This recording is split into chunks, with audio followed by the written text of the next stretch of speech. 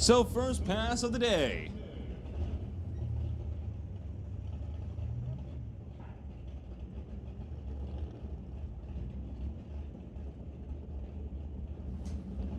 We got Joel Smith bringing that up with the Zapstrap Racing Pontiac from 1971 with that 393 cubic inch LS motor in the left lane. Dale Posse brings it up in the right lane. It's the first pass of the West Coast Outlaw Shootout Saturday for BC McLeod. Well, excuse me, McLeod Clutches BC Super Shifters.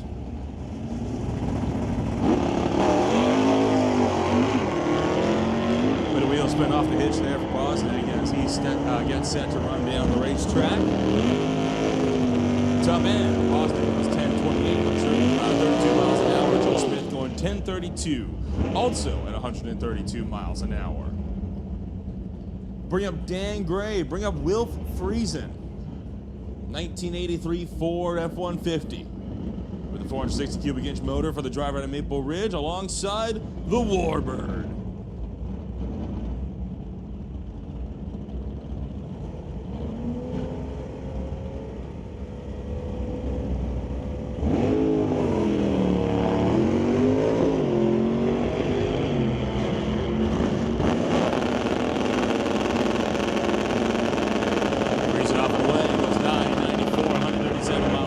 Dan Gray, 1174 at 115. Attention in the pits, attention in the pits. We need electronics to come on up the lanes 5 and 6. Rad Torque Systems Electronics, bring them on up lanes 5 and 6.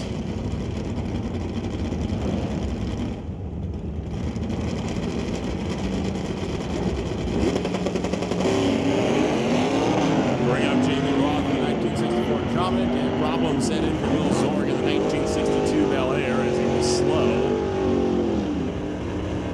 Jamie Roth going 10:16 at 132 miles an hour with that one.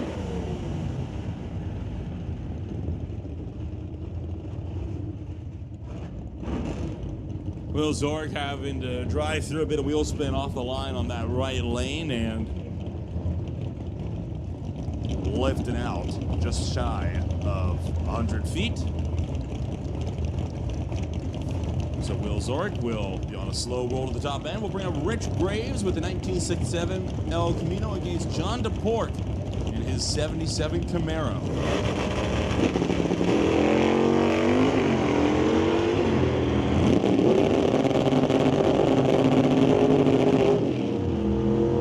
John DePort, top end, 10-11.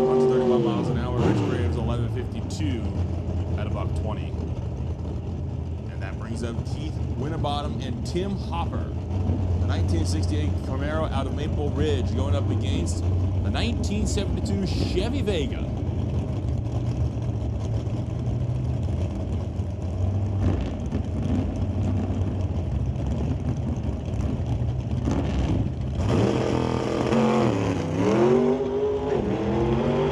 Tim Hopper just rolling clean through the beam from that one. Keith Winterbottom out on a single for the Rags to Riches Top Shop Camaro, going 9:54 at $1.48.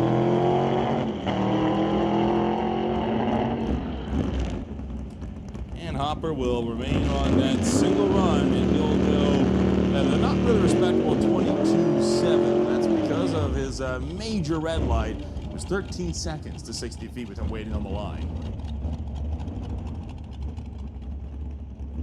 We'll bring up Scott Winterbottom, the Rags to Riches Top Shop Chevy 2. This car loves to launch sideways. But this time, again, powering through some wheel spin off the line. So a lot of the Super Shifter cars bogging down at the moment for a first round of qualifying. He'll go 9:53 at 140 miles an hour.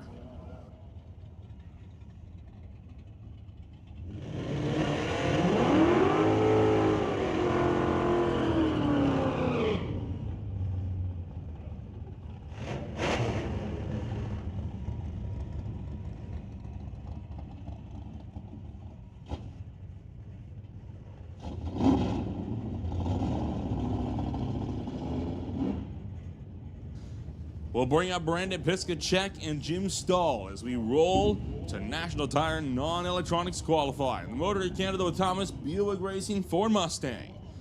Going up against the machine out of Tulalip, Washington.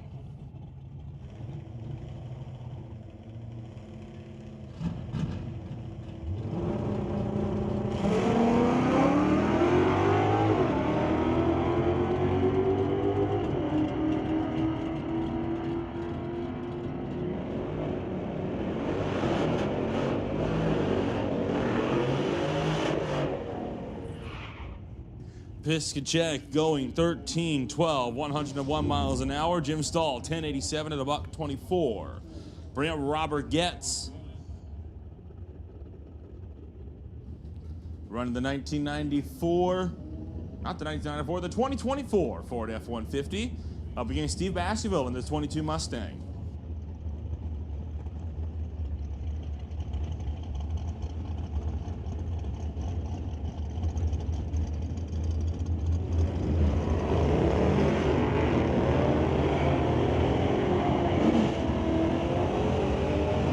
Robert Getz puts down the first trip zip of the weekend. Goes trip zip with a 6 in the street truck. He'll follow it up with an 11.68, 119 miles an hour. Steve Baskerville goes 12.45 at 113. We'll bring Richard Love for the Reflection Guest House SS Motorsports S10. Going up against James Taggart for the Airport Class Bear Utilities Falcon.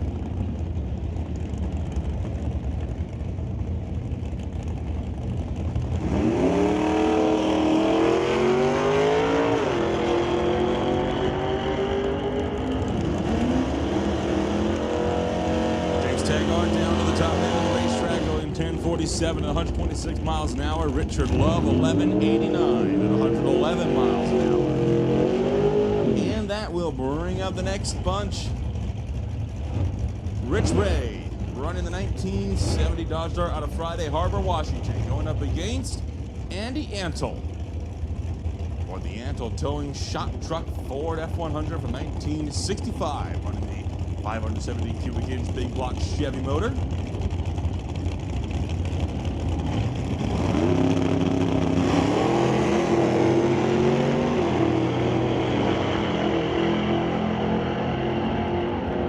Antle to the top end, going 904, 140 miles an hour. Rich Ray going 1208 at 103.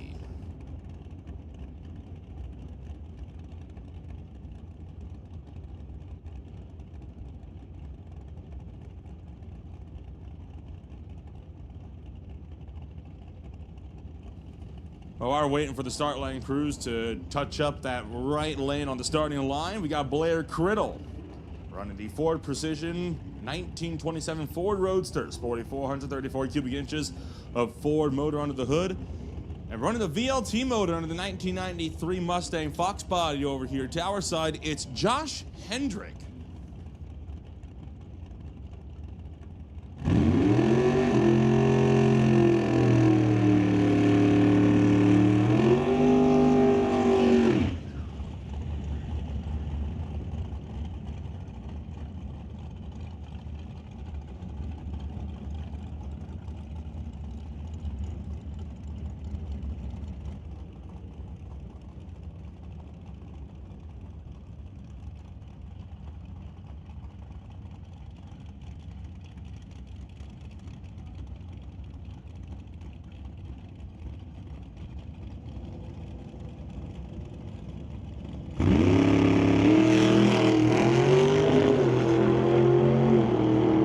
Carrying those front wheels a little bit. Running out to the back end. Goes 904 with a 6, 146 miles an hour. Josh Hendrick not putting down a lot of the top end charge one might expect from a car sport in the chute. Goes 1398 at about 13.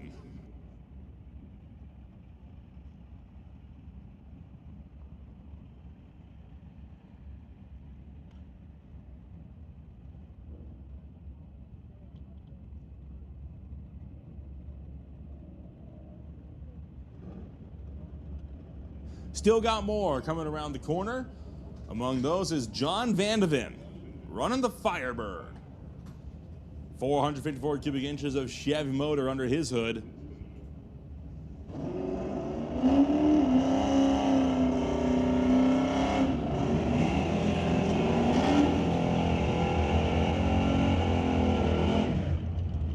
Then you got Danny Long bringing it up on the Lordco side.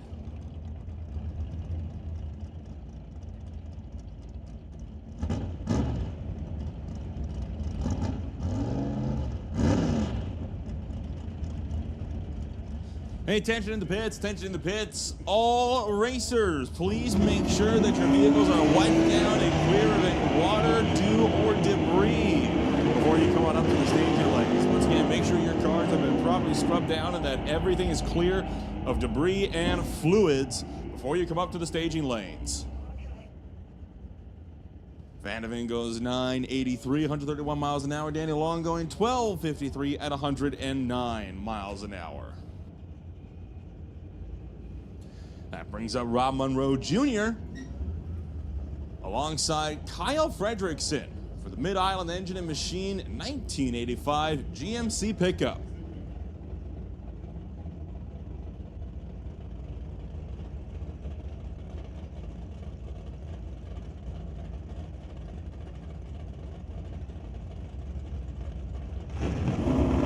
And Fredrickson rolls right through the beams. Not get a time. Monroe Jr. out on a single.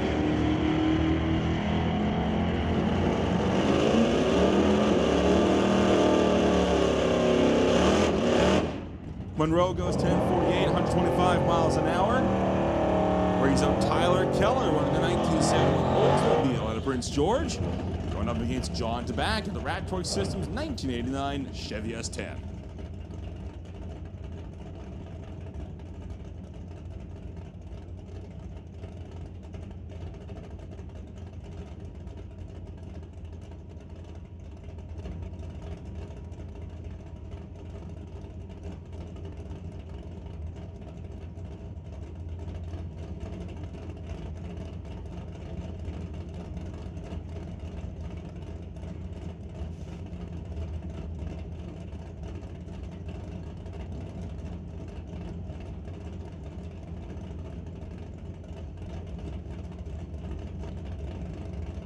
So start line crews just doing again a little bit of blow drying over in that far lane as drivers continue to run down track. Keller and DeBack rolling to the stage beams.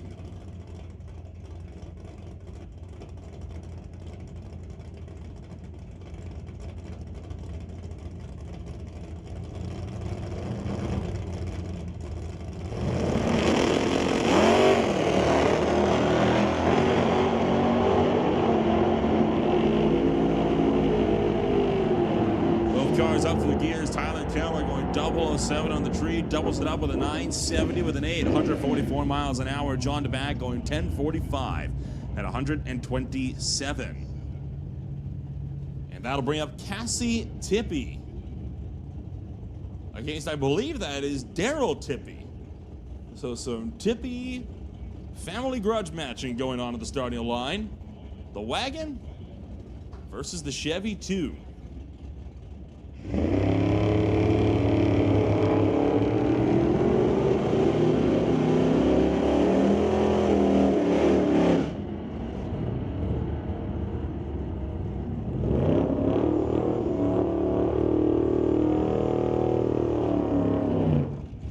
Tippy goes 1177 at 113 miles an hour.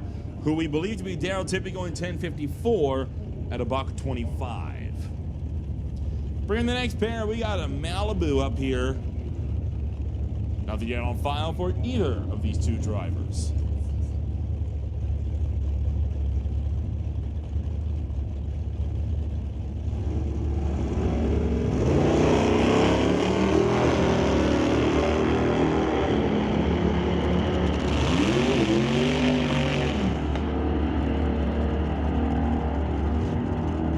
Right lane got there first of that one, going 1138 at 117 miles an hour. Left lane going 1152 at 118 miles an hour. Both cars that really need to work on reaction time, down by about 4/10 each. Nothing on file again for the station wagon over here on the tower side. I can tell you it's Shaylin Svetic on the far side of the 1970 front engine dragster.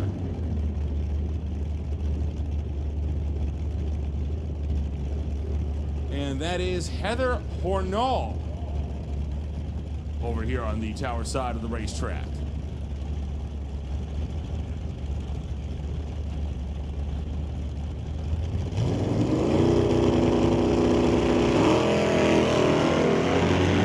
Hornall carrying the front wheels while the dragster takes off to the top end of the racetrack. She's Sept at vintage tracks, 925, 43 miles an hour. Hornall 1071 at 121.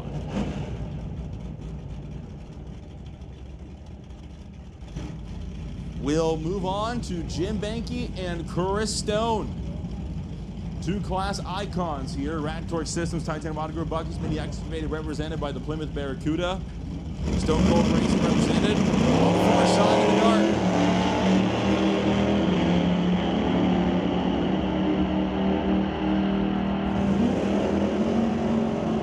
Chris Stone, 49.68, 136 miles an hour. Jim Banky, 10.13 at a buck 31. That'll bring up Craig Johnson, a driver that has gotten so many wins that I've run out of questions to ask him in victory lane. The Johnson's Customs Exhaust BC Scale Malibu wagon, ready to make another hit.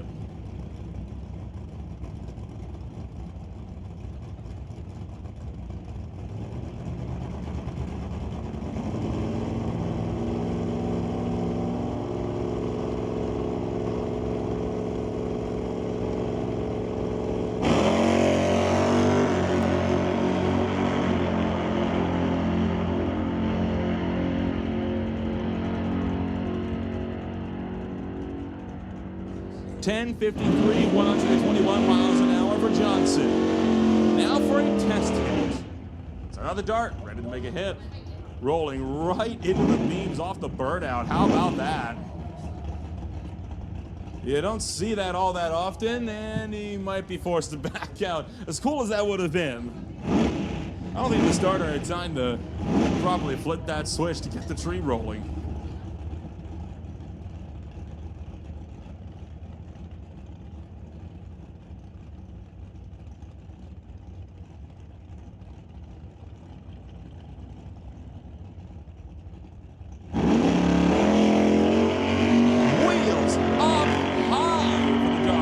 Side of the racetrack.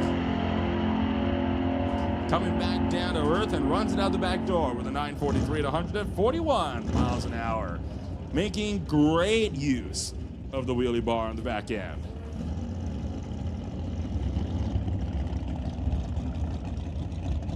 We'll roll to Rad Torch Systems Electronics for their first of two qualifiers.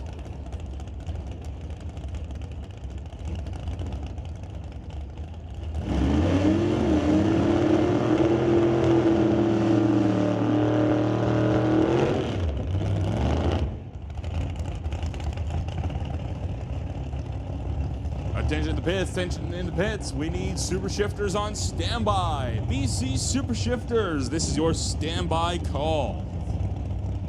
Darcy Lebedinsky brings it up against Stefan Vich on the far side. 1969 Cougar with a 500 cubic inch motor underneath them.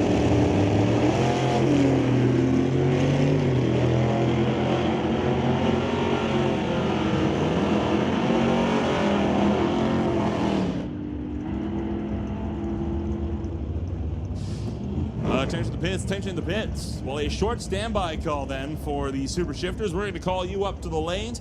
BC Super Shifters, come on up. Lanes 5 and 6 for your first round of qualifying. National Tire Non-Electronics, this is your standby call.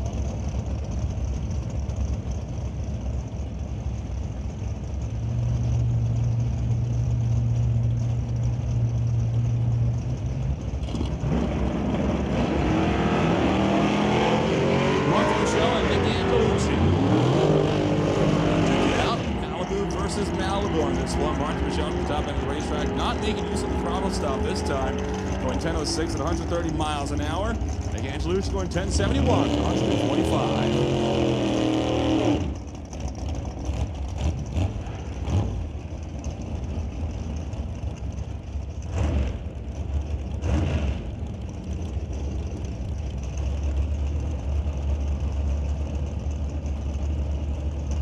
John Jenkins will bring up the West Coast Building Restorations Mackenzie Racers Lorco Auto Parts 1988 S10 against Cody Lewinsky for the TNT Dragster.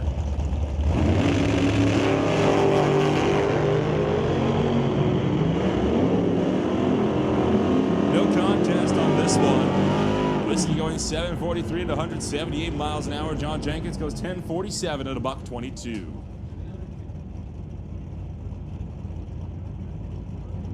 Bring up Kevin McNichol for Titanium Auto Group, Ken Specialty Auto, JBS Equipment, Gibson's Racing Transmissions, and Lorco Auto Parts, running a 434 cubic inch small block Chevy Nova against Warren Jacobson for the 454 cubic inch Chevy 2. Jacobson was using the throttle stop yesterday to hit that Super Street Index of 1090. Frequently runs with the Lorco Auto Parts Super Combo Series. We'll see if we're hitting that 1090 index today. Sure looks like it. Throttle stops engaged, and he goes trip zip 6, but it's red. We had trip zip 6 green and the trip zip 6 red now. That's, I don't know if that's some kind of omen or what. Kevin McNichol going 1009, 134 miles an hour. Jacobson 1082 at a $135. Bring on the next pair. Stu Funk going up against Mike Bucky Stewart. Ken Specialty Auto, Bucky's been excavating Gibson's Racing Transmissions, and Big Al Motorsports for the Super Chicklet Chevy 2.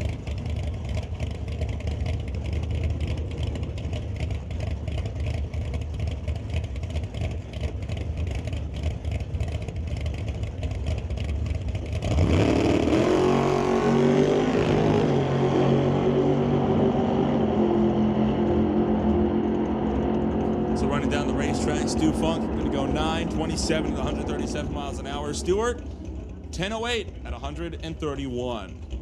We'll bring up the dragsters, or at least one of them.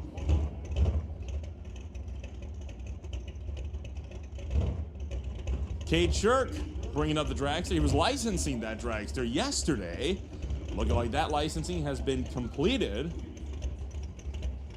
And he's ready to make another hit this afternoon. He's racing Steve Baskerville with that 5-liter Mustang.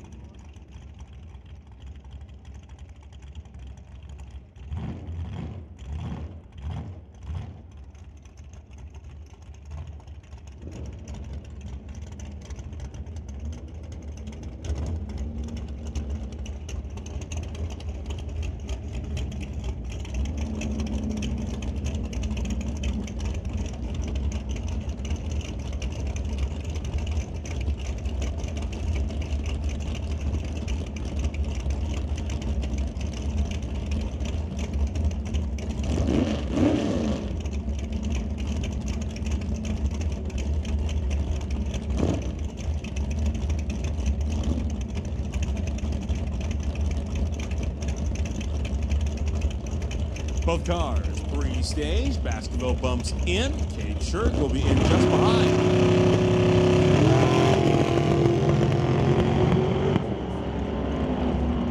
And that's a trip zip with a 2 for Steve Baskerville. A great run for him, but problems set in for the dragster. You heard the car kind of sputtering and coughing right off the line, and it didn't go down the way he was hoping it would. Baskerville goes 1260 at 114 miles an hour. Bring up Kimberly Youngkin for Titanium Auto Group, JBS Equipment, and Bubba Speed Shop, running a 1997 Yancer dragster against Brad Powell for STR Racing and Outlaw Garage Customs with his 1967 Nova out of Linden, Washington.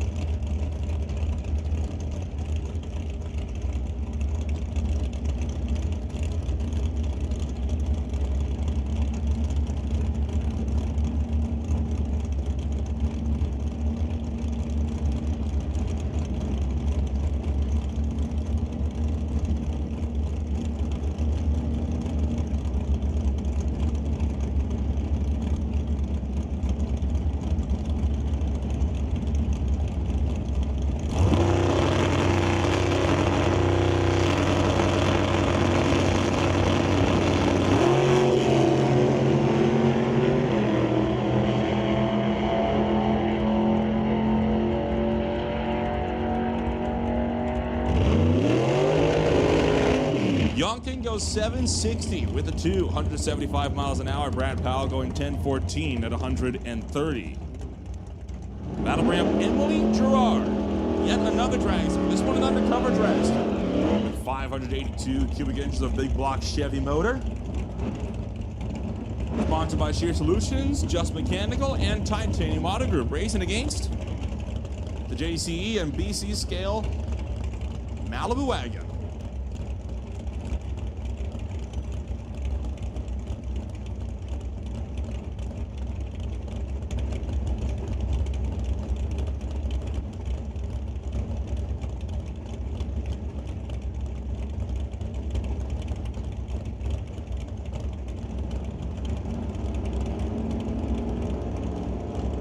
Pay attention to the pits, attention to the pits.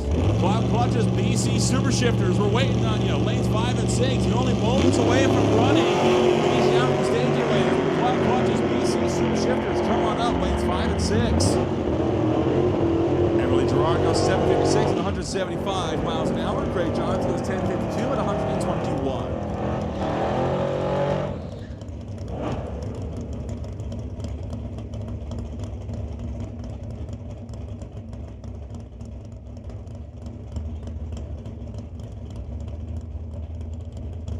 Attention in the pits, attention in the pits. World's gonna make the call for National Tire non-electronics to come on up. Lanes 1, 2, 3, and 4. That is no box. Bring them on up. Lanes 1, 2, 3, and 4 for your second qualifier.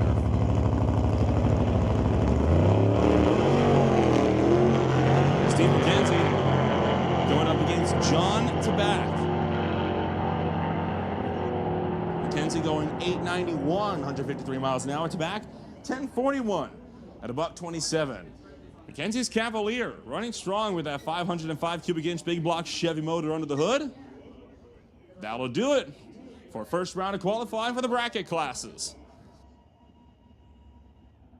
Round 2 just around the corner.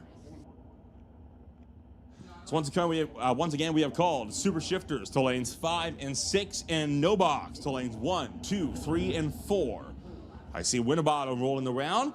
That is Super Shifters, lanes 5 and 6. No box, lanes 1 through 4.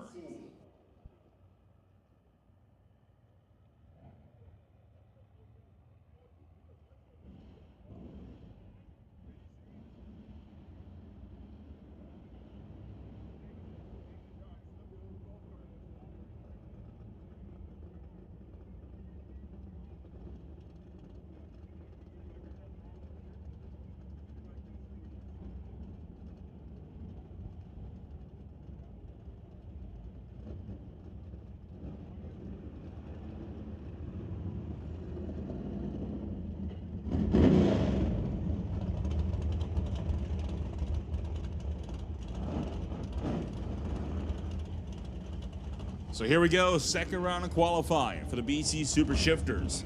All 4 appendages in use. 1 foot on the clutch, 1 foot on the throttle, 1 hand on the wheel, and 1 on the shifter.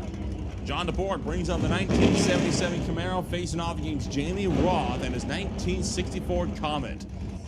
This is the final round of qualifying for the Shifters.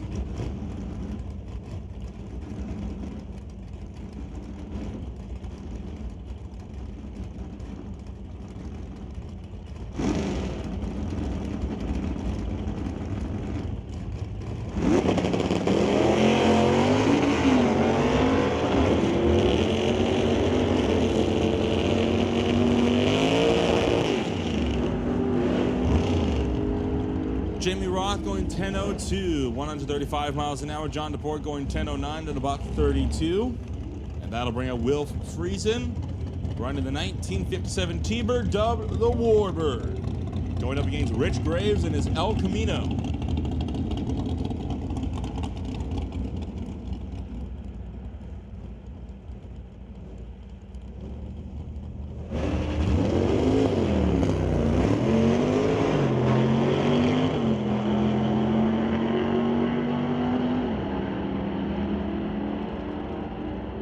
Top end, Friesen goes 993, 138 miles an hour. Graves going 1142 at 120.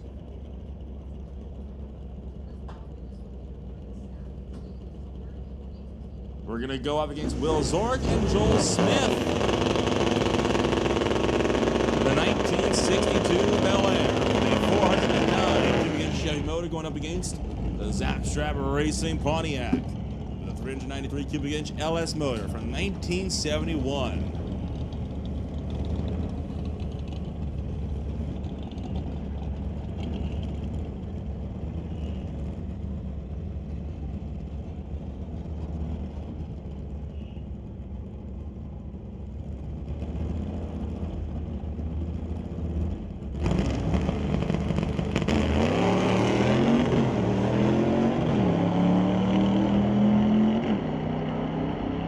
Joel Smith, 008 on the tree.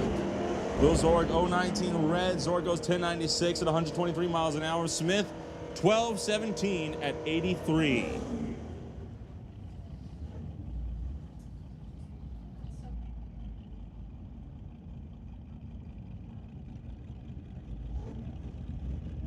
Bring up Dan Gray with a 1983 Ford F-150.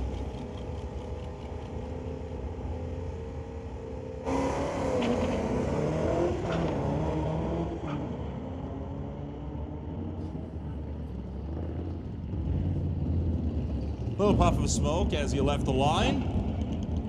Goes 1167, 116 miles an hour. As the issue dissipates, we'll move on to the next pair. It's the Rags to Riches Top Shop Chevy 2, headed up by Scott Winterbottom versus Tim Hopper. Hopper on his first pass bumps right through the staging beams. He's going to try not to do that again if he wants to get on the qualifying sheet.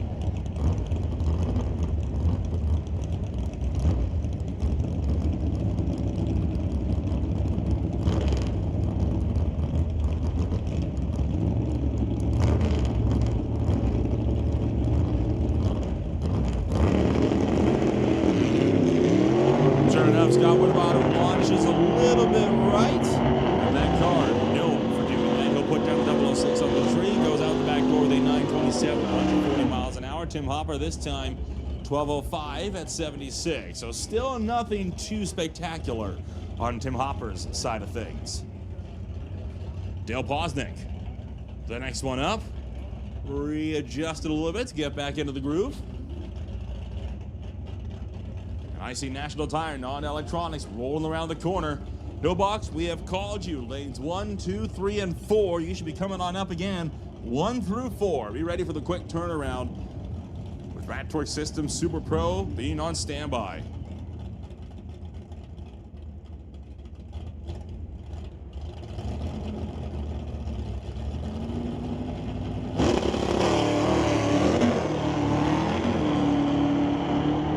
Dale Posnick, the last qualifier in BC Super Shifters from McLeod Clutches. Top end goes 1028, 131 miles an hour.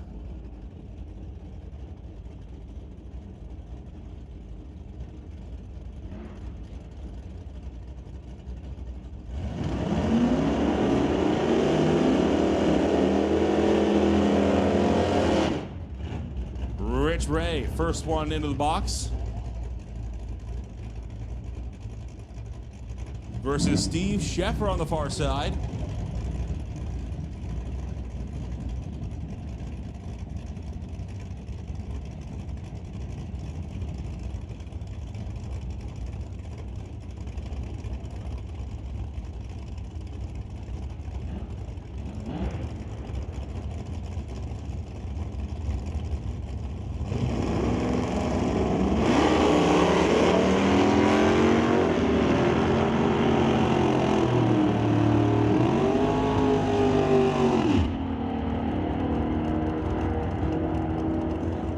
Ray goes 1117 at 115 miles an hour. Steve Sheffer goes 1117 at 118. Bring up Rob Monroe Jr. Bring up Blair Criddle. Precision Performance Roadster versus the Winter Harbor Machine for his 1969 Acadian.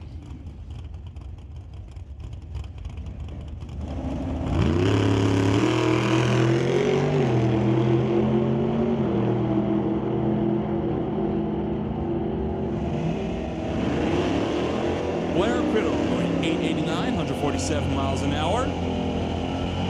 Monroe going 10:43 at 126.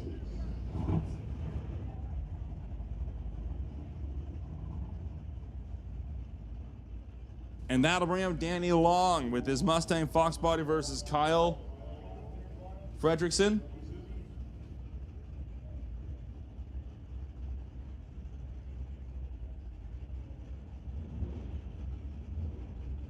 And issues for Danny Long. Hey, attention, Scott Winterbottom. Attention, Scott Winterbottom. You are being called to the staging lanes. Scott Winterbottom, we need you in the staging lanes.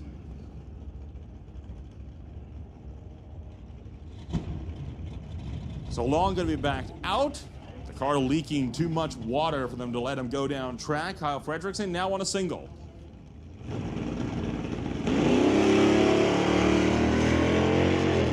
Long way on that light there for Fredrickson.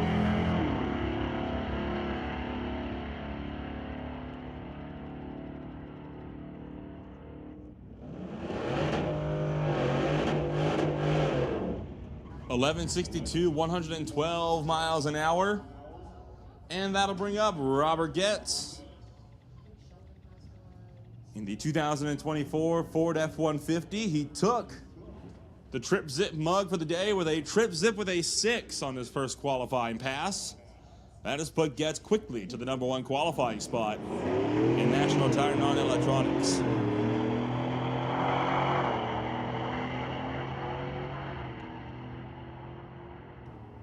Getz at the top end goes 1170 at 120 miles an hour.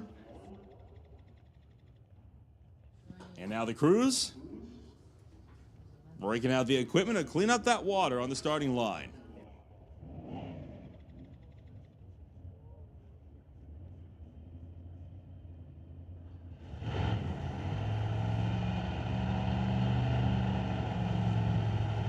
Daryl Tippy currently waiting patiently underneath the Lord Auto Parts Bridge as cleanup commences on the starting line.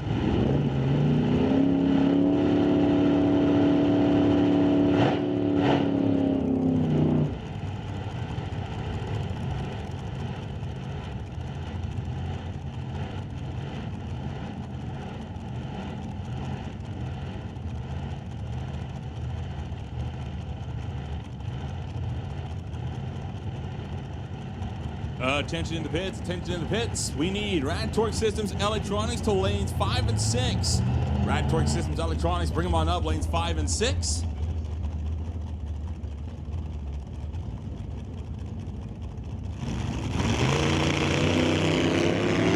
And then license and test. Come up to lane 4. We'll get license and test in lane 4. Jalen Svetig hitting the drags down track going 904. 144 miles an hour.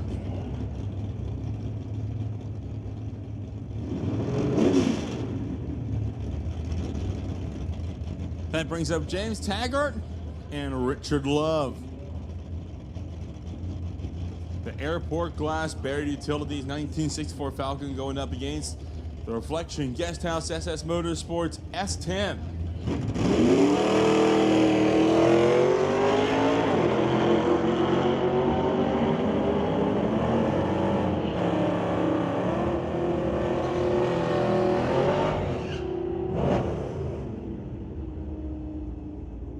.1052 at 126 miles an hour for Taggart. Richard Love going 1088 at 112. We'll bring up John DeBack. We'll bring up Josh Hendrick. The Rad Torque Systems S10 going up against the 93 Mustang Fox Body. Hendrick didn't have a stellar outing in Q1. Looking for more in Q2.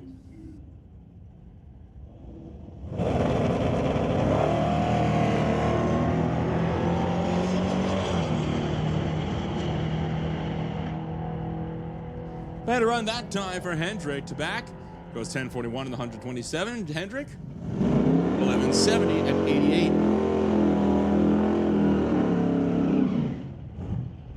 So lifting out past the 8th round mark, he was going 101 at the 8th, 95 at the 1088 at the top end. So definitely coasting throughout the top end. We'll bring up Brandon Piskacek and Ryan Ledre.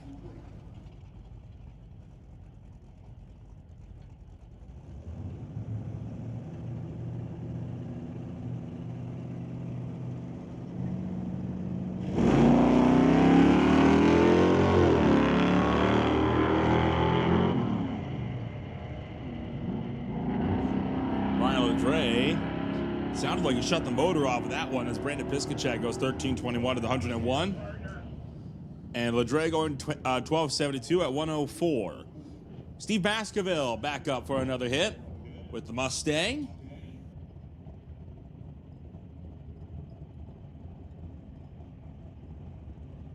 I can tell Steve's listening. Do you like the Mustang more or the Volkswagen?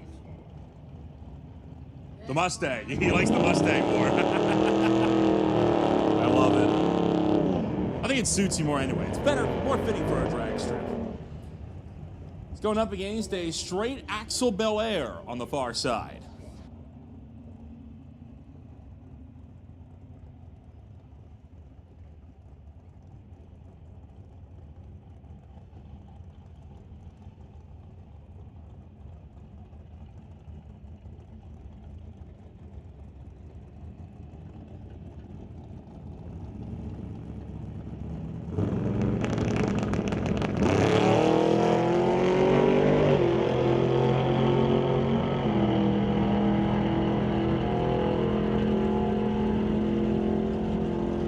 Top end of the racetrack, the Bel Air going 1039 to the buck 27. Baskerville going 1261 to the 114. Chris Stone and Jim Benke the next pair up. And looking like that might be the last two in this class. Heather Hornall was trying to make another hit, but looks like issues in the staging lanes. We'll see Hornall retreating back to the pits to try to get it fixed before eliminations this afternoon.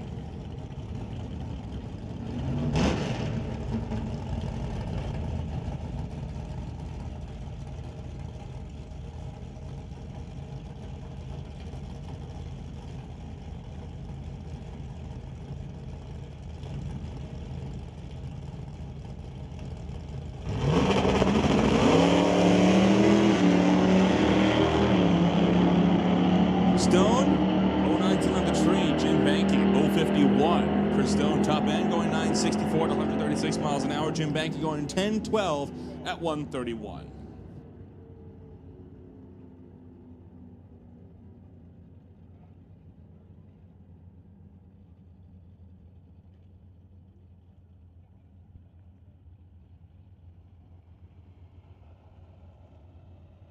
So that'll do it. Well, maybe not. I think I see one more National Tire non-electronic car in the staging lanes here.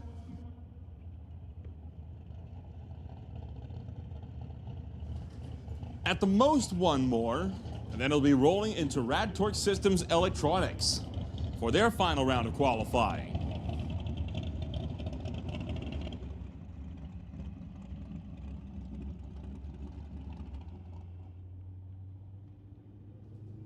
Attention to the pits, attention to the pits. Canada West Door Slammers, this is your standby call. Door Slammers are putting you on standby. Door Slammers, you're now on standby.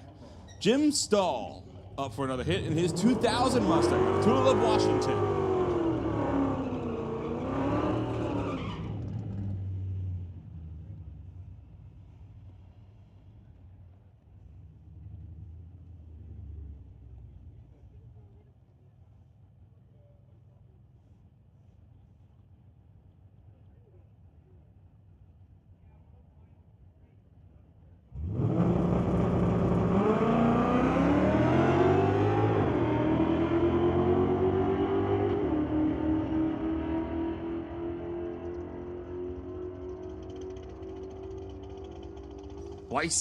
License and test. Quick correction, we're gonna bring you on up in lane 2. So drivers looking to make a license and test hit, come on up to lane 2. That is lane 2.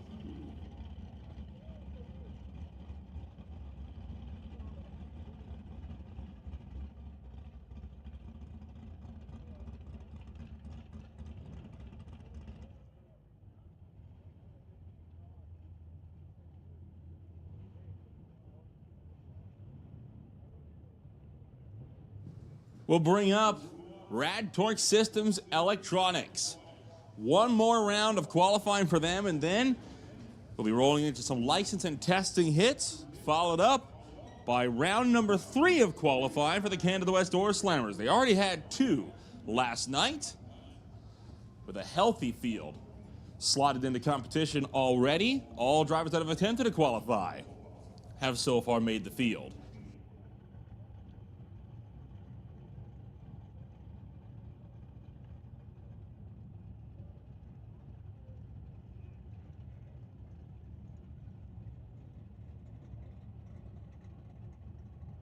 Start line crews hard at work, touching things up, making sure we're in tip-top shape for the next class.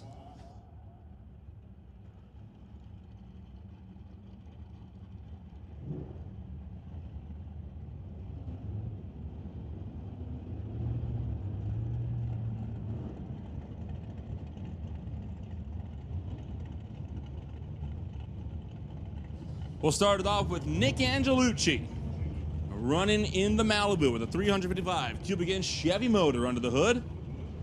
Kevin McNichol alongside him, your defending champion for his 1967 Nova for Titanium Auto Parts, Celebrity Auto, JBS Equipment, Gibson Racing Transmissions, and Lorco Auto Parts, running the 434 cubic inch small block Chevy motor.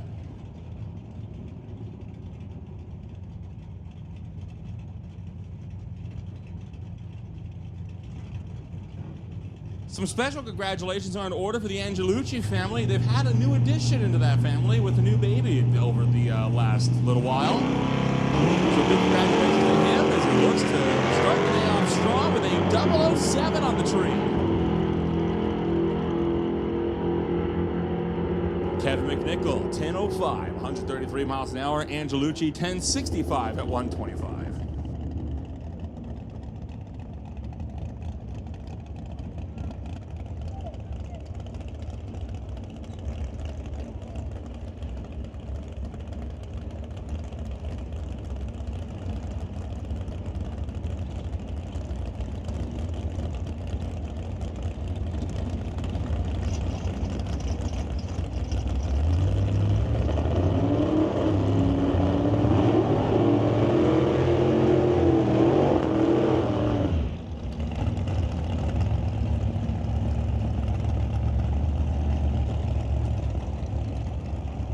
Darcy Lewinski bringing out the 1969 Cougar, running the 500 cubic inch motor alongside Steve McKenzie for the 505 big block Chevy motor in his 1987 Cavalier.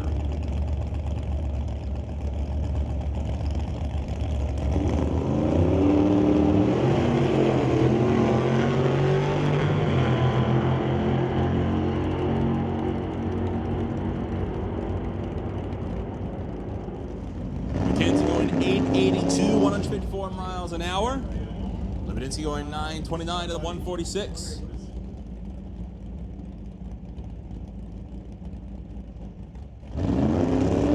Bring up Warren Jacobson. Still running me that 1090 Super Street Index for his Chevy 2. Alongside John Jenkins for the West Coast Building Restorations, Kenzie Racers, Lorica Auto Parts 1988 S10.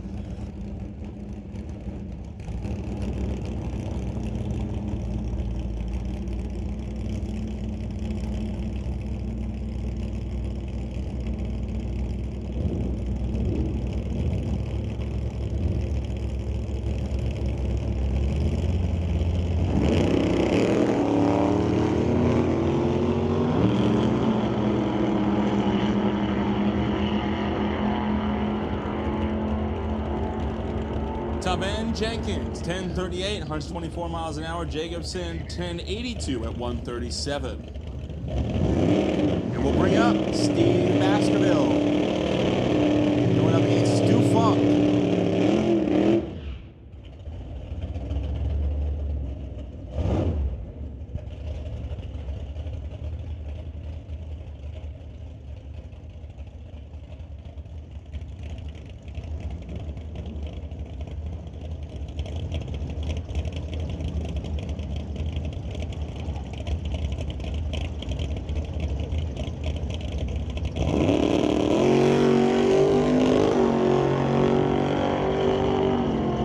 Turns on the red light by 3 foul. Baskerville. Pursuit. Funk goes 918, 141 miles an hour. Baskerville, 1252 at 114.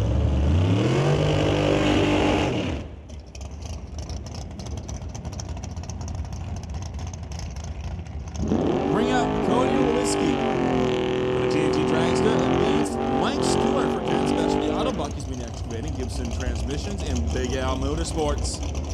Running the 67 Chevy 2.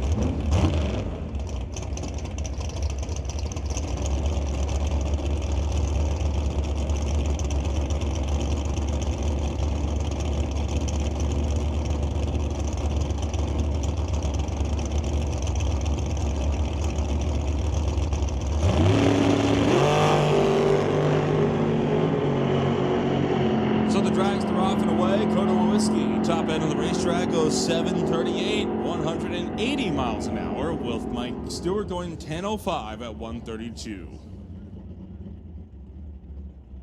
And that'll bring up Stefan Veach and Emily Gerard.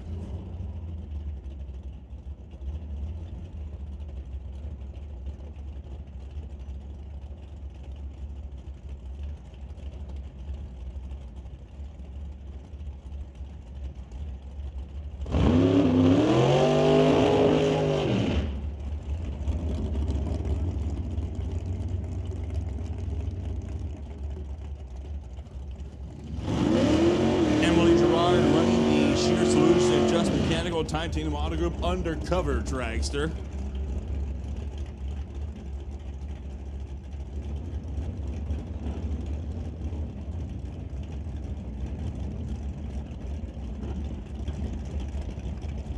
Veach rolling forward to the stage beams. Gerard just in behind.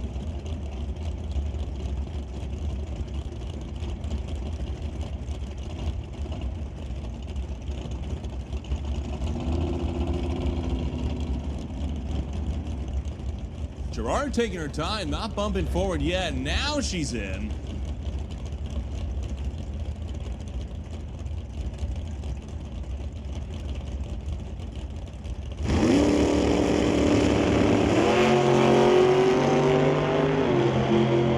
Double 09 on the tree for the dragster. Top end, she'll go 755, 176 miles an hour. Veach going 1096 at 122. Bring Martin Rochelle on the right lane, running that Superstream Malibu. Though not aiming for the throttle stop today, looking to maybe try to go to a 1005 against Brad Powell, the STR Racing Outlaw Garage Customs Nova.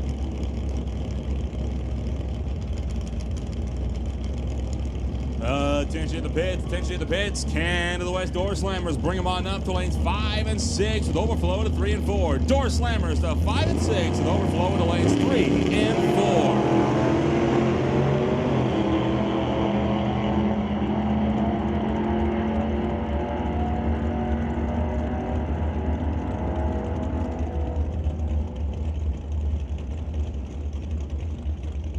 Powell goes 10:08, 131 miles an hour. Mark Michelle goes 10 seconds on the money at 131.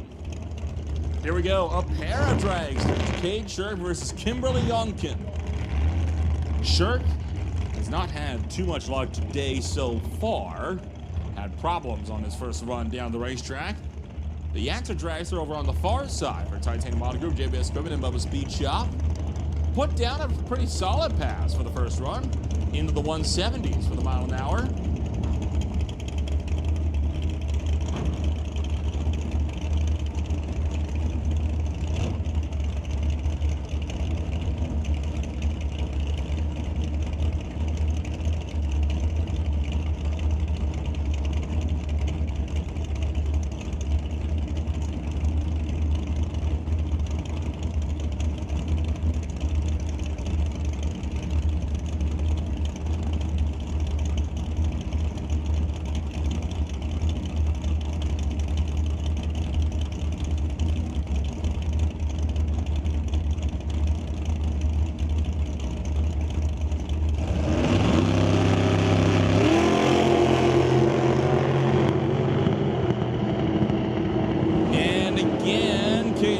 The car spud, but this time makes the full pole. Youngkin is 757, 175 miles an hour. Shirk goes 832 at 160. We'll bring up Craig Johnson. The BC scale, Johnson's Customs exhaust Malibu wagon.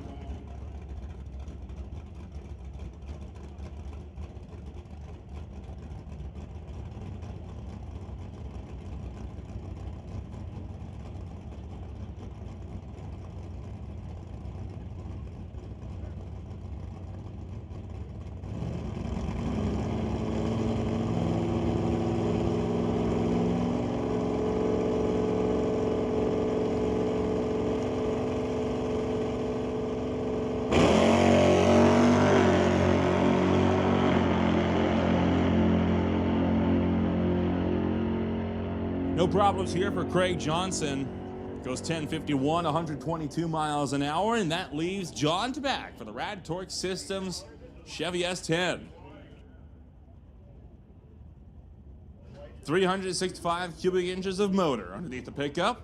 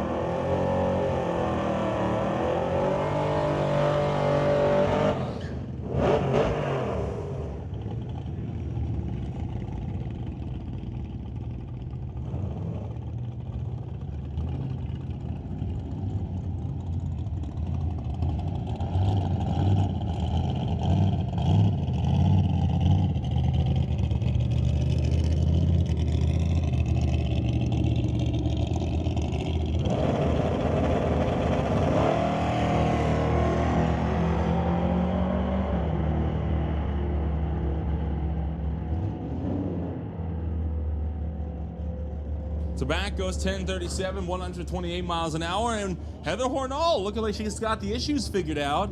She wasn't able to make a hit in no box for the second round, had problems with the staging lanes. They'll give her a second attempt though now.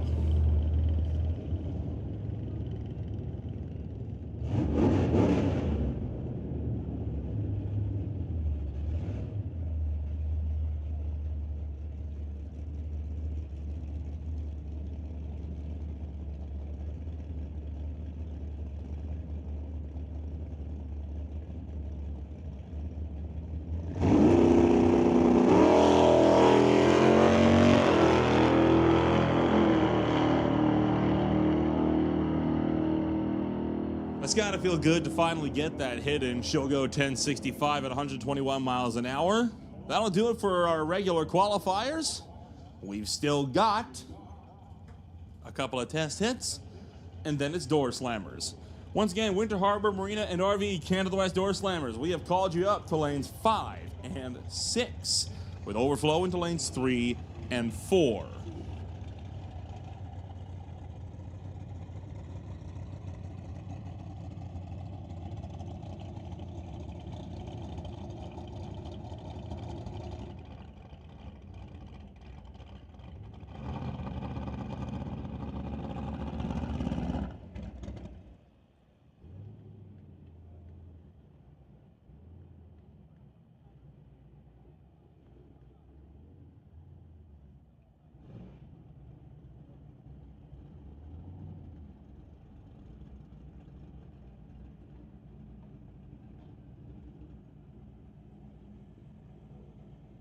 So one more licensing hit.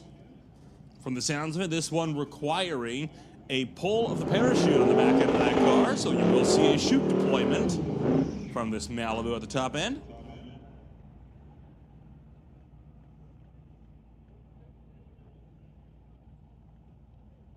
This car only licensing, it looks like, to run to the 8th mile due to having the limited markers on the side of the car.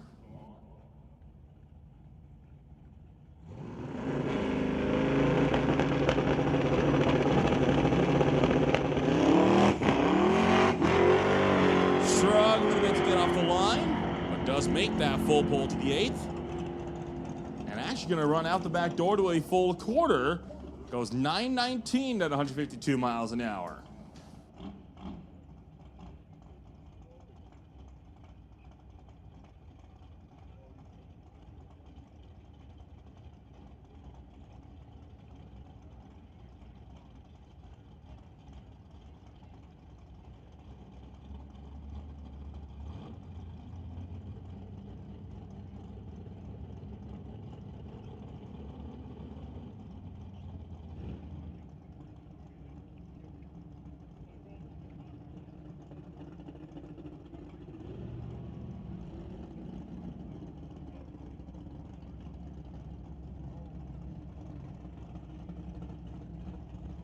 Here we go, another test pass. This car has been taking the wheels up off the ground on takeoff all weekend long.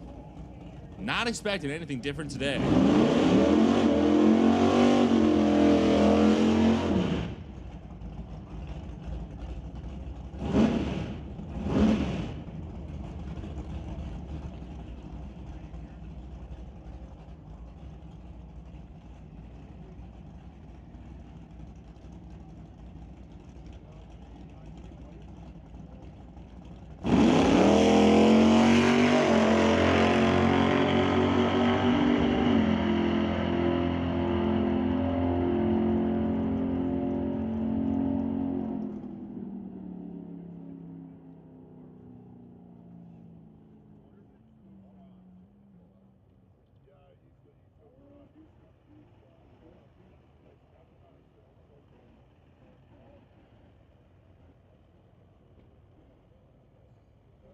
So as we continue through some test passes, want to once again remind folks that the Half Track Snack Shack is open for lunch as of 6 minutes ago. Right across from them is the Pro Shop. Pro Shop currently selling several items for 20% off for an end of season sale. So feel free to swing on down, pick up some souvenirs, some apparel, as we prep up for the door slammers.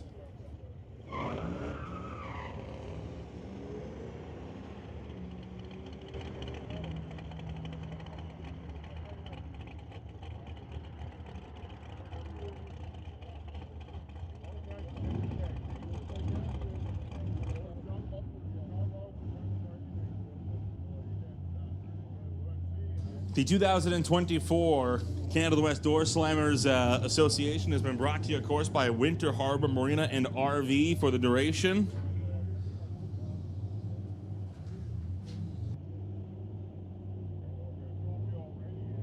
along with Artex Racing, Greenlight Auto Sales and Financing, Paradise Homes Limited, Alpine Backhoe, Associated, Tire and Auto, Comox Valley Excavating, TCS Performance Products, Titanium Auto Group, NC Engines, and Traveland RV.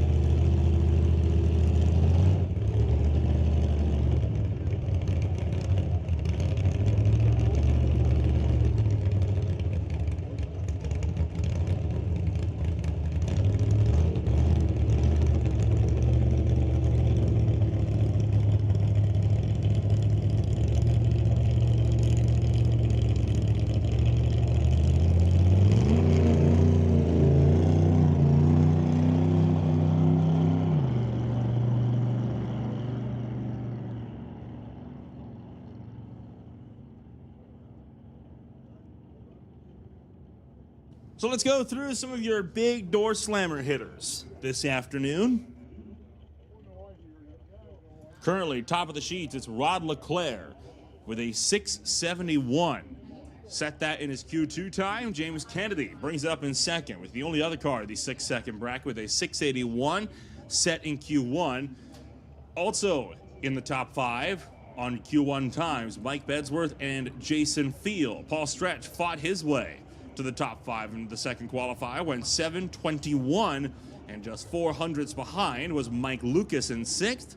Tom Katnick put together a solid effort in 7th. Jay Siverson is 8th. Mark Thompson is 9th. Otto Schulte rounds out the top 10. 27 cars have attempted to qualify, and all 27 are currently in the field, with the slowest being Brody Shirk, an 8:53 with a 3. The one big question mark on the day right now is Tom Katnick. Last night, he had a head gasket fail as he was prepping for qualifying number 1 for the West Coast Pro Modifieds.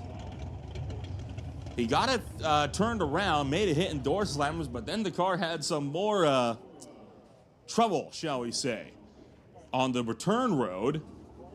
And that has left his whole weekend in jeopardy now. He did not make an appearance for Q2 of Pro Modified. And so far, I have not seen him in the staging lanes for Q3 of Door Slammers. So whether or not he'll be able to make a hit remains up in the air. But for now, we've got the Door Slammer field pulling around the corner. I'm already seeing quite a few cars that did not make hits yesterday. Drivers like Adam DeYoung and Scott Robinson coming up to make hits for round number 3 of 4 for Door Slammer qualifying. They'll have 2 qualifiers today, as well as their first round of eliminations, with the remainder of their program being run out tomorrow.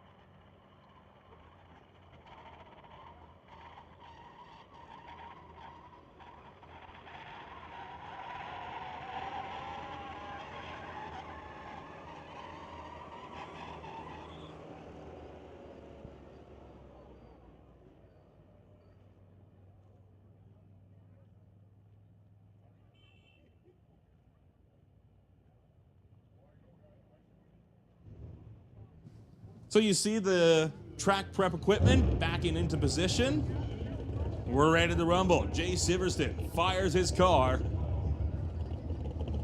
along with Brody Shirk.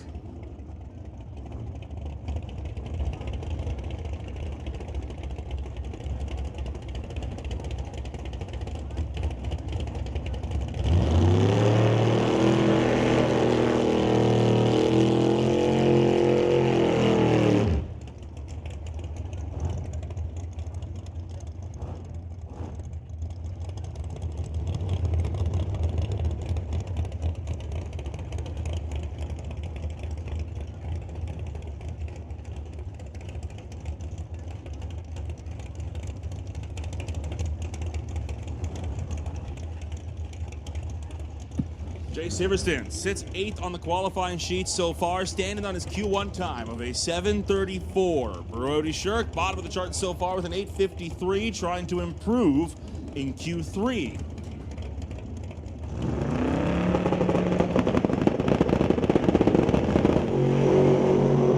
Both cars carrying the wheel. Siverston right then left, back into the center of the groove, down the racetrack. Siverston top end 7:69, not going to improve. Brody Shirk improves on his time, not his position. He'll go to an 8:50 on the 8:53 that he was on just before. We'll move on now to the next pair. It's Kevin McNabb making his first attempt at a qualifying pass on the Door Slammers weekend, along with Adam DeYoung. Neither of these drivers were out yesterday for Friday night qualifying.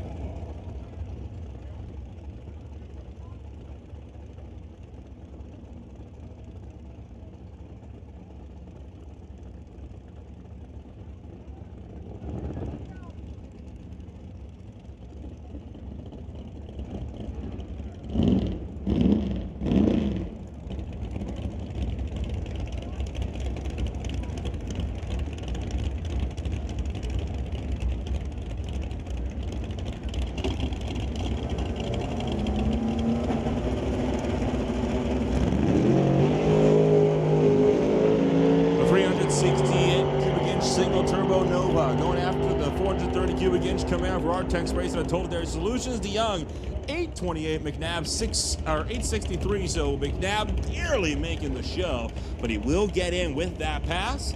DeYoung going 8:28 with a 6 on the sheets, and that will put him into the bottom 9 or so of the field. We'll bring up Aiden Katnick. We'll bring up Dave Warren. Katnick sits 27th out of 29 now, with an 8:33 with a 1, standing on his Q2 time. Dave Warren up the field, running 7:84, still on his Q1 time. Tried to go for another effort at it in Q2 last night. Could not make any kind of improvement. We'll see what he's got in store for the field today for the Blue Max Bel Air. With a 632 cubic inch motor to Katnick's 565 cubic inch Mustang for TK Performance and Lordco Auto Parts.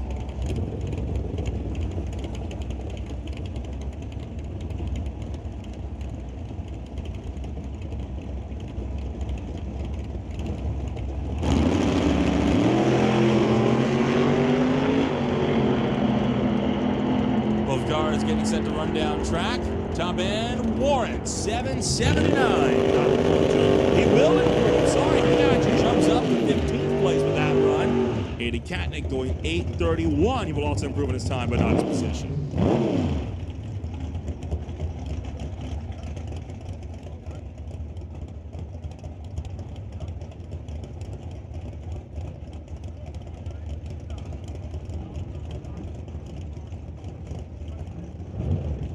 That brings up Frank Marcus, making his first qualifying pass of the weekend alongside Mike Kenworthy.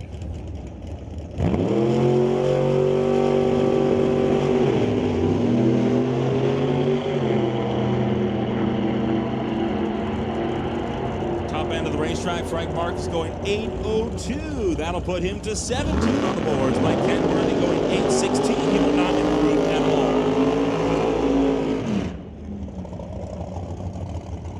So with that, Frank Marcus becomes the 30th car to qualify for the Door Slammer field, putting himself 17th, just into the bottom half of the field. Andy Hatton From Bubba Speed Shop, Titanium Auto Group, and Velocity Chemicals brings out the 554 cubic inch big block Chevy Camaro. The Grinch enters this qualifying run down in 25th, standing on his Q2 time of an 8:28 with a 3. Anthony Katnick has yet to make a qualifying pass for the Door Slammers weekend, trying to see if he can't get around Aiden.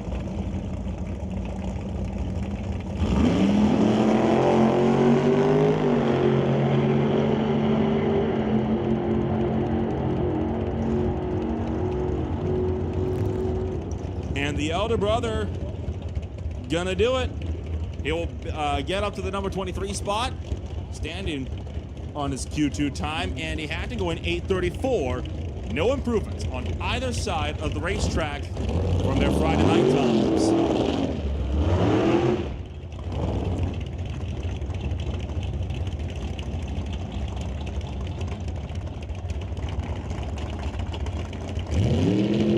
Bring up Scott Robinson, AFD Petroleum, Titanium Auto, Rad Torque Systems, Postma Farms, Beretta, for the 615 cubic inch motor out of Chilliwack. Going up against Henry Zacharias with the Zacharias Inventory Limited Corvette.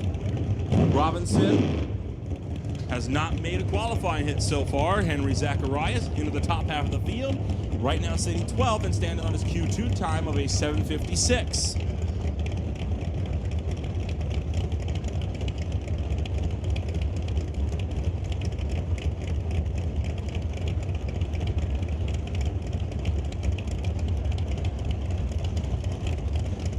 Robinson into the pre-stage beams. Zacharias still waiting patiently, taking his time. Now he's in.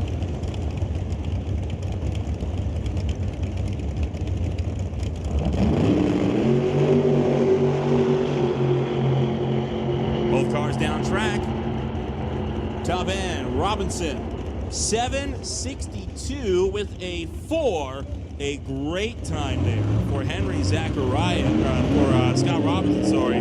That puts him to 13, just behind Zacharias, who could not improve.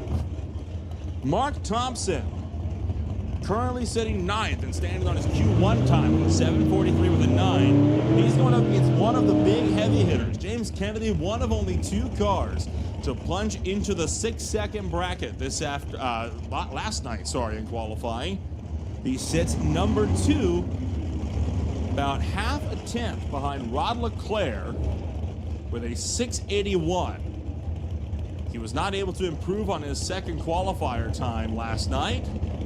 I feel like today, in the cool temps of the morning, about as good of a chance as he's going to get to try to overtake Leclerc. So the Ken Specialty Auto, Big Barry Pontiac Grand Am with a 648 cubic inch big block Chevy motor going up against the Marvel Racing Studebaker of Mark Thompson with a 598 cubic inch big block Chevy motor. Cruz checking out the blower there on James Kennedy. Thompson's already pre-stage. Kennedy's on the clock, and he's going to roll forward.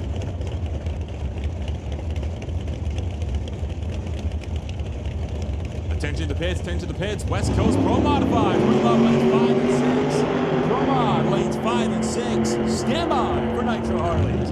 Kennedy, top end, 684. Not able to improve. Mark Thompson going 746. He will also not improve. Both drivers still standing on Q1 times. But a great effort. Kennedy breaching once again 200 mile an hour there. Bring up Derek Shirk. Shirk currently, right now, the divider between top and bottom half of the field, sits 15th with a 770 on his Q2 time. Mike Bedsworth sits number 3 on the qualifying sheets, about 2/10 behind Kennedy, with a 707 with a 2 on his Q1 time.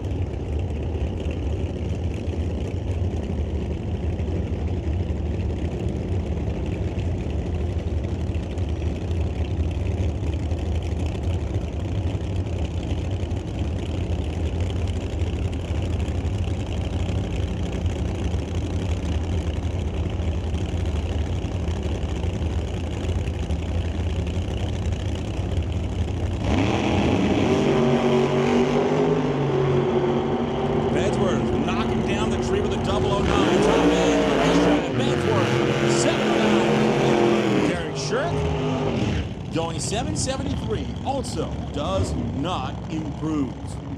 Bring up the next pair. Paul Stretch over on the far side. Currently sitting in the number 2 spot for the still cruising Cavalier. With a 721.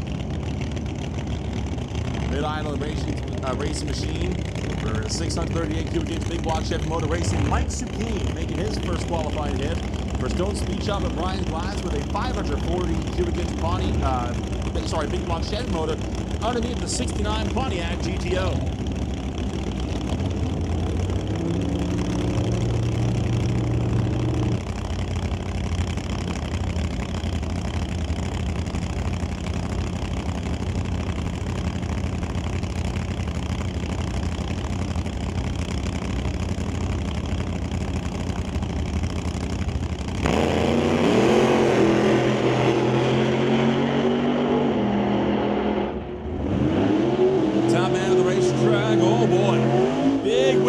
He's just taking out the quarter-mile-an-hour blocks.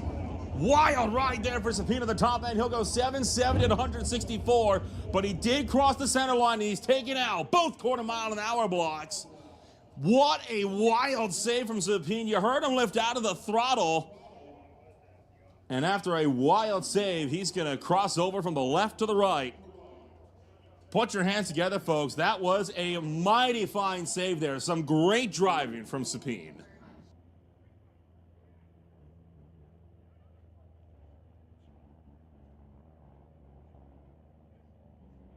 So we're going to be down for a bit to replace those quarter-mile-an-hour blocks at the top end. And then we'll be back out to racing shortly.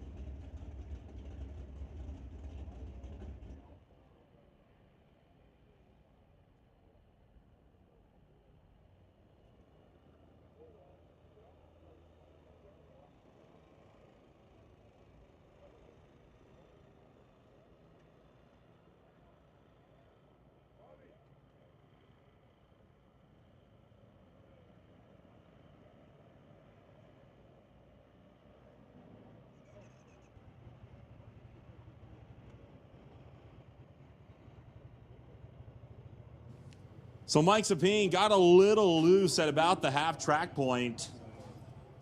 Got himself a little bit further sideways. And that was at the half track mark. He got out of the groove, tried to pedal back through, but never let the car get back into the groove.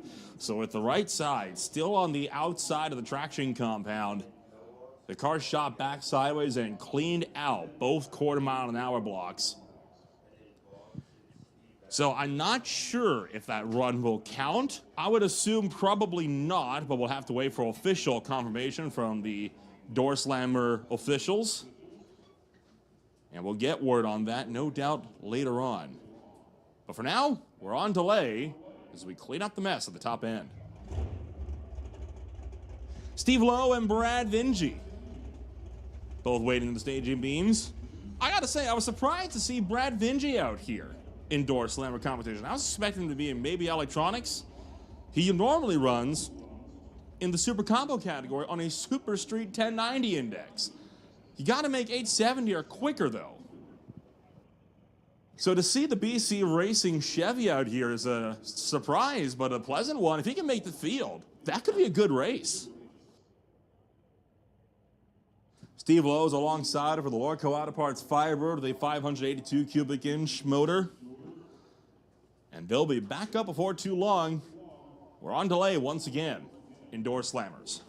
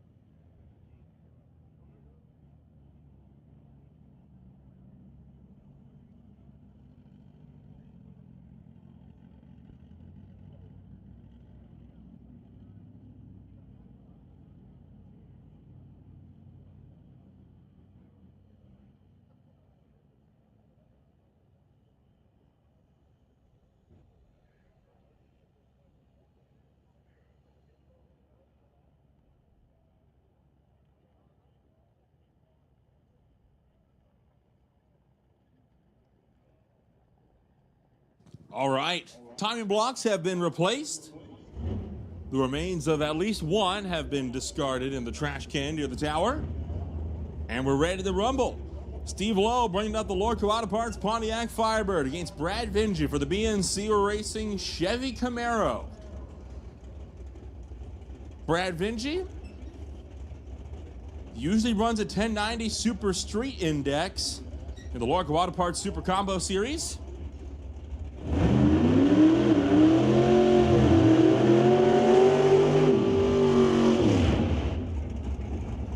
Neither of these two cars were present for last night's Friday night qualifying. If they can both make the field, that would extend it to a 34-car field. Possibly 33, still waiting to see if Mike Sapine's run will be scored.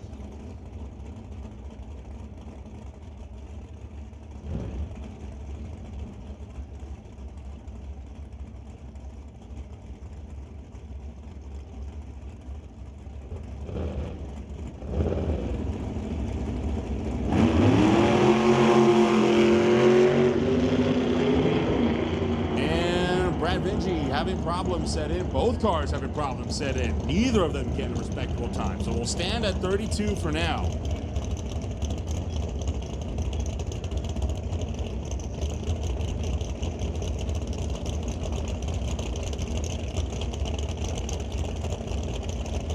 Bring up Terry Langdon Davies. Bring up Grant Howell. Pair of Willies on this one.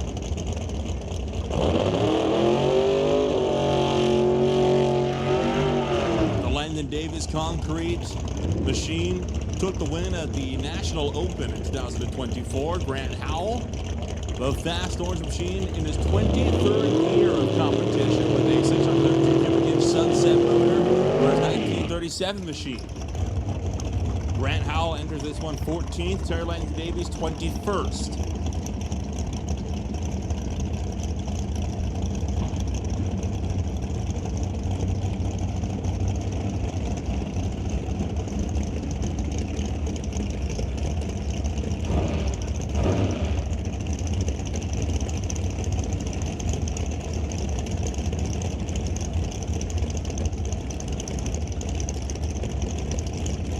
So TLD and Howell rolling forward.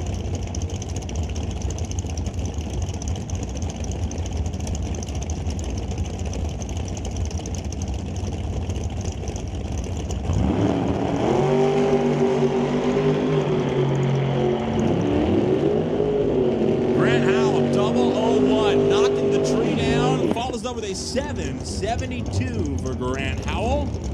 And he will not improve on his time. Meanwhile, Terry Langdon Davies going 8.11 with a 1, the exact same time he ran in his Q2 time last night. And that'll bring up Otto Schulte, currently sits 10th on the boards with a 7.44 alongside Brian Ritchie. Ritchie standing on the 7.82. He's set in Q1. Schulte also standing on his Q1 time. They sit 10th and 18th. What is right now an attempted 34 cars to qualify.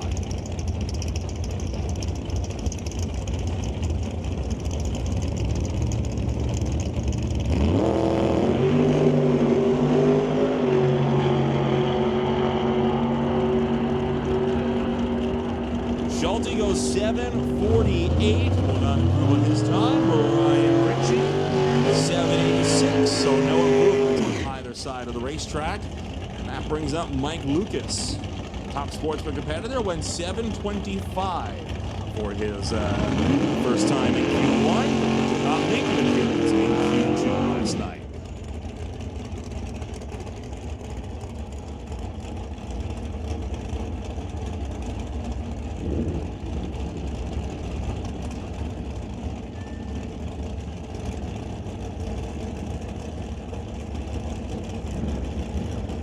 Mark Schuppener going to be going up alongside Schuppener without making a hit last night, and still has to try to see if he'll be able to make a big run in qualifying.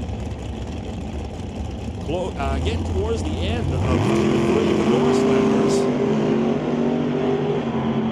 Second 001 light in a row, and Mike Lucas will take his first of the weekend. Goes 7:25 with a 3, only one thou off this Q1 time. That car is dialed in. Meanwhile, Schupner going 7:88 with a 6. And for Mark Schupner, that will put him up the field a good bit.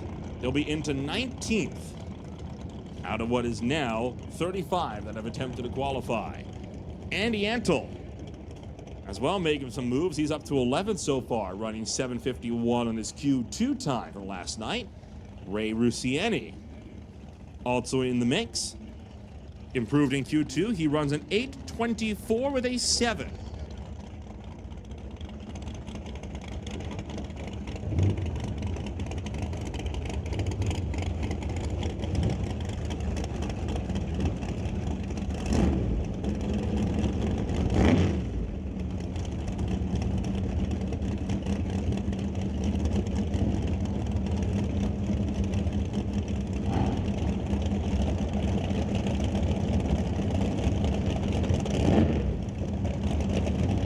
Rusieni already bumping into the pre-stage beams.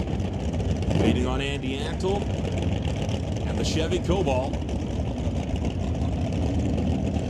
So that last pair, Lucas and Schupner, Lucas runs within a couple of thou of his earlier run. So he's dialed in like to the hunt, plus he was double 01. So potentially in eliminations, had that been his dial, he would have been packaged up at like 5 thou or less. Very impressive. Look out for that guy in round 1. So Antle off the gas and coasting, 14:04. Ray Rusieni with an 8:32, 162 mile an hour pass in the Chevy 2. Carl Federle enters this qualifier in 25th now, still standing on his Q1 time. His first appearance of the 2024 campaign. Jason Field up on the far side of the racetrack. The Overkill Chevelle aiming for the 6s this afternoon. He made it a very impressive test hit just last week at the Farm Memorial Edition Finals to close out the weekend. And he's already been putting himself into the number 4 spot with a 7:13, so it's not an impossibility.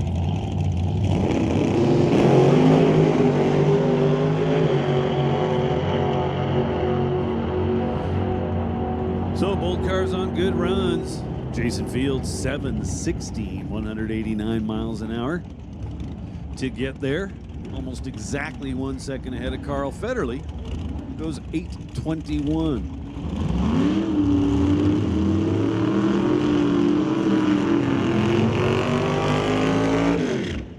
So now a couple of first-gen Camaros. Rod Leclerc and Ray Bollinger. Rod Leclerc, one of the quicker cars in the class, typically speaking. It's over here, Tower side, TCS side of the track.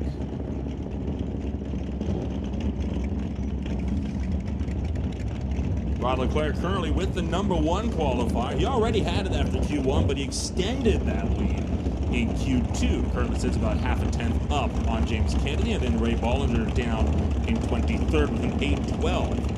Still standing on his Q1 time, was not able to improve during the second qualifier last night.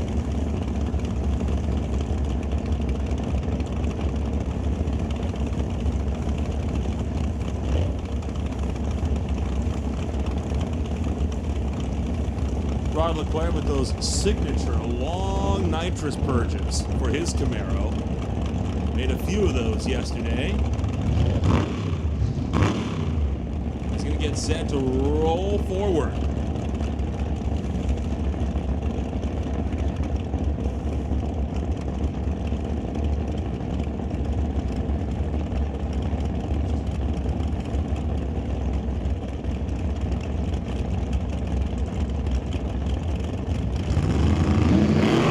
So here we go. Leclerc with a 50 light up front at the finish line. 677, 202 miles an hour.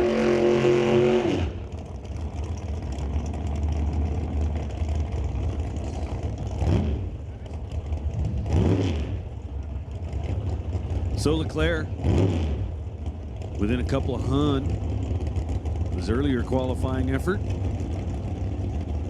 Looks like he's ready to go. Ray Bollinger with a 798, 168 mile an hour pass. Now Howie Winklehorst and Brad Powell. A couple of guys in the 8-second zone. Winklehorst in the right lane.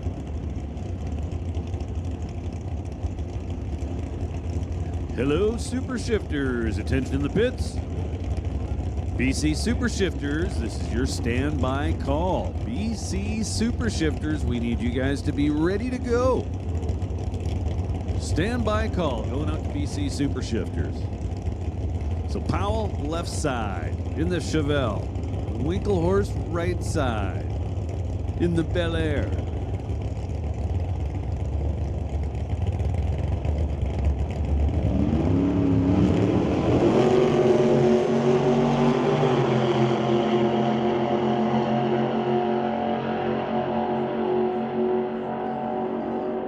So Winklehorst getting there first, 8:32 to Brad Powell's 8:38.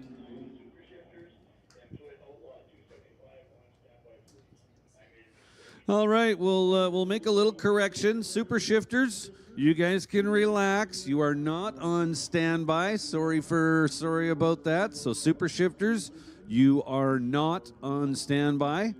We will put 275 on standby, however. So 275, this is your standby call. So it looks like that will do it.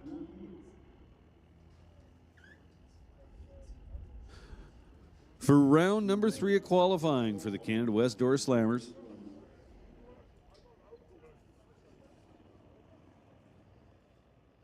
And with that, we are going to roll into Q3 for Pro Mods. Scott Blake enters Q3 by far with the number 1 qualifier, a 376 in his Q1 time. To the 8th mile mark, Garrett Richards went 381 and then had to abort his second pass. Blake never made that second hit. Ryan Griffin has not had too much good fortunes at Mission Raceway Park all season, but he has finally managed to find some luck as he went 393 on his second qualifier, and that is your 3 cars in the 3-second bracket. For the 4-second bracket, Steve Goddard was in 4th with a 402. A 404 will see Steve Horn round out the top half of the field with Steve Nicholson at a 405. So 3 cars there within just 0.03 of a second. Ryan Hayward only another 100th back in the number 7 spot with Nick Duda with a 418. Jacob Skosilas had put down a 452, but has been struggling to make a full pull. Dave Kowalski had to abort his Q1 time midway down. He went 521. Same story for Keith Korecki, who went 524 on his Q2 time. It does look like Korecki will be the first of the Pro Mods out this time around. He was the last in the 2 qualifiers last night, so might have wanted to try to get up there first, see if that might make a difference for that car.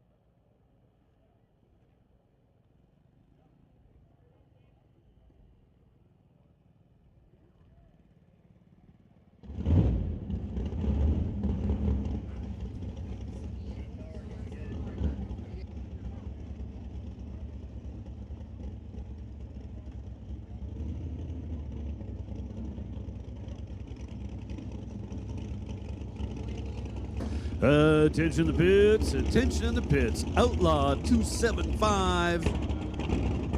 This is your call to the staging lanes. 275 to lanes 1 and 2. Now that the burnout's over, we'll try that one more time. Outlaw, this is your call to the staging lanes. We need Outlaw. to lanes 1 and 2. And with that, we'll give a standby call to Limited Street. Limited Street, this is your standby call. Please get ready to go. 275 to lanes 1 and 2.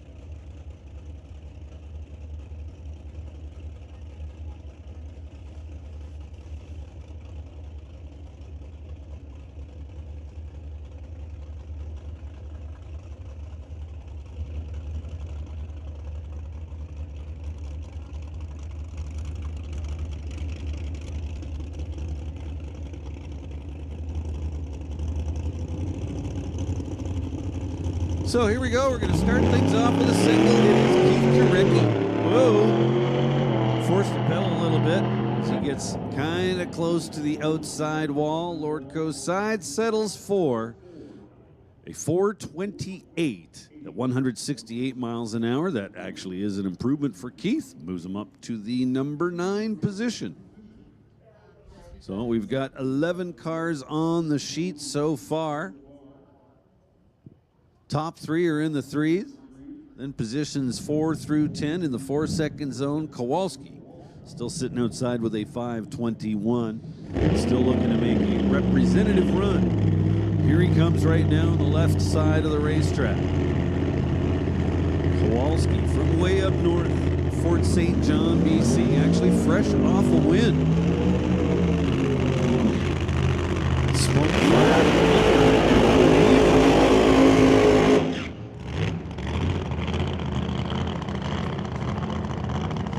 Ryan Griffin, over there in the right lane, 67 Mustang out of Olympia, Washington. Kowalski did not make a second qualifying hit last night. He had decided that one was enough and was not able to make the full pole. He lifted out around the half-track point for his 2015 Corvette with that 521 cubic inch Hemi motor with the blower poking out. So I do believe they had some somewhat minor engine issues. Not minor, but it was able to be taken care of last night, and that's why they were a no-show for Q2.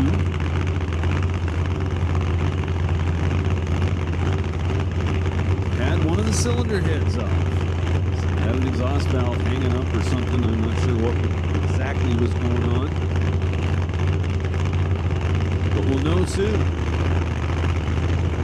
whether or not they got it fixed up. I was pleasantly surprised with Griffin's performance yesterday. Again, that Mustang hasn't had too much good fortunes this year at MRP. He's had good luck elsewhere. He's able to take quite a high position in the overall point standing for West Coast Pro Modifieds, and finally getting some luck turned around in the titanium strip as well.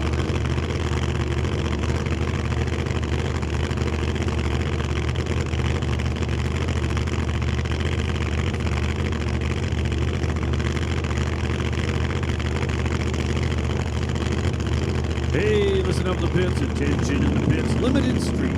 Limited Street, this is your call to 5 and 6. Limited Street, 5 and 6. Well, this is looking good. Ryan Griffin. Whoa! 385, 202 miles an hour. Was read by 1,000, but that is absolutely fine. Kowalski in the left lane making a nice pass as well. 399 at $180. That will easily punch Kowalski into the number 4 spot with the 4th car now to go into the 3s, and Ryan Griffin inches closer to Garrett Richards now less than 400ths off the mark. A great pass for Ryan Griffin. He's got that Mustang dialed in this afternoon. And John, I think it's safe to say Kowalski's got his engine issues figured out. It looks that way. No, two nice looking passes there, A to B, both sides of the track. So as I was saying, limited street, we need you in lanes 5 and 6. Limited street, this is your call to staging lanes 5 and 6. Real street, we're giving you a standby call. Standby call going out to Real Street, limited to lanes 5 and 6, please. So we fire the next pair. Garrett Richards, currently holding down the number 2 spot.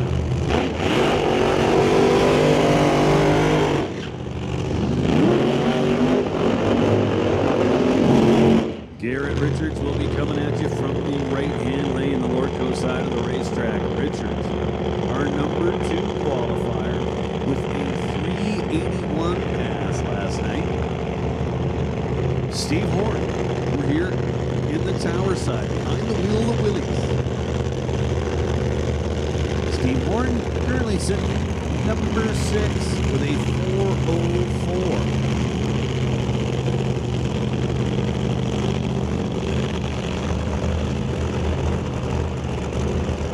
Garrett Richards, that very cool Walt Austin Racing Hemi 4 between the frame rails.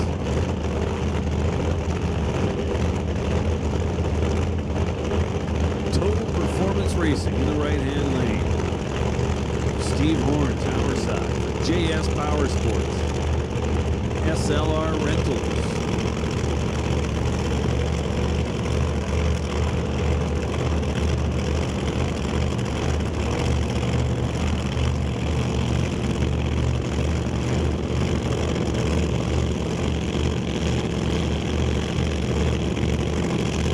Hey everybody, listen up.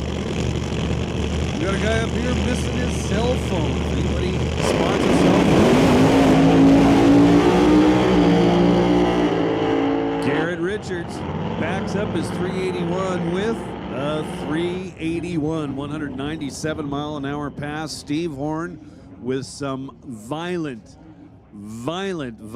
tire shake. Wow.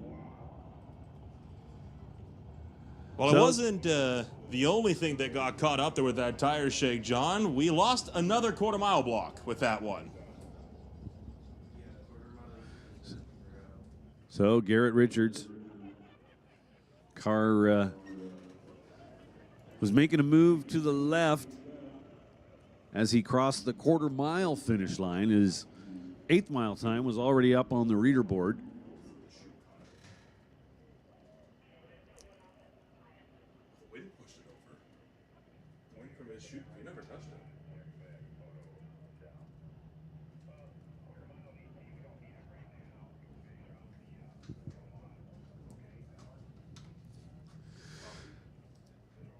So after reviewing the tape, it looked like the wind from his chute actually blew the block off.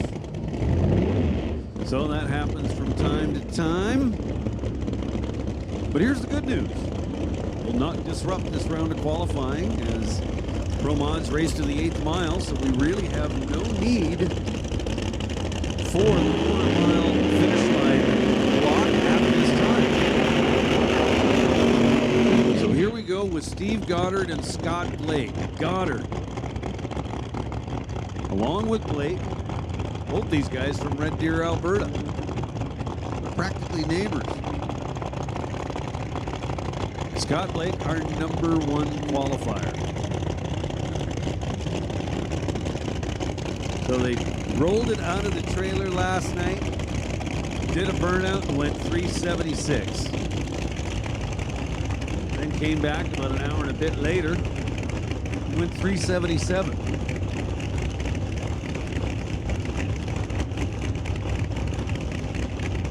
Nicely done. A Pro Mod with bracket-like consistency. Just making it look easy.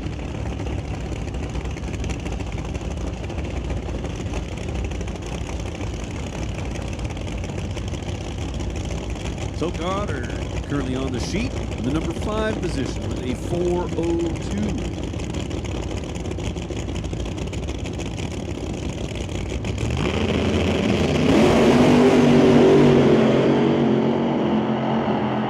Look at that, Scott Blake.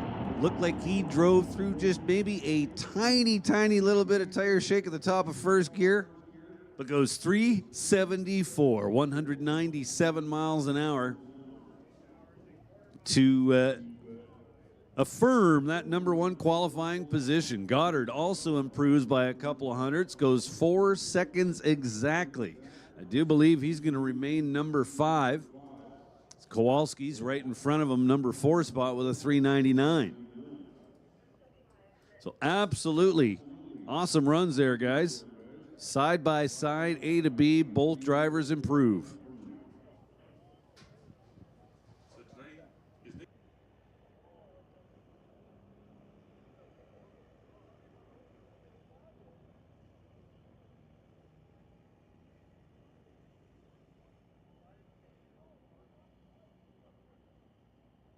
So Nick Duda brings out the Performance World 1963 Corvette. That car has seen a lot of use in a variety of categories over the years. Currently sits in the number 9 position. Ran a 4:18, better than his Q1 time. That was set in the second qualifier towards the end of Friday night qualifying just last night. You can see it lined up right alongside him, Jim Schellenberg for the Rip It Up Racing crew, ready to kick off the Nitro Harley qualifying for the weekend. Right alongside him as soon as things wrap up here for West Coast Pro Modifieds. But for now, Duda will be the last car to make a hit.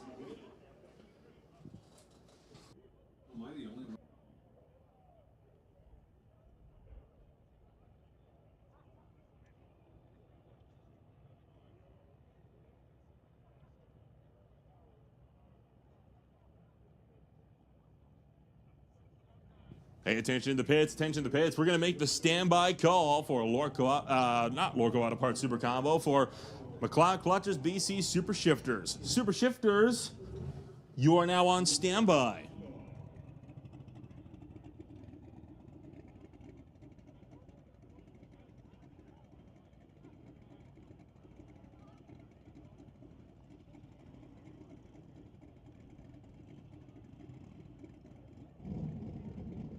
We're also going to make the call for Jerry's OK Tire to come on up to lanes 3 and 4. That is Real Street. Jerry's OK Tire, Real Street. Bring them on up, lanes 3 and 4. Here comes Nick Duda. Little small block Chevy under the hood. Fed with a couple of turbos.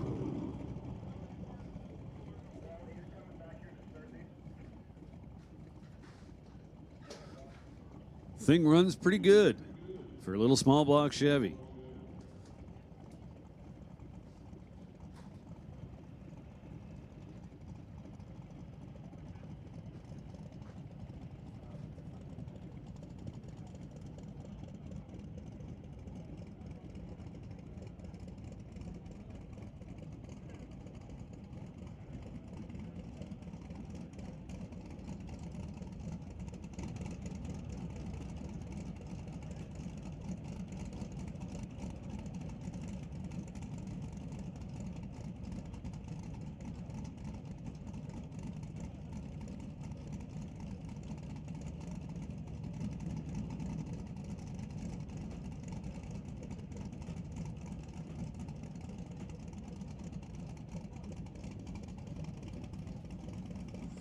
So Duda backed up from the burnout, ready to stage the Corvette.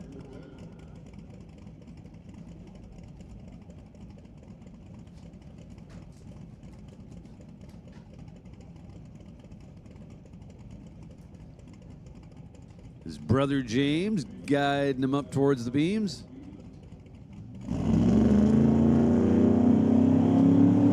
Building the boost, staged it up.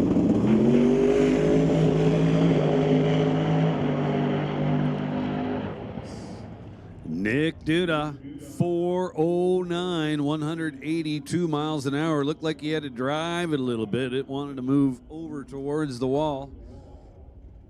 4:09, 182 miles an hour.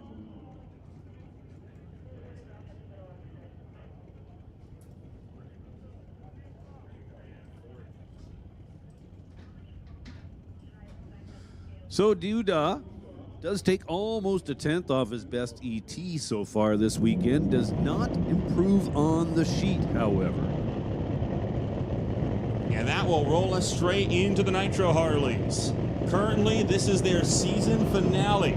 Fastlane Racing's Austin Christopher stands in the points lead with 380, but the championship not locked yet. Big Kid Racing's Nate Gagnall currently sitting with 316 points. The only other competitor with a shot to go for the championship, Pete Wall from Big Kids Racing, sits at 253. Rip It Up Racing's Jim Shelburne at 205, and DC Racing's Damian Cowden down in the 5th place spot. So, Austin Christopher, your points leader, trying to go for the 8 bonus points available for the #1 qualifying spot. For Ron Howne's Fastlane Racing, Great White North, Cool Water Spirits Limited, Redline Oil, Rodan Farms, along with Braden Sport Fishing, alongside Jim Schellenberg for the Rip It Up Racing crew. The truck driver ready to go up against Austin Christopher, a driver that's been making waves in this category all year long, has taken several big positions and several big wins. Ready to go for one more big win on the season to lock the championship. Solid launch on both lines. Austin Christopher right over to the wall and almost into it. Jim Schellenberg out the back door. 691. He puts down the benchmark time. 212 miles an hour. Christopher a 7:55 at 1:55 and lifting out of that throttle to keep himself from going up into the left side wall.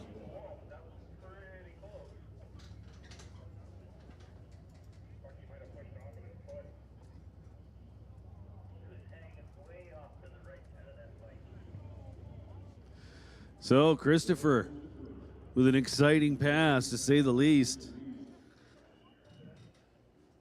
Bike wanting to move left regardless of how hard he was leaning it over to the right.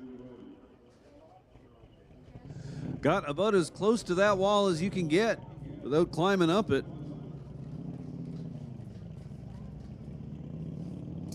So for now, he'll stand pat on a 7-second pass. I'm sure they'll be looking to improve on that in Q2.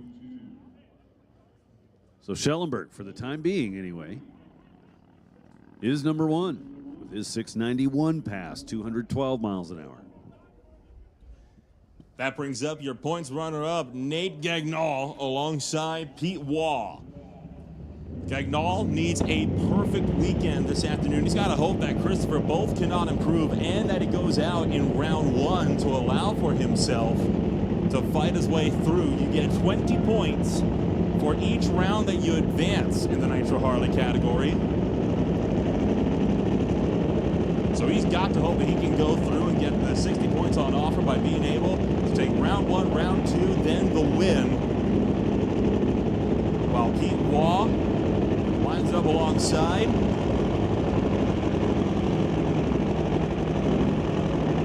Ready for the burnouts.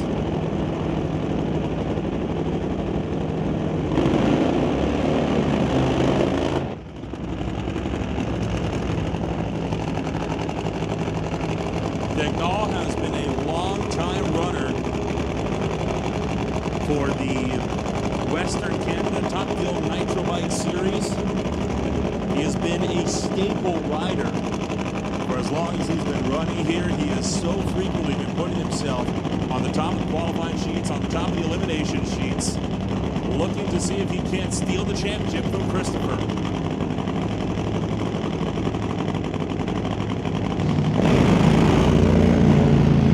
Problem set in for people off the hinge. Gagnall straight down Broadway. 668, 214 miles an hour, put him to the #1 qualifying spot.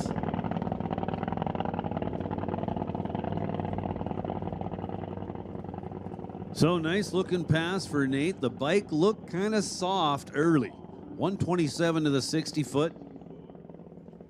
So I'm going to say there's a bunch of room left for improvement there. Despite that, puts a nice number up on the reader board. 668, 214 miles an hour.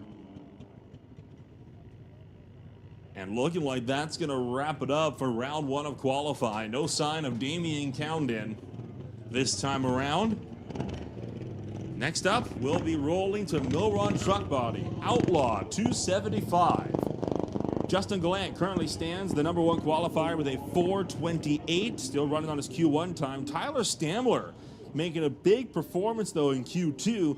When they were running that Smoke, Fire, and Thunder final from August, he put down a 4:39, lost the final round for that one by 22 thou, but that time good enough to put him into the number 2 spot for qualifying. Also moving up the charts in Q2, Chris Brenton going 4:46, Dan Rodrigue going 4:48, and Kurt Thompson 4:50. Neil Richards, one of the few drivers, still standing on the Q1 time with a 4:53, along with Parm Jawanda 4:62, and Chris Gould at a 4:65. In the middle of all of them advancing, you got Jeff Whitworth in 7th with a 4:60 with a 5. Mandy Brooks with a 4:62. Then Peter Lucanis and Bob Cook bring up the rear. They did improve on their qualifying times, but they still need more to climb the ladder. Bob Cook, the only car outside of the 4-second bracket.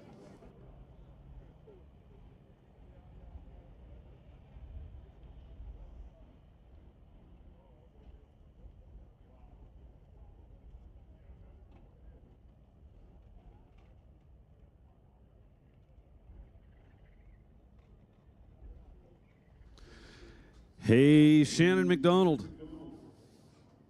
Shannon, can you hear me? There's a check. Well, I believe it's a check. There's an envelope up here in the tower with your name on it. It is a check. So if you want to just come up and sign it over to me, that would be great. Thank you.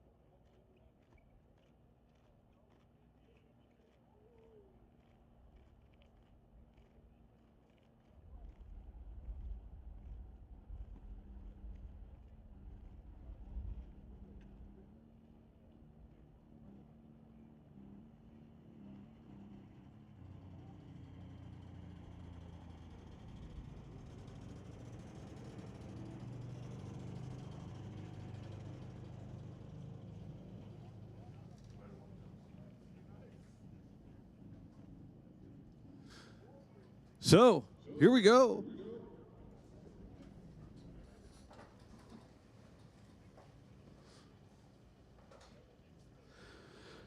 Round number 3, Outlaw 275 qualifying coming up. "12 cars on the sheet, with Justin Gallant way up at the top of it. 428 last night at 172 miles an hour. That is moving.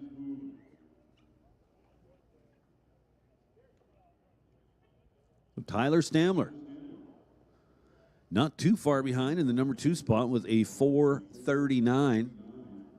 Then Chris Brenton rounding out the top 3 with a 446.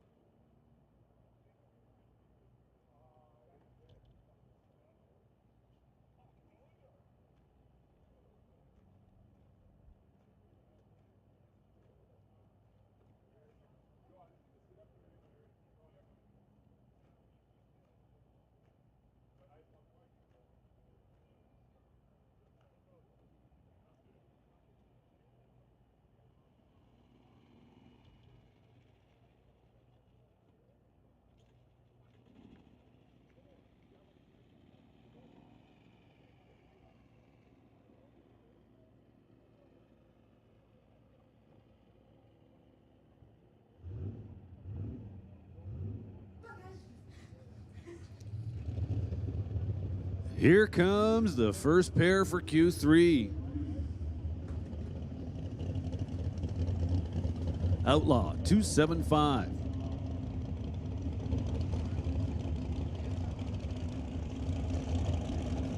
Loving the patina in the left lane. Chris Brenton. Vancouver, Washington.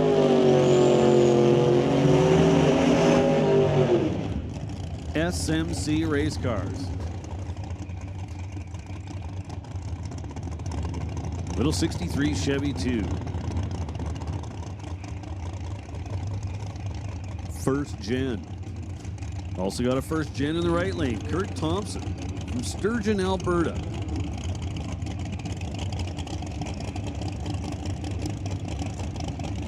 LSX coming in at 438 cubic inches.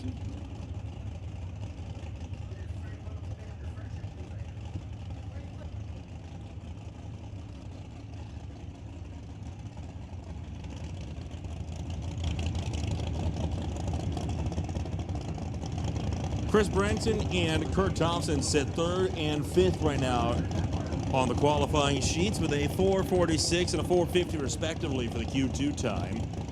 They're going to be seeing who will be going on and moving up the ladder in the heads-up class. Kurt Thompson already just shy of the pre-stage beams. Chris Brenton moving forward. And they'll let them release. So, sorry, Nolan. Just gonna say only 4/100ths of a second separate these two by their earlier qualifying efforts. Oh. Huh. It's the slowest drag race of all time. Well, yeah, looked like major malfunctions both sides of the racetrack. And whether it was the car or the drivers, we're not sure yet. So it looked like Brenton, as soon as he got on the gas, the car lurched forward and then went silent. So if there was anything impressive about it, it's his 009 reaction time that you see up there on the reader board. Anytime you can go 009 on a Pro 410 tree, that's pretty good.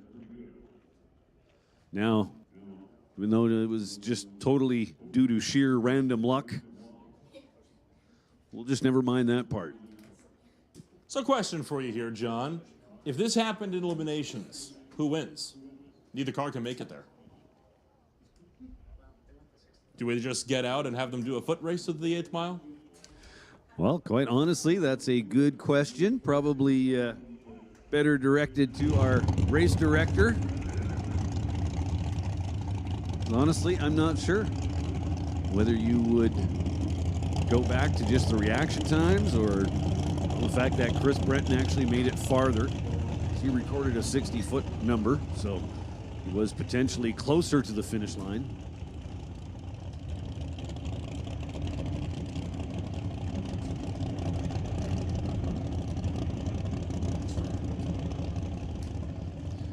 Again, not official, but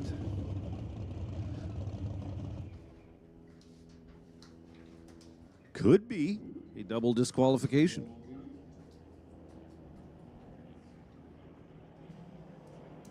Well, that's going to bring up Dan Rodrigue alongside Bob Cook. Bob Cook, the only vehicle right now with that F-150 that is outside of the 4-second bracket. Dan Rodrigue, meanwhile, tucked right between Brenton and Thompson at the moment with a 4:48.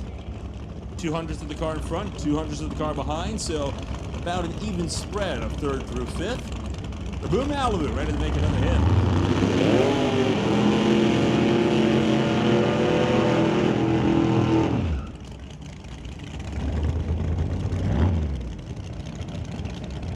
So Rodrigue, tower side, in the Boo. Big block Chevy nitrous combination coming in at 598 cubic inches. Built and tuned by Ken Sahota. Sahota horsepower, tower side.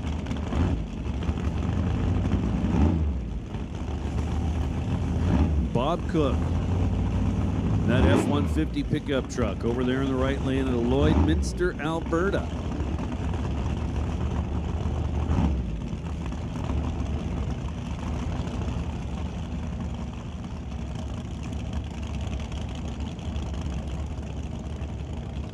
The burnouts are done.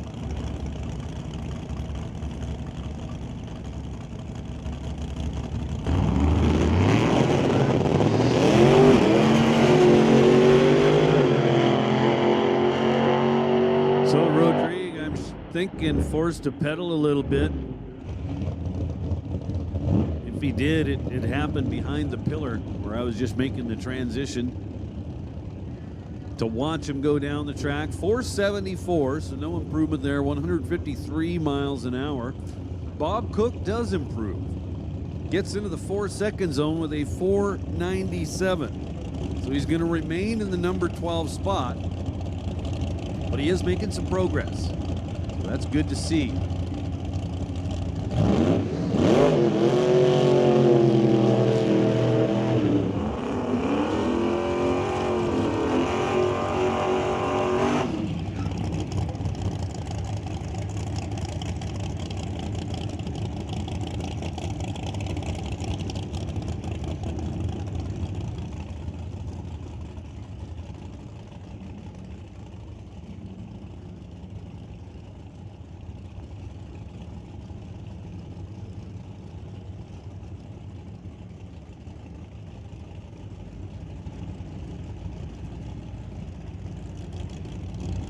So we got another pair going down track, but Kurt Thompson on the far side. This is only going to count as a testing hit. Because he already took the tree, he is not going to be permitted to make another hit for the qualifying round. So this will count as a testing run for Kurt Thompson. While Parmigiano will be looking to advance up the tree. Currently sits 8th with a 462 standing on the Q1 time. So Jawanda having himself a good year, made a lot of progress with the little black Mustang so far in 2024.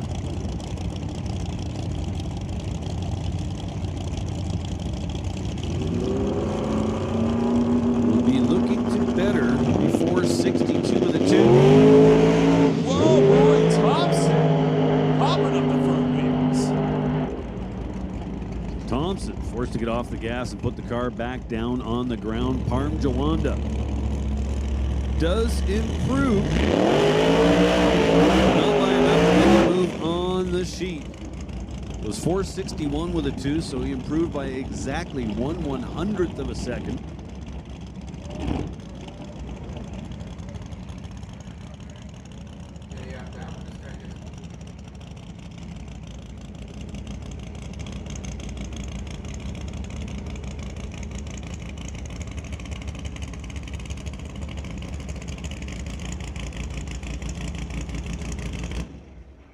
So we've got Neil Richards in the Cream Dream, the 1979 Mercury Zephyr, going up against Mandy Brooks for Kent Specialty Auto and Diversified Metalworks in the 1981 Chevy Malibu with that big block Chevy motor.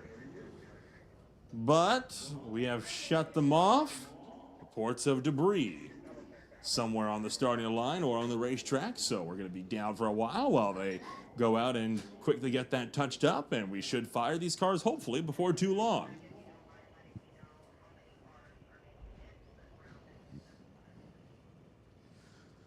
So I do believe I heard fuel over the radio. So if that's the case, that's good. Tends to evaporate on its own. It's kind of handy.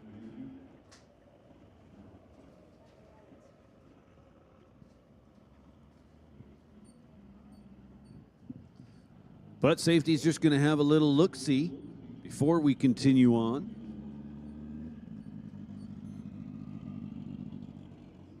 We do have our next pair pretty much set up and ready to go. Neil Richards had already done his burnout. He may elect to do another one at this point. Hey, so I don't know if the lost phone found its way back to its owner yet, but last I heard, we have somebody missing their phone, so keep your eyes open, please. If you spot a phone somewhere where it shouldn't be, just bring it up to the tower and we'll make sure it gets back to its owner.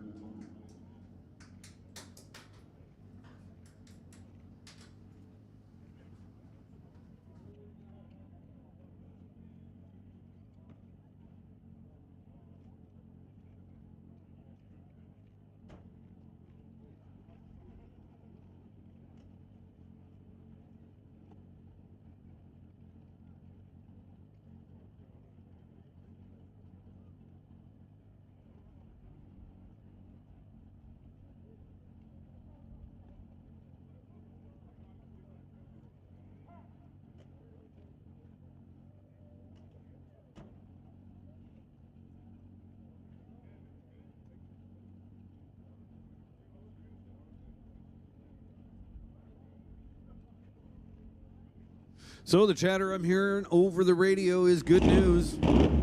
We are clear. And we fire them up.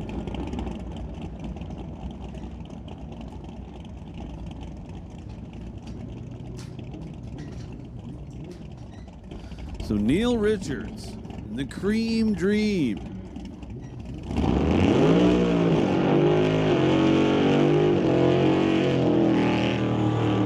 And Mandy Brooks. Mandy Brooks, now from Camrose, Alberta, used to be local. Behind the wheel, the 81 Chevrolet Malibu.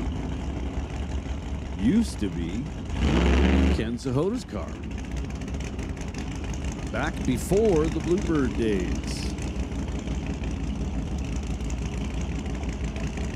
Richards, his 1979 Mercury Zephyr.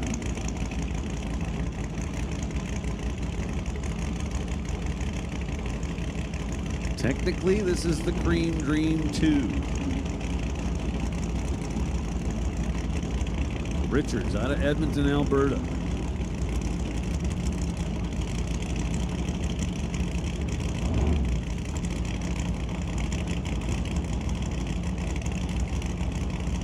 Long time turbo guy. Made the transition. Go to a Pro Charge combination this year. Loving the zoomies.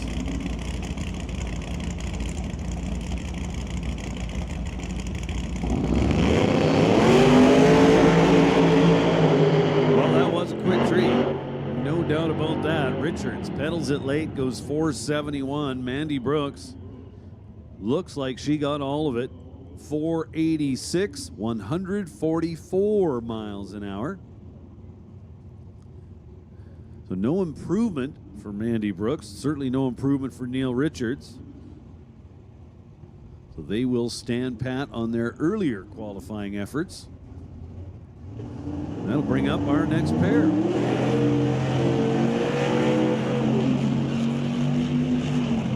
Little S10 pickup truck. Tyler Stamler, our number 2 qualifier. Gonna line up beside Peter Lacanis.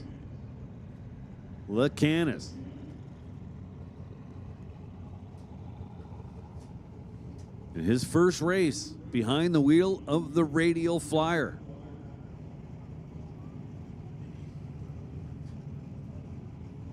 So Lacanis currently sitting in the number 11 spot with a 482 best.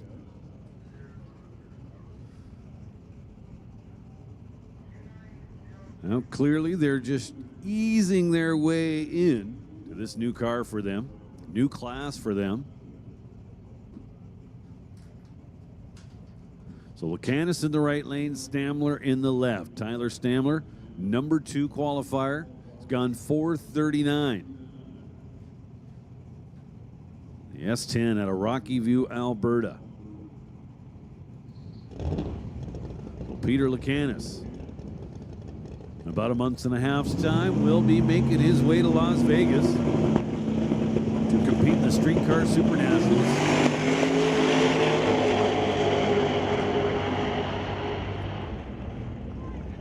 Two A to B runs right there. Stamler improves by just a little bit. Going to remain number 2. Peter Lacanis actually slows down a tick from a 482 to a 487. So he's going to remain in the number 11 position. And that'll set up our next pair.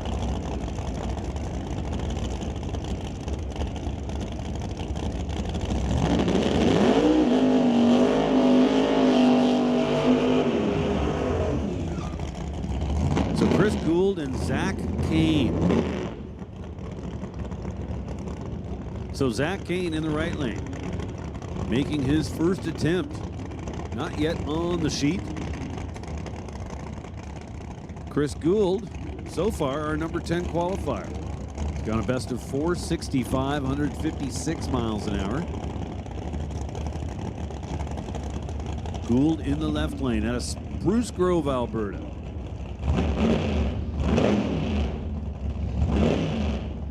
Zach Kane, a 67 Camaro out of Callum Bay, Washington.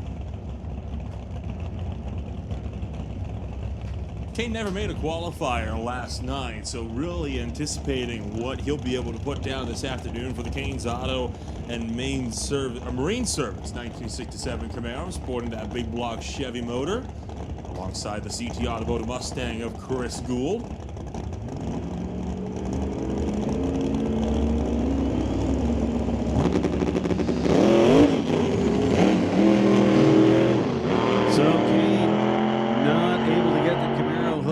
Forced to pedal it instantly. Settles for a 592, but that will put him on the sheet. He'll be the 13th car.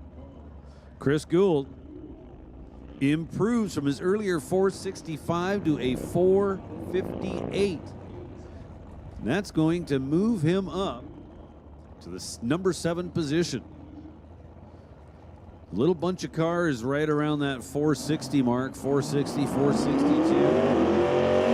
Chris Gould just drove right on by him. Now Jeff Whitworth. This is pretty cool. Jeff from Nanaimo over on the island for Precise Mechanical and K-Road Customs. Whitworth started showing up here as a somewhat sporadic racer. I don't know, about 5 years ago with his little S10.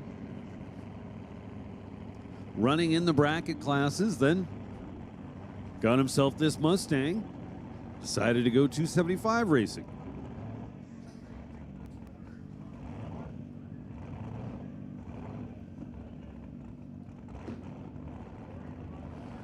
So Whitworth will be on a single, left side of the racetrack.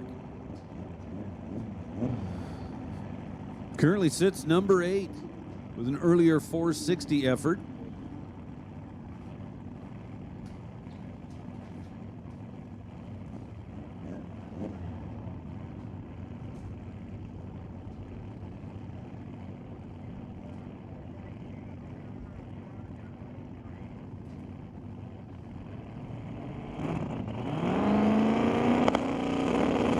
Spooling up the turbo, building a little boost. There he goes.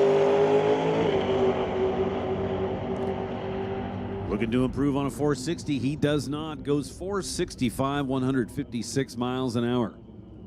And that will bring to a close Q3 for Outlaw 275.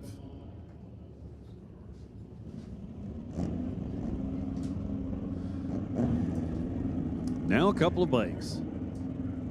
Rob Aston on the Cure. It's 2018 Suzuki.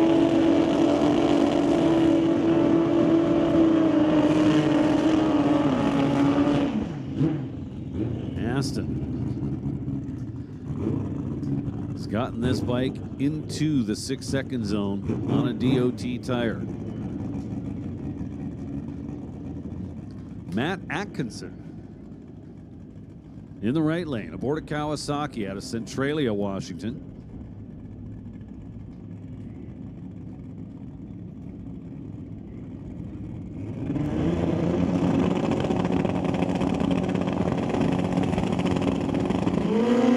Attention the bids. BC Super Shifters. BC Super Shifters. This is your call to lanes 5 and 6. BC Super Shifters to lanes 5 and 6, and with that we'll give a standby call to non-electronics. No box, this is your standby call. McLeod Clutches, BC Super Shifters, we need you to lanes 5 and 6. So the bikes go 740 in the right lane for Atkinson. Rob Aston with a 792. That's going to set up our first pair in Limited Street. And with that, Nolan, I'm going to go get ready. Max Nielsen lines up with the number 1 qualifier so far, a 5:08, just shy of the 4s. Standing on that time from Q2, Dennis Drummond beside him currently stands right at the cusp of the second half, running 4th with a 5:37. That time set on the Q1 time. The pair of Mustangs ready to run back down track. Drummond once again racing for Legacy Auto Group and True North Turbos with a 325 LT Cobra motor.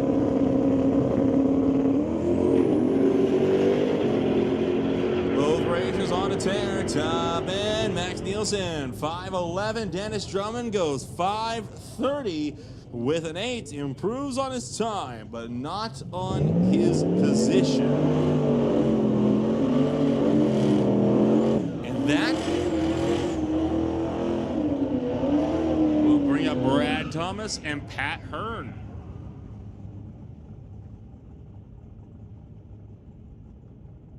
Brad Thomas running for Lorca Auto Parts and JB Auto Care for the 1991 Mustang Fox Body. In the Mustang Fox Body alongside was the Angry Bird race machine of Hearn. These two drivers sitting 2nd and 6th on the qualifying sheets. Thomas with a 5:17, Hearn with a 5:41.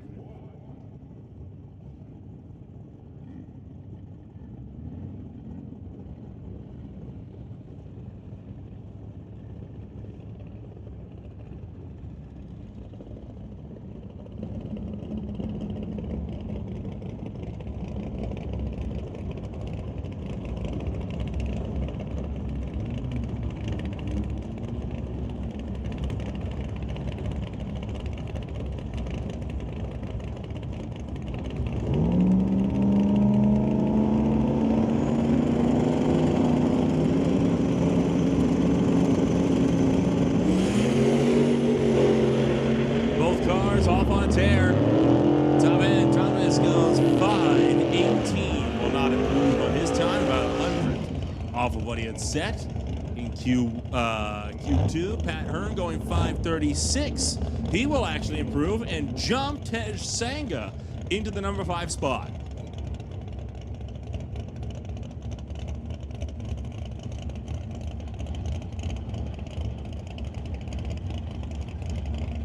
We'll bring up your number 3 qualifier, Vanessa Richards, and your former number 5, now number 6 qualifier, Tej Sanga. Vanessa Richards for the Hawaii 5-0, Gen 3 Speed Precision Concepts, Kelowna Chevrolet, Western Gas, Legacy Tire and Auto, Angle Plug, Lorca Auto Parts, Fast Lane Nitrous Fox Bodied against the Bubble Race Machine of Sanga, far side.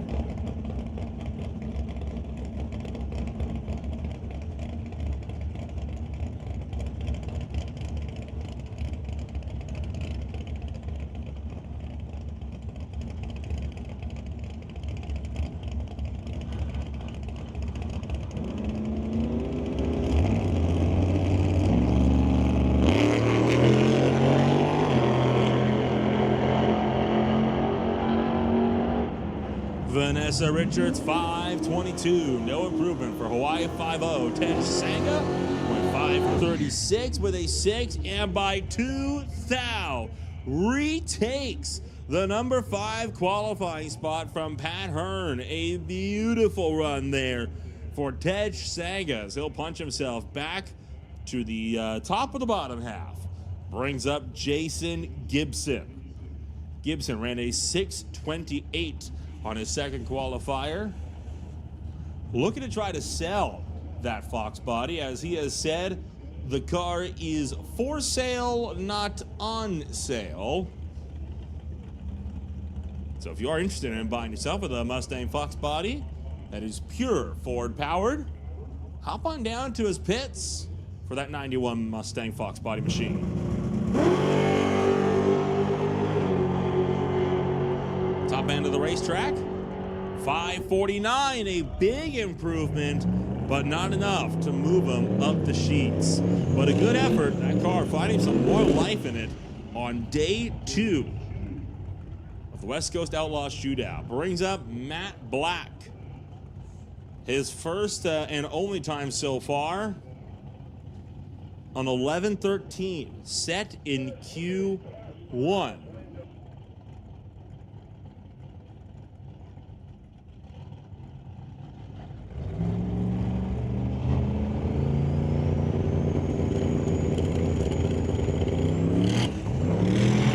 Still carrying the front wheels for Black, turns on the right-hand indicator, and we'll go 589, so improves. He's now within striking distance of Gibson, but still with some more work to do on the starting line.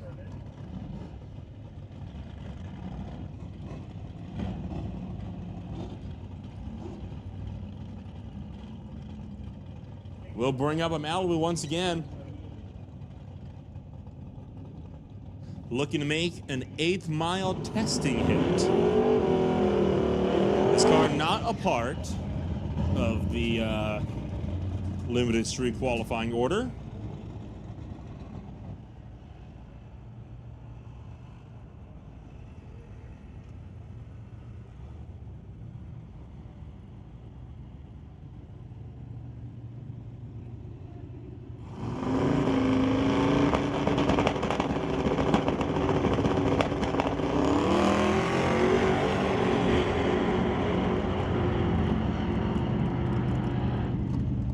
That brings up Real Street. Jerry's OK Tire Real Street. Your number 2 qualifier in the box. Rob Monroe Sr. with a white knuckle racing 1931 Ford Model A. Sport of the 400, 42 kilometers, small block Chevy motor. Mike Enns is alongside him. Enns did not make a qualifying attempt last night.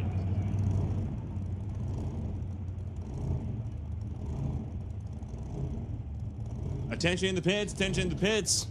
National Tire, non-electronics, bring them on up to the lanes. No box, to the lanes for your first round of eliminations. Stand by, Rad Torque Systems Electronics.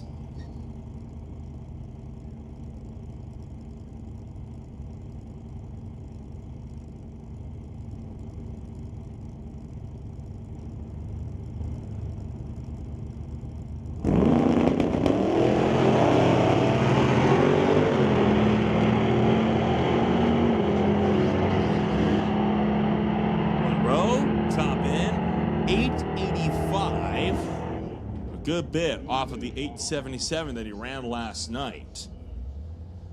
Mike Enns puts down a 10:51, and that will put him into 6th place. Bring up Rob Monroe Jr. Bring up Rob Getz.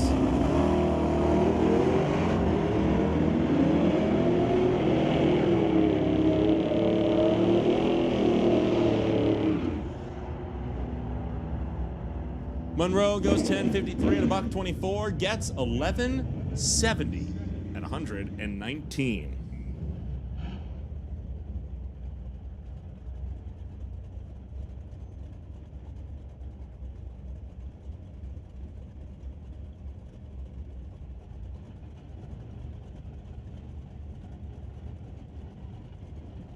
And that brings up Richard Love against Cassie Tippy.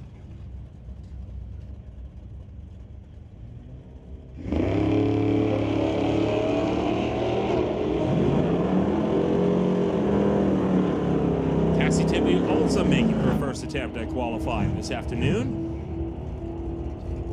Goes 11:84 with an 8.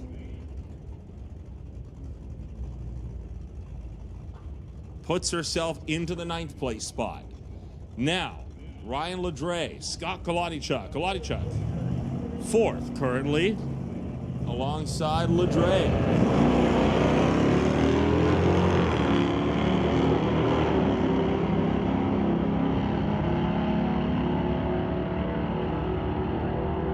Kolodichuk goes 10:88. That's a good half a second off of his Q2 time last night. A lot of improvements to do. Meanwhile, Ladre goes 11:71. Only about a 10th off. Bring up Corey Craig, your current number 1 qualifier, going 8:09 with a 6 for his Q2 time last night.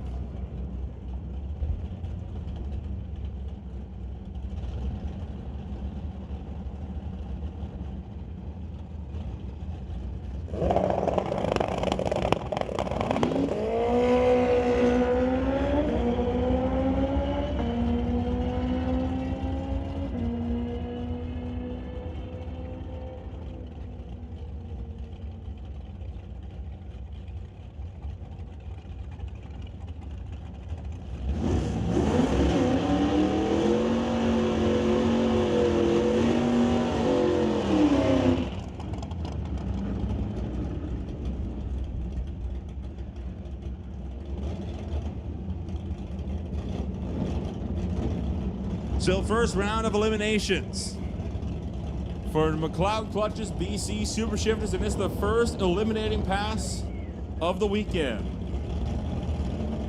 Dale Posnick, Joel Smith, both dial in at 10:20, double red light, and Dale Posnick moving to round number 2. Joel Smith down and out early on in this one.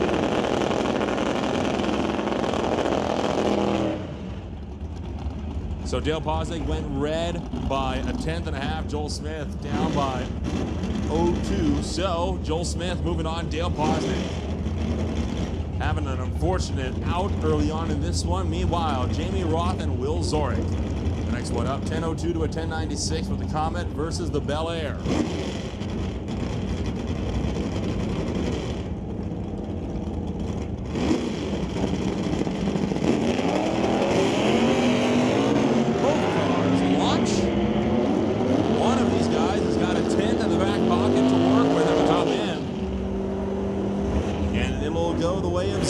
Using that 10 to his advantage, taking out Jamie Roth early on. Bring up Rich Graves, bring up Wilf Friesen. The El Camino dials in at 11:50, and Wilf Friesen brings up the Warbird to dial in at 9:90, one of the quicker cars of the class.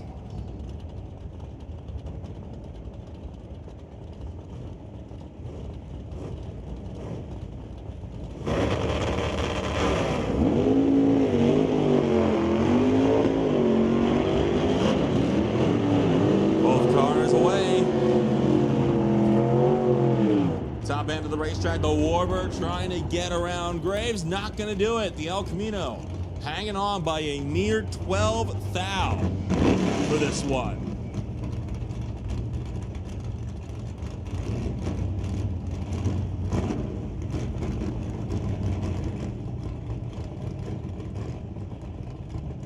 Battleground John DePork and Keith Winterbottom.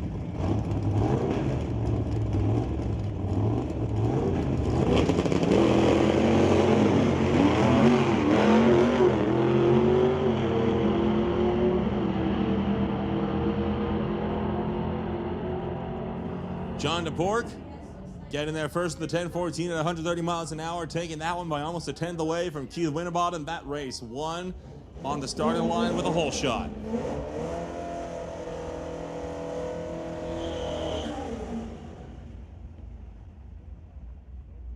Dan Gray was due to race against Tim Hopper, but the Vega unable to make the call. So this is now a competition single, and Dan Gray with a freebie into round number 2.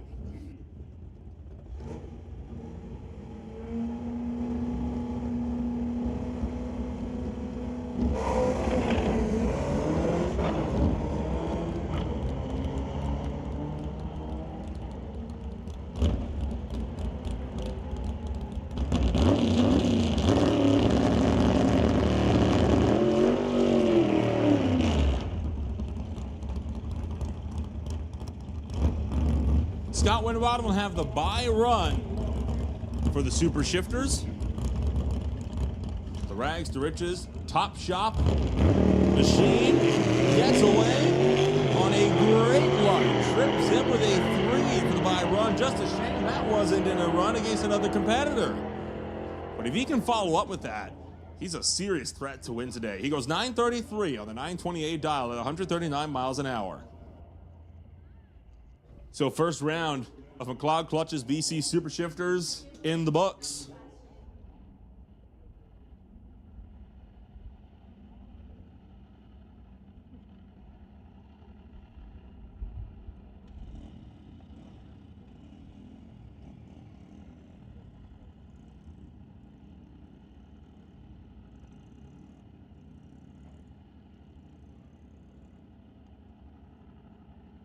We'll roll next into National Tire Non-Electronics. 27-car field this afternoon. They will be randomized until we get down to 8. Same story for Rad Torque Systems Electronics, where you've got an 18-car field.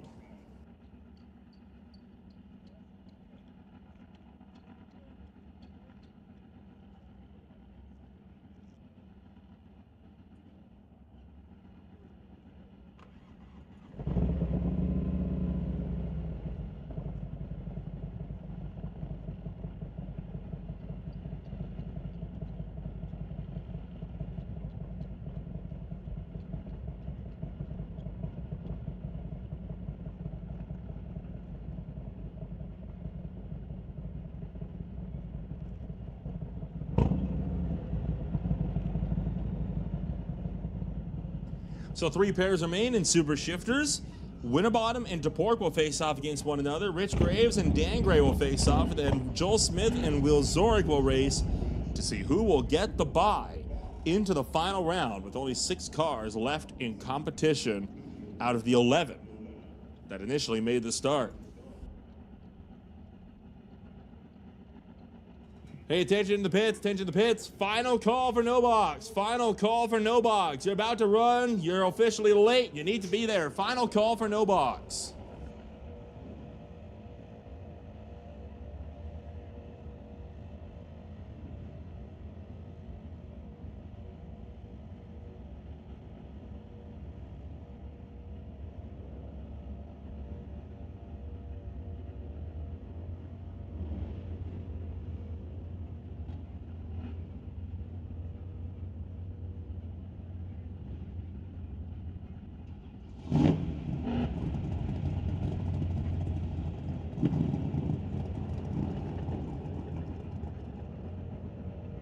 So here comes the first pair.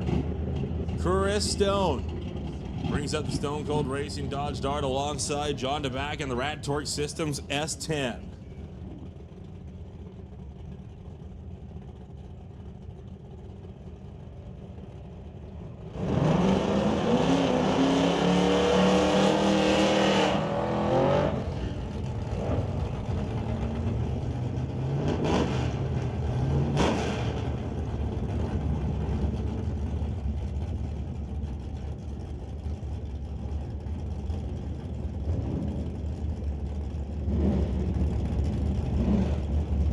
1069, dialed in against a 1043.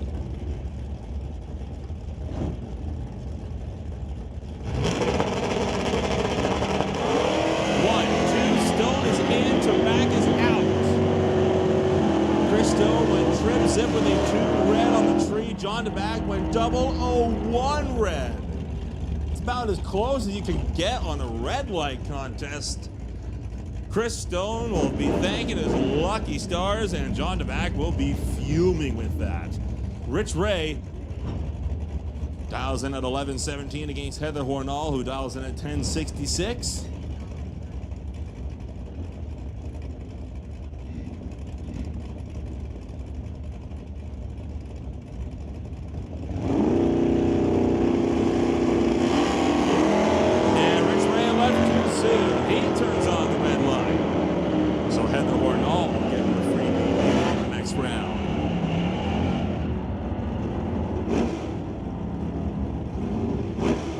Attention in the pits. Attention in the pits. Rad Torque Systems Electronics, we need you in the lanes. Rad Torque Systems Electronics, come to the lanes. First round of eliminations.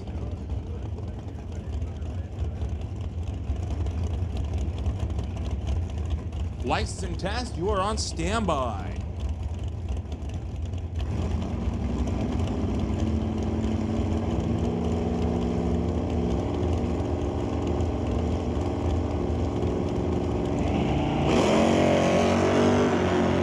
Very soft launch for Danny Long, who dials in the Fox body at 1251. Craig Johnson already around him by the time they get to the 1,000 feet, and this one easily goes the way of Craig Johnson. No contest. Danny Long lacking on the starting line. Johnson is through to round 2.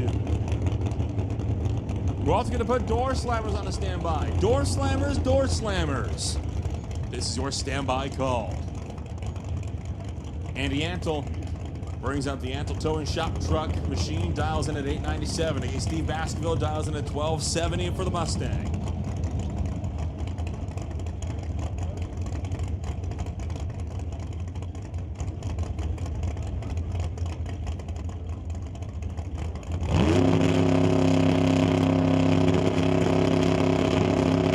Long way for Antle, he's off. Chasing after the Mustang. Neither light terribly stellar. It goes the way of Baskerville by a 10th. Was off the tree by a 10th, takes the win by a 10th. Anto was off the tree almost a whole 10th late. Josh Hendrick and Jim Stahl against one another. 930 to a 1089. Fox body versus a Mustang from 7 years later.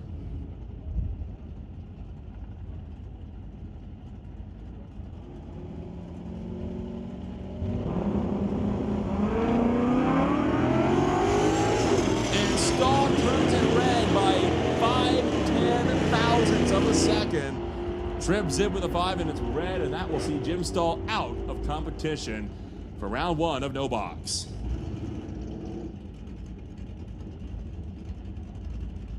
Bring up Kyle Fredrickson. Bring up Brandon Piskacek. The mid-item engine and machine GMC pickup dials in 1150. Piskacek for the motor in Canada with Thomas Buick Racing Mustang dials in at 1317.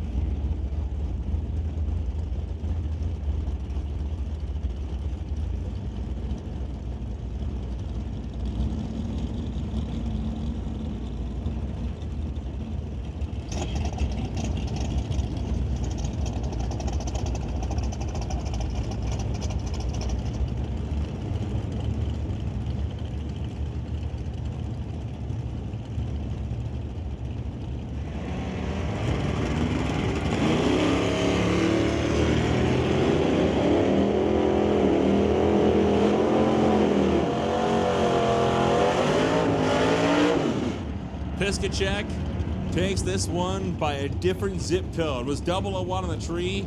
Fredrickson, well, let's just say if it starts with a 7 for your react time, you might need to do some work on the starting line.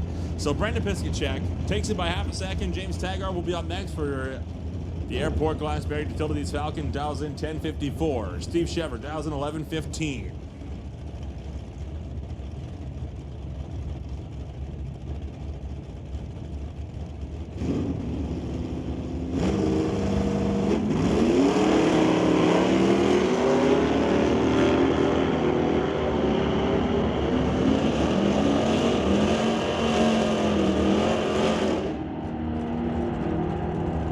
Taggart goes 10.76 at $1.15. Chevrolet goes 11.21 at $1.17. And that'll bring up Tyler Keller and John Vandeven. The 1971 Oldsmobile dials at 9.15, leaving second to Vandeven's 68 Firebird. With the 454 cubic inch Chevy motor under the Pontiac, dialed in at 10.06.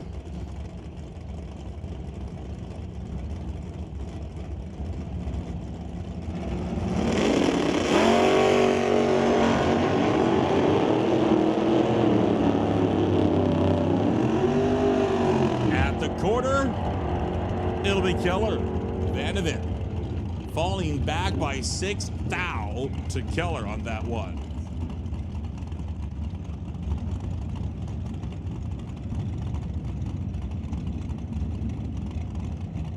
Bring up Blair Criddle, bring up Randy Couric.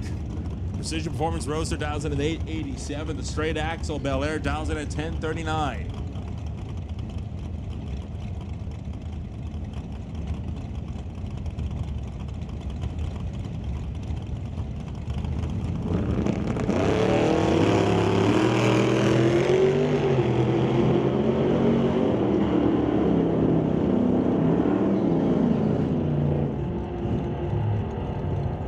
Blair Criddle turns on the red light by 7 thou with that one. Randy Couric not able to mount a charge.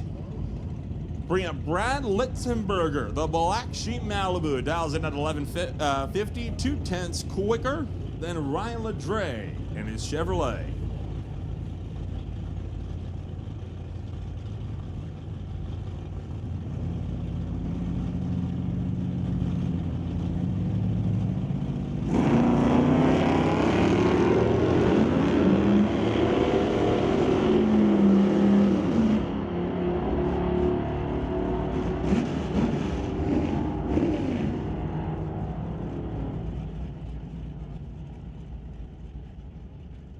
Attention in the pits, attention in the pits. We need license and test to lane 6. License and test, come on up, lane 6. Litzenberger advances, Ledre goes red. Cassie Tippy brings it up for the wagon against Jim Banky, 11.75 to a 10.16. We're also going to make the final call for Rad Torque Systems Electronics. Rad Torque Systems Electronics, this is your final call.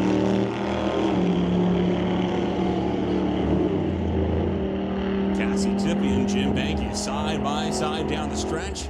Banky takes it by 13 thou. Cassie Tippy sent packing.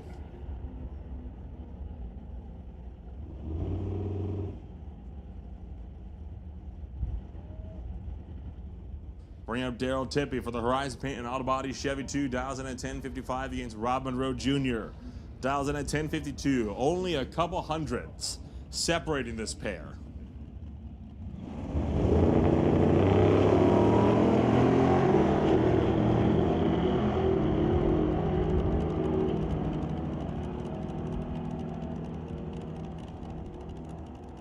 Monroe, only 1 thou off the dial at 10.52 of the 1 of the 10.52 dial, and he'll take out Daryl Tippy. So both Tippies are out in round 1. Bring up Shaylin Svetic, dials in at 8.99 for the front engine dragster from 1970 against Richard Love, and his S10 dials in at 11.90.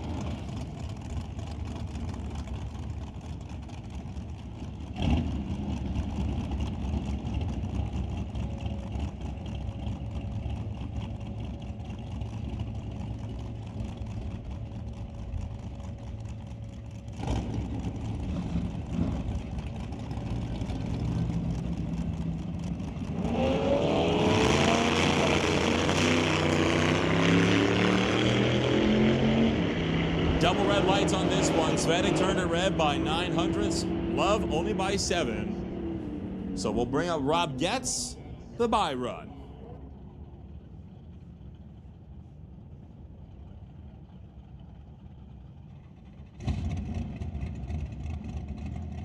Second call for license and test to come on down to lane 6. Once again, that is license and test. We need you in lane 6. License and test to lane 6.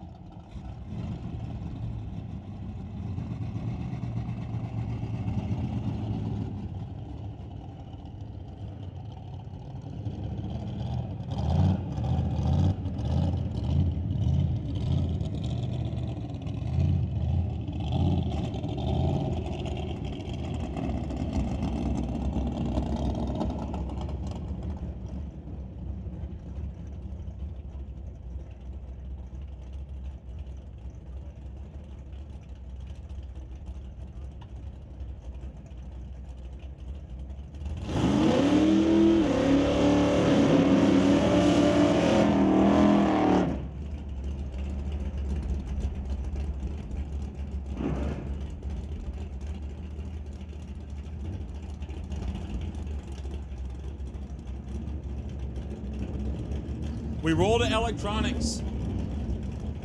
Stefan Viech racing Martin Rochelle.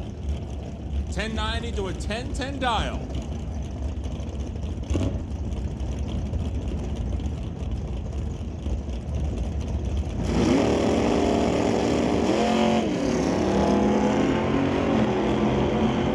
Viech still aiming for the 1090 Super Street Index with the throttle stop.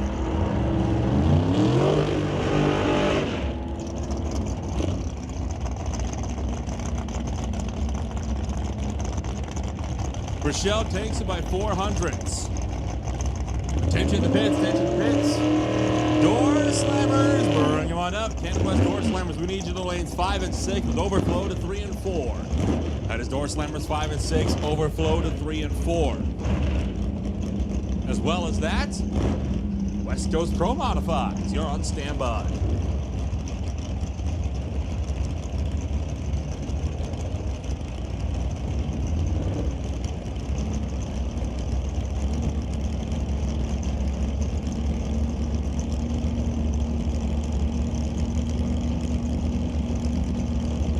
So Brad Powell racing against Cody Lewinsky. The T&D Dragster versus a 67 Nova.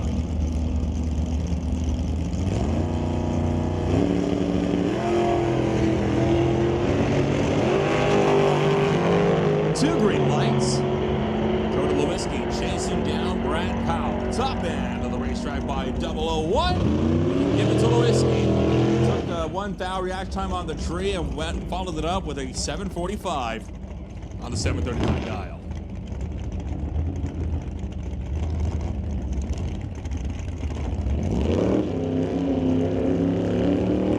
Bring up Warren Jacobson, bring up Kate Shirk. 1087 to a 793 on this one. Make that 783 on the spectator side.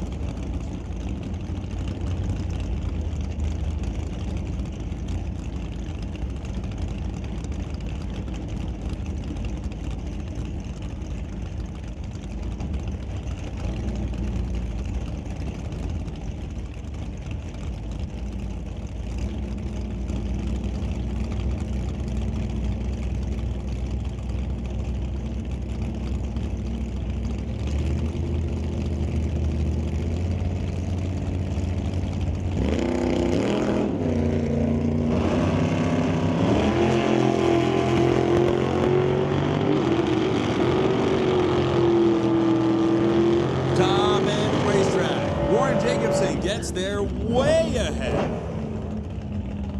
Not sure what happened for Kate Shirk, but 841 on the 783 dial was nowhere close.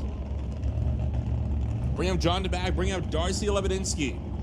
1051 to a 930.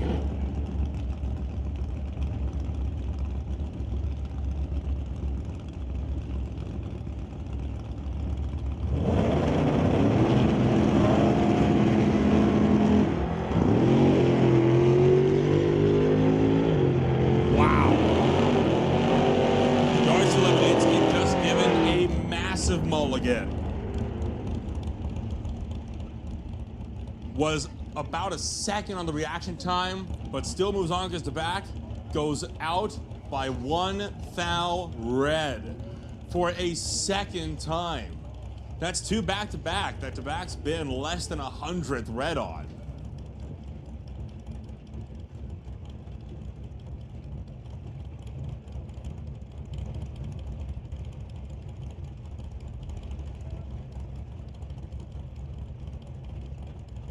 John Jenkins and Nick Angelucci dialing it in at 1040 or 1068.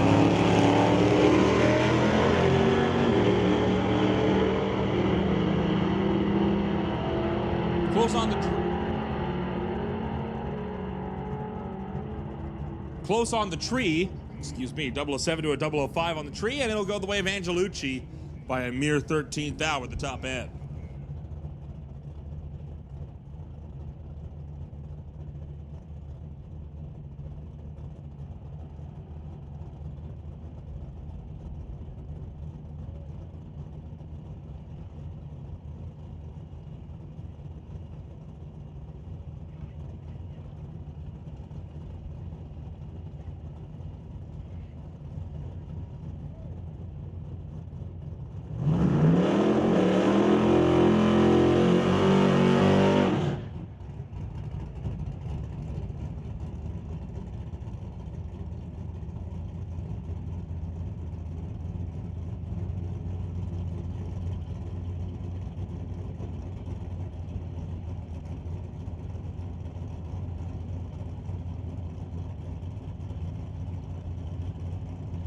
Kevin McNichol was set to race against Chris Lloyd, but problems setting in for Lloyd, so he will not make the call. McNichol on a single.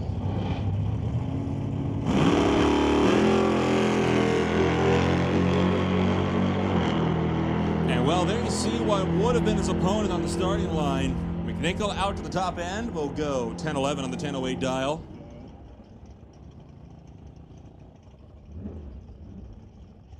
Not the outing that Lloyd was hoping to have.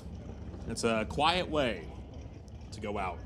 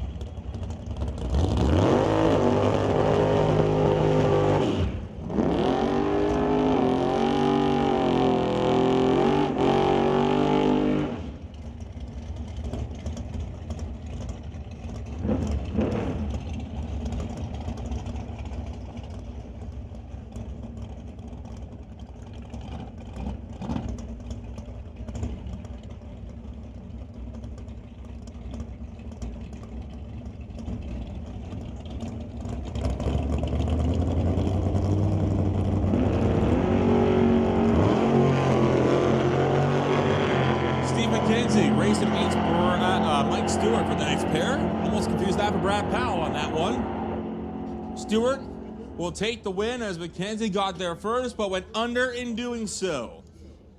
Got there first by 800s, broke out by 4.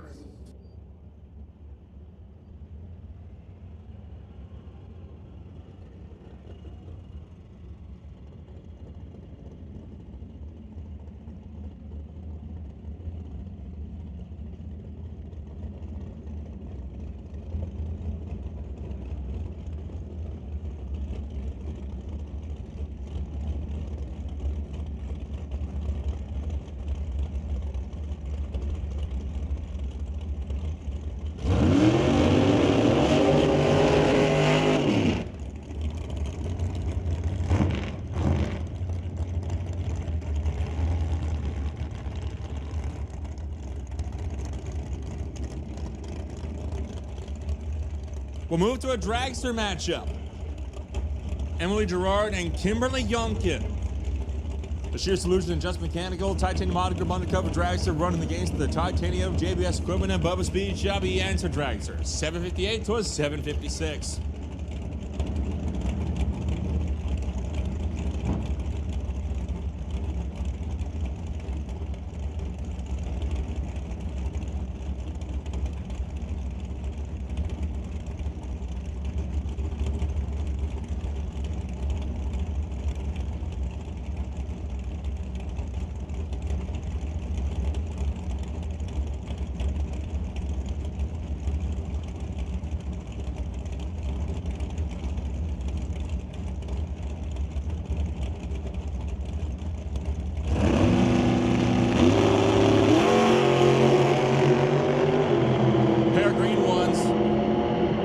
Dragsters running down track, top end of the racetrack. It's Gerard knocking out Youngkin on that one.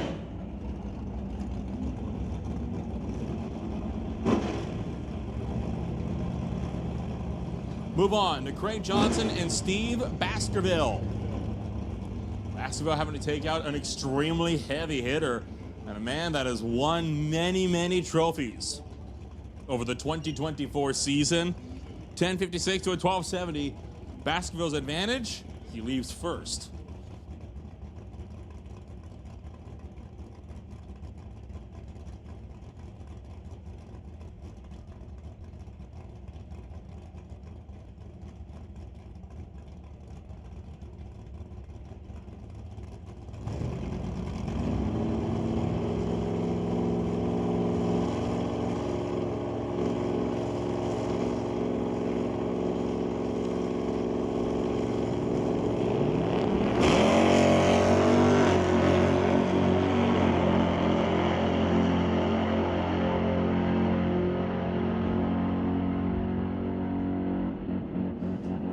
pedal to the throttle. Johnson takes it. Got there first by about 18th thou. A good run for Craig Johnson. Baskerville not over to overcome it.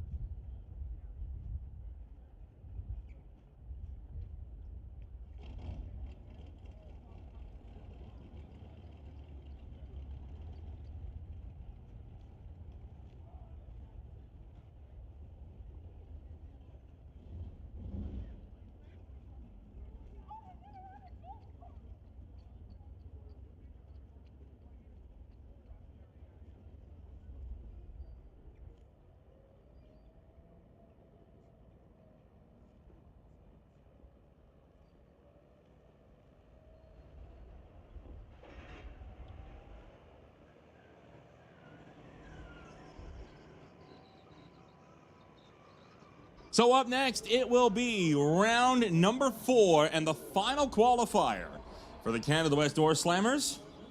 They'll also have one round of eliminations today before we will close out their program until tomorrow. entering the qualifying sheets for round number 4 so far, you will have 36 cars that have attempted to qualify, 37, sorry, that have attempted to qualify, but only 34. Oh, sorry, no, I was correct. 36 have attempted to qualify, only 33 will be on the sheets.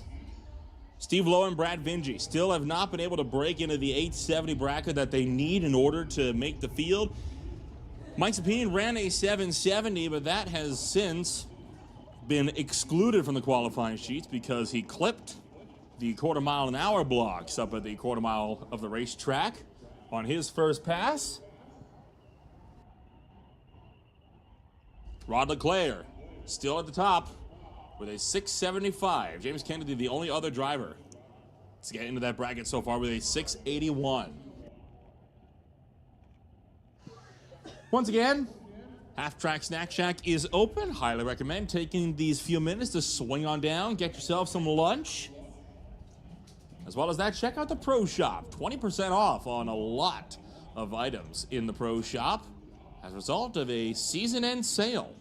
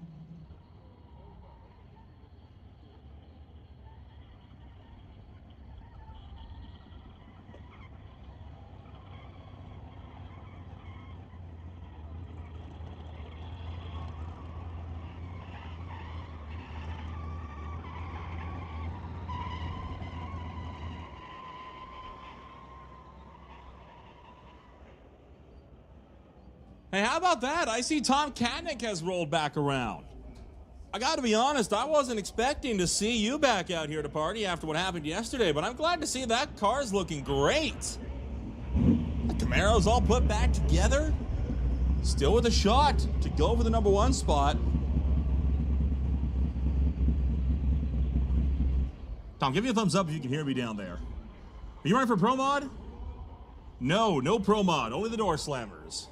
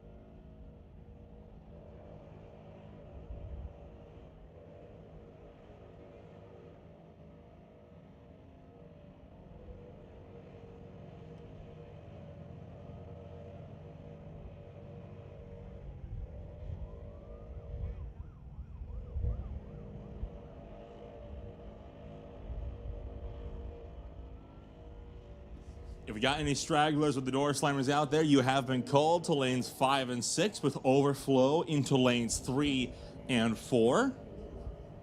This is for your last qualifier, so if you're not yet on the ladder and you're looking to get on the ladder, now would be the time to turn up.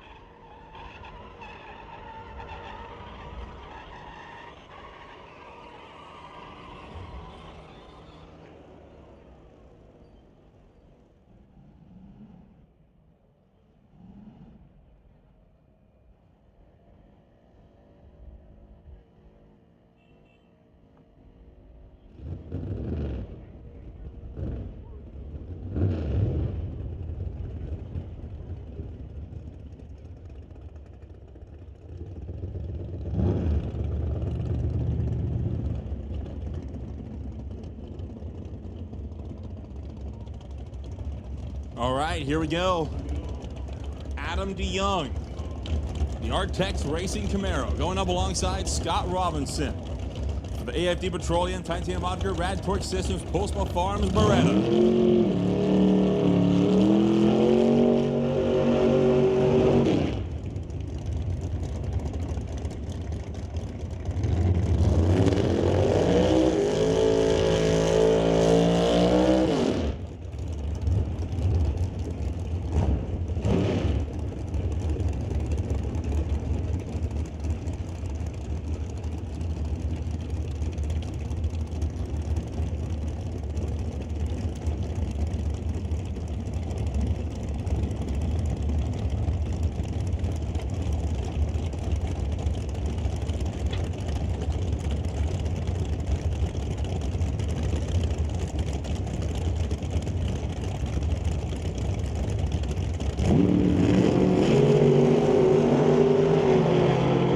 Scott Robinson taking off. Adam DeYoung in hot pursuit. Robinson goes 762. Adam DeYoung 833. So Robinson only 1 thou off of the mark from his last qualifier. While Adam DeYoung will put down an 833, about half a tenth off the mark from his Q3 time on the last qualifier earlier today. Ryan Ritchie still standing on that Q1 time of a 782. Brody Shirk will be alongside him with an 850. Well, drivers seeing if they can't get something that can be consistent, they can rely upon throughout the course of eliminations.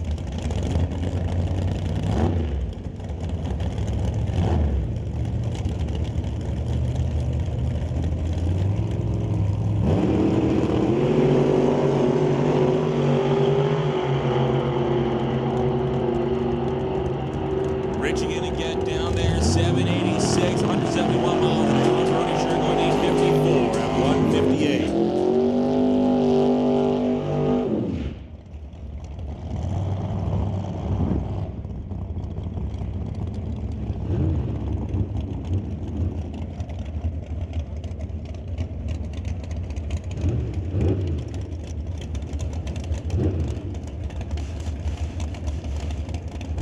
We'll bring up Jason Field. We'll bring up Mark Thompson. Greenlit Auto Sales, Overkill Chevelle. Still trying to aim for the sixes, but so far hasn't gotten within a tenth of that mark. Mark Thompson, Marvel Racing Studebaker. Lining it up alongside him.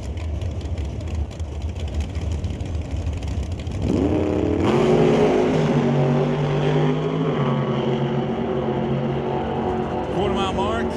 Is it a 6? It's not. It's a 717 at 189 miles an hour for Jason Field. At least he's been consistently between the 710s and the 720s. Mark Thompson putting down a 748, which brings up James Kennedy and Mike Lucas.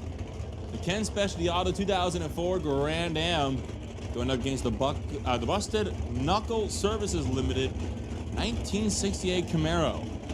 2 big block Chevys on either side of the tree. One a 648 cubic inch, the other a 632.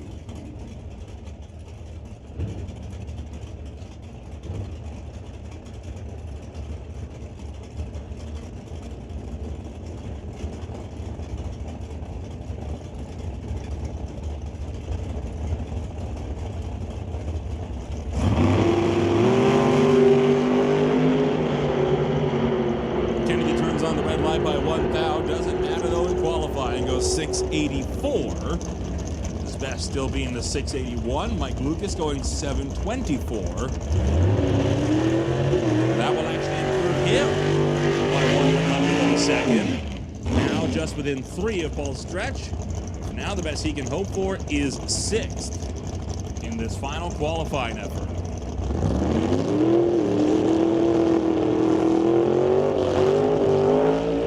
Brings up Mike Bedsworth and Terry Langdon Davies.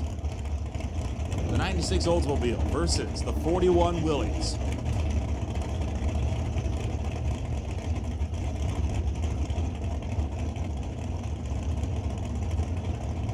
the driver to Marysville, Washington, duking it out against the man from Yarrow.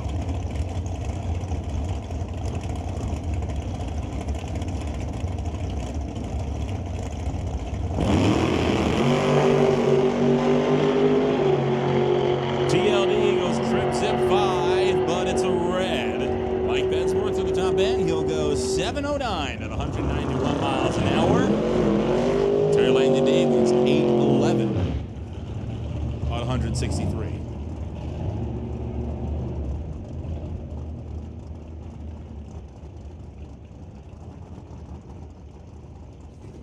So while Terry Langdon Davis' car might not be towards the top end of the qualifying sheets, that's about at least the third time that that car has run an 811. Could very well be the fourth. And if that is the case, then his car is pretty effectively dialed in for eliminations coming up in a couple hours.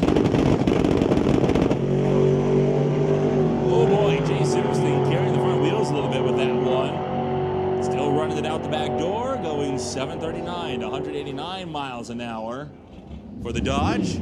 Carl Federle taking the Nova to an 833 at 161.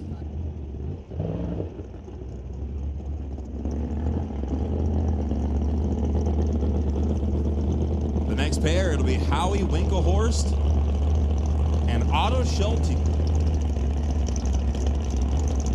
So a pair of Chevys. One an old-fashioned Bel Air, the other a more modern Cobalt. Oh, sorry, I'm completely wrong. That's not even a Chevy. That is a Chevy, but it's a Cavalier.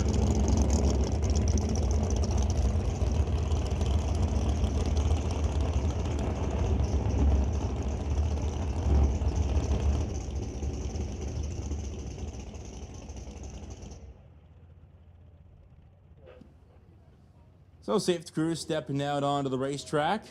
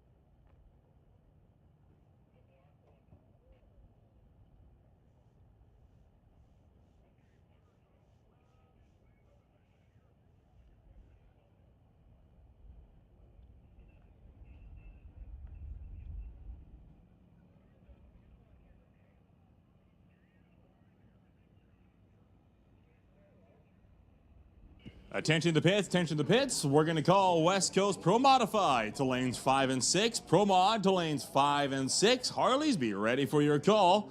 Pro Mod to lanes 5 and 6.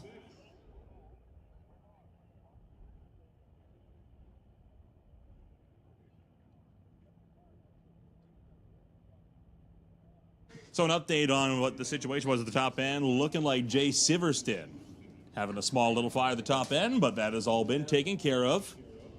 Jay Siverston out of the car. He is okay. Fire is out. So we are all good to go. And should get back to racing here before too long.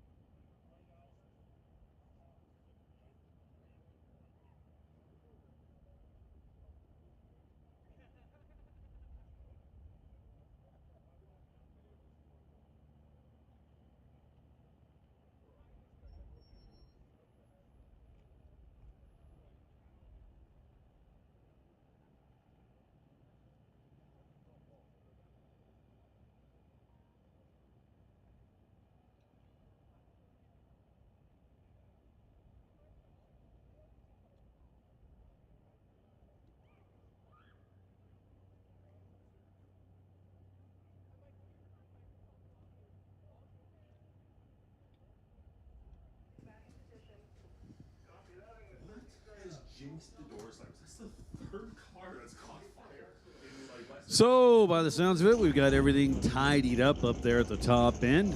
We're going to refire this pair. It's going to be Howie and it's going to be Otto. This, in what is the final round of qualifying for the Canada West Door Slammers in 2024.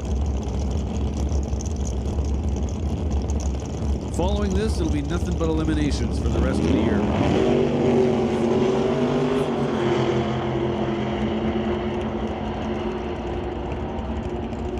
So Schulte leads the way, puts a 7:49 up on the reader board. Winklehorst goes 8:34.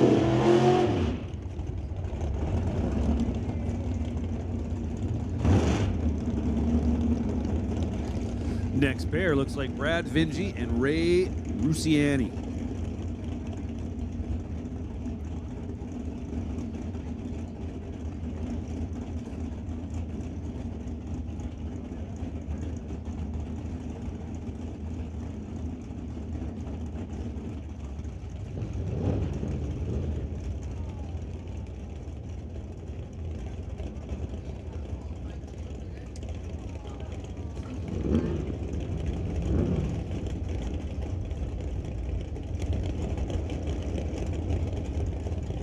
So this being Q4, the final round of qualifying. Brad Vinci and Ray Rusiani. Rusiani, a nice 16 light in the right lane. He leads the way down the track in the Lordco lane, goes 8:29. 162 miles an hour. Brad Vinci goes 8:81, not good enough. So Vinci will not qualify. Gotta go 870 or better. Get yourself on the ladder. Vinci struggled a little bit. So that 881 we just saw in the left lane was his best pass of the weekend. So, unfortunately for him, DNQ. Rusiani goes 8:29.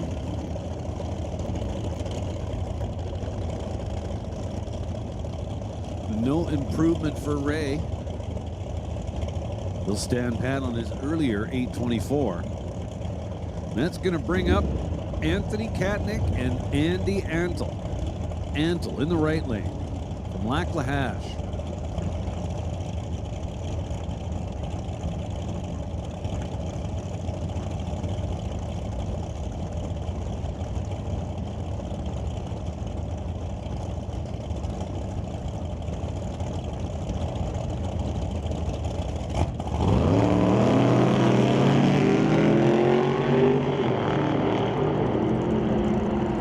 So Katnick, a nice 48 light, then 8:59.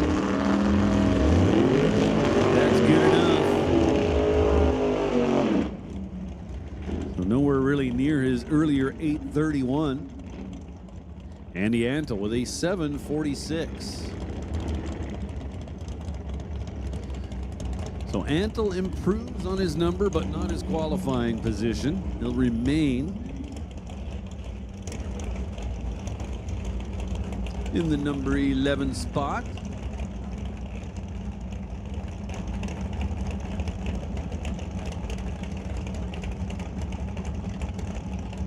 Now Andy Hatton and Henry Zacharias.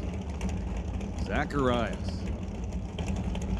The Titanium Auto Group over here, Tower Side. 1953 Corvette.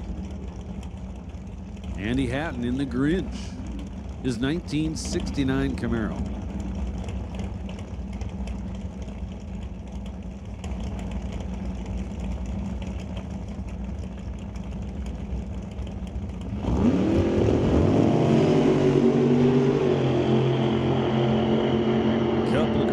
Zacharias pulling away a little bit up top. 762, 177 miles an hour.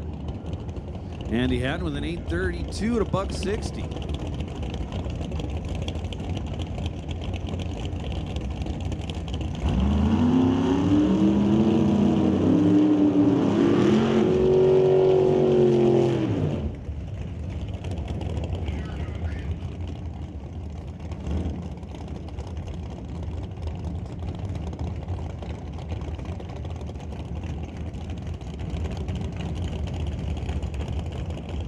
Next pair looks like this. Ray Bollinger and Derek Shirk. Derek Shirk in the right lane.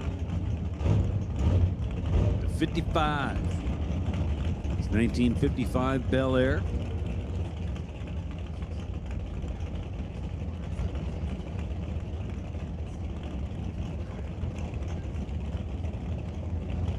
Bollinger, Tower Side. It's 2017 Camaro. Cool looking body on that car.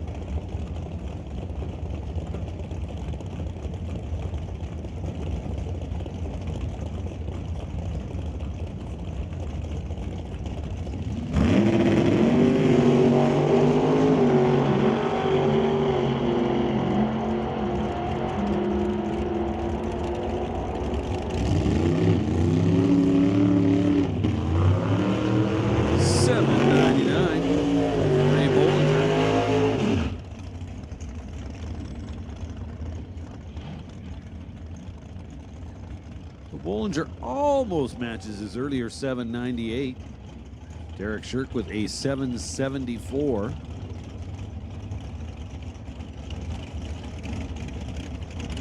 So both those cars doing what they should. Slowing down a little bit here in the midday air. Next pair, Mike Kenworthy. And our number one qualifier, Rod Leclerc. Leclerc run a best of 675 so far this weekend. Leclerc over in the right lane for Paradise Homes. 598 cubic inch big block Chevy nitrous combination.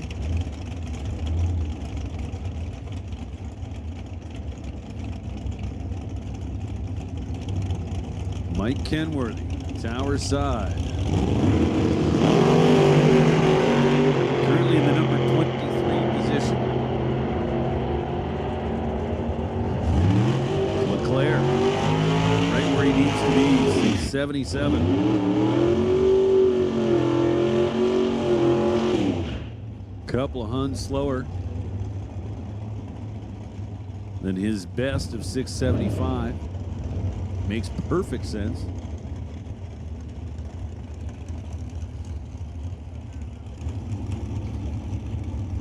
Same deal for Kenworthy. Goes 816, 3 Hun off his earlier 813. Now Paul Stretch and Steve Lowe.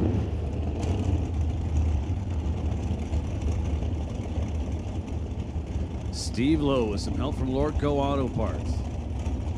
On his 1992 Firebird, this car a recent buy for Steve Lowe. Decided to retire his 67 or 68 Camaro from competition. Paul Stretch and the Cavalier tower side. Steve Lowe off the gas and coasting. Paul Stretch with a 722. 191 miles an hour. Paul Stretch's car is working awesome. He is right there. Best number so far this weekend, a 721. So Grant Howell will now line up beside Aiden Katnick.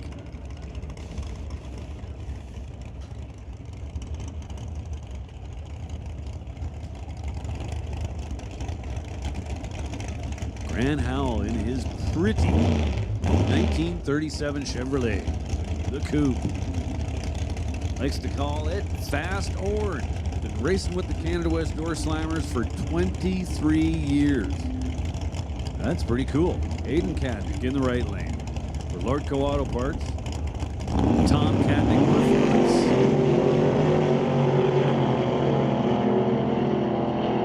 Howell gonna get there first. Goes 773. Aiden Katnick with an 839.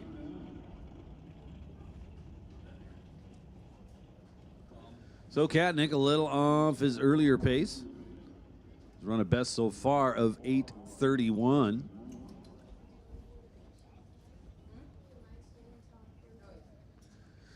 Grant Howell, about 8 numbers off his earlier best. Standby call going out to Outlaw 275. Outlaw 275. This is your standby call. Please be ready to go.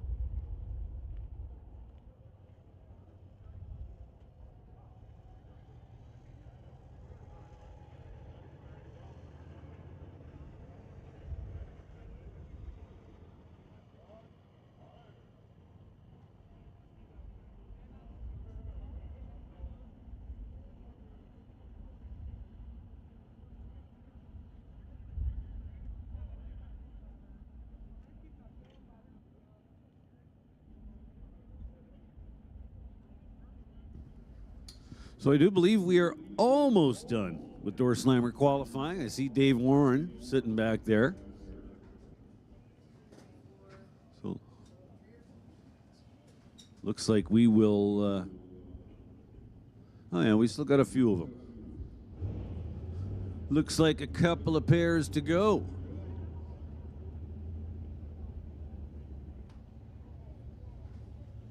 Well, better yet, a few pairs. The further I look around the corner, the more I see. How about that?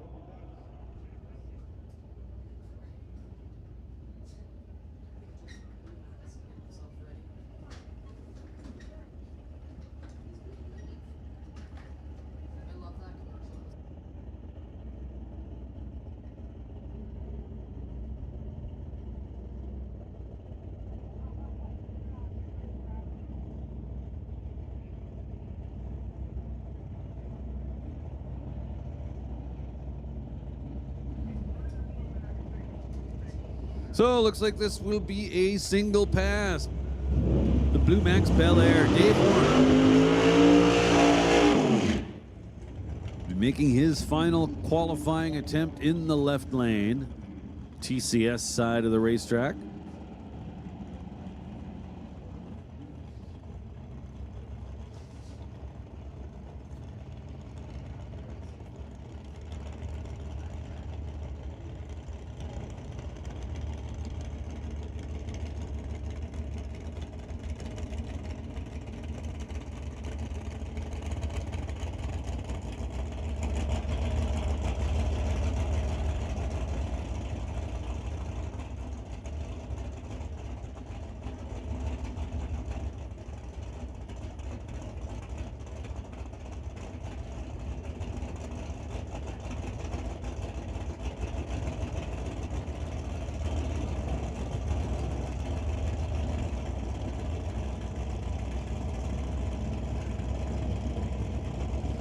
So Warren rolling into the beams. He's got stage beams lit.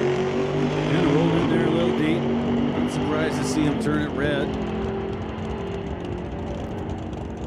At the finish line, 790, 174 miles an hour.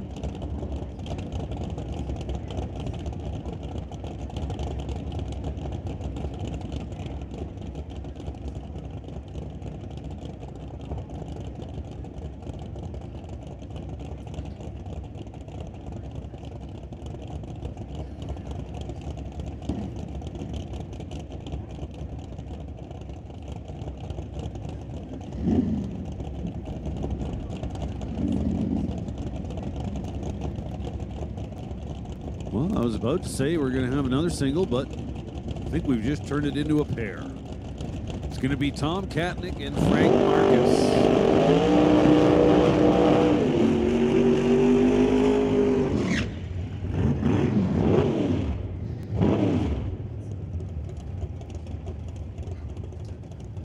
So Frank Marcus, a 1970 Duster, used to seeing this car driven by Lane Woolley. See Lane standing in front of it.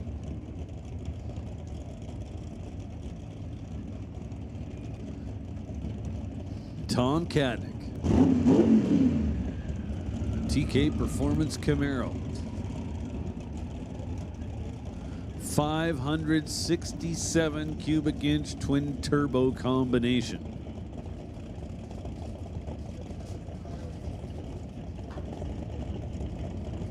So Katnick on the sheet, number 7 spot.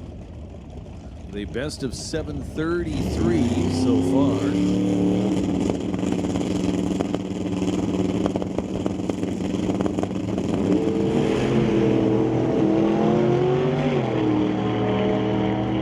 Katnick on a full pole. How about 635? 228 miles an hour.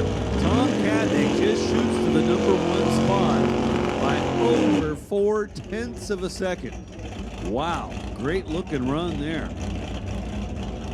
So Katnick goes from the number 7 spot to the number 1 spot. Just got to get the car to repeat that. The upcoming first round of eliminations. He'll be good to go. Frank Marcus with a 791.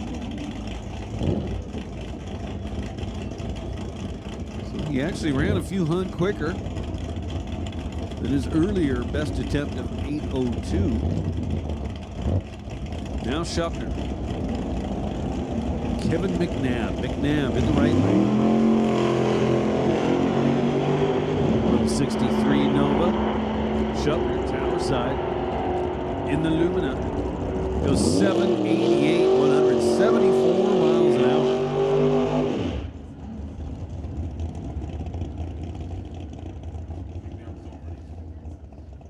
So Schuffner impressively matches his earlier best down to the thou.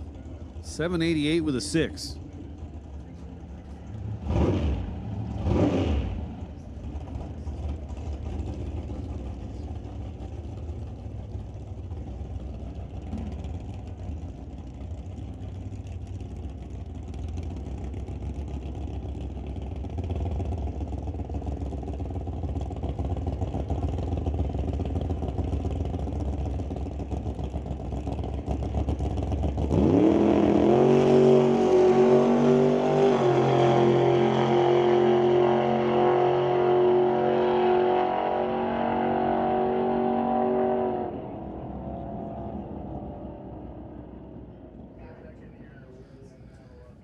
And that will close qualifying.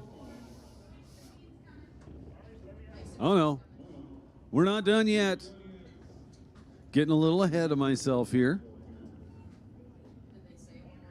So we're almost done qualifying for 2024. As mentioned earlier, from here on out, it'll be nothing but eliminations for the rest of the year.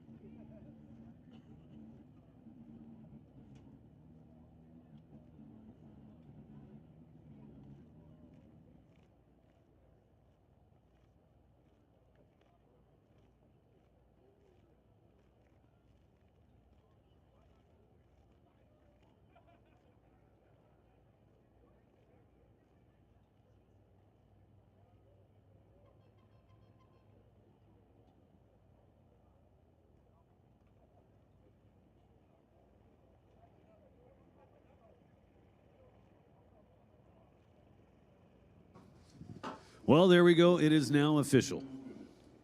Qualifying is done.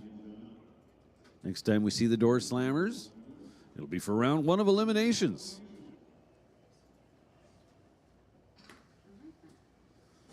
We're going to roll into what will be the final qualifier for Pro Mods, Top Fuel Harley, Outlaw 275, Limited Street, and Real Street.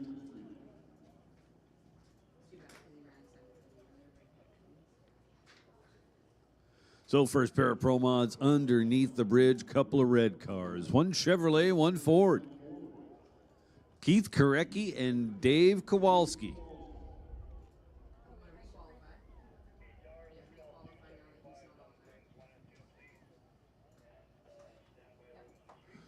Hey, listen up out there in the pits. Outlaw 275, Outlaw 275. This is your call to lanes 1 and 2. Outlaw 275.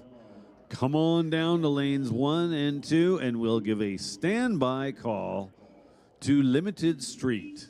So once again, Outlaw 275. Bring them down to lanes 1 and 2. Limited Street. You are on standby.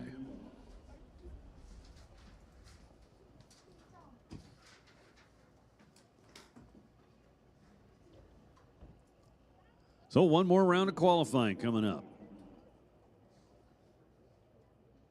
Following that, we will roll into eliminations for everything on the property.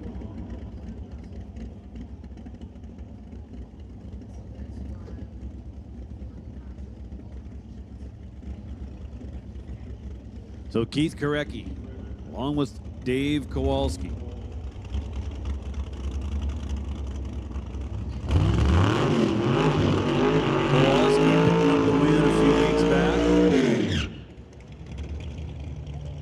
And his son Coca picks up the win in his very first race. How cool is that? So the Kowalski family on a little bit of a streak, and I'm sure they would like to continue that here this weekend.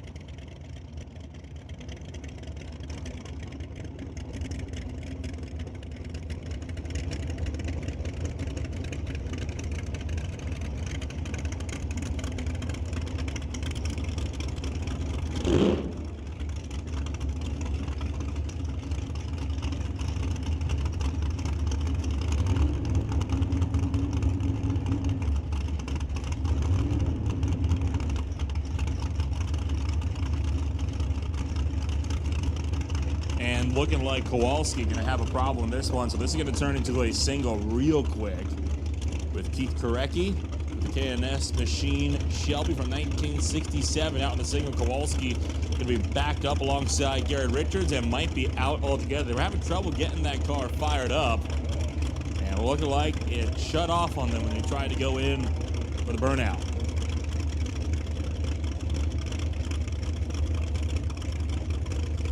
Korecki already getting set to stage up the Shelby. Comes into this race 10th on the qualifying sheets. Standing on his Q3 time of a 4:28. Has to improve by 2/10 if he wants to get up to 9th or beyond. And that's gonna be no dice.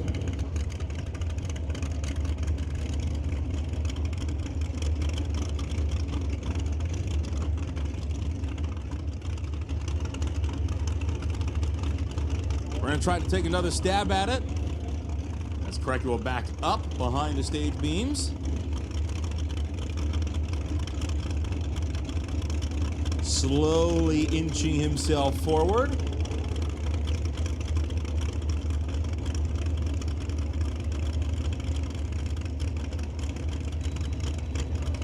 Pre-stage, fully staged. Wandering over to the right. Keeps his foot in. He goes 4:49, 162 miles an hour. So Keith Korecki will be standing on his Q3 time. And their email for customer service, so maybe just work with that. Thank you, Shelby. So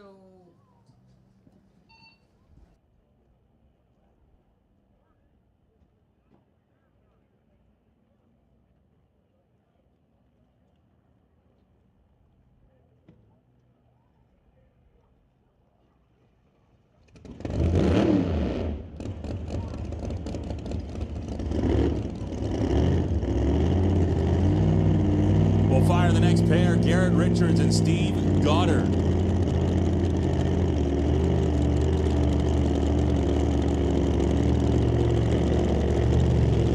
Garrett Richards entering as the number 2 qualifier with a 381.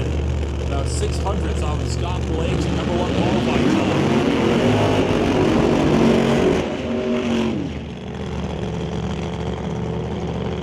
So Garrett Richards and the TPR boys, Performance Racing out of Tacoma, Washington.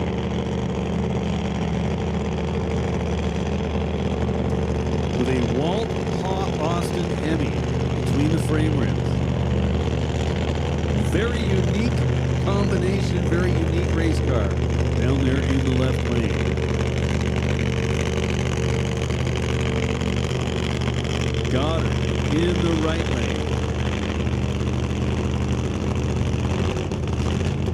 Currently number 5 qualifier. Went 4 seconds exactly.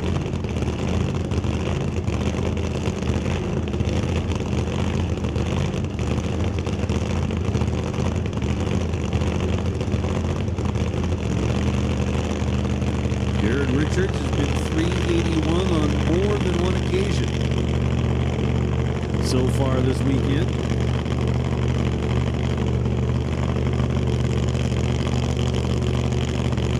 See what they do here with their last shot. A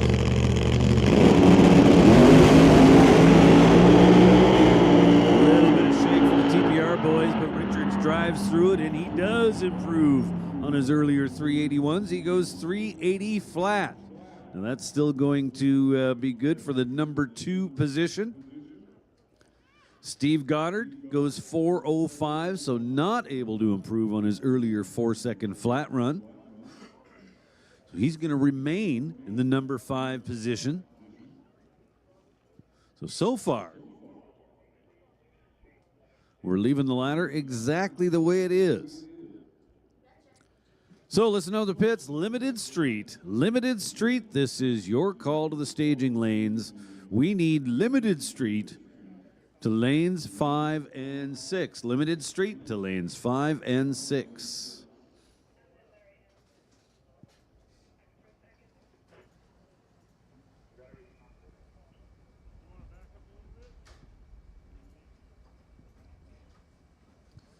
So got another pair sitting underneath the bridge.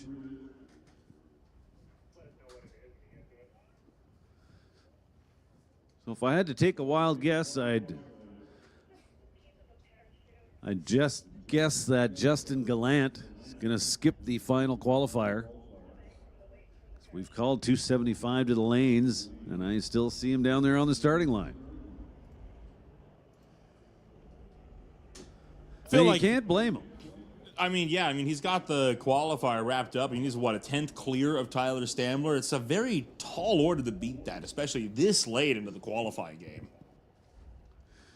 Well, and I think just as importantly, they've got all the data they need. They're fairly certain and confident. They know exactly what the car will do in our upcoming opening round.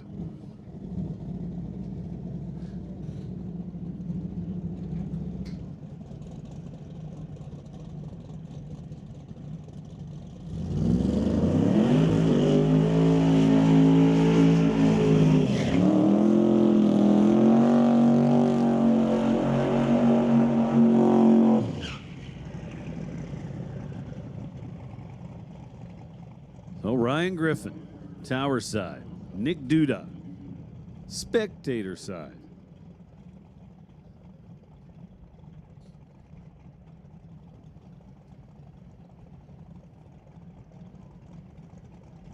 Ryan Griffin in his 1967 Mustang.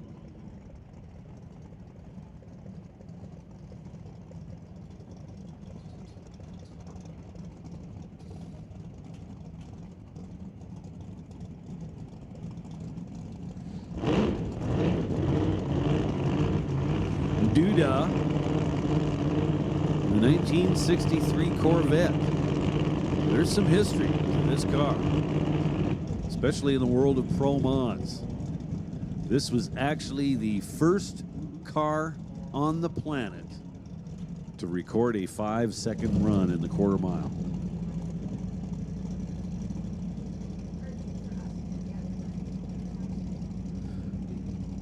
Back when it was campaigned by Quayne Stott.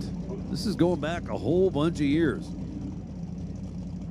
Kind of a cool little fact.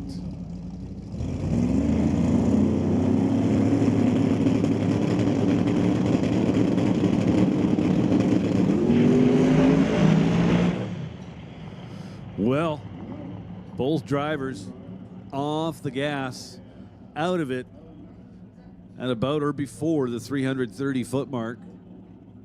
So nobody going to improve. Both cars coasting across the 8th mile finish line at less than 100 miles an hour. So nothing really to report there.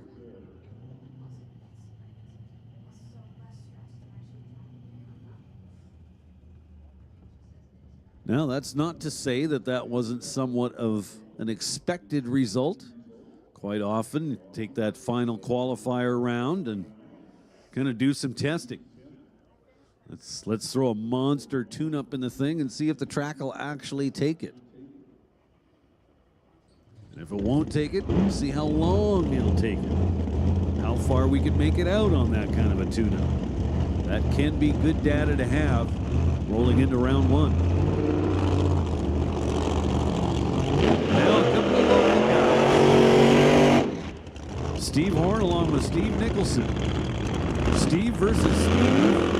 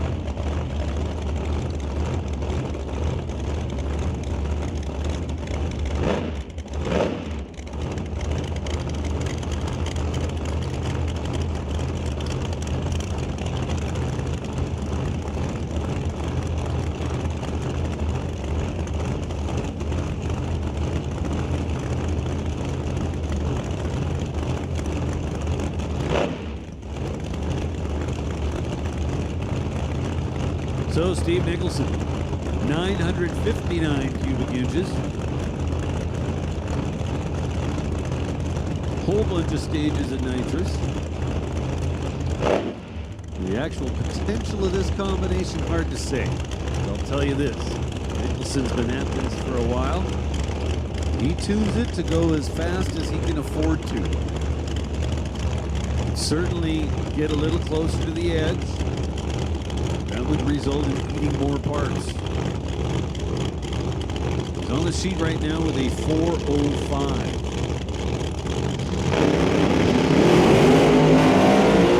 Steve Horn on the sheet with a 404. So Horn, his best run of the weekend, goes 389, 187 miles an hour in the right lane. Good looking run there. Steve Nicholson was going nowhere.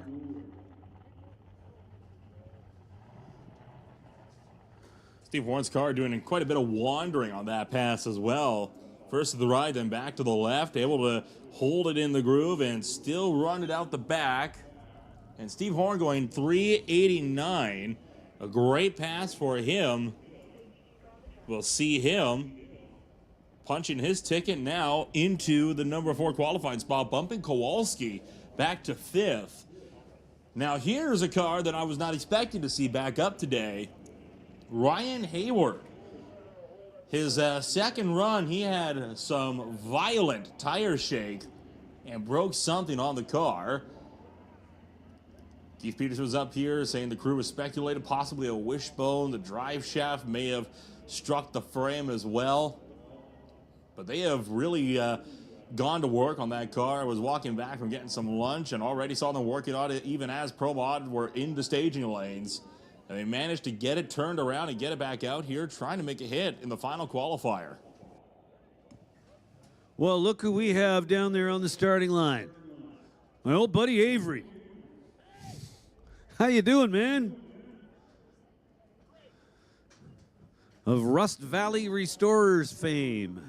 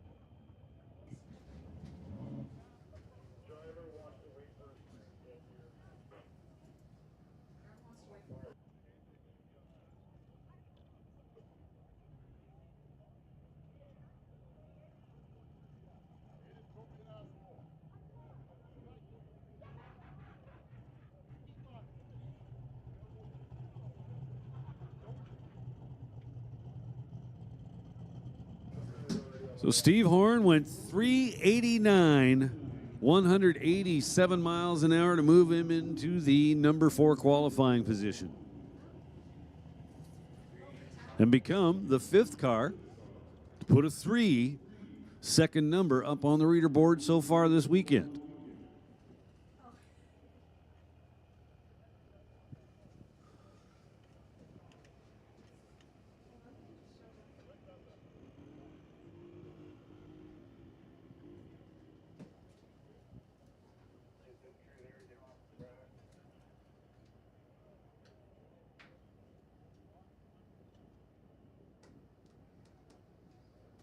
So I do believe we've got Steve Nicholson still on the track surface. Was not able to exit the track under his own power. So we'll be giving him a helping hand. Once he's out of the way, we will fire up our final car in this final round of qualifying.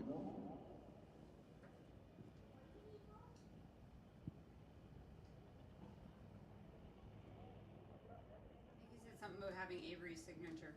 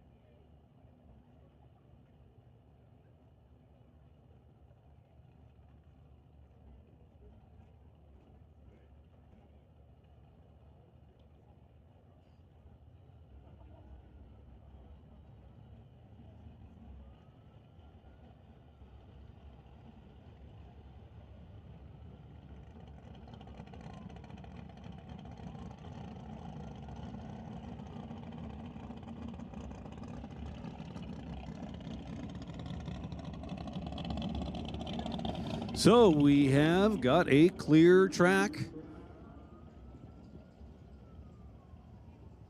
And they give Ryan Hayward the signal to fire it back up.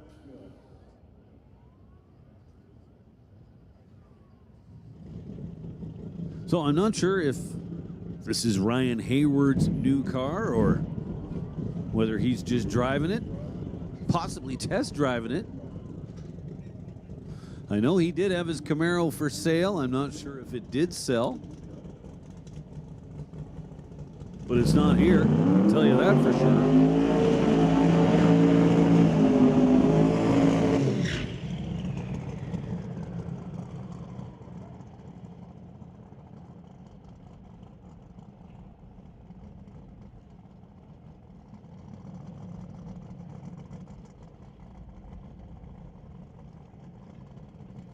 So Ryan Hayward got the burnout done, getting himself backed up here to the starting line.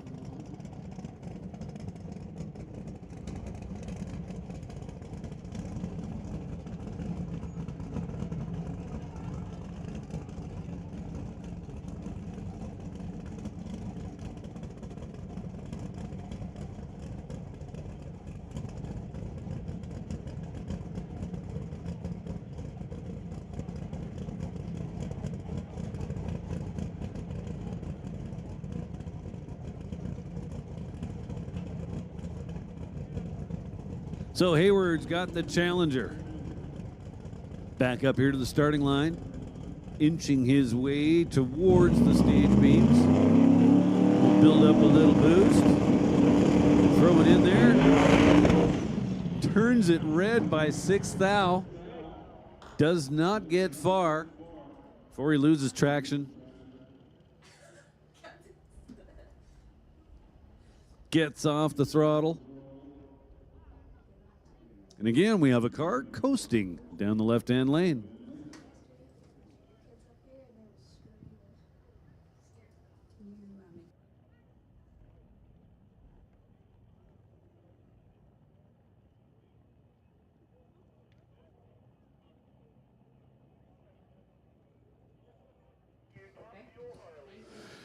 Hey, Canada West Door Slammers, Canada West Door Slammers, listen up. You can go check out your ladder over at Marcy's trailer at 2:45. So that's about a little over 15 minutes from now. Once again, Door Slammers, your ladder will be posted at Marcy's trailer at 2:45 p.m. So now we go to the final round of qualifying for Top Fuel Harley Davidson.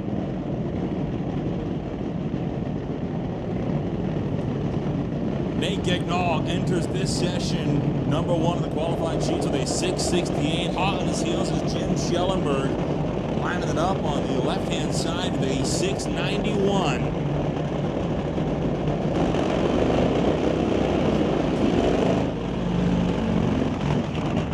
Austin Christopher lining it up on the right-hand side of the racetrack. Had a wild ride on his first attempt at qualifying his Harley. Had to lift out, was dangerously close to the left side wall. He's a rider that's been able to take Q1s before, right at the buzzer and clutching up for his team.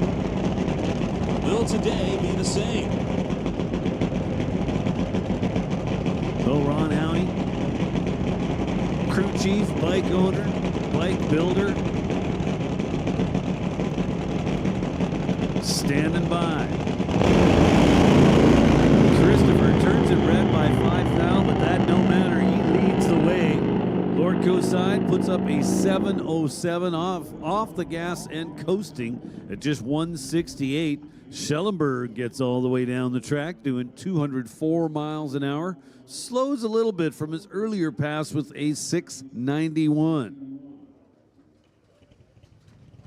While Christopher did improve on that one, same story. He had to lift a bit, and he was not going to be able to challenge for Q1 today.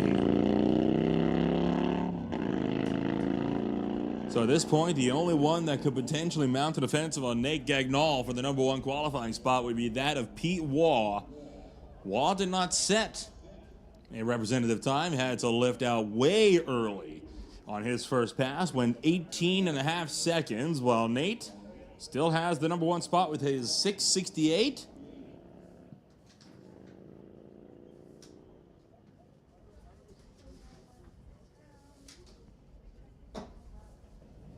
We'll let the other 2 Harleys rev to life.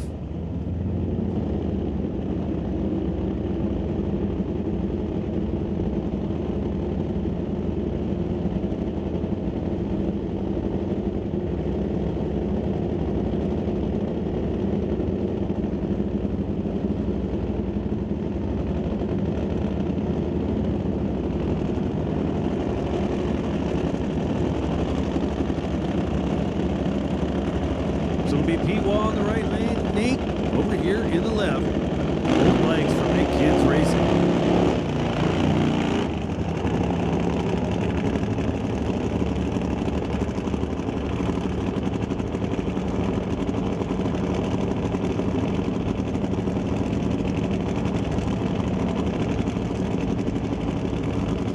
So Nate in the right lane with the best so far this weekend. Well, on his first attempt. Just 2 qualifiers for these guys. Nate went 6:68.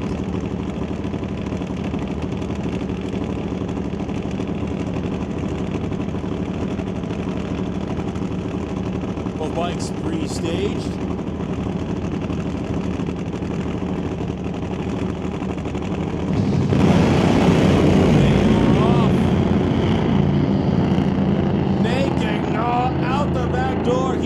Extend his lead at the top, 6:43 with a 222 miles an hour.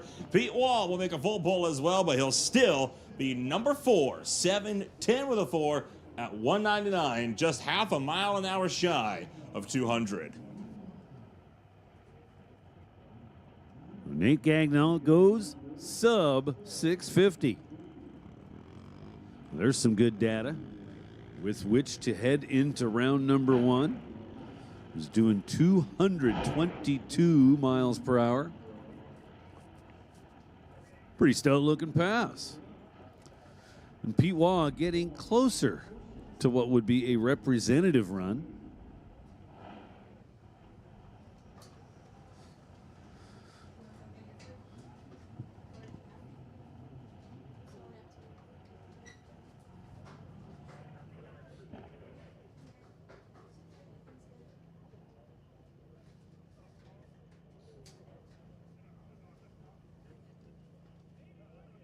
So starting line crew, just out there, spraying a little glue down before we roll into the final round of qualifying for Outlaw 275.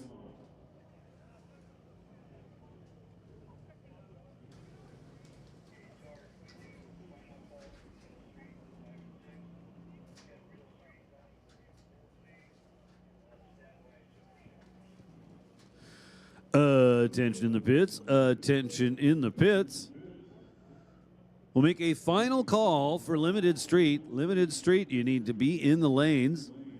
We'll make a call now for Real Street. Real Street. This is your call to lanes 3 and 4. Real Street. We'll take Real Street in lanes 3 and 4. And we'll put the BC Super Shifters on standby. Standby call going out to BC Super Shifters.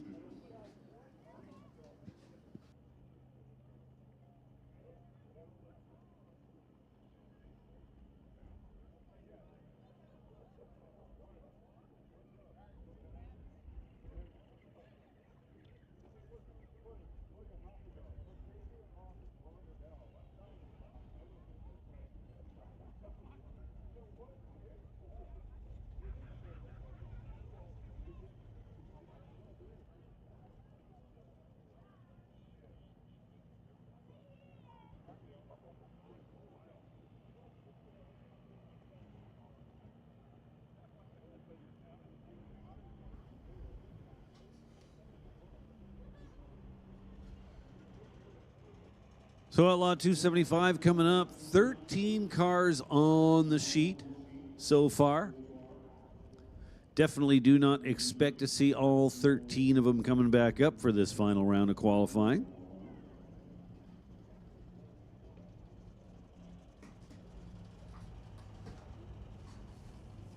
See a couple of guys hanging out at the starting line, so they certainly will not be making the call.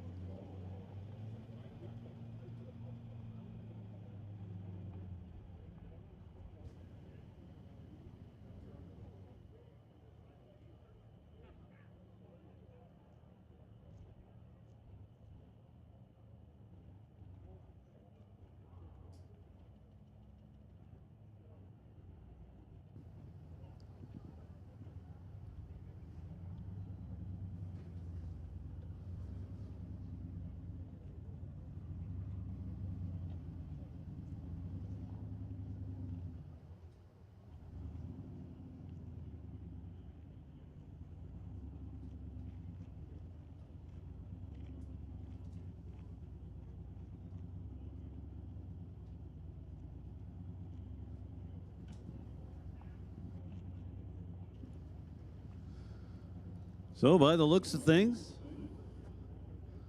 Brian on the sprayer is going to exit the track up there at the quarter-mile finish line.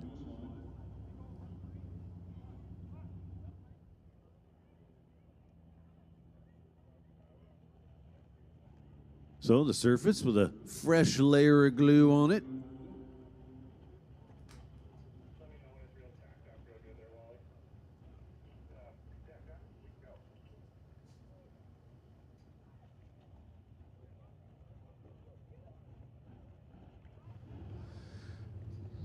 And we have fire.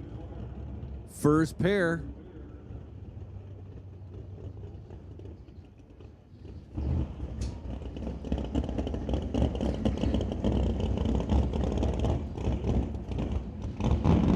So Zach Kane coming up for what will be his second attempt in this final round of qualifying. Zach Kane, Tower Side. 1967 Camaro for Kane's Auto and Marine Service. Chris Brenton, solidly on the sheet in the number 3 spot. Got a best so far of 4:46 in the Patina 63 Chevy 2 in the right-hand lane.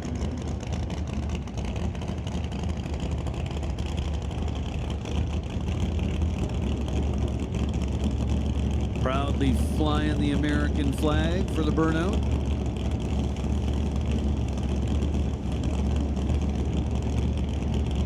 Zach Kane. Purging the nitrous.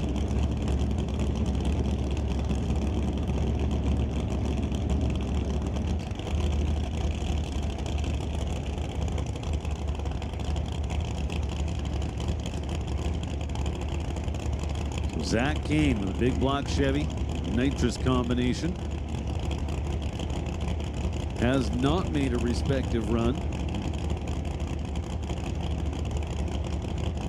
All kinds of traction issues on the starting line in his first attempt. Did eventually manage to get things hooked up. Went 151 miles an hour, recording a 592.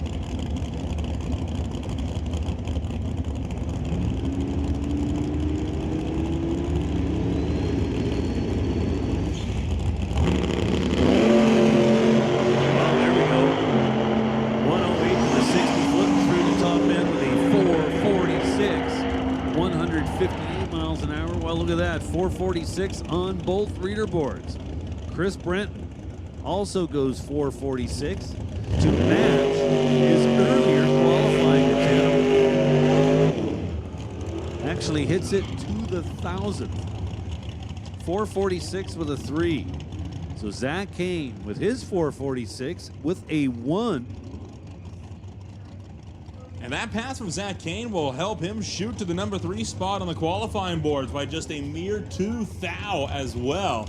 So a great drive there for Zach Kane. Didn't have something too representative after his first attempt, but that second one, that car hooked up big time. Was able to get a great drive in to the top end. So Kurt Thompson brings up the 1968 Camaro with a 438 LSX motor under the hood, going up against Chris Gould, a CT Automotive Mustang out of Spruce Grove, Alberta, ready to make another hit. Chris Gould currently sitting in the bottom half of the qualifying sheets, trying to improve. Kurt Thompson dials on the line for a second time. Gould goes 457 at 161 miles an hour.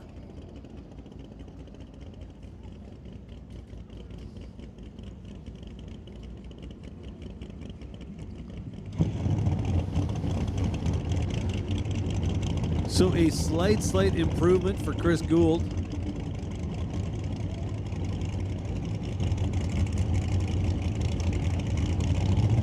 Kurt Thompson gets the signal. Just head down track.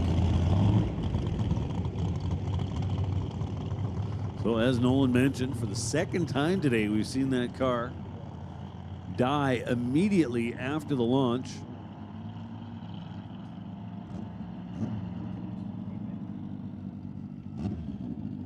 Looks like he may have left a minor amount of fluid in the very center of the track. Again, the chatter I'm hearing over the radio is fuel. That's always good news because fuel evaporates. Kind of cleans itself up.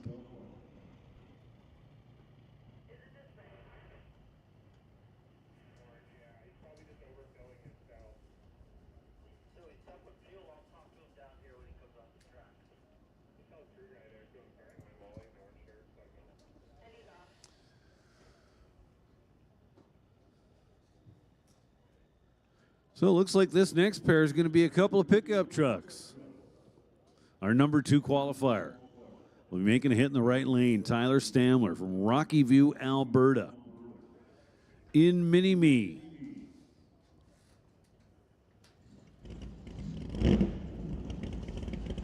LS-powered S10 pickup truck. Has run a best so far this weekend of 438. So Bob Cook, for a short time, was not on the bottom of the sheet. Well, he's back down there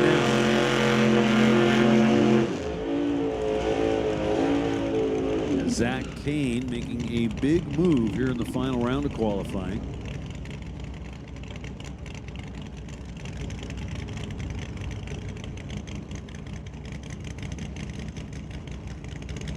So with 13 cars on the sheet, Justin Gallant looking real good for a bye here in round number 1.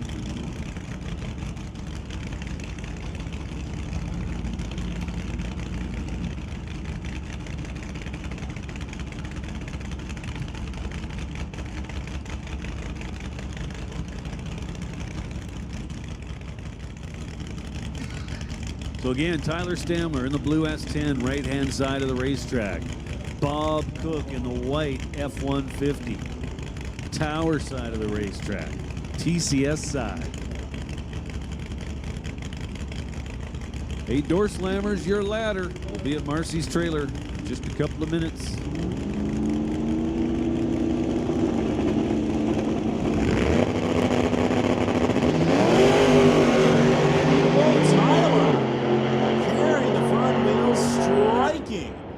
Ground at about 300 feet. Big belly flop for the Mini-Me S10. That might be of some concern. There were quite a bit of sparks that shot out of the bottom there.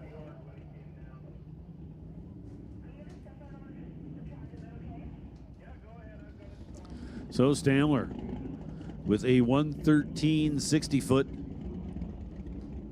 In all likelihood was recorded with the rear wheels.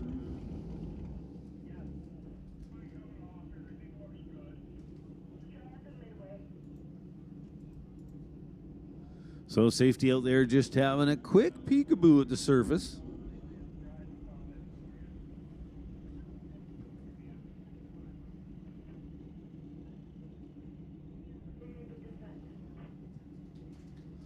So everything I'm hearing over the radio says that we are dry. Clean and dry. That's good news. It's going to set up Parm Jawanda and Mandy Brooks.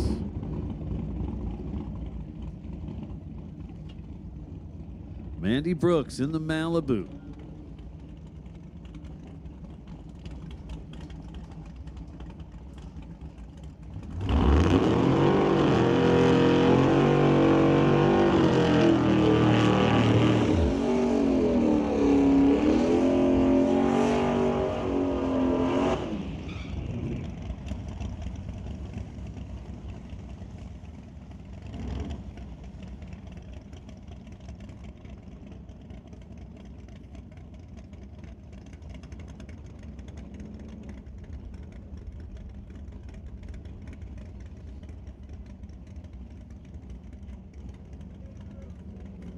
So burnouts are done. Parm Jawanda taking his out there a ways.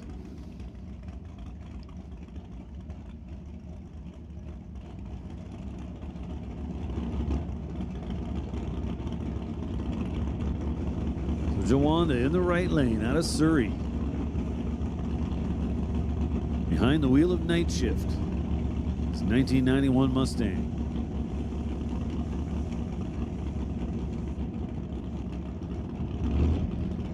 Jawanda currently qualified just ahead of Mandy Brooks. They're 9 and 10 respectively.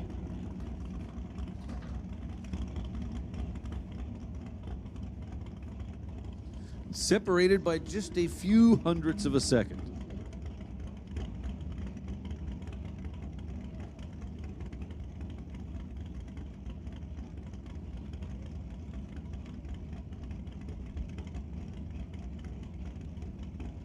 Pre-stage bulbs are lit. Mandy's in.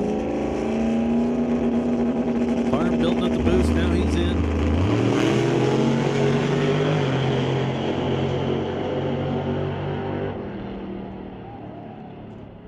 So both drivers improve. Jawanda with a 456. Mandy Brooks with a 458. So there was about 400ths of a second separating them by their ETs before this final round. Now there's less than 200ths.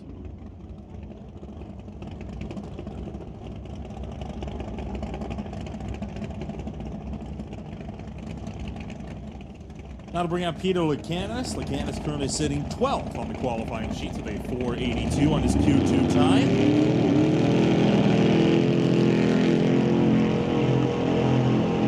He goes up against Dan Rodrigue in the Boo Malibu, running a 448, also standing on his second qualifying time from Friday night.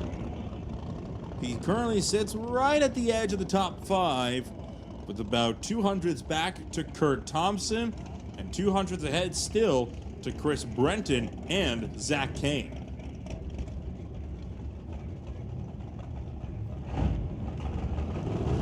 Hey, listen up out there in the pits. Super Shifters. Super Shifters, this is your call in the staging lanes. Super Shifters, come on down to lanes 5 and 6. Once again, Super Shifters, this is your call to lanes 5 and 6.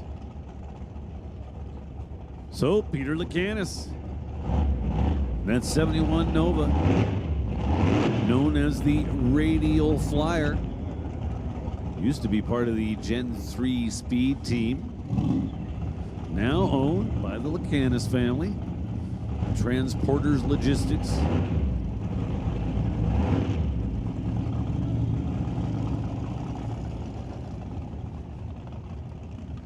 So Rodrigue in the right lane.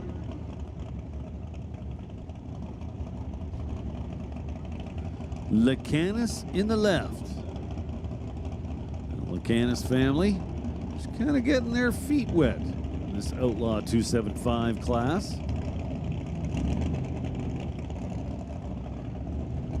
Rodrigue, more of a veteran.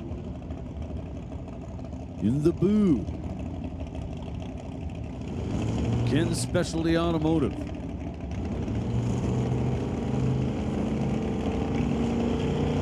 He's got it in there deep. Lacanis is in now.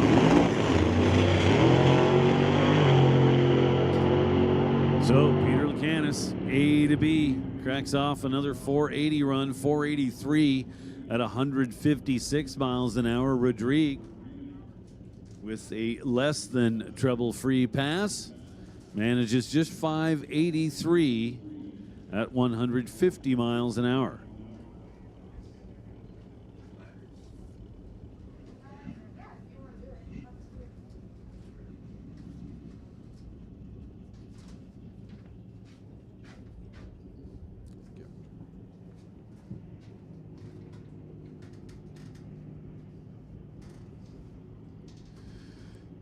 So I do believe that puts Outlaw 275 qualifying in the books.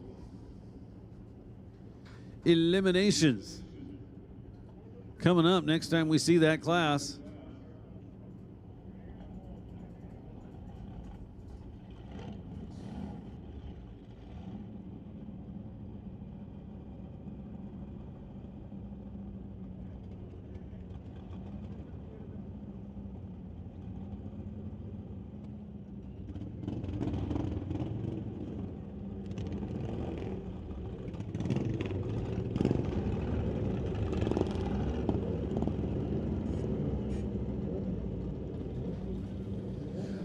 So limited Outlaw 275. No, never mind me. Limited Street coming up. We just ran Outlaw. And I do see the Jeep back there. So they've got that thing fixed up. Looking forward to that.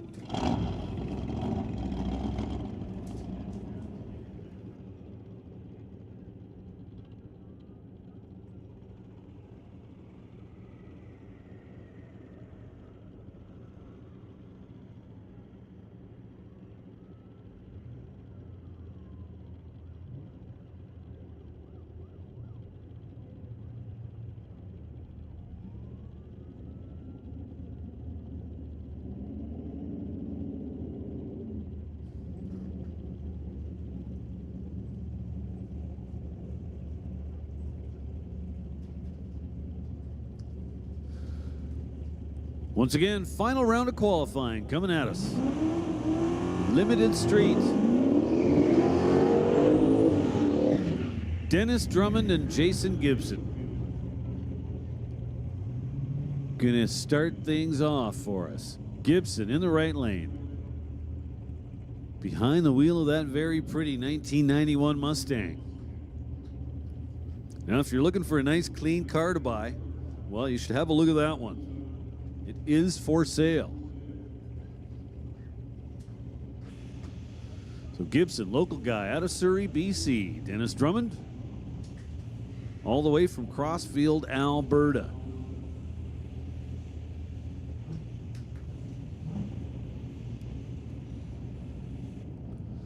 So Gibson over there in the right lane, purging the nitrous bottle.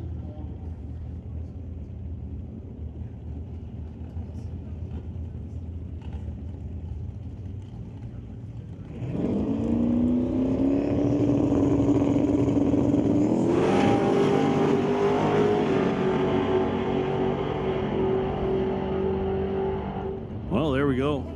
Drummond with the quicker pass, 5:32. Jason Gibson, only 5:41. Gibson improves by 800. Will not move around on the ladder.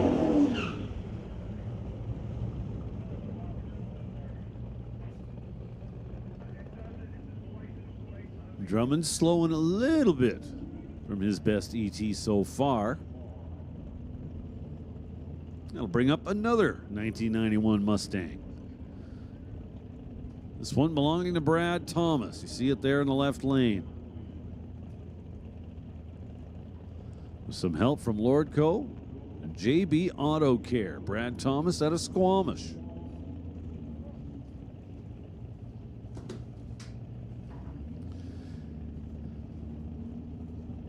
Matt Blackie out of Kelowna. That 1994 Jeep Cherokee. Watch this thing leave, folks. It was pretty violent last night.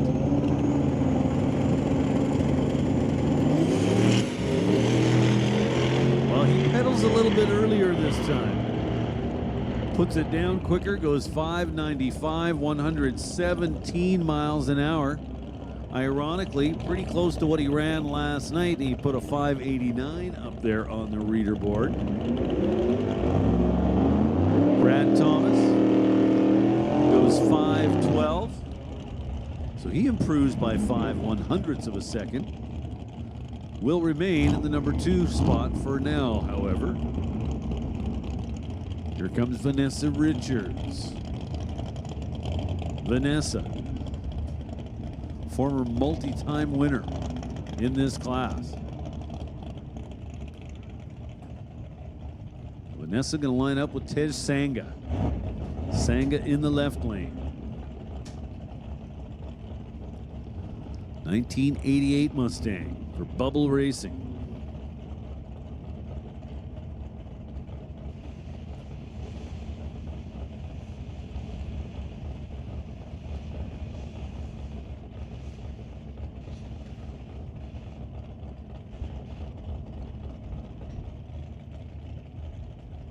So Tej Sangha ready to go. Got the pre-stage bulb lit. Waiting on Vanessa.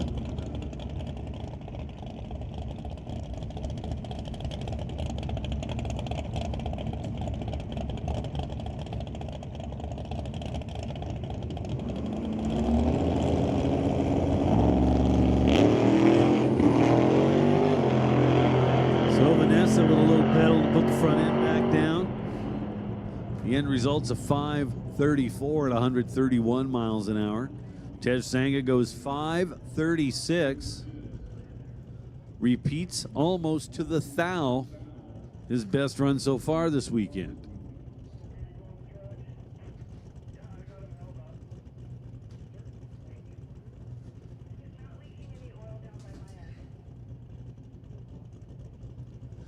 So safety up there, top end, just having a little look-see at the track surface. We had a little smoke coming from somebody's car up there. I think it was Sangha's.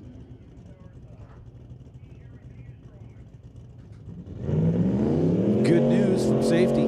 Track is clean and dry. We're going to continue on. So Pat Hearn for Angry Bird Racing. His 88 Mustang. Making a single. Left side of the racetrack.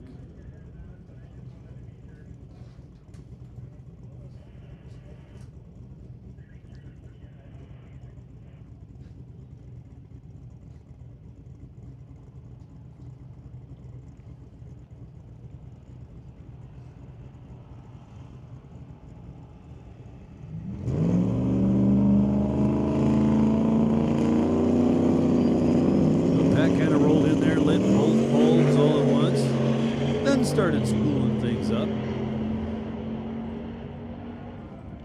So Hearn with a 5:25. So improves by over a tenth. Not going to move up the ladder, however.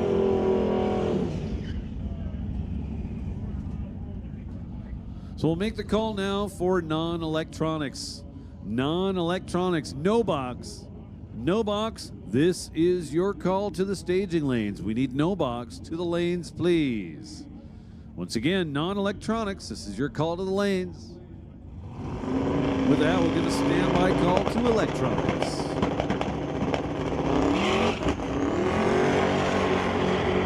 No traction to be had there. Instantaneous wheel spin.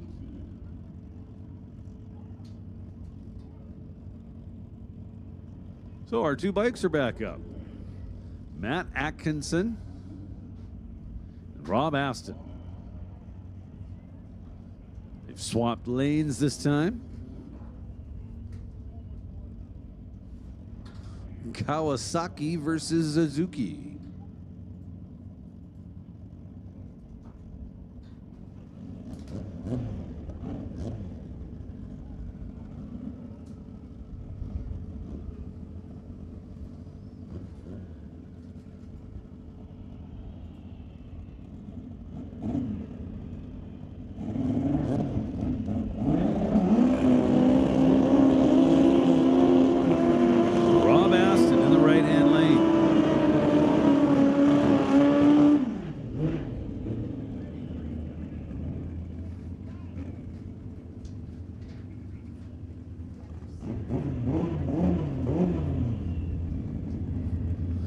Atkinson, tower side, with a bunch of smoke pouring out of the motor after the burnout, but it clears up. Must be all good.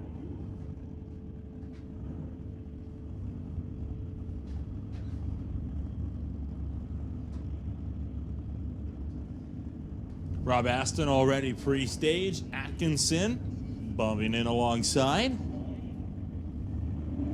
Now both riders inch forward 6 more inches. They're off. Aston carrying the front wheel. Popping through the gears. Atkinson gets there first. 7:45, 193 miles an hour. And Rob Aston goes 7:66 at $1.84. Race up for the final qualifier of James OK Tire Real Street. Richard Love brings out the Reflection Guesthouse SS Motorsports S10 alongside Mike Enns with his 2002 Ford pickup.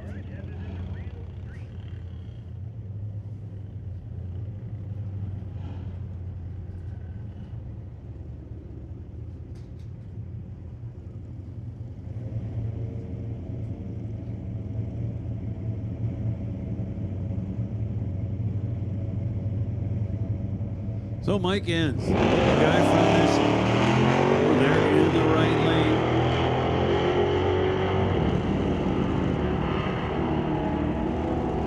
lane. Richard Love, tower side, behind the wheel of his S10. Richard Love, 1191, 113 miles an hour. Mike Enns goes 1017 at 135.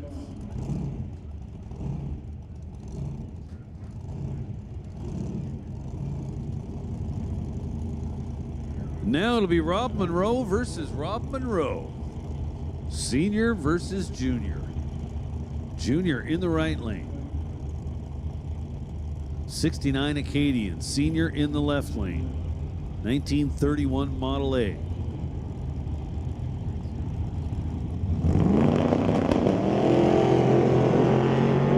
So junior, with a better reaction time, 011 to 038. Senior to the finish line first, 882 to 1052.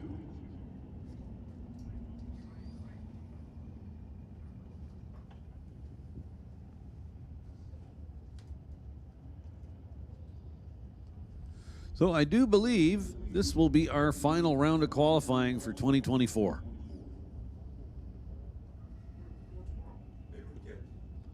Well, okay. We can get 2 to 3 rounds of door slammers.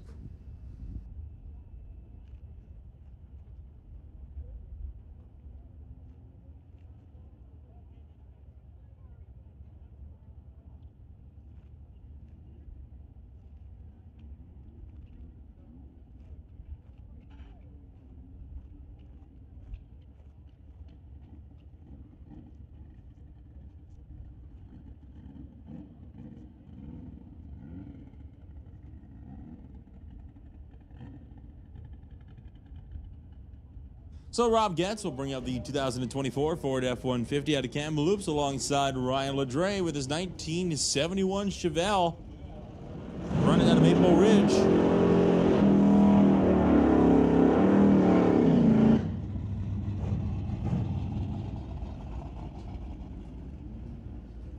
Getz rolling towards the stage and beams alongside Ledre.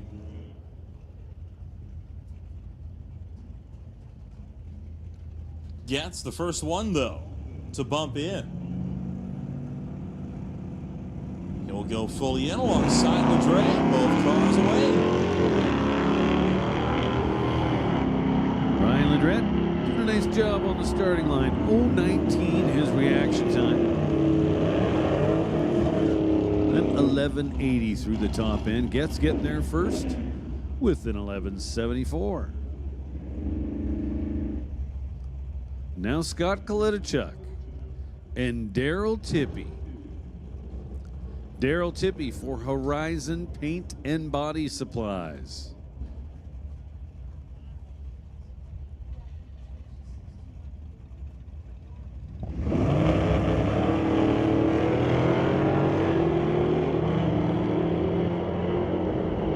So Kalinichuk leaves first and leads the way. 10:44. 128 miles an hour for Scott in the left lane. Daryl goes 11:76, 113 miles an hour. And now our one and only bike in the real street class.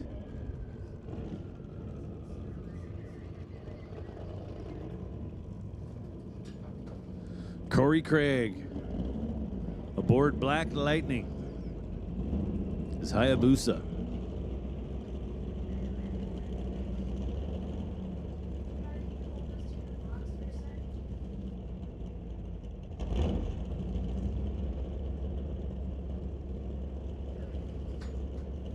Corey Craig, staged up.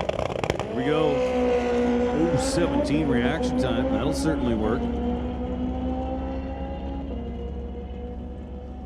Mowing through the gears, puts an 8:11 up on the reader board, 166 miles per hour. So, and that does complete qualifying for today. However, it's being a little hasty. Potentially do have more qualifying tomorrow morning for box and no box. But we're going into eliminations now. McLeod clutches. BC Super Shifters. Round number 2. So we'll make a final call for non-electronics. Final call going out to no box. Will Zork and Joel Smith. Joel Smith in the right lane. Will Zork in the left. Zork out front for now, but here comes Joel Smith. Smith lights the wind light. Right-hand side takes 7 thou at the stripe. Nicely done.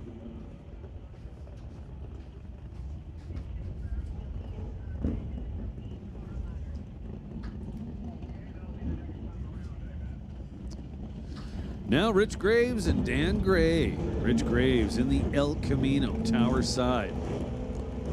Dan Gray in the big Ford pickup.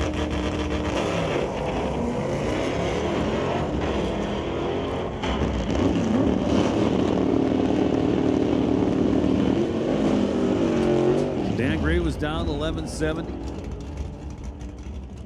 Does not get it done. Rich Graves to the stripe first by 7 thousandths of a second. Goes 1162 on the 1160 dial. Dan Gray comes up a little weak on the 1170 dial at 1178.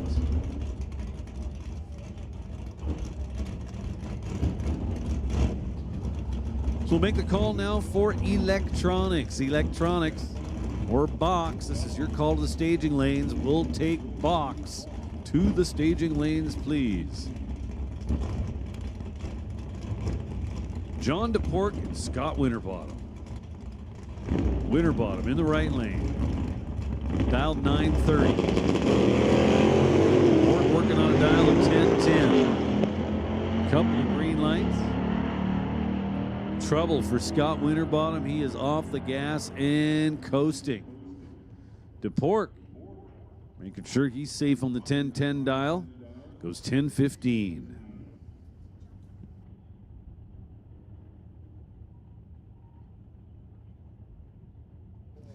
So we'll make another call for electronics to the lanes. Electronics, we need you to the staging lanes. And door slammers, this is your standby call. Door slammers, this is your standby call. Please be ready to go, especially Group C. You're going to go first. Just to make things confusing, we're going to reverse the alphabet. It's no longer ABCs, it's CBA. So door slammers, you're on standby. Electronics, we need you now.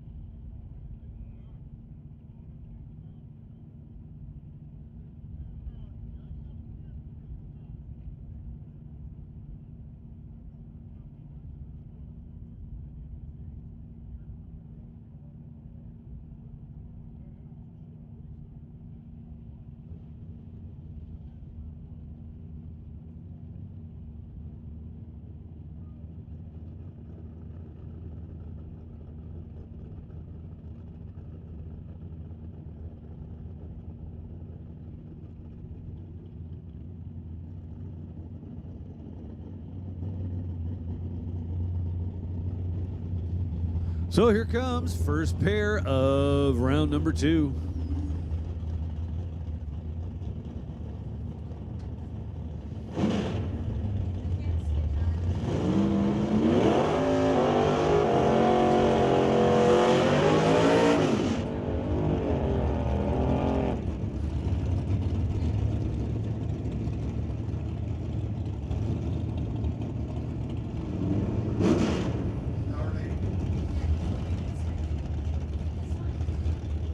So if anybody's connected to James Taggart,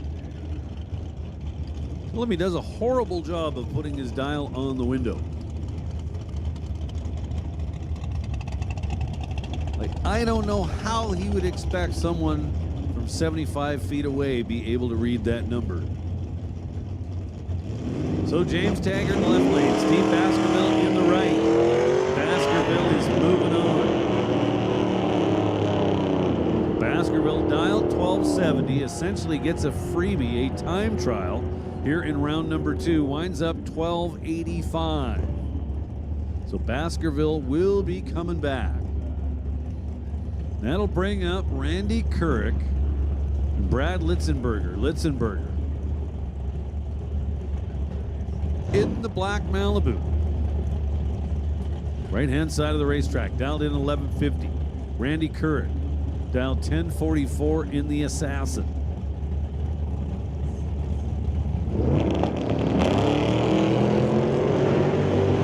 Well, a couple of green lights, not all that far apart. Both of them kind of horrible, to be honest with you. Somebody's getting a win light here. It's going to be Randy Couric. 1061 on the 1044 dial gets it done. That's what you call some loose bracket racing right there. Litzenberger could only manage 1177 on the 1150 dial. Now Heather Hornell and Chris Stone. Chris Stone in the right lane. Stone Cold Racing, 1968 Dart. This car does a lot of damage. Hornell Brothers Racing. Little Ford wagon. Oh, Hornell. Left hard, then a bunch of wheel spin, then the car goes quiet. Man, did Heather do a good job on the starting line. 009 against Chris Stone. That's getting it done. Stone with all kinds of room up at the top end. He gets off the gas. Goes 991 on the 971 dial. Chris Stone will be back for round number 3. Now Craig Johnson will take on Josh Hendrick. Hendrick in the right lane. Little 1993 Mustang.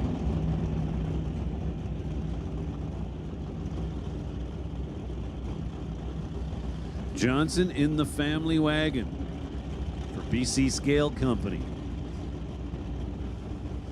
The wagon dialed 1057. Josh Hendrick going to be doing the chasing. And that little Mustang, he's dialed 945.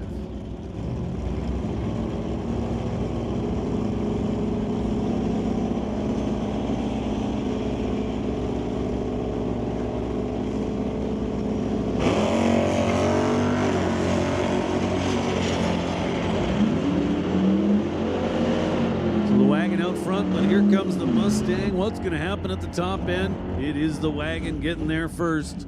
1067. The 1057 dial down to 112 miles an hour. Craig Johnson with all kinds of room up top there. He was 17 at Josh Hendrick's 033. The real undoing for Hendrick was that he could manage just 962 on the 945 dial. Now Robert Getz turns it red for Jim Benke. Benke was less than stellar with an 077 reaction time.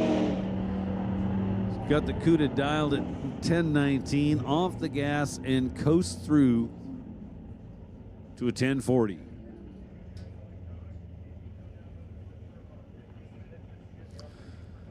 Now Richard Love and Rob Monroe Jr. Monroe Jr. in the right lane. Dial 1051. Richard Love in the left lane will get the starting line handicap as he's got the black S10 dialed at 1188. wants to thank Reflection Guest House, SS Motorsports. Wants to also thank Ryan Ledrette and all the crew here at Mission Raceway Park. Monroe Jr.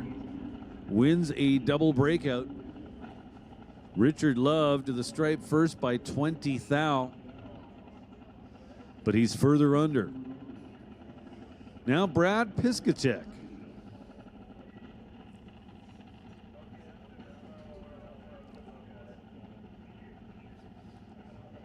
Brad gets the single here in round number 2.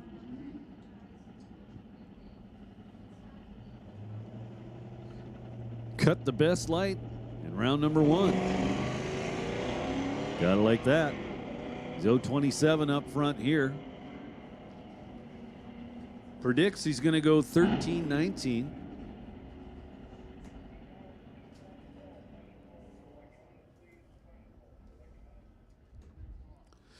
Last and final call for electronics. Last and final call for electronics. Electronics, you need to be in the lanes. So Piskacek goes 1326 on his 1319 dial.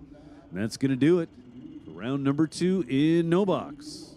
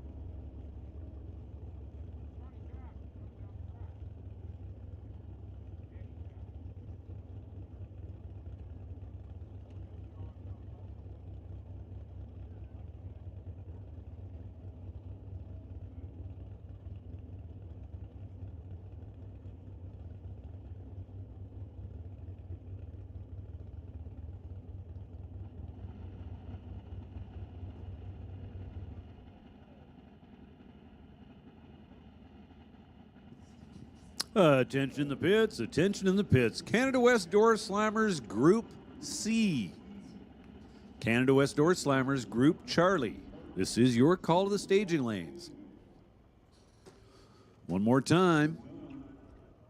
Canada West Door Slammers Group C, Group Charlie. This is your call to the staging lanes. Group B, Group Bob, you are on standby.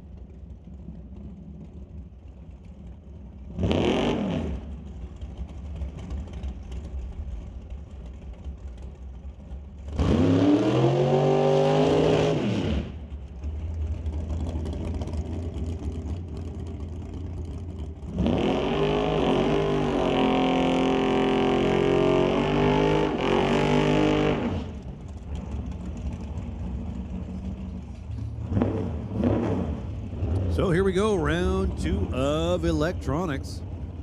Emily Gerard and Mike Stewart.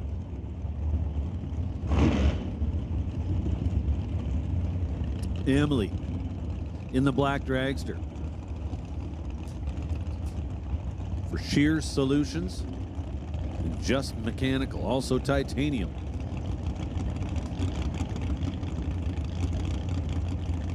Mike Stewart, Ken Specialty Auto, Bucky's Mini Excavating, Gibson's Transmissions, and Big Al Motorsports. Stewart, the Chevy 2 dialed 1009. Emily Gerard dialed 758 in the dragster. 4 bulbs lit. Here we go.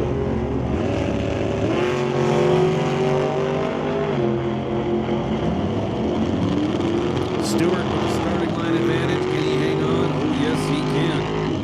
How about 1009 with an 8 on the 1009 dial? 29 thousandths total. Emily Gerard was mathematically locked out with her 076 light.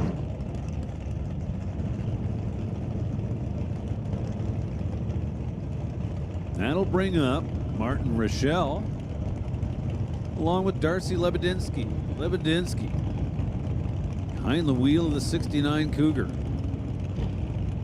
Dialed in at 930.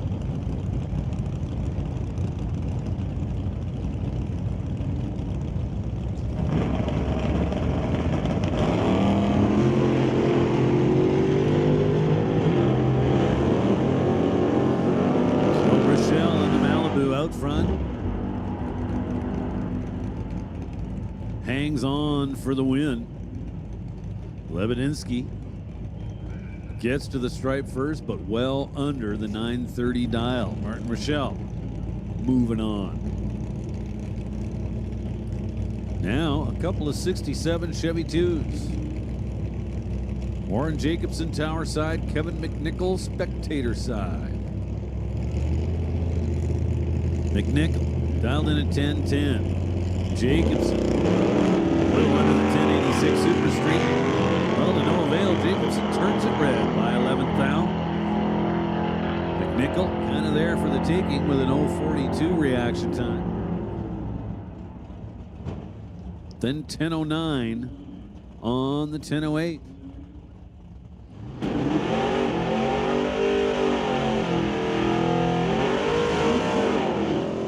Now Craig Johnson and Nick Angelucci.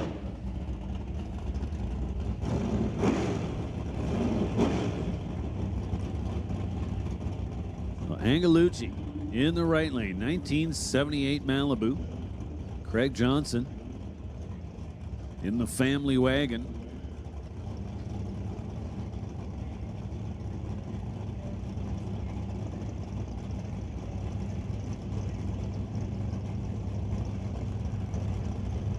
Nick in the right lane dialed 1076. Craig Johnson dialed 1059.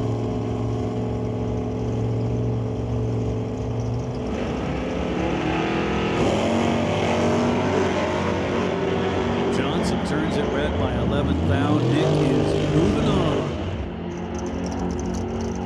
Nick 021 up front, then 1069 on the 1076 dial. Johnson under as well.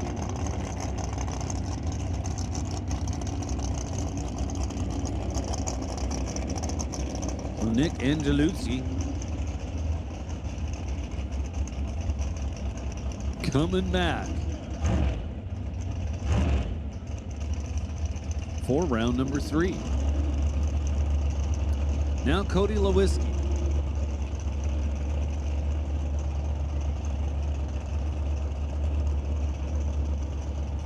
Looking for Henry Zacharias and Dave Warren. Henry Zacharias and Dave Warren.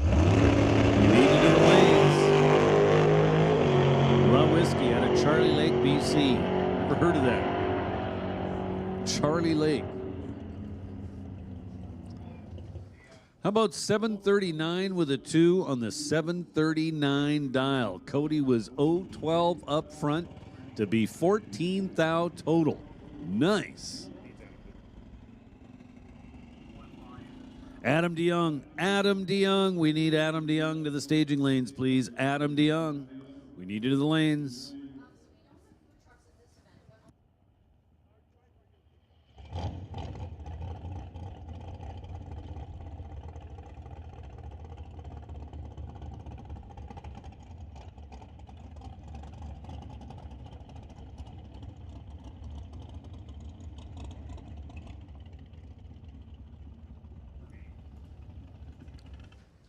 Attention in the pits. Canada West Door Slammers, Group B. Group B, Group Bob. This is your call to staging lanes. One more time, Canada West Door Slammers, Group B. This is your call to the lanes. With that, we'll give Group A standby call. Group A, get ready. Your call coming momentarily.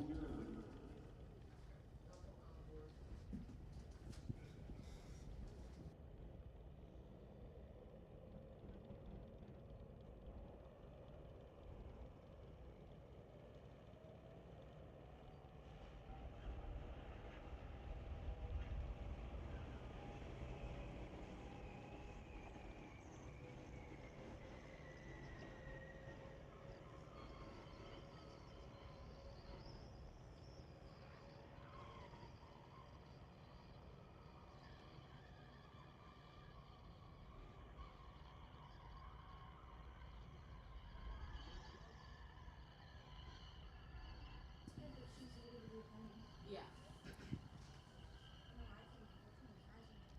She lives with her boyfriend. So we have made the call for Canada West Door Slammers, Group Bob, Group B. We need you in the lanes.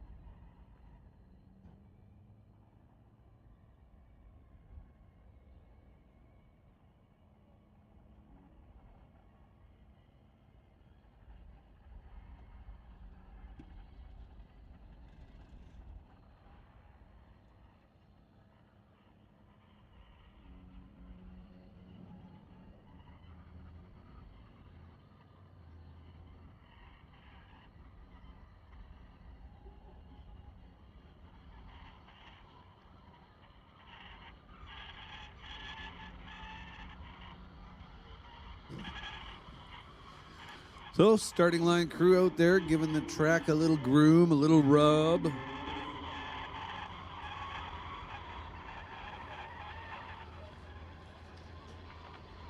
So it's going to be round number one for the Canada West Door Slammers. So Door Slammers action this weekend brought to us by the Titanium Auto Group. Welcome to Titanium Auto Group, your choice destination for used cars, trucks, SUVs, and minivans in Langley, British Columbia. We know our customers deserve the best. That's why we only seek out the best used cars on the market. Our dedicated sales staff will show you why we are one of the best car dealerships in Langley, BC. We will make your automobile ownership experience fun, easy, and quick.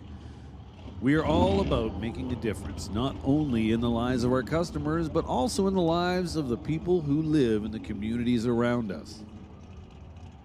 At Titanium Auto Group in Langley, BC, We value community involvement, reviews, comments, and suggestions from both our loyal and new customers. Stop by our dealership and start your unforgettable journey with us. Now, located at 19675 60th Avenue in Langley. Another location at 19602 Fraser Highway, along with 22867 Fraser Highway. All three of those locations in Langley. Remember, they'll get you approved now. Good, bad, even ugly credit. Go see the fine folks at Titanium Auto Group. Check them out at titaniumautogroup.ca.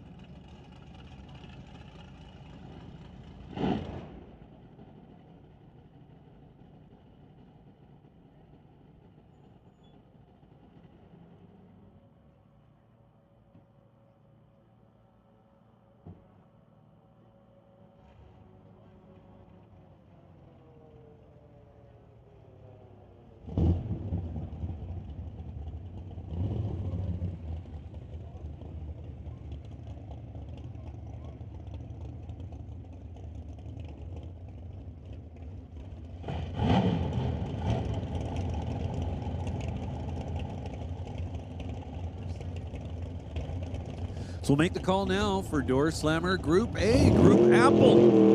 Come on down to the staging lane. We've got the C cars there. We've got the B cars there. We now need the A cars. So Door Slammers Group A, come on down. So Carl Federley scores a freebie here in round number 1, competition single, as Jay Severston not able to make the call.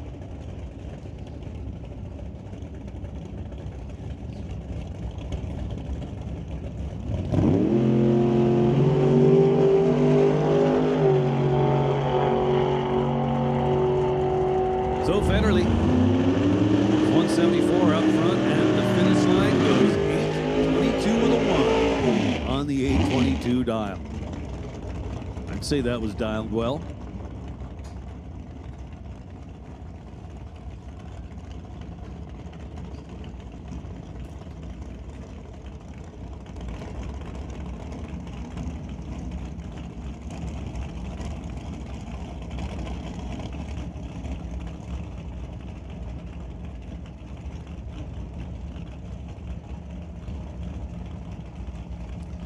So now Ray Bollinger and Mike Bedsworth. Bedsworth, former champion, in the right lane, dialed 708 behind the wheel of his Oldsmobile. Bollinger, tower side. And that wicked-looking Camaro. Dialed in at 799. Based on the reaction time, I'm not liking Ray's chances. Bedsworth, with plenty of room up top, goes 716 off the gas at the finish line on the 708 dial. Bedsworth will be back for round number 2. Bollinger gets real close to the 799 dial, but his lights started with a 1. He was in tough shape.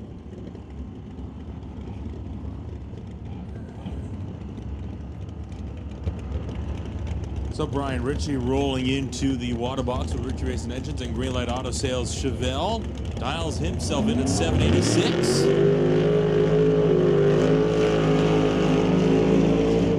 His opponent, Kevin McNabb, still running that 360 cubic inch single turbo Nova. Dials in at 862.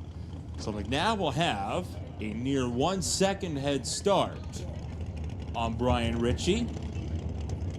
It's not always about the starting line, though. Oftentimes it comes down to what happens at the finish line, especially when you're in a class like the Door Slammers that can be oh so competitive.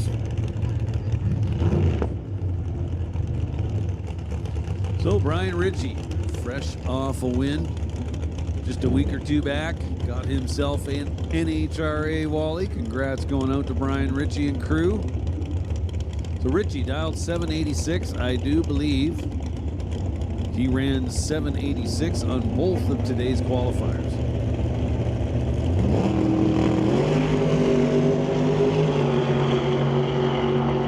Wow. Somebody killed the tree. And it was your winner, Brian Ritchie, 004, then 787 with a, 787 with a 2. On the 786 dial, he is 16 thousandths total. That is tough to beat. Kevin McNabb mathematically locked out with an 045 light. Next up, Brody Shirk and Dave Warren. Dave Warren dials what Brian Ritchie just did, 786. Warren in his 1962 Bel Air called Blue Max.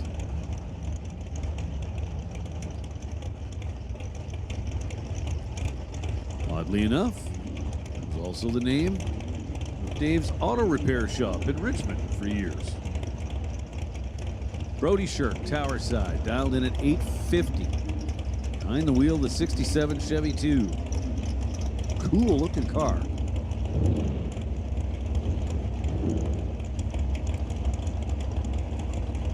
Shirk has the pre-stage light lit. Now Warren lights the pre-stage. Shirk's in, Warren's in, here we go. 2 green ones on this one, but neither light. Something to write home about. Top end, it'll go the way of Brody Shirk. Warren got there first, but goes under the mark by just 6 thou. So move Brody Shirk into the next round of competition. So Dave Warren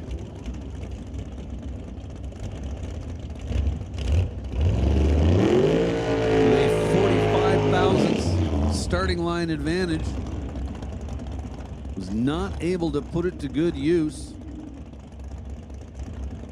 Finish line under by just 6 thou. Brody Shirk moving on.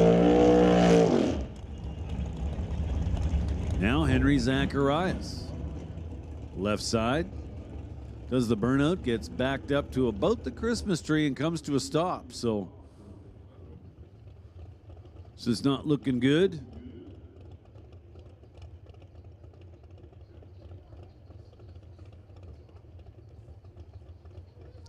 So they're going to push Henry back. Now he's not out yet. If he could refire the car and stage it, that's what he's going to do. However, we see starter Wally DePerrin giving the signal to Adam DeYoung that he's going to be out there all by himself. Adam DeYoung in the right lane for Artex Racing. Dialed 832. Behind the wheel of the DeYoung family Camaro. Pretty sure I saw a post the other day indicating that Dad was going to be taking the Camaro to Vegas for the Streetcar Super Nationals about a month and a half or so. So Adam DeYoung pretty much a guaranteed player in round number 2. Essentially gets another time trial. His light was a 106. And at the finish line, looked like he was dialed well. 831 with a 0 on the 832 dial.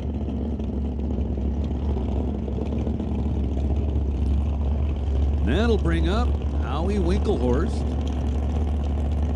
left side of the racetrack. Winklehorst, the 55 Bel Air, dialed in at 830. Scott Robinson, Brad Torch Systems Beretta.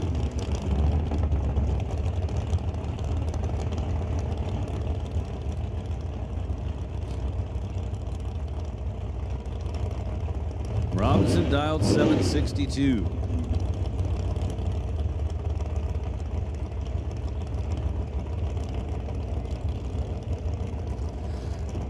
Attention in the pits. Pro Mods. This is your standby call. It's going to be a short one. Get ready to go. Pro Mods, once again, you are on standby.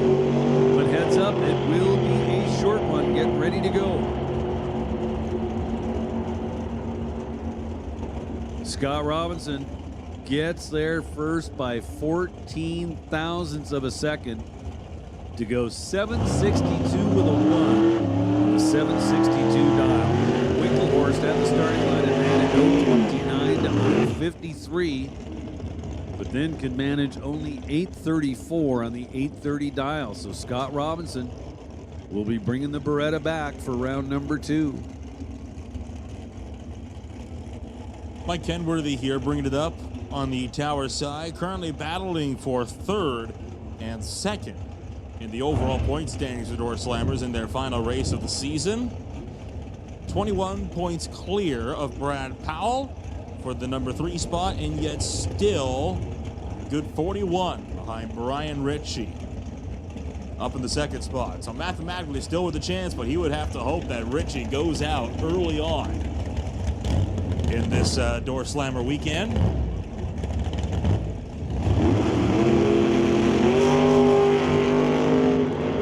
Oh boy, Mike Lucas getting way close to the left side of the groove, straddling the line, and Mike Kenworthy he will not.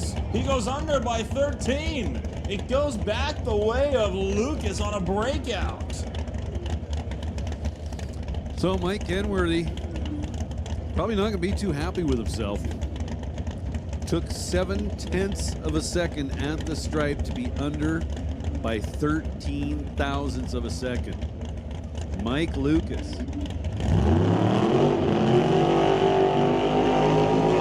Gets a lucky win there. He was 091 reaction time wise up front, and then all over the track. Gives up on the run, coasts across at just 132 miles an hour while he watches Kenworthy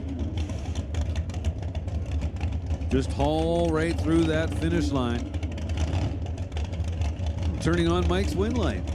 So tough break for Mike Kenworthy. Mike Lucas will get another chance.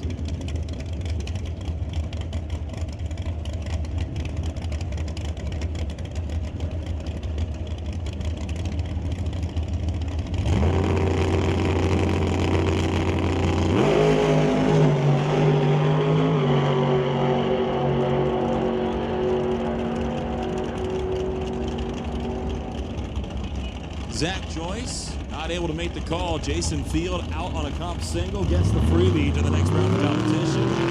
Here is your number 1 qualifier, Rod LeClaire. dials in at a 676 for the Paradise Homes Camaro. Mark Schuppner for the Pendos Machine Wix Filters and Federal Aluminum. Dials in at 788.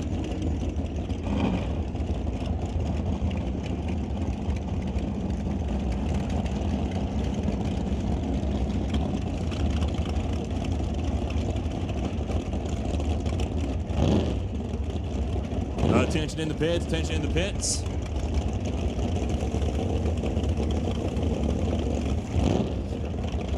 We're going to call West Coast Pro Modifieds to the lanes. West Coast Pro Modifieds, bring them on up to the lanes. Pro Mod to the lanes. Stand by for Nitro Harley. So Schuppner going to leave. About a 1.2 second head start over Rod Leclerc.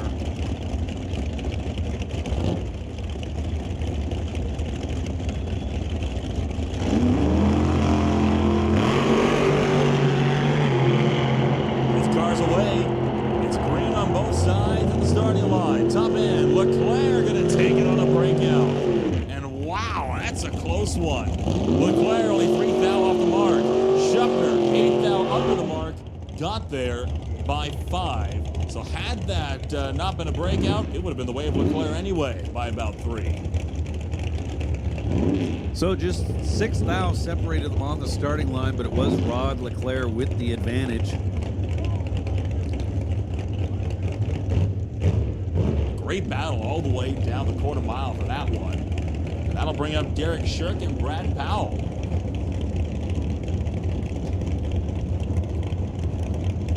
Derek Shirk, Tower Side, dialed in 770.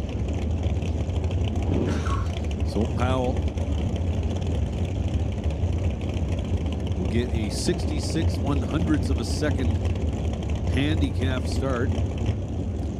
Being dialed in at 836.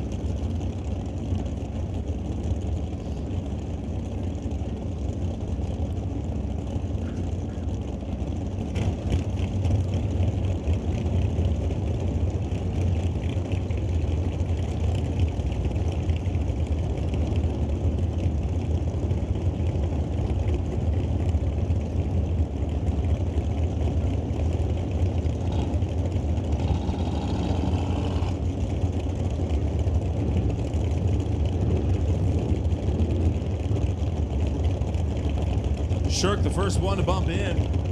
Powell right alongside. Lights come down.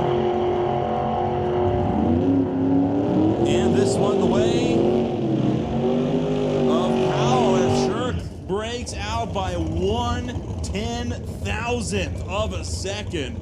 Trip zip 1 under the mark. That is going to be one that he's going to be wanting back every day of the week.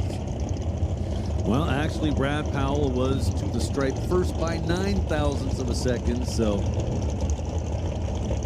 Derek Shirk was crossing second and under.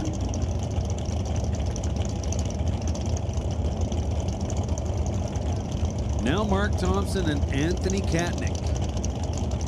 Katnick, the black dart, dialed 855. He turns in red.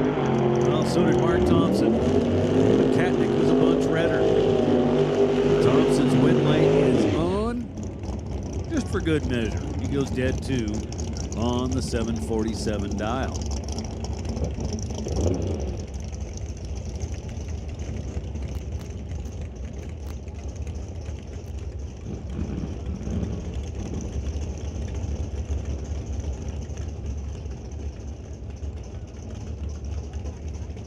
Now Ray Rusiani and Otto Schulte. Schulte, former champion in this class, behind the wheel of his Cavalier. Schulte dialed in at 747. Ray Rusiani dialed in at 829.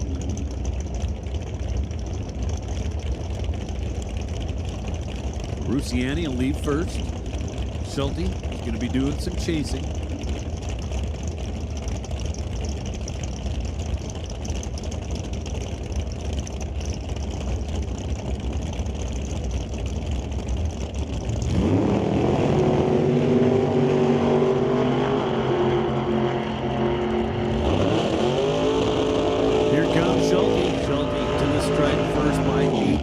thousandths of a second to win a double breakout. At the end of the day, it didn't matter who got there first. Both cars were under, and in that case, the guy who's under the least wins it. So a little over 2 thousandths of a second is the actual margin of victory. Rusiani was under by 21. Schulte under by 19. Now Aiden Katnick and Grant Howell.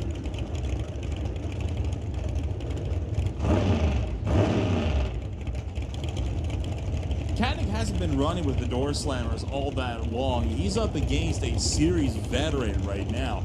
But Katnick has proven before he is no slouch. Got his first big win in this category at the Langley Loafers Old-Time Drags, and he's been doing rounds every single race that he's been out here. He currently sits 5th place in the points to boot. He is a serious threat for future titles in this championship.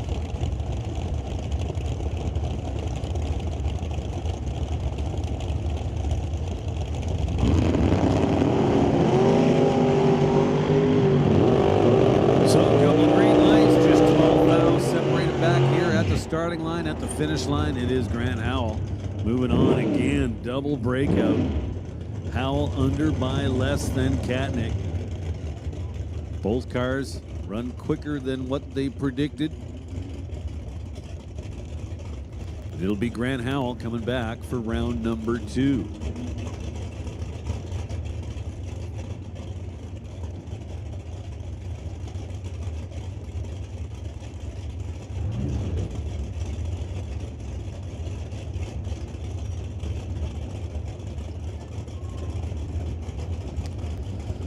James Kennedy and Frank Marcus. Kennedy, tower side, showing some muscle. Dialed 683. And he's NA, naturally aspirated. No power adds. Getting into that 683.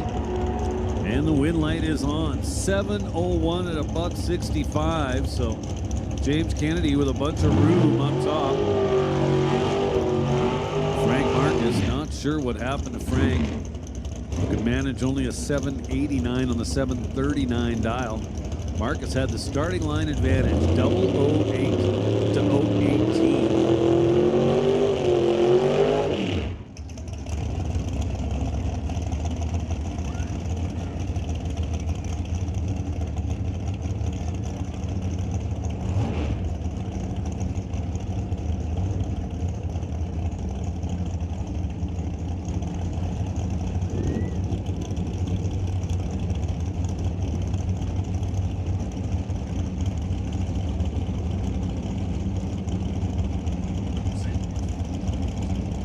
Now Terry Langdon Davies and Paul Stretch.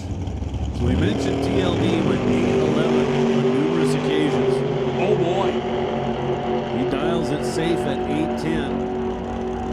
But wow, there's some good news for Brian Ritchie. Paul Stretch turns it red by 6 thousandths here in round number 1, and he is out.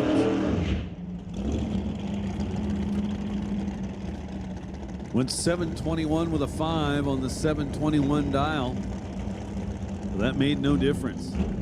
Terry Langdon Davies got a freebie. Wound up going 809 with a 5 on the 810 dial. That's a huge shakeup for the big championship standings. There was only 32 between Brian Ritchie and Paul Stretch entering today, with Ritchie moving on to round 2 and Stretch out of the fight in round 1. All of a sudden, Ritchie's got a chance to snipe this title away in the season finale.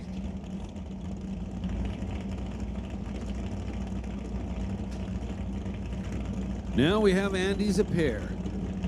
Andy Hatton and Andy Antle. Antle in the right lane, dialed 750. Hatton over here, tower side. In the middle of the bridge, dialed 832. So everybody's lights started with a 1. And it is Andy Hatton moving on.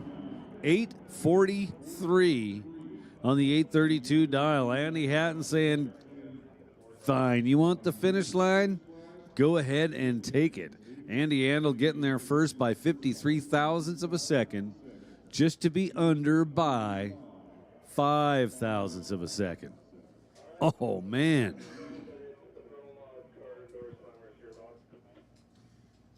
And that will just leave Tom Katnick, the TK Performance Lordco Racing Camaro, going to be out with the bye run for first round of qualifying, or first round eliminations, sorry.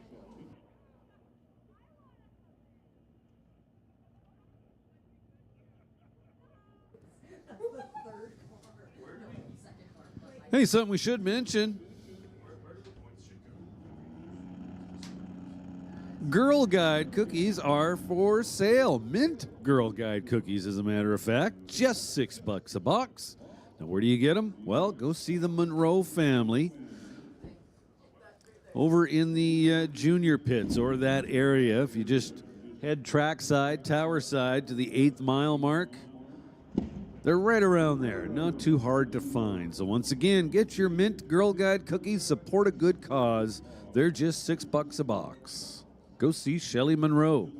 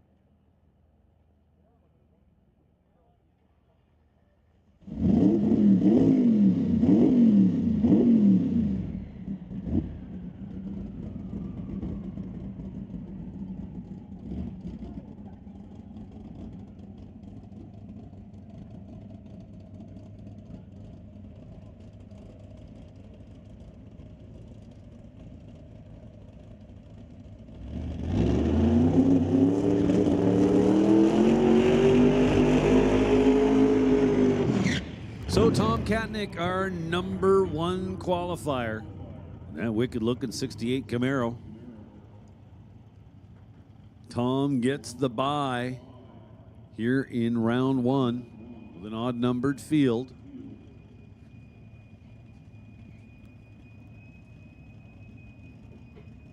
So Tom certainly stepped things up performance-wise in this car. Used to have a 632 in it, naturally aspirated.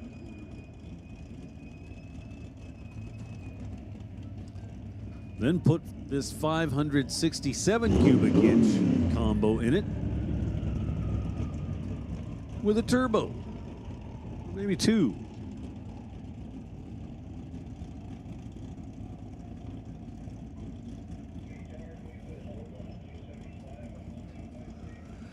Standby call going Outlaw 275. Outlaw 275. This is your standby call.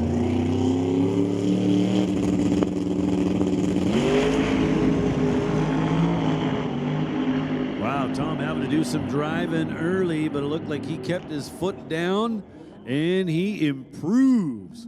Breaks out on the 630 with a 627 at 232 miles an hour. Man, that Camaro was moving. Talk about giving the one-finger salute to fate with that one as he drove that one out the back door with a wild ride and the fastest quarter-mile pass we have seen all weekend so far. Not even the Harleys or the Pro Mod bikes have been able to stand up to that.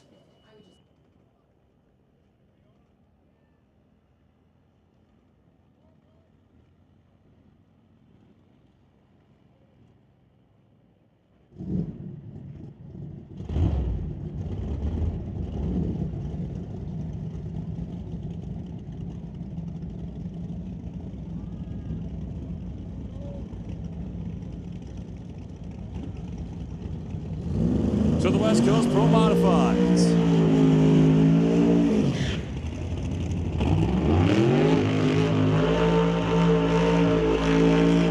Taking it to the track for a first round of eliminations. We'll start it off with Ryan Griffin.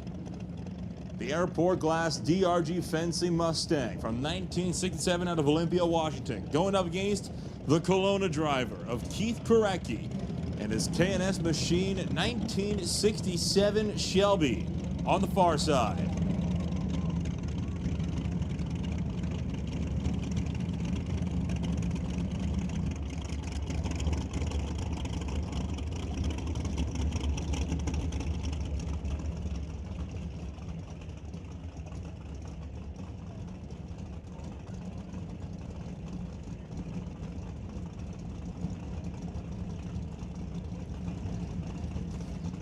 So Ryan Griffin, Keith Korecki. First pair, pro mods, round number 1. One of them's going to come back, the other one's going to load up.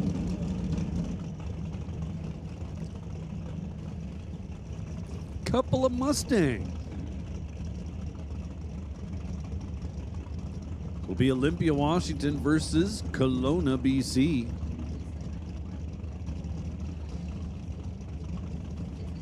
Ryan Griffin pre-stage, Keith Korecki bumping in right alongside.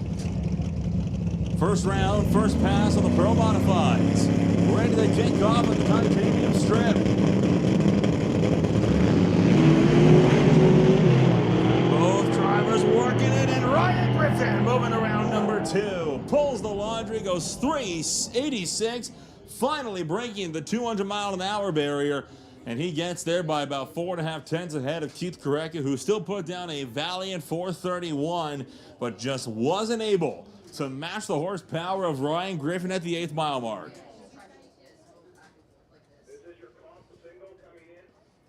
So Ryan Griffin will be coming back with that very cool turbo combination Camaro. A turbo with zoomies. That's not something you see very often.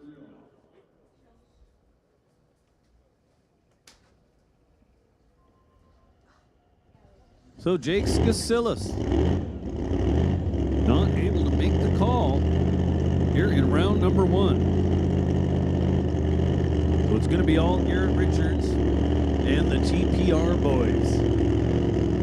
With some help from RCD Engineering. Total Performance Racing out of Tacoma, Washington.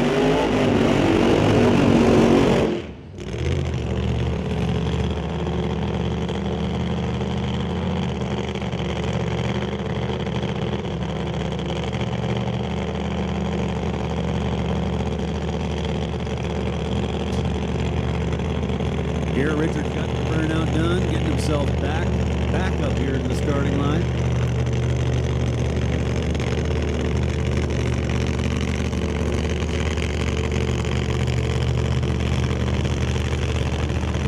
That is a bad sounding car.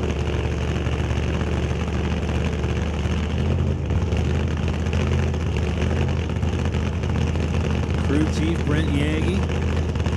Guide him up to the beams, or close to the beams anyway.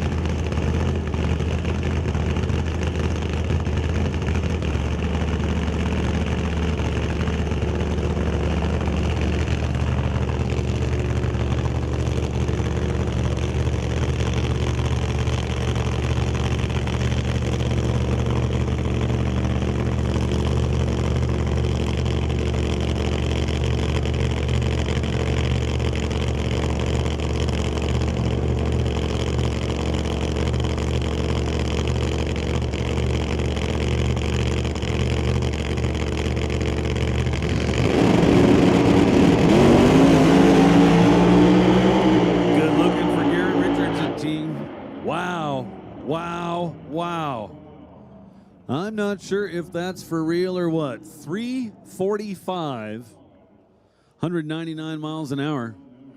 That's what the reader board says, but I do not believe that to be possible. So, in all likelihood, there was some bit of debris out there on the track surface that got pushed ahead of the car, giving a false number.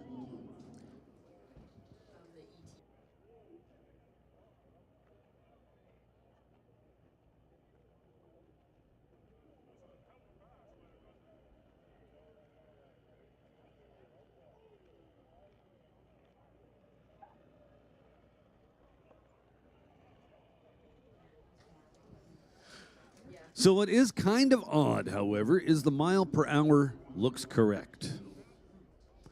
You'd think if something blew across the beam at the finish line, giving us that false 345 number, it also would have resulted in some kind of astronomical mile per hour, but it did not. 199 seems pretty legit to me. What we do know for sure is Garrett Richards will be coming back for round number 2. He's absolutely our winner.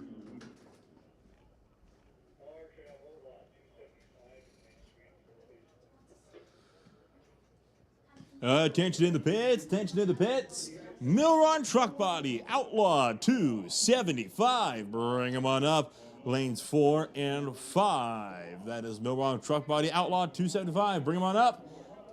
3 and 4, sorry, for your first round of eliminations.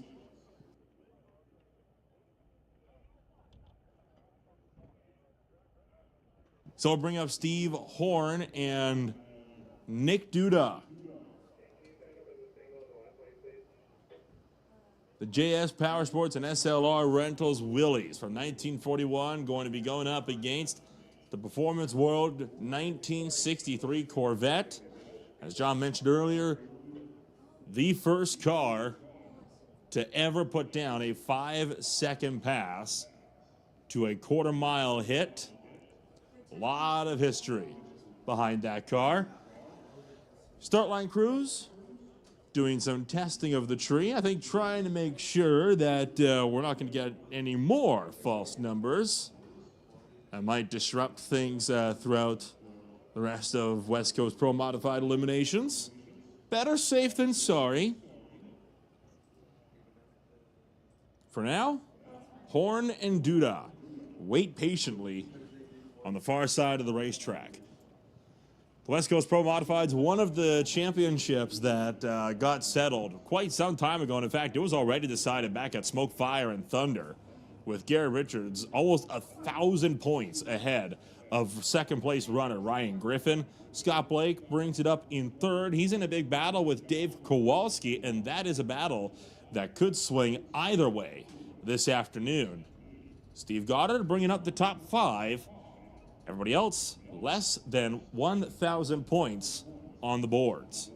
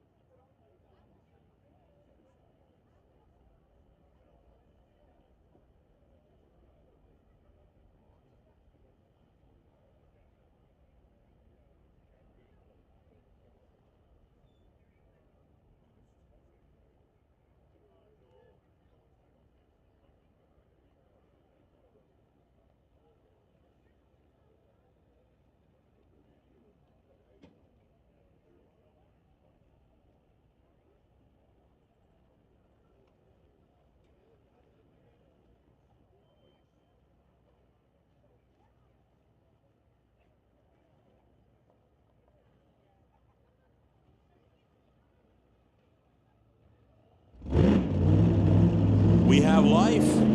Steve Horn and Nick Duda ready to take the classic duo back up to Bear.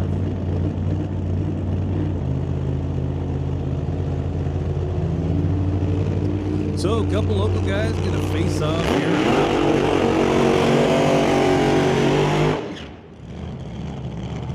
Now Steve Horn's been doing this since Nick Duda was a little kid.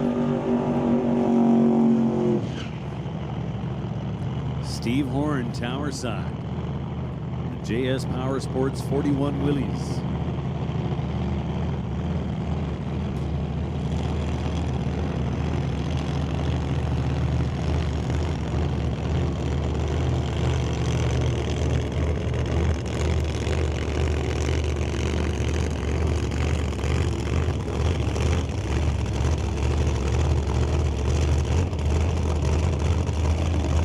So Steve Horn with the roots blown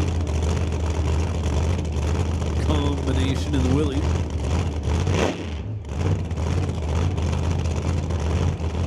Nick Duda, the turbo-assisted small block Chevy in the Corvette, right lane.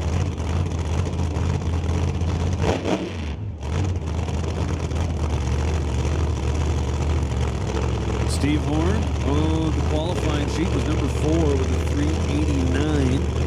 Nick Duda was number 9 with a 409.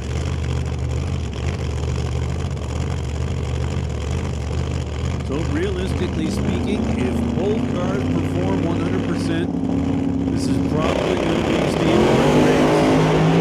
And it is Steve Horn's race. Man, Horn was ready to go. Goes 391, 187 miles an hour, so almost matches his qualifying number, and does so with an 0:13 reaction time. Man, he was going to be tough. Nick Duda with problems immediately.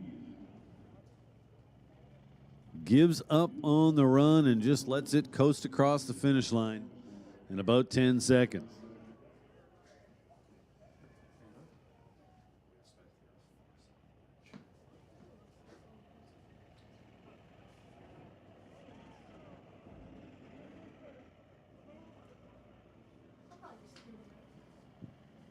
So just a little reminder, I see a couple of you on the bridge, on the Lordco Bridge. You're not supposed to be spectating from there.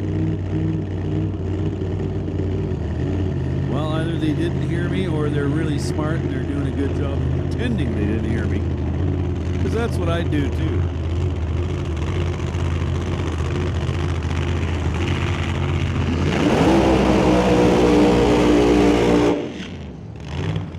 Dave Kowalski and Ryan Hayward.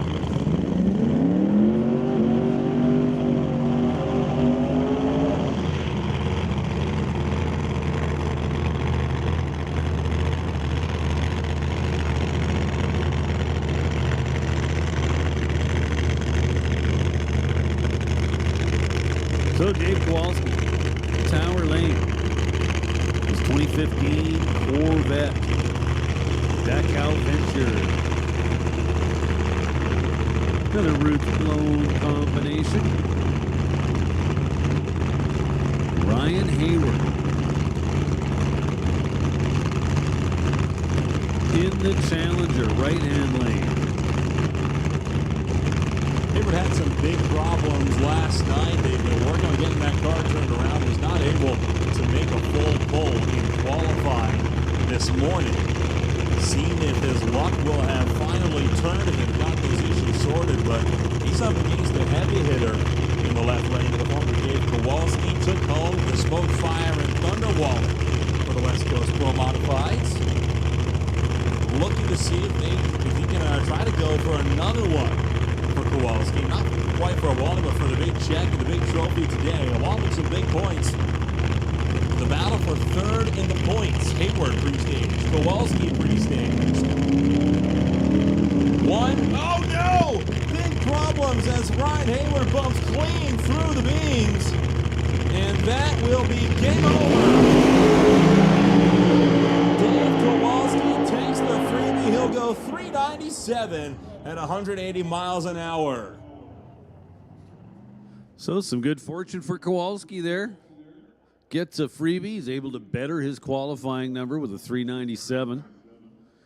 Hey, listen up out in the pits. Limited street. Limited street. We need limited street to lanes 3 and 4.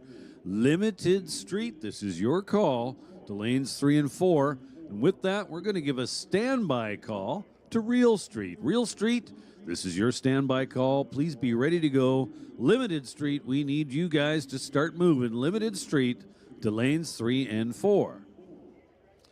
What a tough break for Ryan Hayward. That's never the way you want to go out in eliminations like this. So we'll make a correction. Limited street, lanes 5 and 6. Limited street, lanes 5 and 6.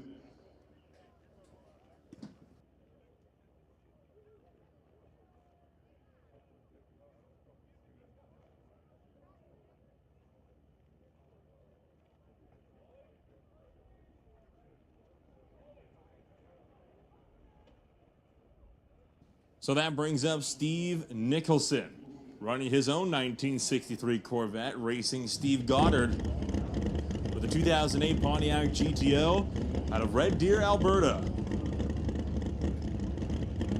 Nicholson, another local runner to the Mission area.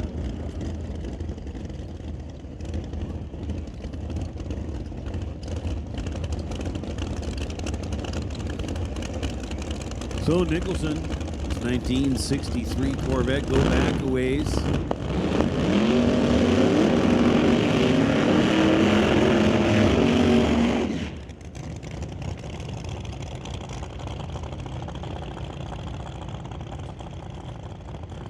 This car was campaigned for quite some time in the Outlaw 10.5 class. As that class kind of disappeared,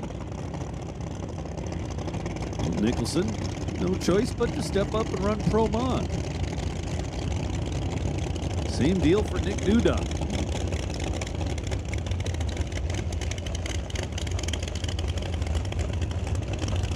Oh, Nicholson, number 7 qualifier, the 4:05. Steve Goddard was the number 6 qualifier, with a 4-second flat run.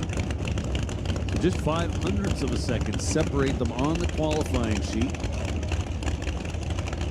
So it has all the makings of a very close race down there at the finish line.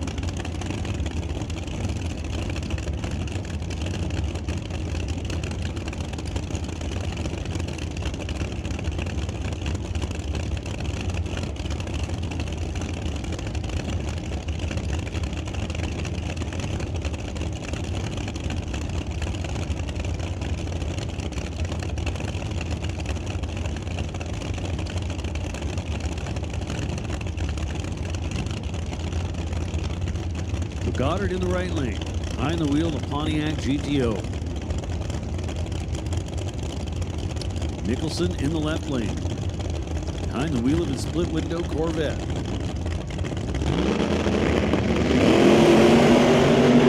Nicholson chucks it in there deep.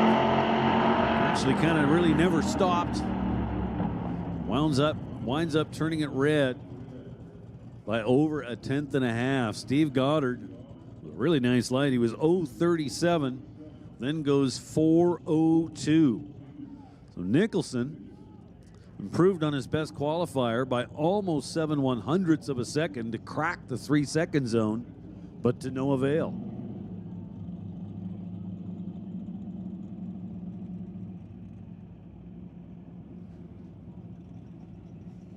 That's going to bring up our number 1 qualifier, Scott Blake.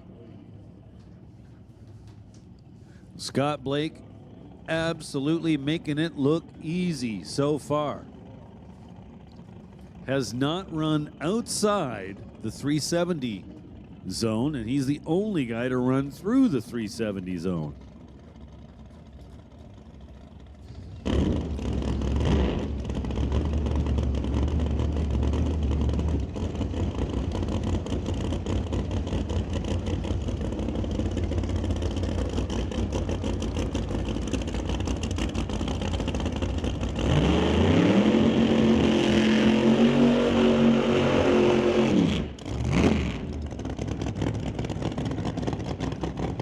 Scott Blake, our number one qualifier, with a 374. Well, as mentioned, Scott's made a total of 3 runs so far this weekend. All of them in the 3.7 second zone. Who wants to make a prediction on what he's going to run here in round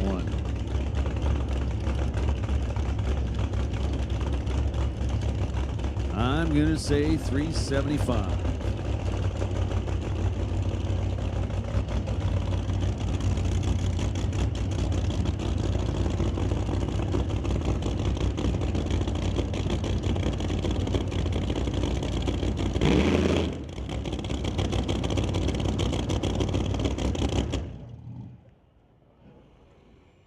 Well, isn't this a familiar sight?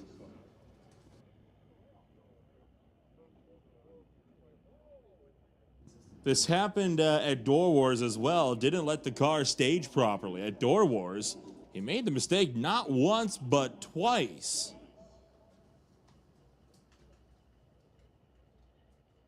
They're going to back the car up. Last time, they let him advance to the second round of eliminations.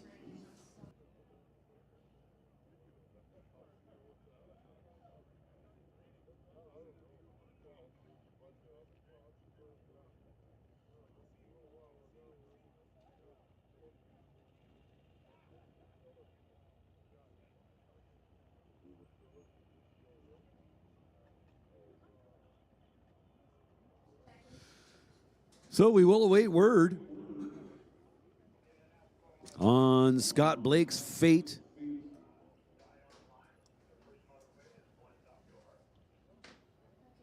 Is he in round 2 or is he out?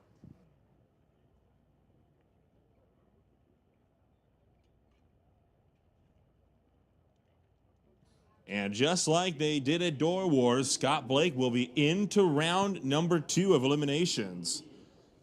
On that, so effectively a free pass, and that will take us to Top Fuel Harleys. It's a big one. This right here could very well be the championship deciding round.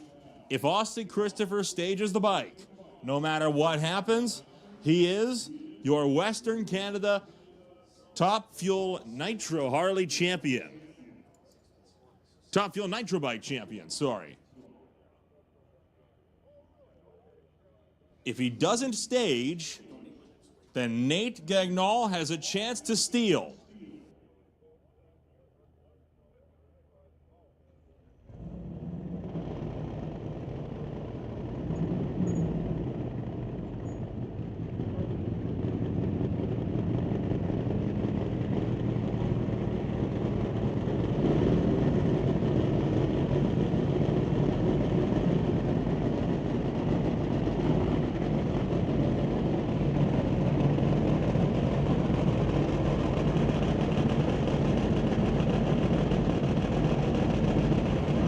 We got Jim Schellenberg rolling in. We got Austin Christopher rolling in.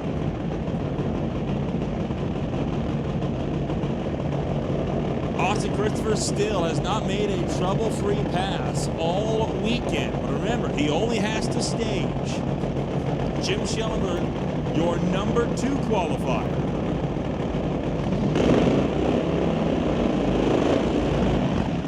The Rip It Up Racing truck driver has a 691 in his second qualifying attempt.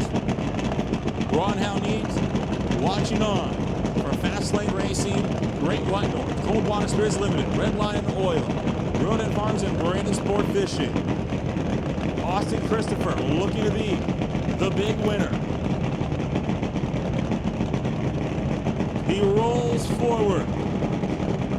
The championship right there for the taking. 1, 2. We launch. Christopher tearing the front wheel all over the shot as he drives right down Broadway. Schellenberg against the wall. Christopher takes the win. Christopher is your 2020 2024 Western Canada Top Fuel Nitro Bike Champion.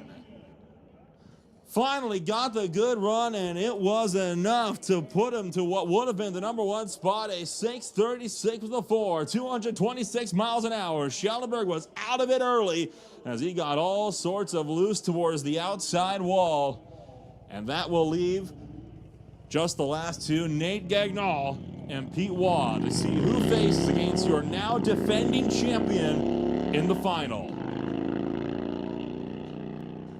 So Real Street will take Real Street to lanes 3 and 4. Real Street, this is your call to lanes 3 and 4.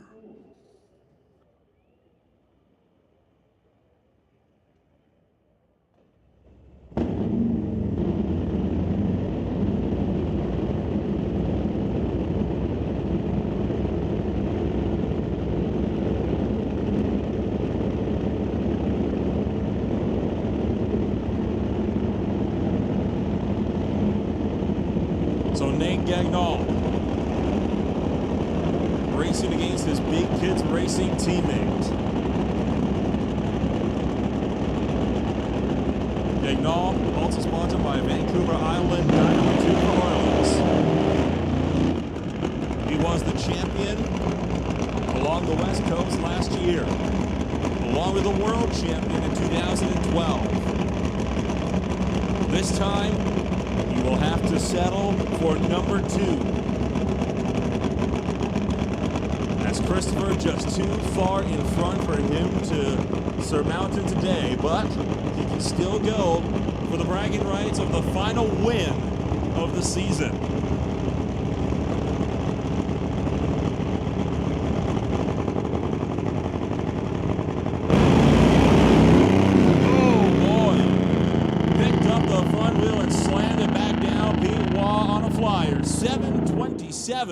At 203 with Nate Gagnon on a slow pass. So Pete Waugh and your new champion, Austin Christopher, will face off at the final. And that does it for round 1 of eliminations for the Western Canada Top Fuel Nitro Bike Series. And with that, it's some radial track prep, and you know what that means. Milrong Truck Body, Outlaw 275, just around the corner.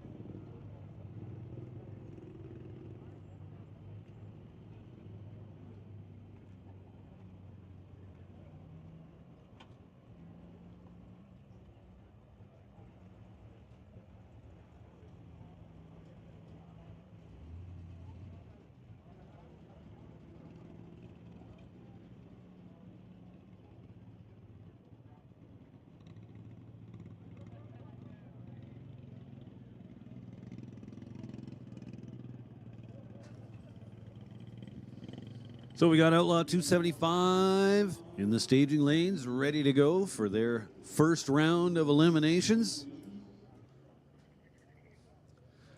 I see Jeff Whitworth not in the staging lanes, sitting on the wall down at the starting line. I'm assuming the car's broken, or you just didn't feel like racing, or what? So that's going to be a freebie for Chris Brenton. Our #4 qualifier is going to get a bonus round of qualifying. Essentially, he gets a freebie here in round #1.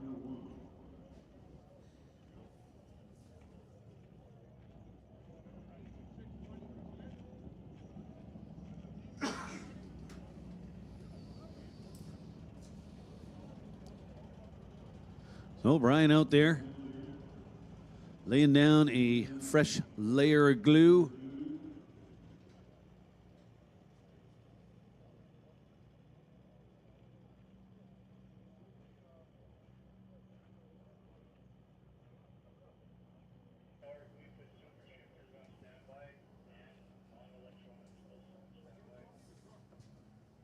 Hey, listen up out there in the pits. Super shifters and non-electronics. This is your standby call. Standby call. Going out to super shifters and non-electronics.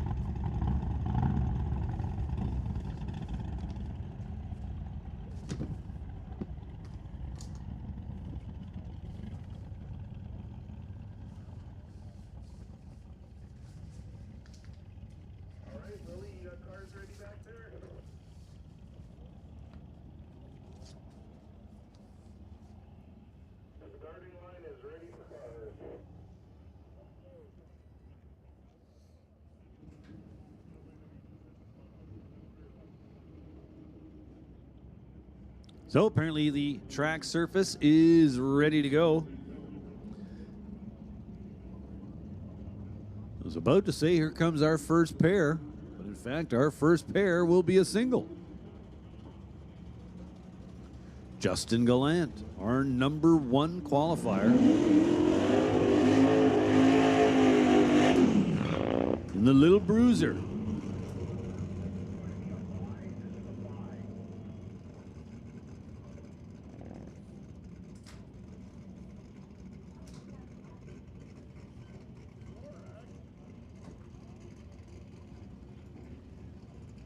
So Justin Gallant warms up the 275s.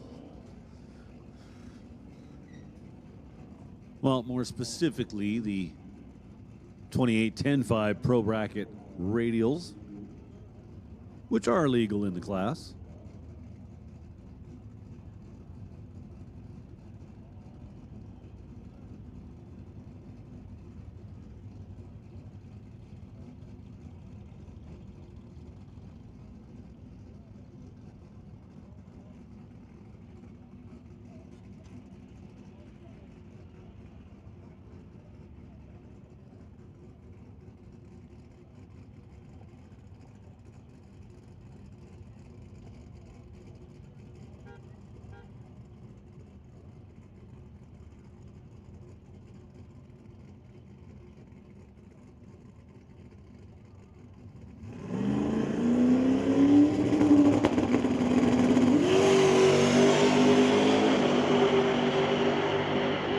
And just like that, he improves on his qualifying effort and goes 4:25 at, again, 172 miles an hour. The 172 is the part that blows my mind. Man, that car works well. Big shout out to Justin Gallant and team, especially Nick Duda doing all the tuning on that piece. Great job. They are off to round number 2. Now, Chris Brenton. You know, I talked to Justin Gallant yesterday, and he was telling me that one of his big goals for this weekend was to try to lock things up in Outlaw 275 before they went down to the Streetcar Nationals. I think he's really showing his intention to try to accomplish that goal this afternoon by continuing to improve on his qualifying run that he set all the way back in Friday yesterday.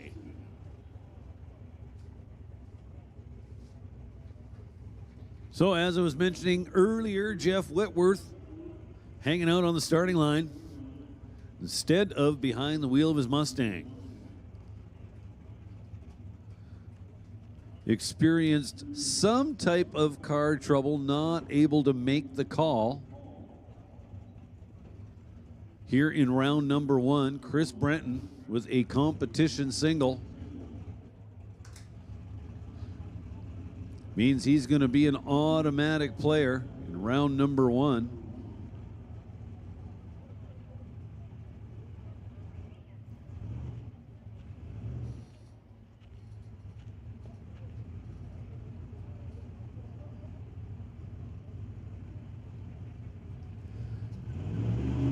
Got the car pre-staged, build up a little bit of boost. Whoa, rolls it in there way deep, turns it red, no surprise there. Almost rolled through the beams. Winds up with a 445 at 166 miles an hour.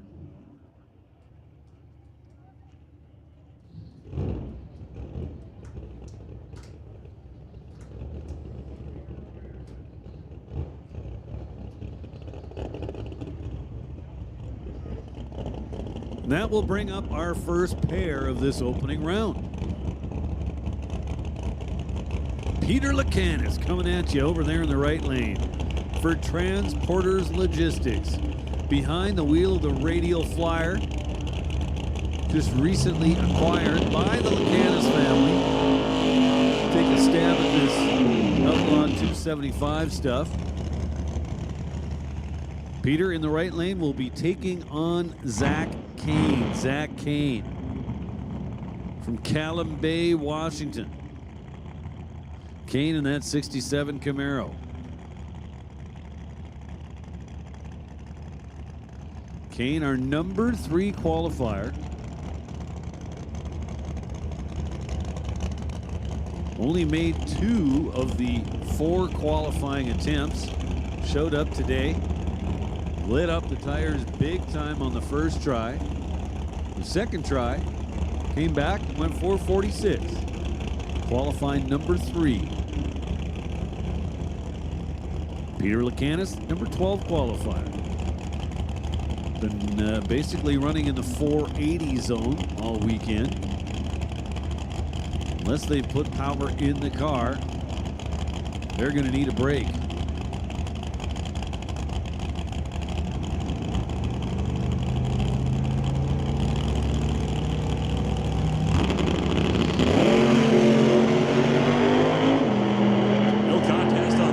Zach Kane out by a country mile and takes it by 6/10.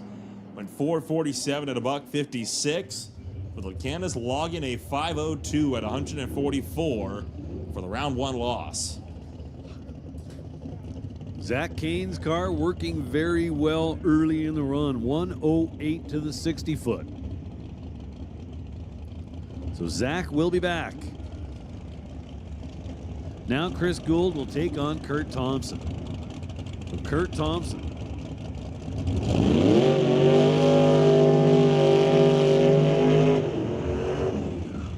Thompson in the right lane has been struggling a little bit here this weekend. On more than one occasion, we've seen the car launch and immediately die. Hopefully for them, they've got that issue taken care of.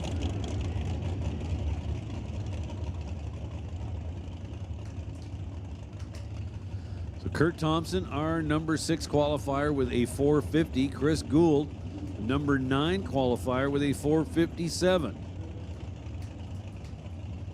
So 7/100ths of a second and 3 qualifying spots separate them through 4 rounds of qualifying. Here we are in round number 1.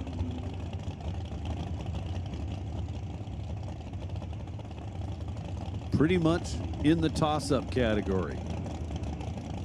Anything could happen. 3 stage bulbs lit, both sides of the racetrack.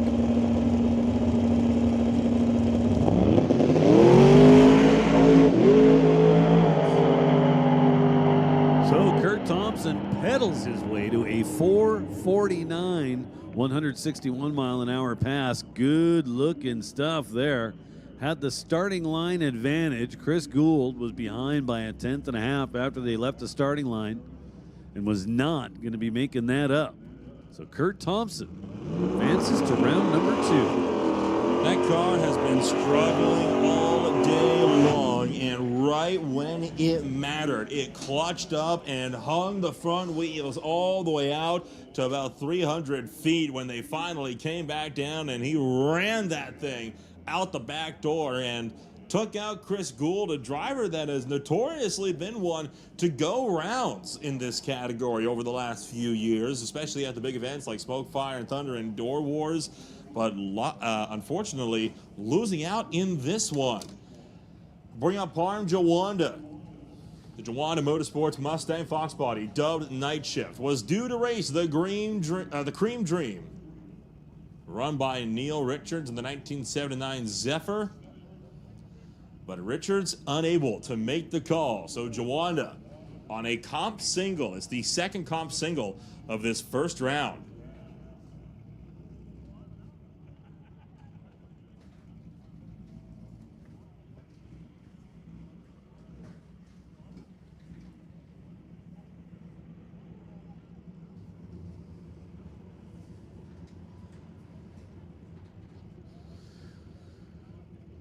So now our second competition single in this opening round.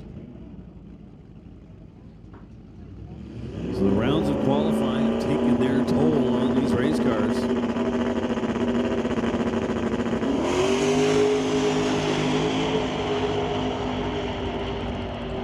Jawanda, pretty effortlessly looking 455, 161 mile an hour pass.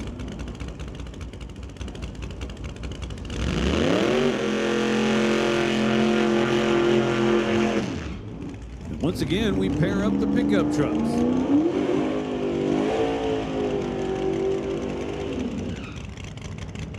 Tyler Stamler brings it up for the Mini-Me On Point and Gen 3 Speed Shop 2000 S10. The runner-up from the Smoke, Fire, and Thunder final round run last night only lost to Justin Gallant by 22 thou. So I am fully expecting for Tyler Stamler to make quick work. Milron Truck Body 1993 Ford F-150 alongside him and go into the next round, but it doesn't always pan out that way. We just saw with Chris Gould being taken out by a car that struggled a lot this weekend. But Stamler's got some good numbers, at least on paper, to back him up.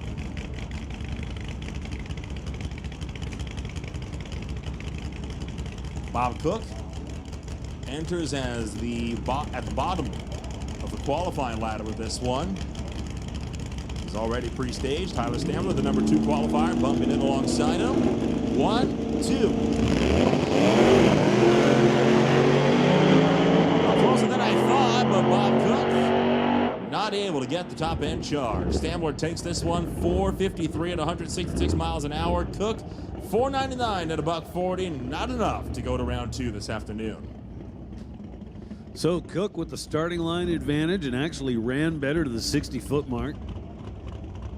Thought I heard a little turbo pop, maybe over there in the right-hand lane. Stamler was able to gather it up, however, and was back in charge by the 330-foot mark, ultimately going 453, 166 to take the round win and advance into round number 2,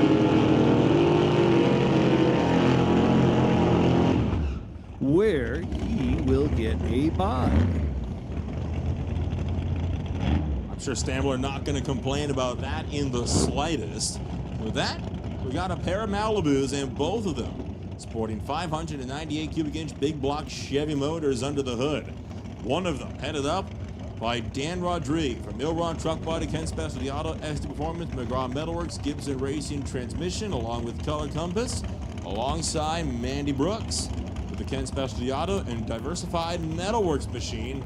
Both of these Malibus modeled from 1981. So again, at least on paper, this should be about as even of a run as you could get. 2 cars, same make, same model, same engine size, but you can see wildly different modifications on either side of the racetrack.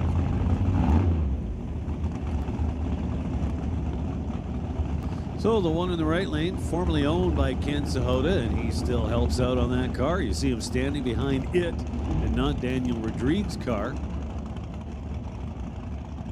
Sahota providing the horsepower for Rodriguez's car. Also works with Rodriguez on a regular basis. It's kind of being pulled by two sides here.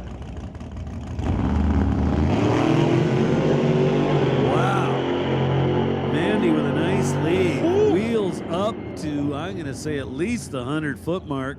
112.60 foot on the back wheels. Rodriguez was 108 to 60 foot at the finish line. Rodriguez getting there first, but not by a whole bunch. 447 to a 454. Dan Rodriguez coming back for round 2. That was a lot closer than I thought it was going to be. I figured it would be a little close, but they were separated by a good 0.2 of a second on the qualifying sheets, and it comes down to eliminations, and now separated by only 0.06. So take about a 1/10 of the qualifying sheets. Would have been right on top of each other. Dan Rodriguez, though, a staple of this series, just able to stay out in front.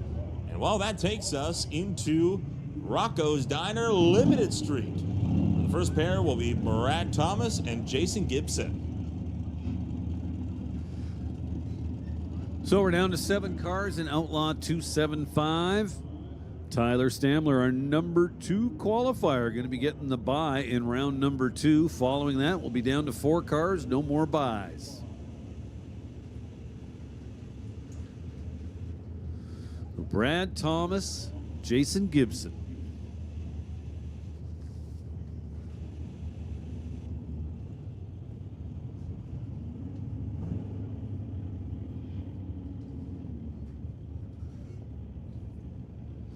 Brad Thomas, number 2 qualifier with a 512.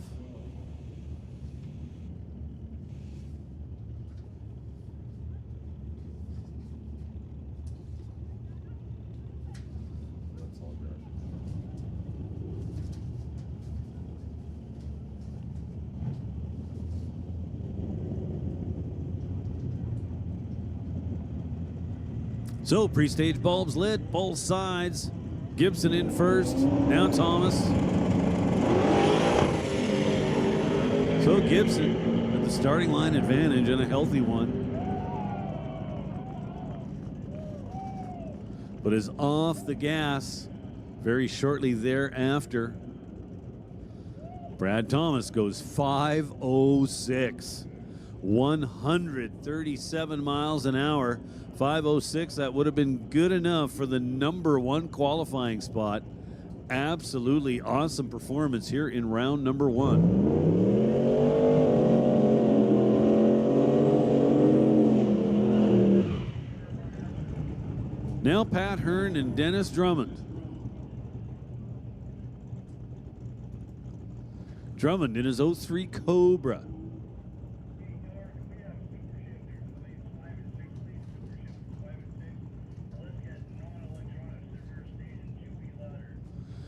Attention the pits, super shifters, super shifters. This is your call to lanes 5 and 6.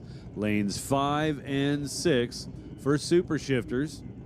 And non-electronics will get you to the rear of staging to be laddered. Non-electronics, this is your call to the rear of the staging lanes to get laddered up.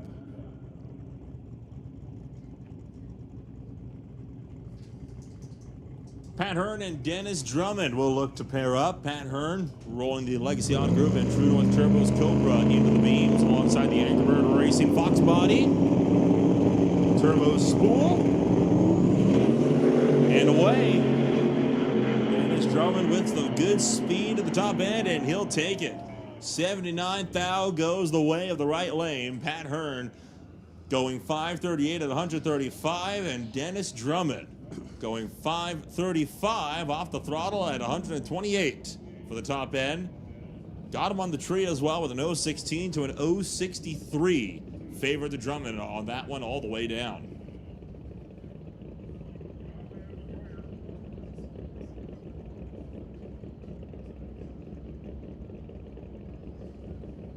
Just so I know the whole shot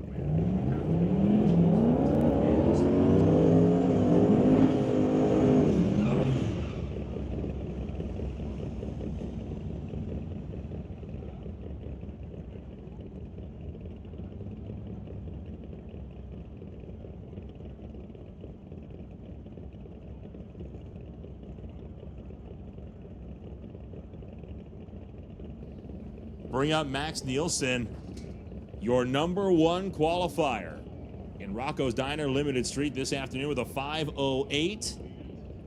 Taking his 1997 Mustang to race against Matt Black for Security Pavement and 87 Motorsports. That thing has been trying to carry the front wheels. It went for a wild ride last night as well as today. Black's been having trouble keeping the front wheels on the ground. And we'll see if he'll have better fortunes with that this time around. Oh, he's trying and he's going to break something on that truck. He pulls over to the right quickly. Max Nielsen going 513, 137 miles an hour, and that did not take long, John, for Matt Black to pull over that thing and stop. No, he must have heard or felt something. To me, it looked like he left a little softer, but the wheels were starting to climb. Back tires kind of simultaneously breaking loose. He got out of the gas, or so it appeared, but then he started pulling over as though he broke something. So, like I said, he might have heard or felt something that we're not able to hear or feel.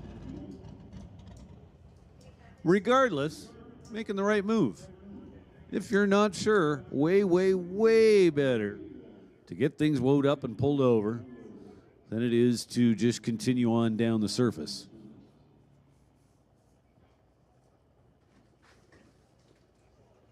This looks like it is the second to last run in this category. I still see Vanessa Richards with the Hawaii 5-0 Fox body waiting patiently in the staging lanes.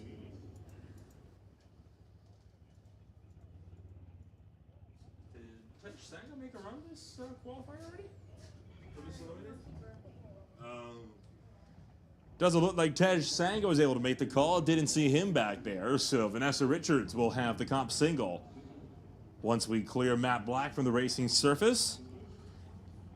And that'll set us up for round 2 of eliminations and the semifinals. Well, the car's moving under its own power, and the reports are it's not leaking anything, so that's a good start. You can still see him hugging the right side wall, trying to stay out of the groove as he makes the slow crawl down the strip.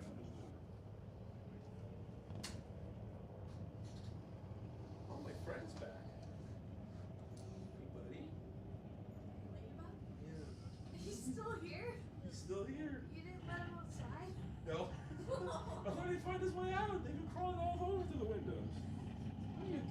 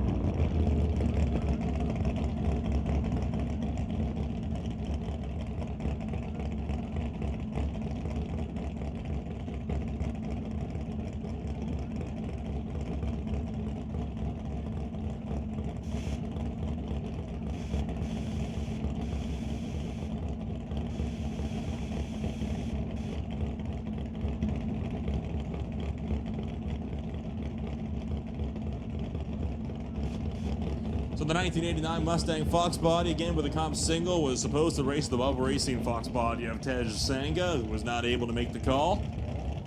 Vanessa Richards, your number 3 qualifier, I'm sure not complaining about being able to have the free pass into the semifinals.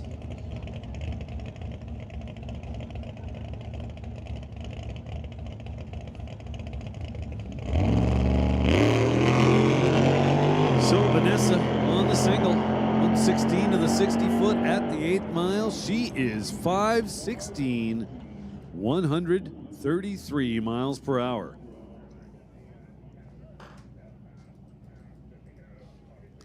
So Vanessa improves on her qualifying effort by 400ths of a second or so.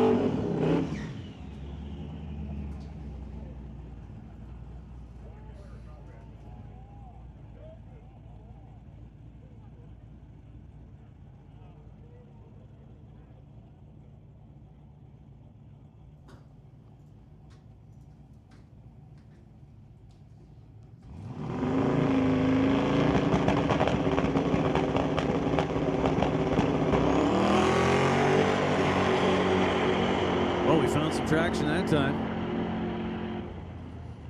Through the 8th mile with a 5:52, 126 mile an hour pass.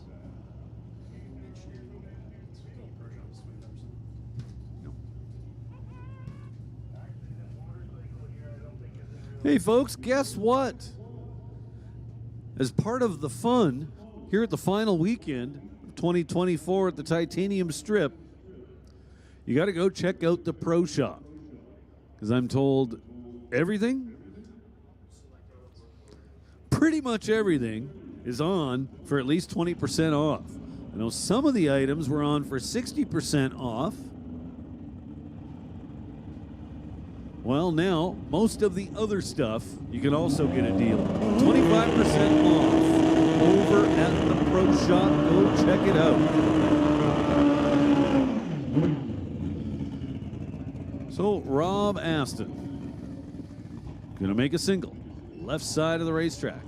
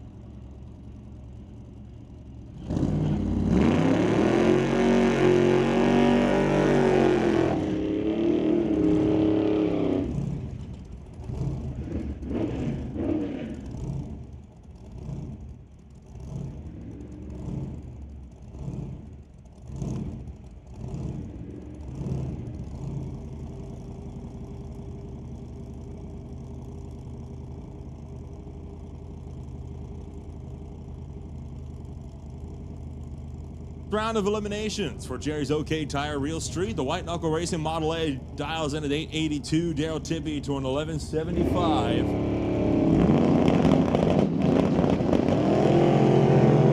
Both cars away. Model A chasing down the wagon. Top end, it'll be Monroe taking it as Daryl Tippy goes under the mark by 49 thou. So it's Tippy to the stripe first by 33 thousandths. Rob Monroe Sr. goes 882 with a 2. Had the better reaction time, 020 to 038. So Monroe Sr. moving on. Attention to the pits, attention to the pits. We need track, torque systems, electronics to the rear of staging. That is electronics to the rear of staging. Stand by for test and tune. Rob Getz takes this one ahead of Joel Smith. Got there by almost 0.2 of a second. Won that race on the starting line. So the F-150 is through to the next round.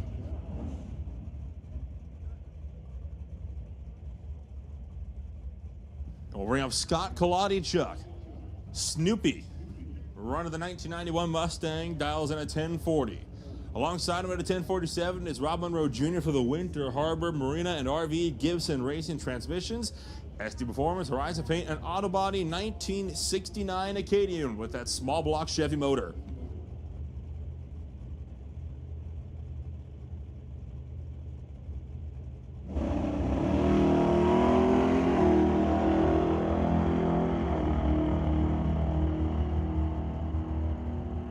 Scott Kolodichuk looking like he may have just timed out.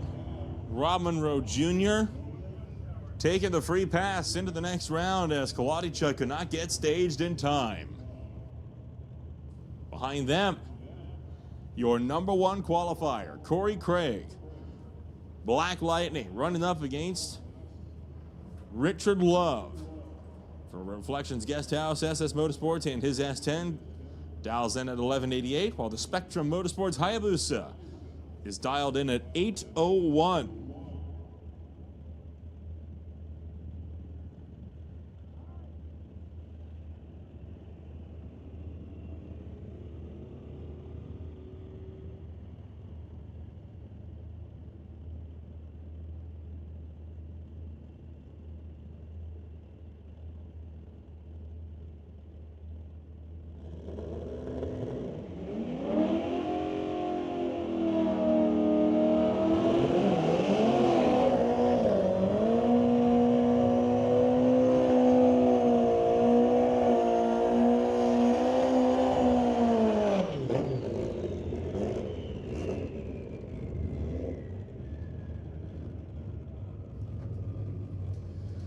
So here we go, car versus bike.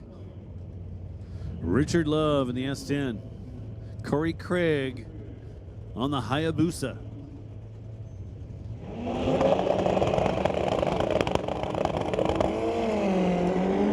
So Corey Craig not quite patient enough on the starting line. Richard Love is moving on.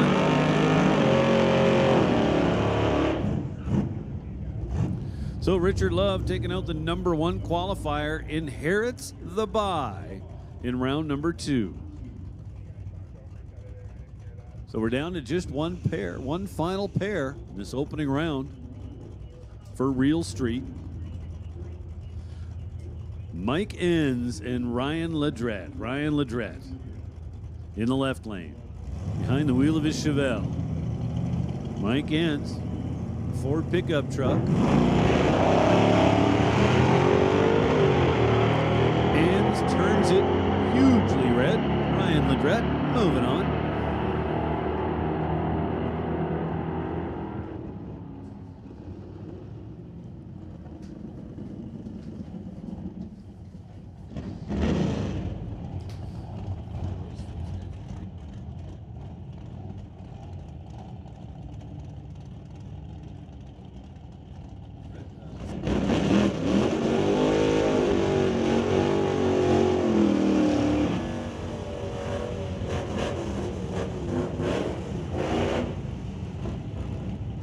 So the next round of the McLeod Clutches BC Super Shifters.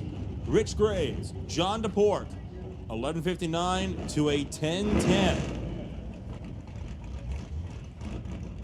El Camino versus Camaro on this one.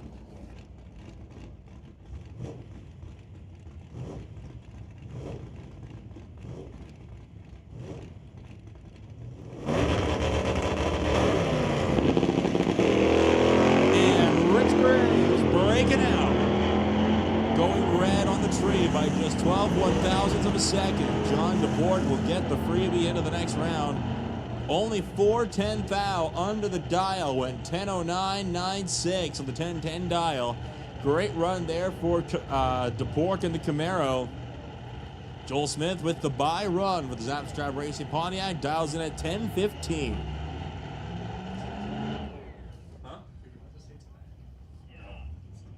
So DePork going to the final round to take on Joel Smith.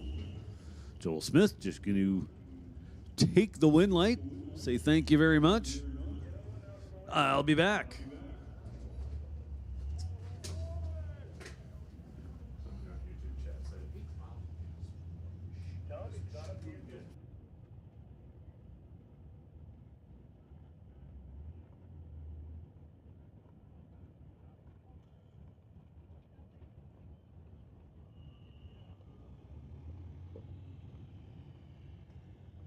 Attention in the pits, attention in the pits.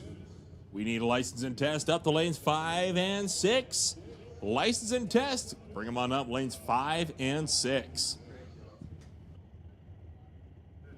So it'll be DePork versus Smith for the Super Shifters final. We will roll back to National Tire Non-Electronics, where Brandon Piskacek racing Steve Baskerville.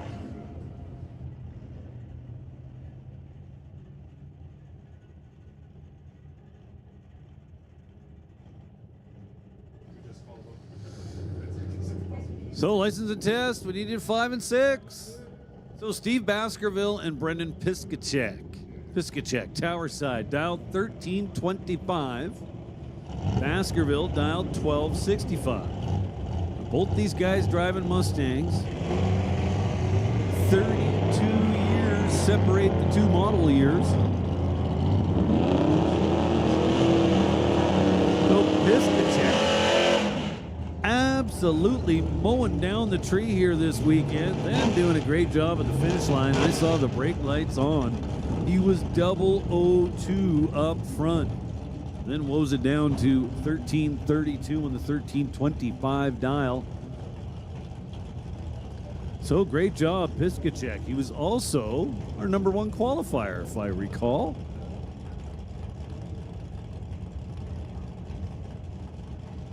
So Randy Couric and Chris Stone. Chris Stone, Tower Lane, in the dark. Dial 967, there goes Randy Couric. And Stone turns it red by 0.03 of a second. Couric was a stunning .118 on the starting line. And now Chris Stone kind of knows how I feel this morning, or this afternoon.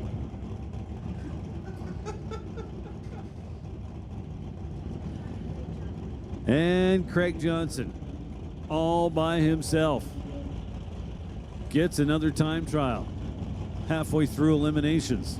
Isn't that handy?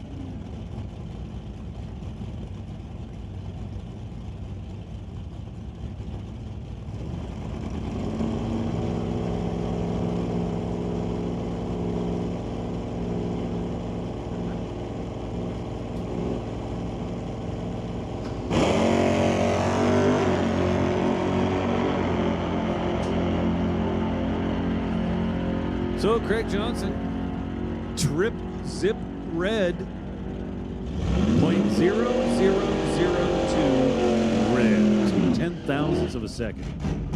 Then at the finish line, 10:56 on the 1050 dial.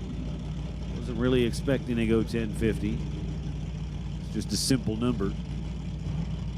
Now Jim Benke and Rob Monroe Jr. Monroe Jr. in the right lane. Dialed 1047. Benke dialed exactly 0.3 of a second quicker at 1017. 4 balls in. Well, I'm pretty sure nobody's winning this on a hole shot. Their lights are separated by just 1/10,000th of a second. At the finish line, it is Rob Monroe Jr. Benke is under by 9/1000ths of a second.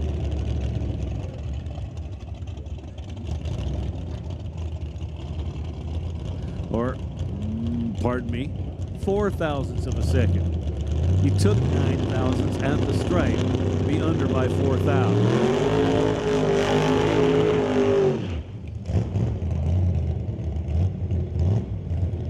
This, I believe, is going to be a test pass.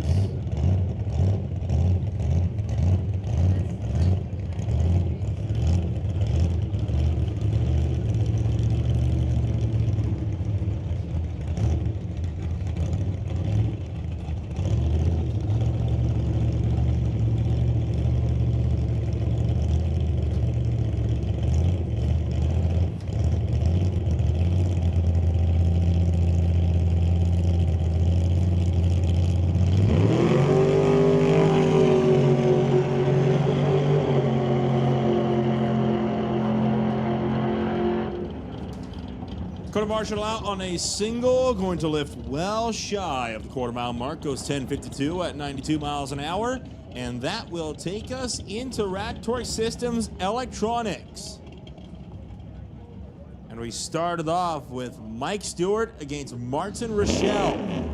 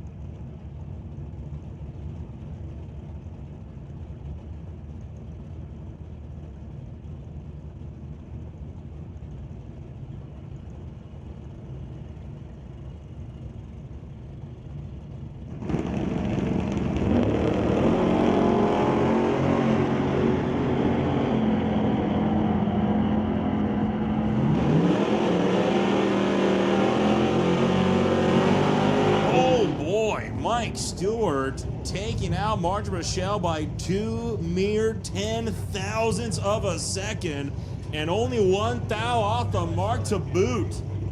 What a drag race there. Mike Stewart with an excellent drive to take out Martin Rochelle, a big heavy hitter. Meanwhile, Kevin McNichol going up against Nick Angelucci.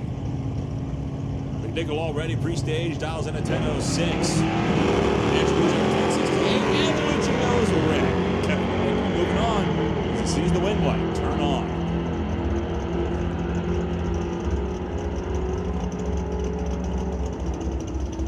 Hey, listen up out there in the staging or in the pits. We need Canada West Door Slammers. Canada West Door Slammers to lanes 5 and 6. We'll take the overflow into 3 and 4. Canada West Door Slammers, please start making your way to the staging lanes. We got to ladder you up as you get there, so let's not waste any room. Once again, Canada West Door Slammers, excuse me, to lanes 5 and 6. Overflow to 3 and 4. Now, Cody Lewiski out of Charlie Lake, BC. I was going to Google that. I've never heard of Charlie Lake.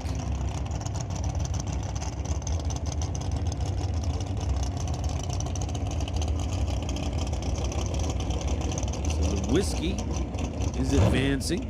Number 1 qualifier. Got the bye here in round number 2. Or round number 3, sorry.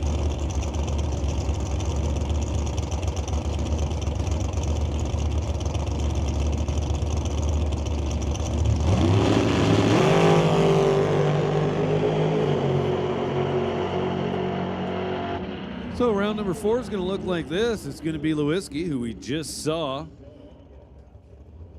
taking on Kevin McNichol. And Mike Stewart going to have himself a bye into the final. We're down to just 3 cars in electronics.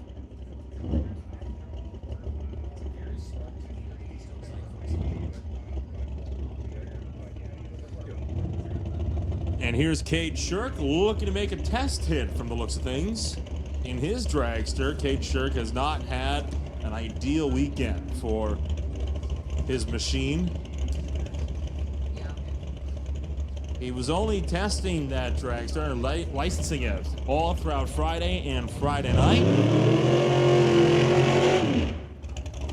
And with him being out relatively early in competition this afternoon, looking like he's going to be doing the same this afternoon.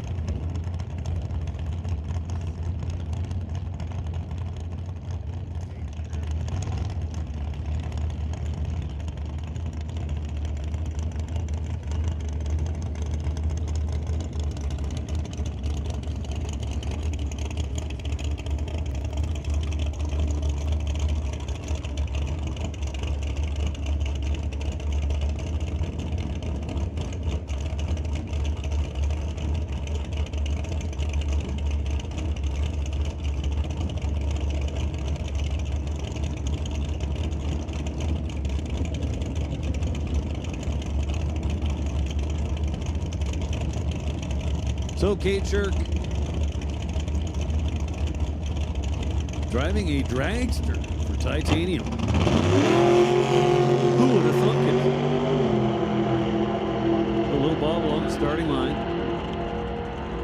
Seemed to work out pretty good though. 801, 165.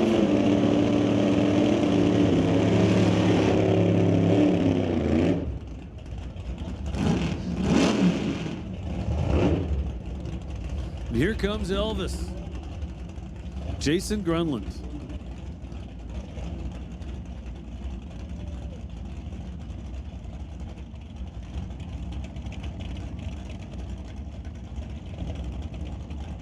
This car over in the left lane has loved to carry the front wheels all weekend long, making great use of the wheelie bar. We'll see if it'll do the same.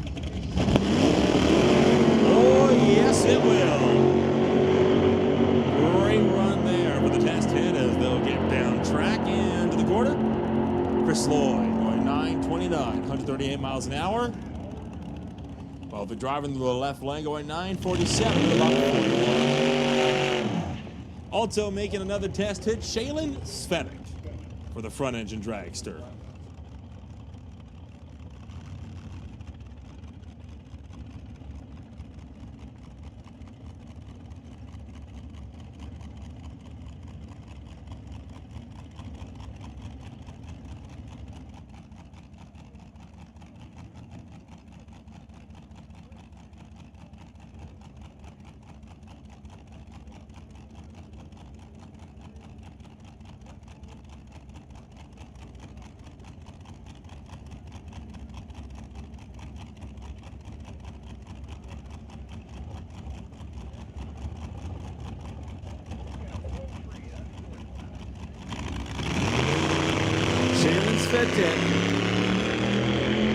And that front engine dragster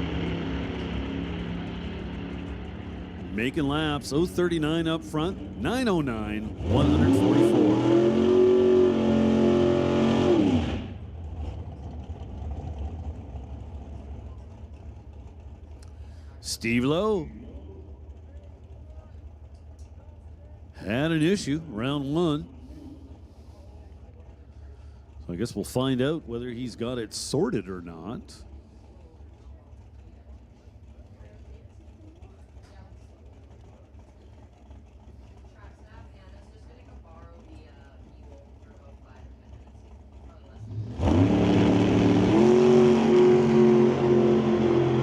Well, that looked pretty trouble-free.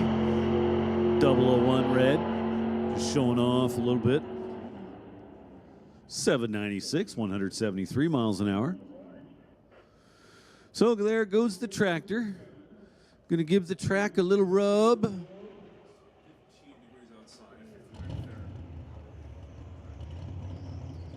Kevin said earlier he doesn't think we'll be able to pass the last night. Yes, but at the end of the night they were like, we gotta get this done. We are losing track. Yeah, true. So probably I would say no later than 8 tonight. That's what Kevin was thinking last night. Any word on tomorrow as well? Not really, just kind of waiting to see, but the weather's kind of changing. It looks a little better, would you say, Gunter? Oh, sorry.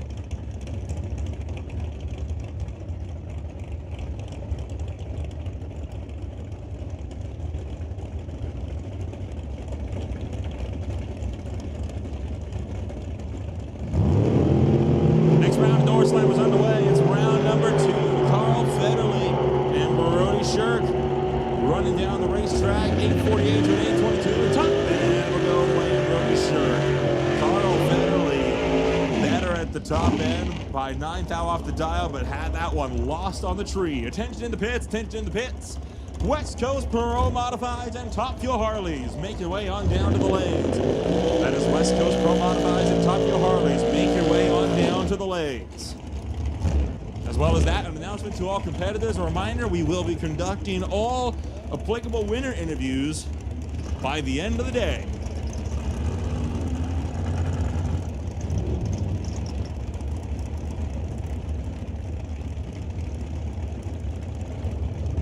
We'll bring up Adam DeYoung. We'll bring up Mike Bedsworth. 832 to a 708. The Artex Racing Camaro going up against the 1996 Oldsmobile. Outlaw 275. You're on standby.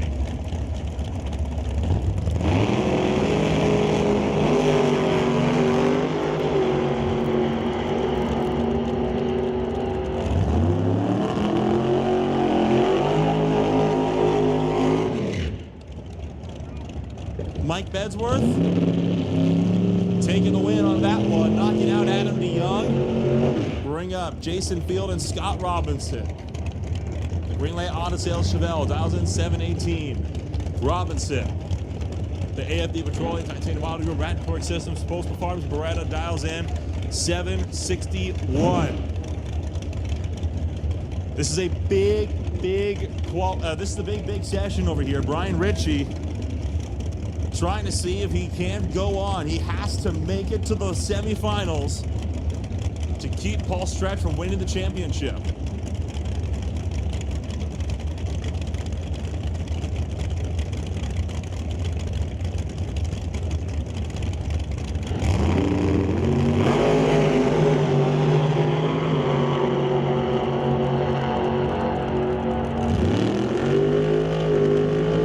Scott Robinson clinching that one from field.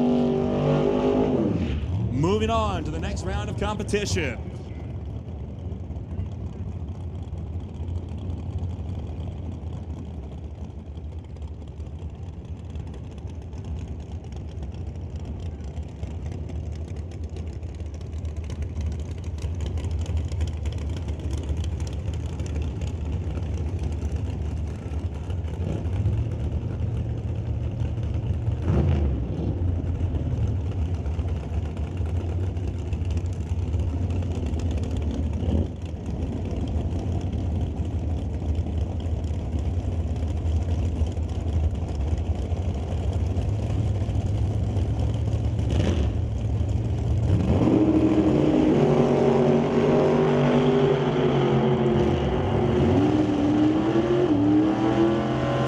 This is the big one. Ritchie's out! Ritchie breaks out by 9th thou. The number 2 runner of the points is down and out of the race.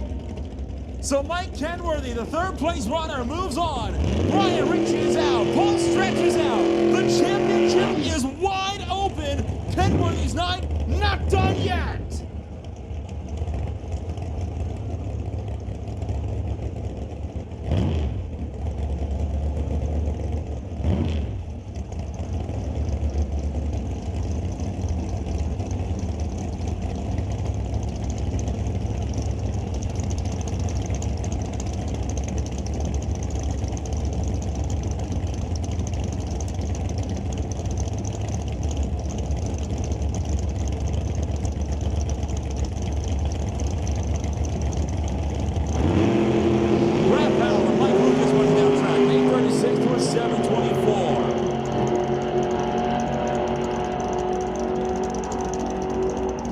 Brad Powell going 836, 4th thou off the mark, takes out the top sportsman racer of Mike Lucas.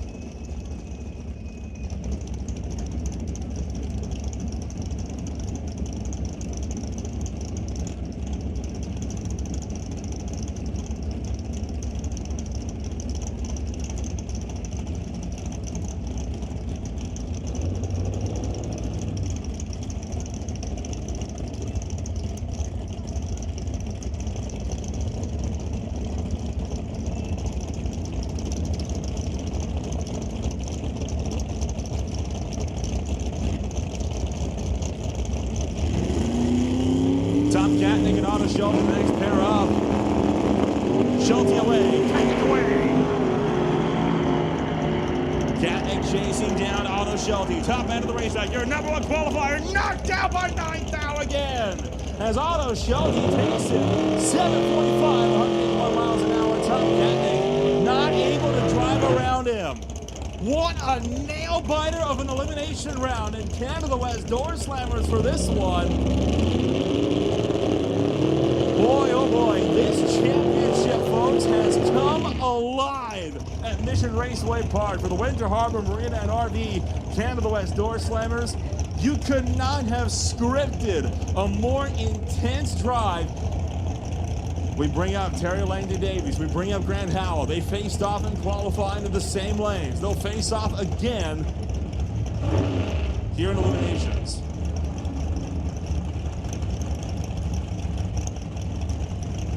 Attention in the pits, attention in the pits. We need Outlaw 275 to lanes 3 and 4. Outlaw 275. Bring them on up.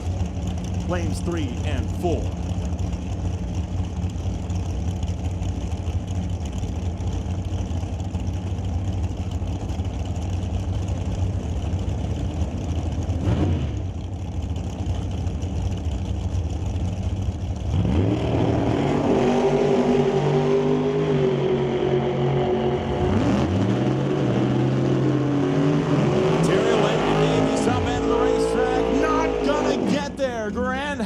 Takes that one. Davies breaking out by one stinking thou at the top end of the racetrack. Bring up Andy Hatton. Bring up James Kennedy, the number 2 qualifier for Ken Specialty Auto. Big Barry and the Pontiac Grand Am from 2004. Dials in 681. Hatton with a massive head start for the Bubba Speed Shop Titanium Auto Group Velocity Chemicals Camaro dubbed the Grinch. Dialing in 829.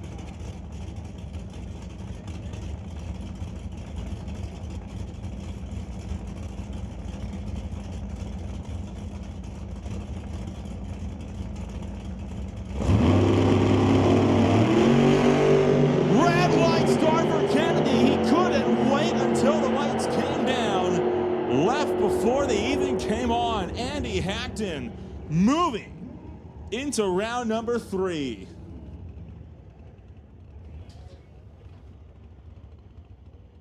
This leaves Rod LeClaire, the last stander and the bye run for Canada West door slammers.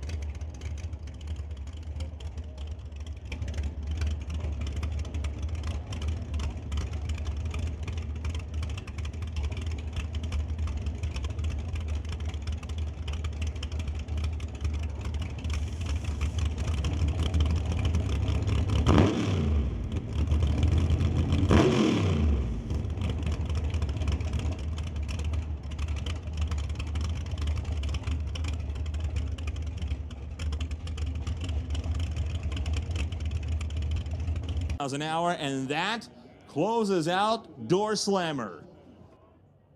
Now, by my math, Mike Kenworthy not out of the championship.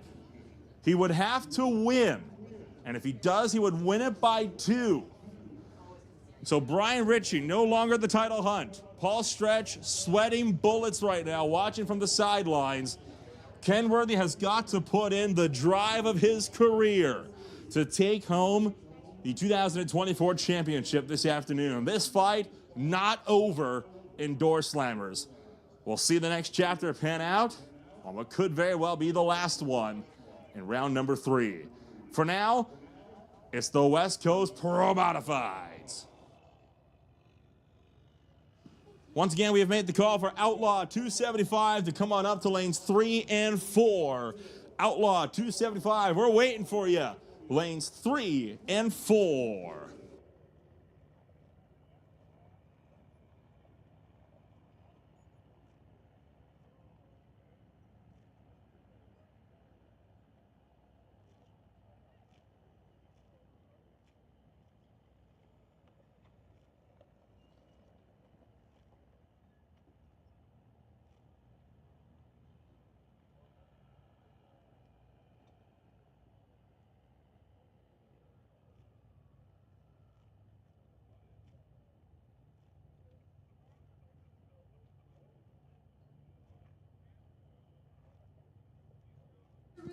Hey, attention, Brandon Piskachek and Steve Baskerville. Thought you both might be interested to know we do have some checks for you up here in the tower. That is Steve Baskerville and Brandon Piskachek. We got your no-box semi-final check for Piskachek. And then Steve Baskerville, we got your box semi-final check. This is from last week at the Farmer Memorial Mission Finals. Come on up and get it.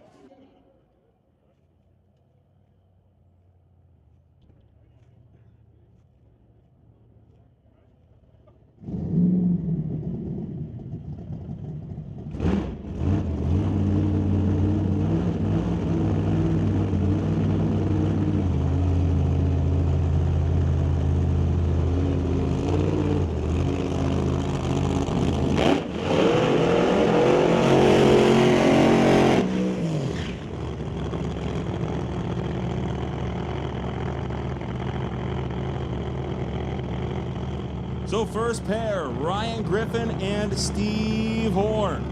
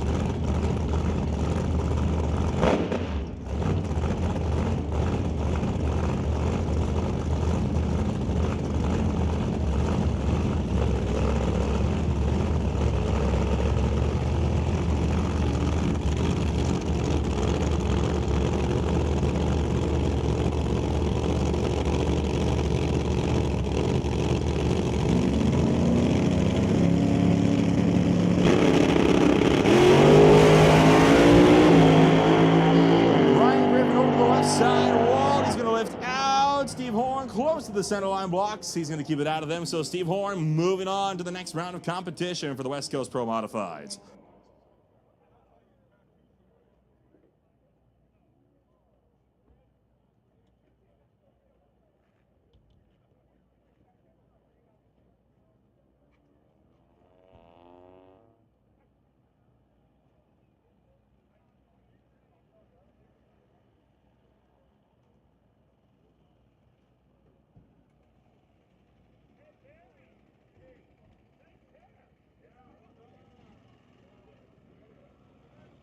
Attention in the pits, attention in the pits.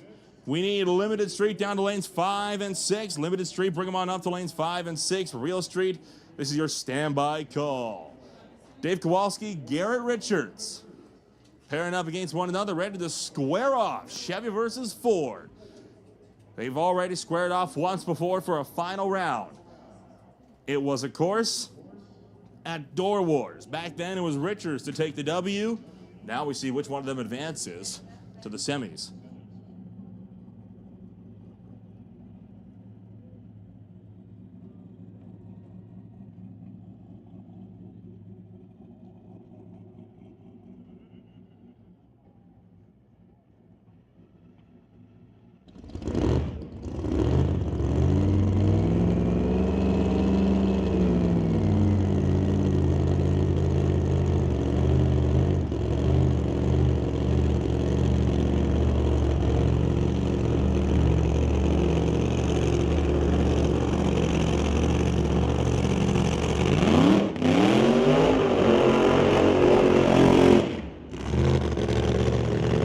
Garrett Richards, burnout complete. Dave Kowalski still trying to find some life in the Corvette.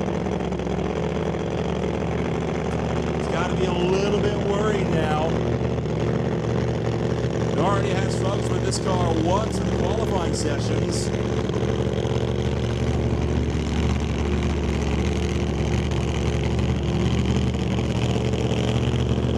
Garrett Richards already back behind the beams for his burnout. Kowalski's only got precious seconds left, and they're calling it. Kowalski will not be able to make the hit. It is now a single. So Garrett Richards with the comp single into the semifinal round of competition for the West Coast Pro Modifieds. You see little puffs of smoke coming out of the pipes. Like they're still trying to fire that thing up. So single. Competition single for Garrett Richards. Tough break for Dave Kowalski and team.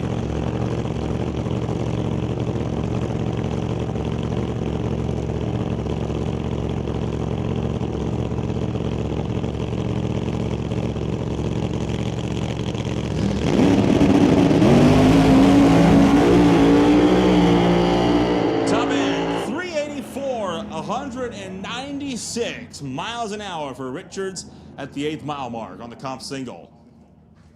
So strong 60-foot number, 0.960. Car looked to be moving around a little bit around the 250-foot mark, somewhere in that neighborhood. But Richards keeps that right foot down. And he will be off to the semifinals, where he's got himself a bye into the final round. So Garrett Richards has definitely had luck on his side so far today. Round one, Jake Skasilis, not able to make the call. Round two, we just saw Dave Kowalski, not able to make the call. Round three, he's going to get a bye. And that'll put him into round four, the final round.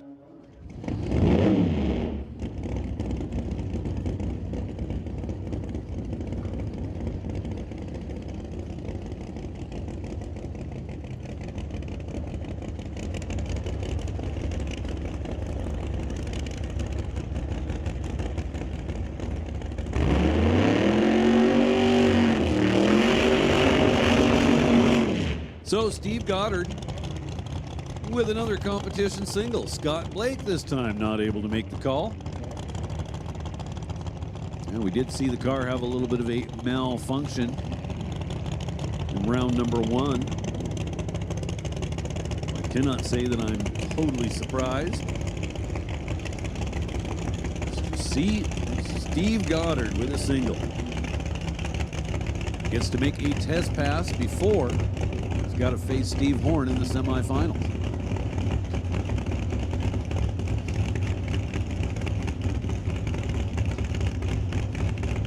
I'm kind of doing the pulse purge. No steady stream. A whole bunch of little ones.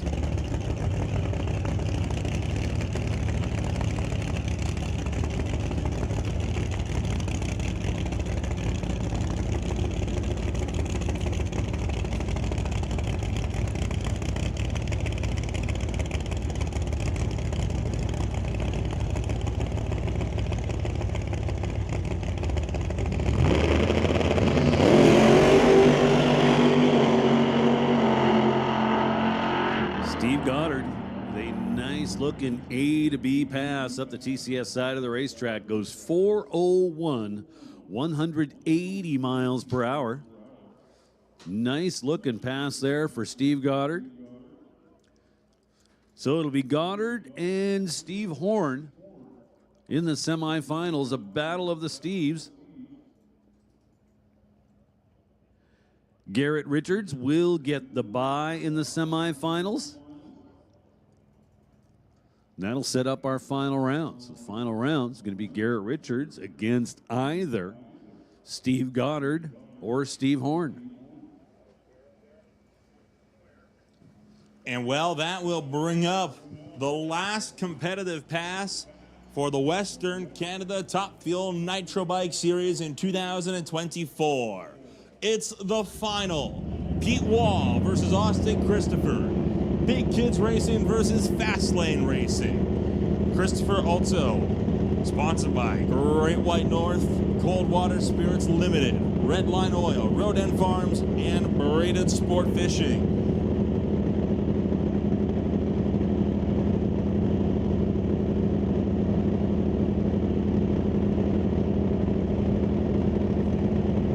He was off the stand,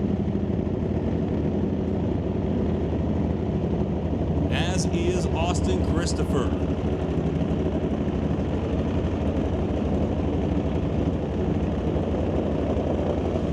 Attention to the pits, attention to the pits. We need Real Street to lanes 3 and 4. Real Street to lanes 3 and 4. McLeod clutches BC Super Shifters to lanes 5 and 6. And standby, no box. So once again, that is Real Street to 3 and 4. Super Shifters to 5 and 6. Standby, no box. The final bike pass of competition between two motorcycles of the season. Austin Christopher took the championship by just staging it up in round number 1. Now looks to cap off the season with not just a new championship, but the last win of the season to boot. Both bikes launch. Pete Wall doing his darndest, but Austin Christopher can't be stopped. Christopher takes the last win of the season in the Western Canada Top Fuel Nitro Bike Series at Mission Raceway Park in 2024. So nice looking A to B pass over there in the right lane for Austin Christopher. Aboard Ron Howney's Fast Lane Racing, Top Fuel Harley Davidson. So congrats going out to Austin Christopher, Ron Howney, that whole team over there. Great season, great job, guys. And a big shout out to all the players in the Top Fuel Harley Davidson class here at Mission Raceway Park. We're very fortunate to be able to witness these machines as often as we get to.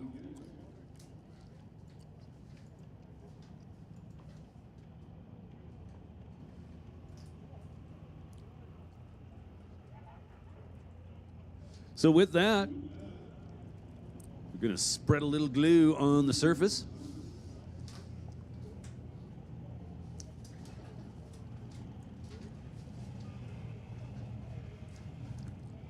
Got our Outlaw 275 cars lined up in the staging lanes, ready to go.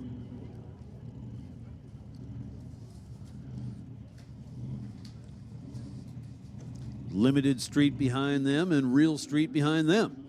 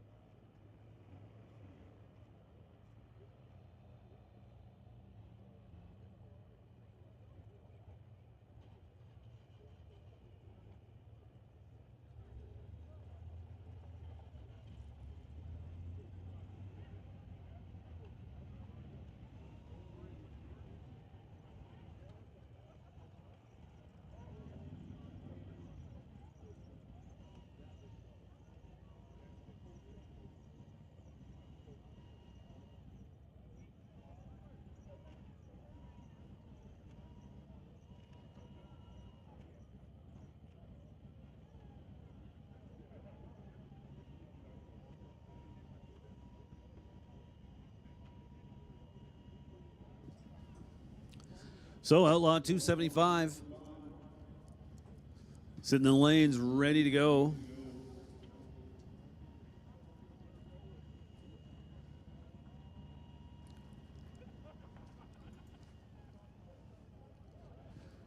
So we spray a little glue on the surface. in preparation for this third round of eliminations. Down to 7 cars.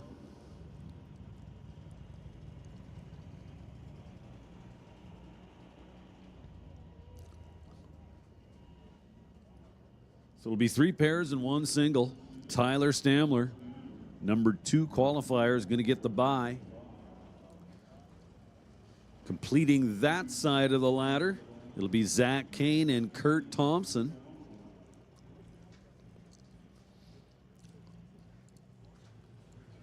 And on the other side of the ladder in this quarterfinal round, we've got Chris Brenton taking on Daniel Rodrigue, and Justin Gallant will face Parm Jawanda.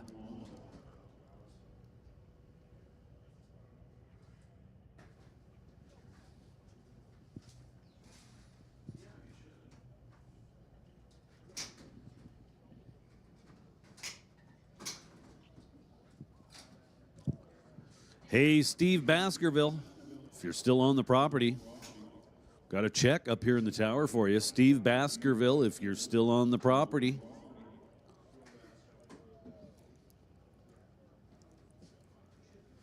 Well, I'm told Steve's no longer on the property. So we're going to pull up his tech card, practice his signature for a while, sign the check back over to us.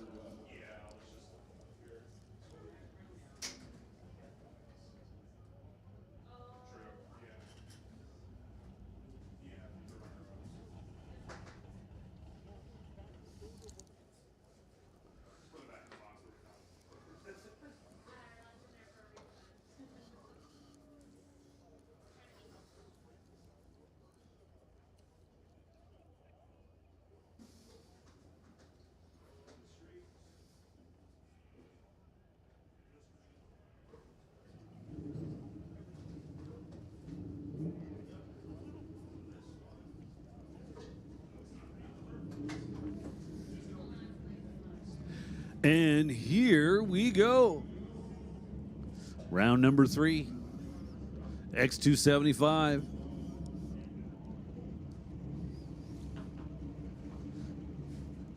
We start off with a pair of black Mustangs. Number 1 qualifier taking on number 8, Parm Jawanda, with his work cut out for him here in round number 3. Round number 2, excuse me. Getting a little ahead of myself. Sorry about that. Parm Jawanda in the right lane. Number 8 qualifier with a 455 at 161. Taking on number 1 qualifier, Justin Gallant. 420. Well, it says 425. It includes his last pass. He was actually on the sheet as number 1 with a 428.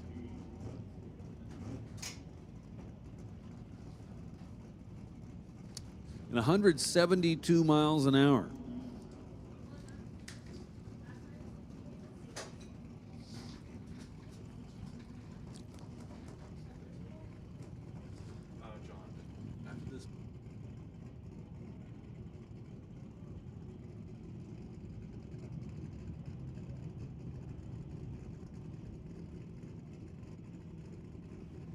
So, pre-stage bulb lit this side of the racetrack. That'd be Justin Gallant. Waiting on Jawanda. Jawanda pre-stages the car. Top bulbs lit, both sides. Now we wait. Nobody moving. Little game of chicken being played on the starting line right now. Nobody wants to budge. So a couple of turbo cars should be taking the RPMs up and building some boost. Pat Stewart, our starter, gives them the signal to get them in there, boys. And they do. Wow, Jawanda with the front wheels coming up there at 300 feet. Forced to pedal a little bit to put him down. Nice work. 466, 161 miles an hour with a pedal for Parm Jawanda. So Justin Gallant, I'm going to say they softened up the tune a little bit based on how little time the front wheels spent up in the air. 433 at 170, still trucking. Almost 10 mile an hour over Parm Jawanda. So Justin Gallant will advance to round number 3. Hey, man. How you doing?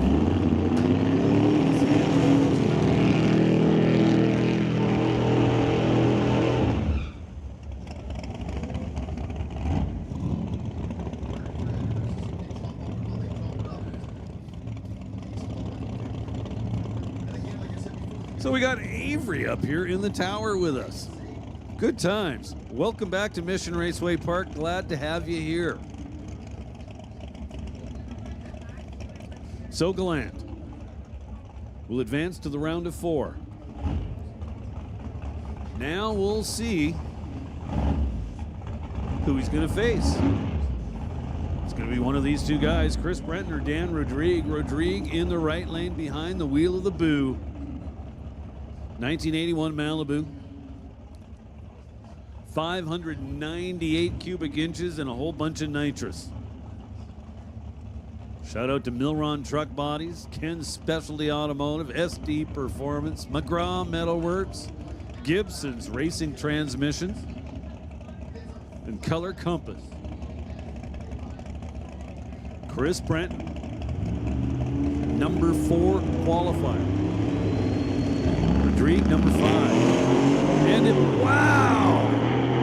Rodrigue had the front wheels like, I'm going to say 12 feet in the air, and drove right on by the 330-foot cone. Finally puts the front wheels down at around 500 feet or so and came down pretty hard, so they're going to have a look at that car. 477, 143 off the gas and got the win light. Brenton, unfortunately, was not a player whatsoever as he turned it red by 9 thousandths. Then actually runs a better number, but to no avail. 447, getting there well ahead of Rodrigue, but Rodrigue's win light was on the whole time. Wow. Little PSA to all of the other Outlaw 275 guys out there. We are not an airport. This is not a runway. Please keep your cars on the ground. Holy cow, what a run.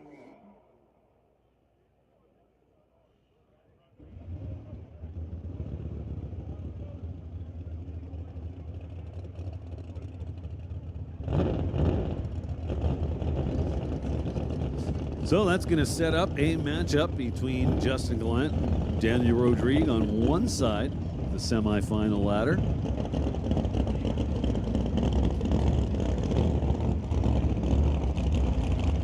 Three cars left to run in this round. Zach Kane and Kurt Thompson going to face off. A couple of first-generation Camaros. Kurt Thompson,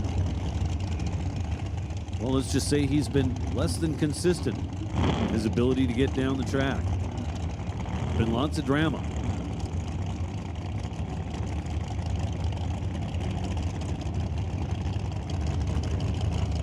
Zach Kane, well, so long as we don't count his first qualifying attempt, just gone straight down the track. Running 440. So Zach Kane out of Callan Bay, Washington in the left lane, or tower side of the racetrack, or TCS lane if you prefer. Kurt Thompson will be in the right lane. Hey, Austin Christopher.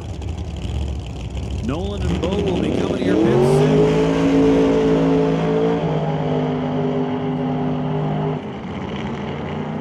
Well, there's a win for Zach Kane, or Kurt Thompson, rather. Zach Kane, it appears, had some car trouble heading into this round. However, he wanted to keep that a little secret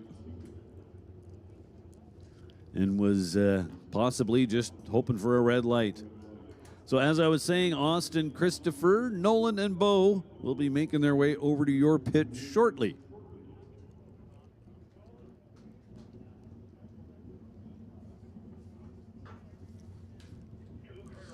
So I don't know if they're still here, but if you have not yet gone to support a good cause and gotten yourself some of those Mint Girl Guide cookies, they may possibly still be available right here at Mission Raceway Park.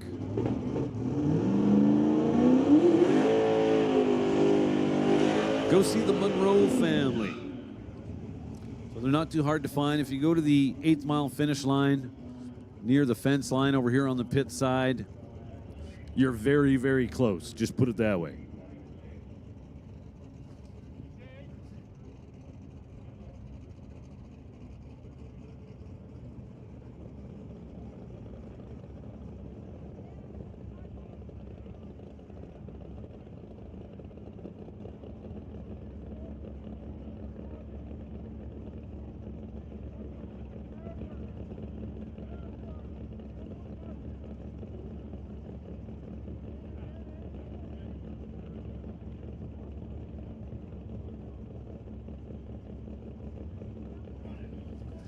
Hey, listen up in the pit.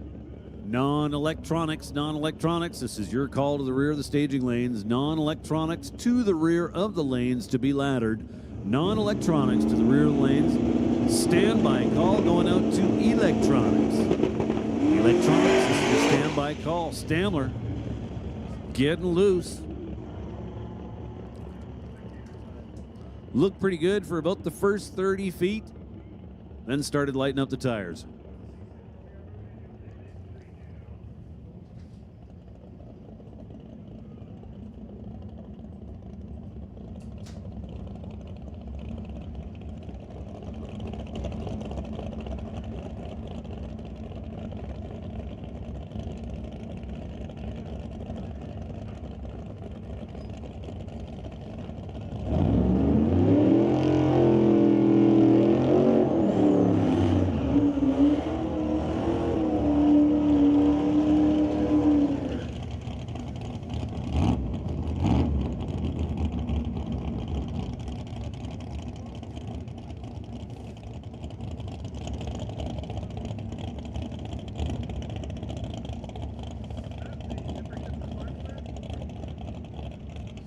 So Max Nielsen.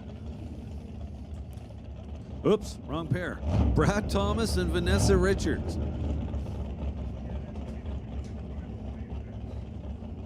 So a couple of Mustangs. 89 in the right lane, 91 in the left.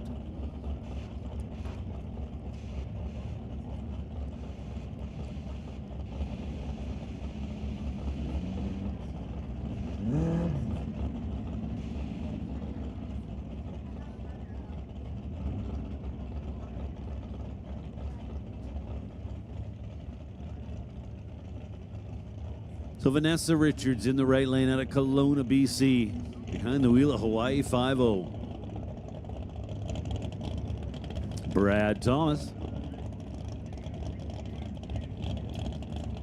In the left lane for Lord Cole along with JB Auto Care.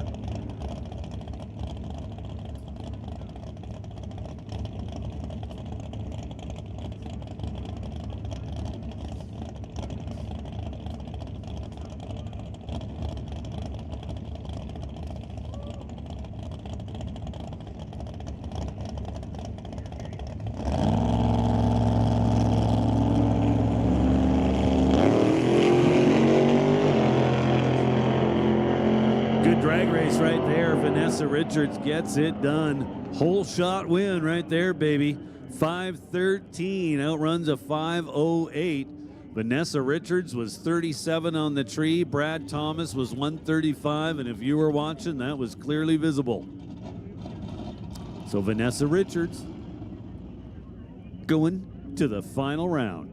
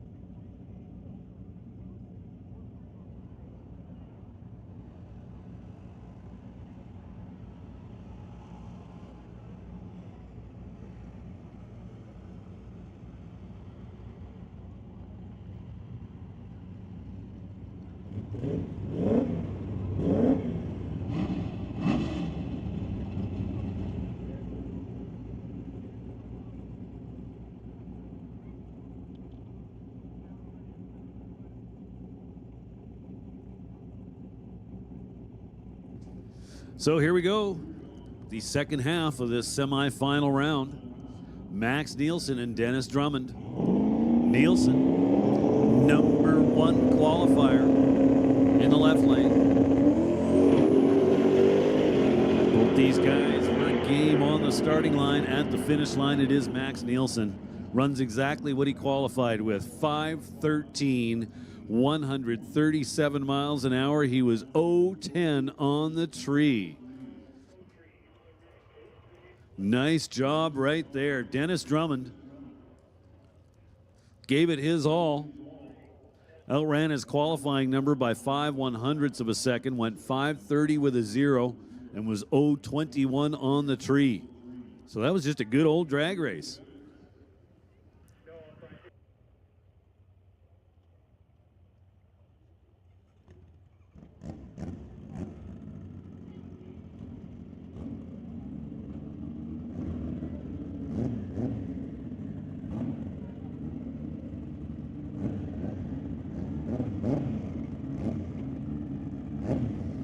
Electronics, this is your call to the staging lanes. Box, we'll take box to the lanes, please. Electronics, bring them down to the staging lanes.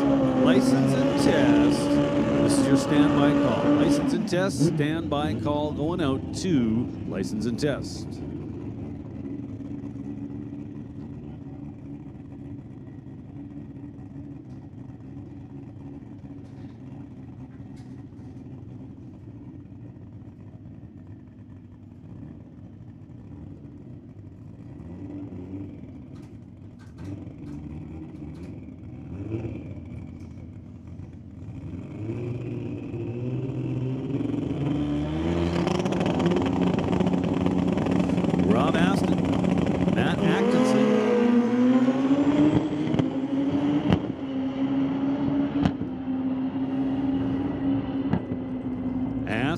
Nice run, 7:23, 193 miles an hour up the TCS lane.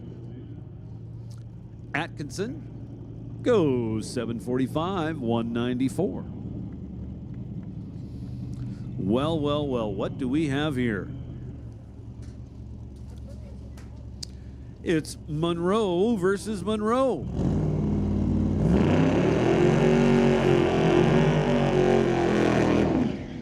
I think we saw this in qualifying too.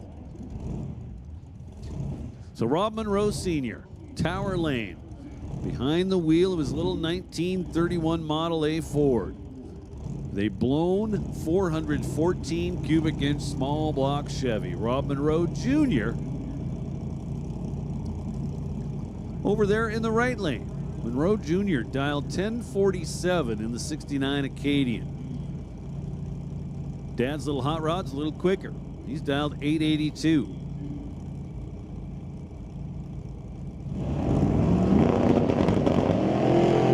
Couple of green lights. Just 7/1000ths of a second separate them by the reaction times. At the finish line, it is Senior taking out the kid. Check it out, 884 on the 882 dial. Monroe Sr. had the starting line advantage, 015 to 022. Then at the finish line, getting to the stripe first by 8/1000ths of a second. So Rob Monroe Sr., 28th thou above the dial. Monroe Jr., 29th thou above the dial. That was a nice drag race right there. Well done. Monroe Sr. coming back.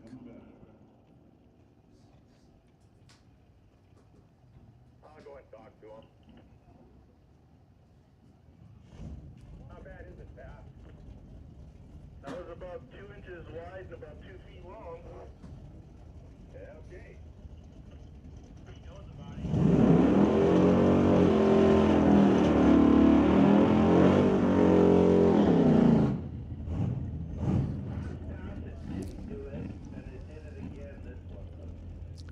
So Monroe Sr. gets the bye into the final round.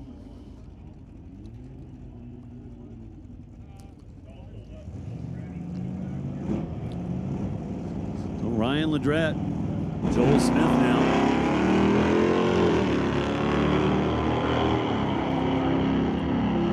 One of these guys with a sizable starting line advantage. And that's for your winner. Wow. So Ryan Ledrette getting a little bit lucky there. Taking a whole bunch of stripe to be well under the 1175 dial. He goes 1169 to be 58 thou under. Good thing for him, Rob Gates decided to run it out even though he was well behind and went 1167 on the 1175 dial. Further on with 71 thou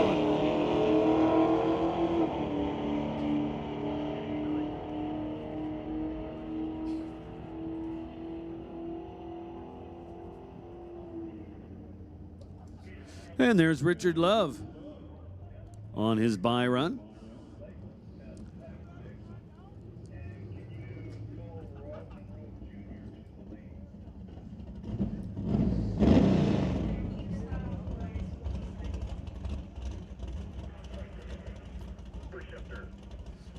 So we'll make a call now for license and test. License and test. We need you in 5 and 6. License and test. This is your call in the staging lanes. We'll take license and test in lanes 5 and 6. We also need Rob Monroe Jr. to the staging lanes. Rob Monroe Jr., we're looking for you in the lanes.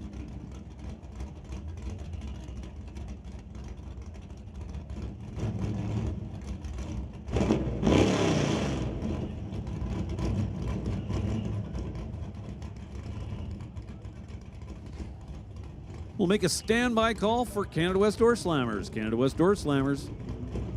This is your standby call.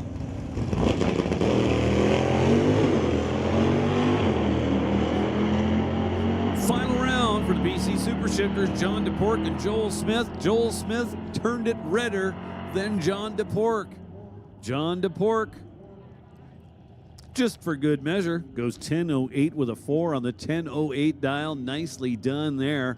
Joel Smith, also very close to his dial, 10.19 with a 7 on the 10.20. So Smith turned it red by 41 thou. John DePork turned it red by 18 thou. So John DePork, your winner in BC Super Shifters. Nice job.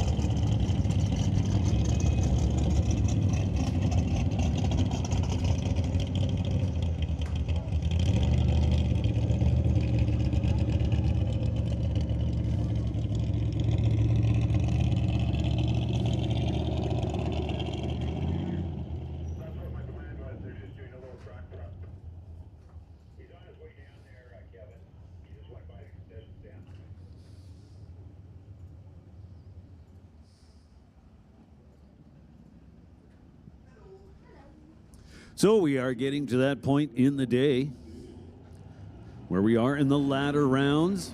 Very few cars left in each class. Go through them pretty quick.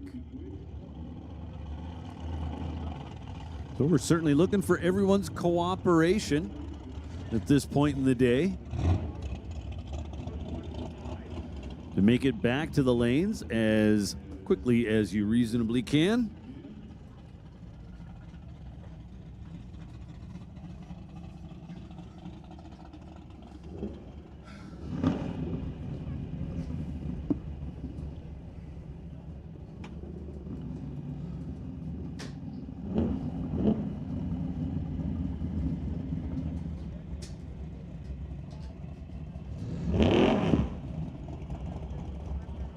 So here we go, I believe, semi-final round of electronics. Attention to the pits. We need door slammers to lanes 5 and 6. Door slammers to lanes 5 and 6. Stand by for West Coast Pearl Modified.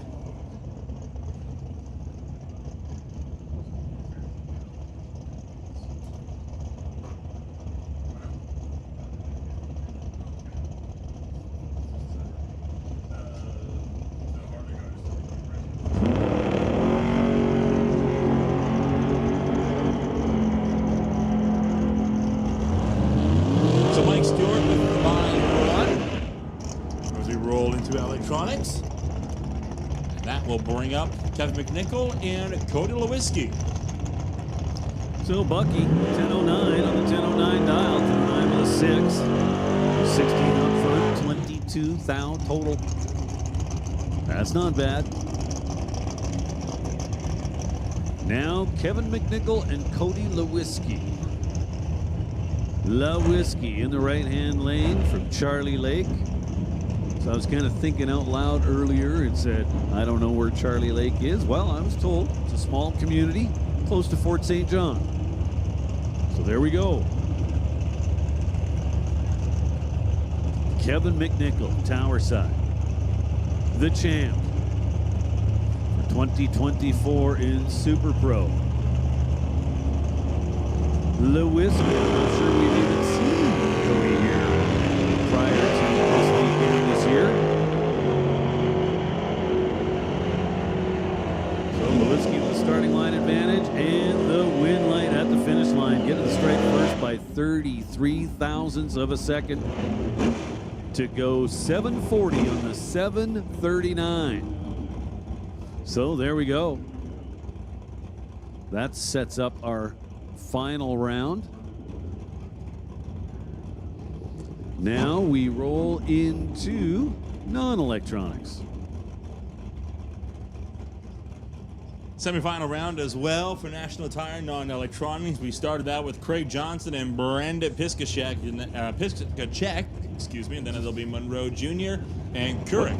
What did you say? Don't worry about it. So Craig Johnson, Tower Side, 10:58. Have to hang around for a little under 3 seconds. And there we go. Chase is on. Womp, womp, womp. Yeah, saw that coming. 10:61 on the 10:58. Piskachek gave up 60 thousandths of a second to Craig Johnson. That does not bode well for your chances. So now Rob Monroe Jr., who just got beat up by his old man, coming back to take on Randy Couric. Couric in the Assassin over there in the right lane, down 1040. Oh, Monroe Jr. turns it red by 16 thou. So Randy Couric with a 3:49 reaction time is going to the final round.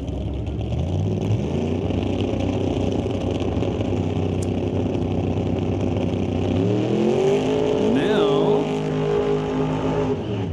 this looks like a test pass.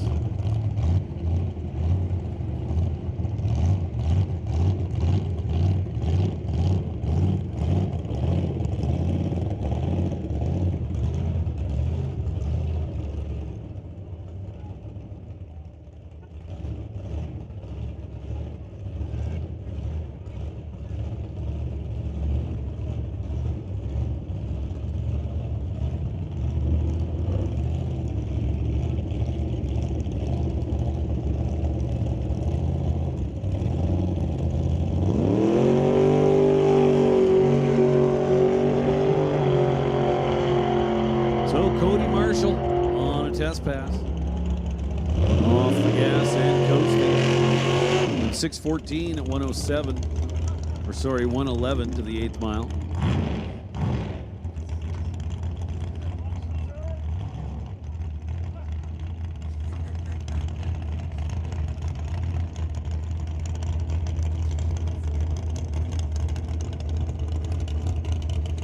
Now Kate Shirk,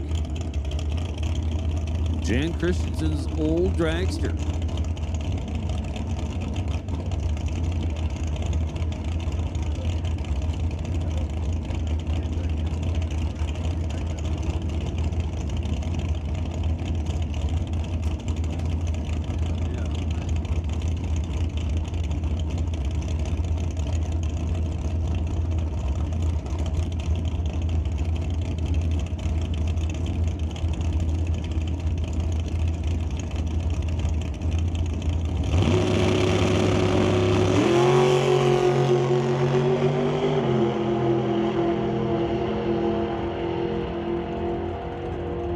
straightforward looking pass. 794, 167 miles an hour.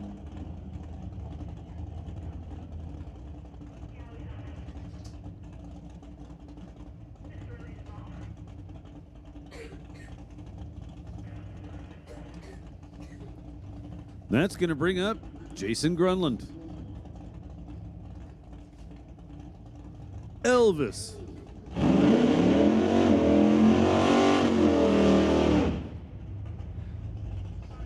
(1966) Chevelle.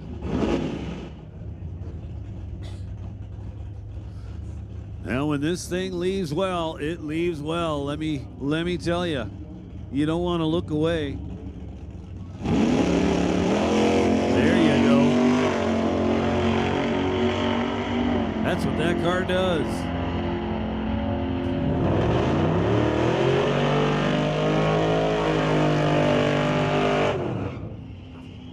Nice little pass for Elvis in the Chevelle. 946, 141 miles an hour.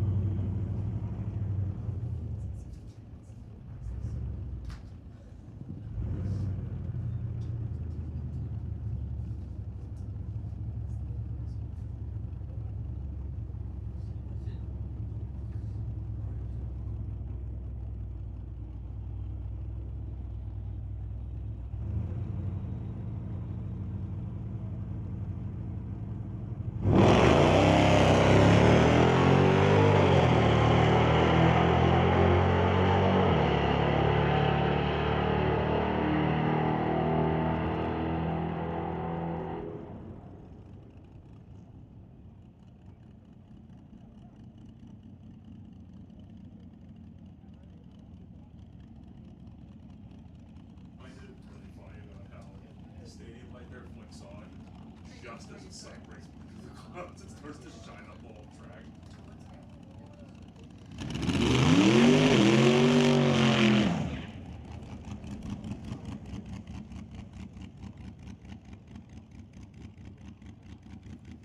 So, Shaylin Svetek.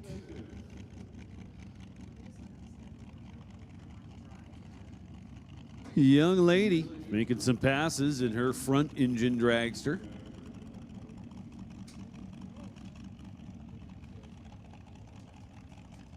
Spent 13 years driving go-karts.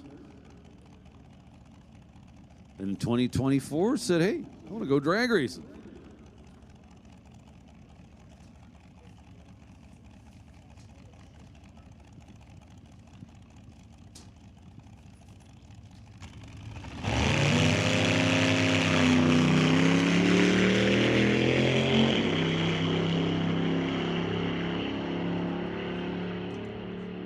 Looking pretty trouble-free over there in the Lordco lane. 911, 144 miles an hour.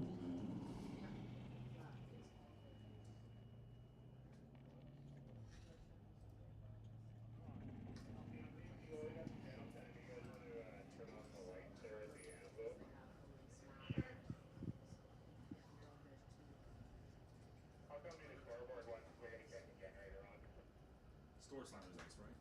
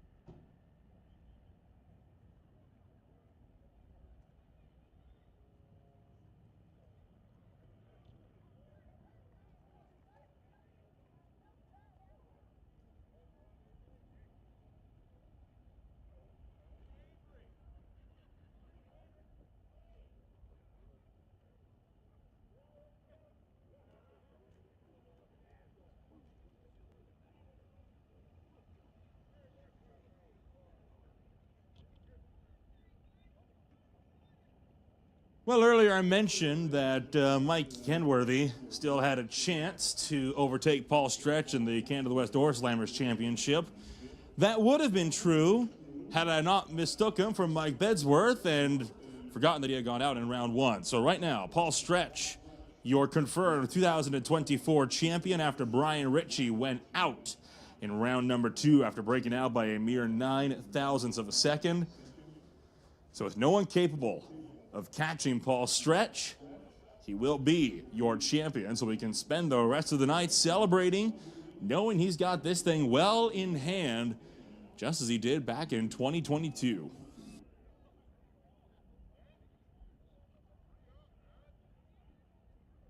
You guys back.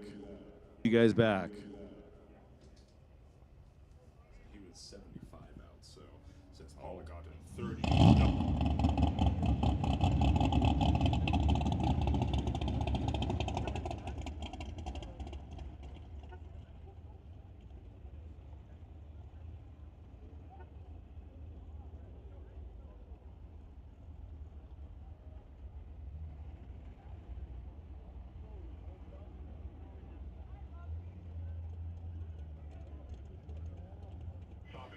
All right, we got Brody Shirk being pulled around the corner, along with others.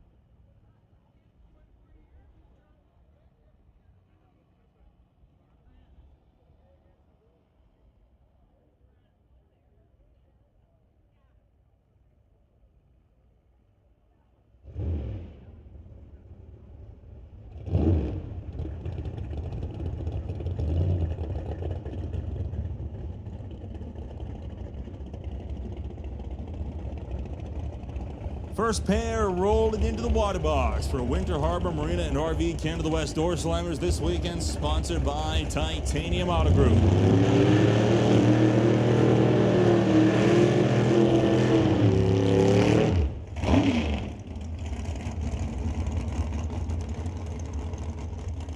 Brody Shirk bringing up the Titanium Auto Group and Bubba Speed Shop Chevrolet. That 562 big block Chevy motor dialing in at 847. Mike Bedsworth from Marysville, Washington. Running the 96 Oldsmobile, still dialing in at 709.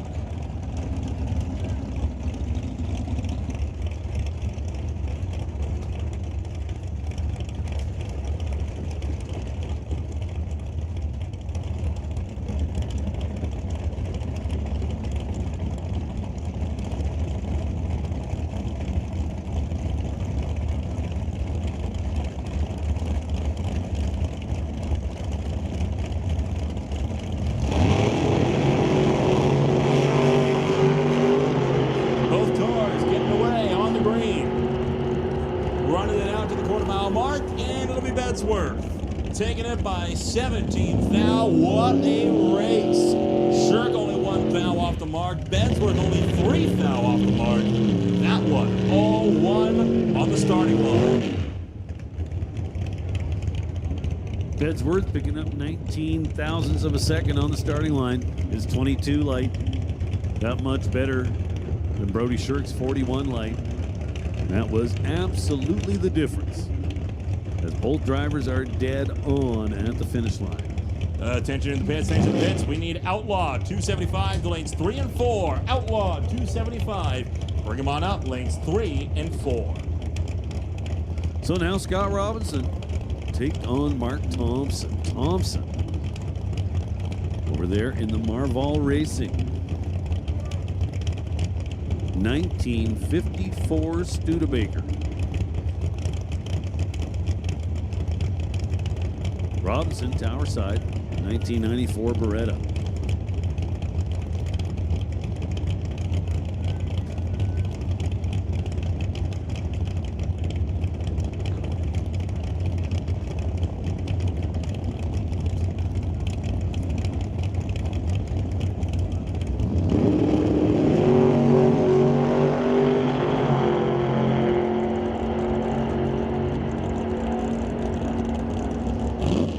it's Mark Thompson turning the win light on. 7:43 on the 7:45 dial gets the job done.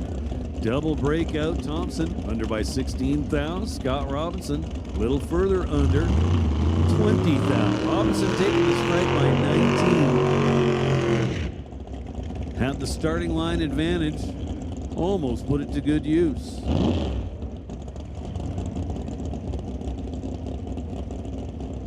Had 16 thousandths of a second advantage on the starting line.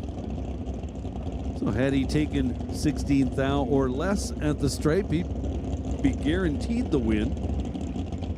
Well, unfortunately, took 19 at the stripe. So Mark Thompson will be coming back to play. Now Rod LeClaire and Brad Powell. LeClaire, number 2 qualifier. He was number 1.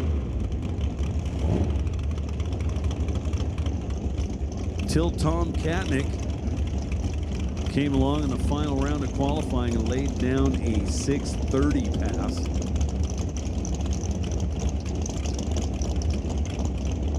So LeClaire dialed at 6:72. Brad Powell dialed at 8:36.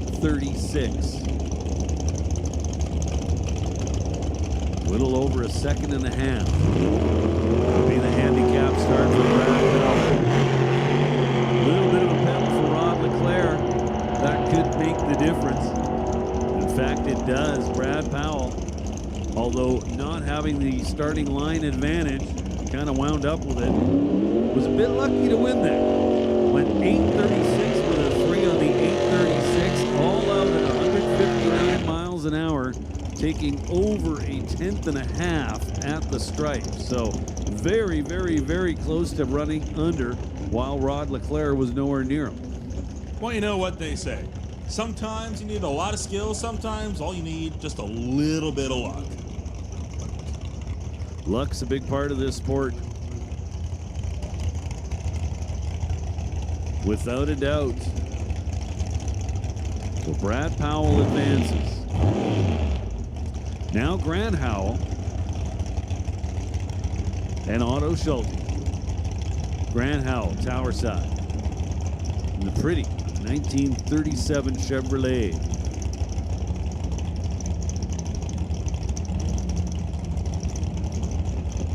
Otto Schulte is still cruising.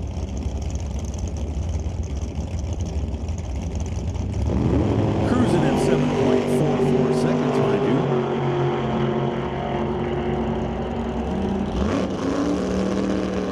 Wow, Otto Schulte overcomes.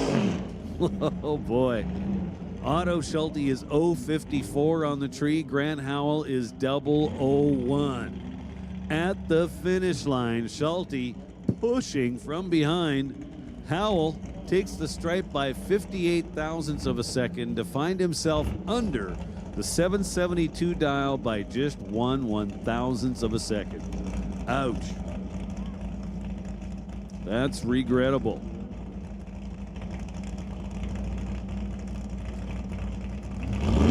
Schulte, just for good measure, winds up 744 with a 3 on the 744 dial. So both drivers dialed very, very well. Howell, again, just not getting any racing luck. Andy Hatton with the bye. Goes 828 with a 0 on the 829 dial. So there we go. There's another round of door slammers in the books.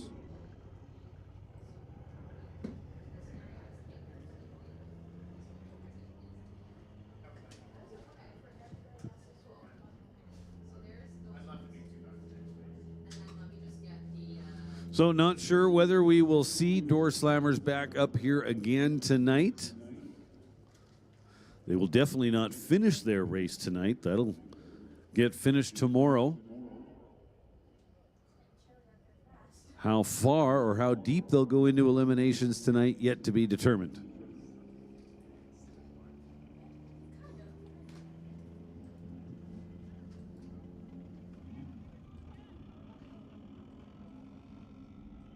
Weather is pushed up.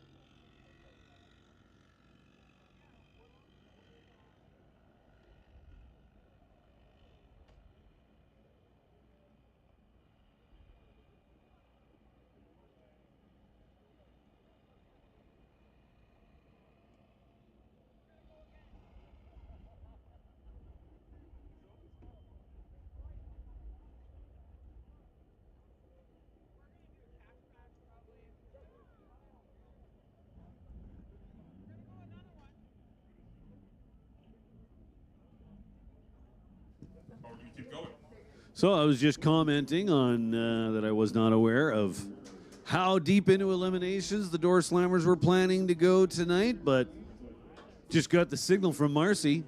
The plan at this point is to keep going.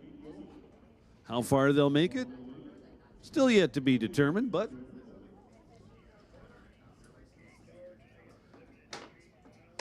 Yeah, so that one is an advanced DT one. I think it was one quicker than like Sept. Street final 3 and 4, stand by real street. Limited Street, final round. We need you to 3 and 4. Limited Street, final round. We need you to 3 and 4.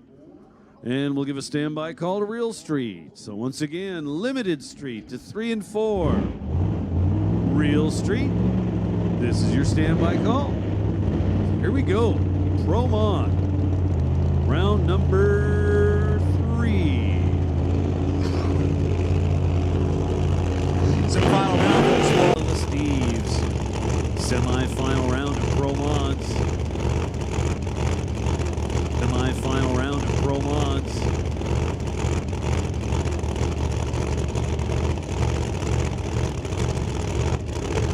Goddard bumping forward, Steve Horn doing the same. One of these two drivers is into the final.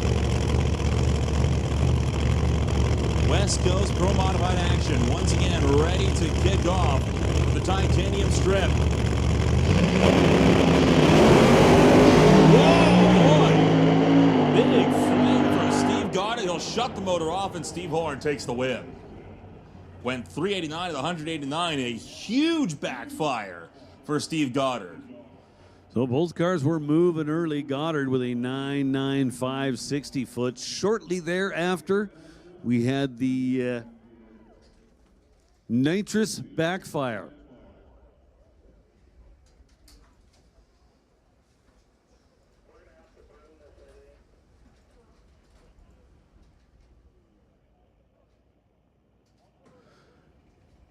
So Goddard makes it off the track under his own power. Safety just going to follow him out there, make sure everything is A-OK.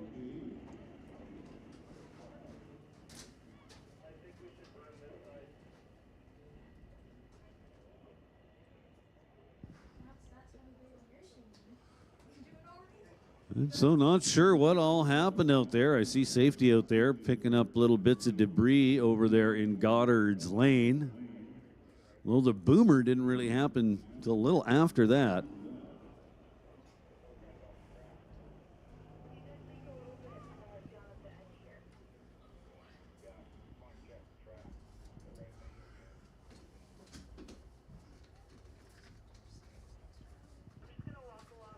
So it's going to be Steve Horn going to the final round.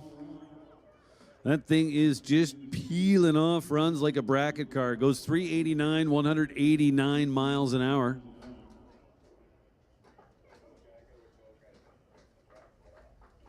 John, would you mind announcing that BS Espresso is open? Well, here's something I wasn't aware of. Kind of deja vu to last weekend. So the BS Espresso Hut is open. All kinds of hot and cold coffee products, as well as smoothies and of course, those little donuts. That's right, the mini donuts right here at Mission Raceway Park. Go see Barry and Shelley. They're lonely. Plus, you need donuts. Come on. Let's be realistic about this.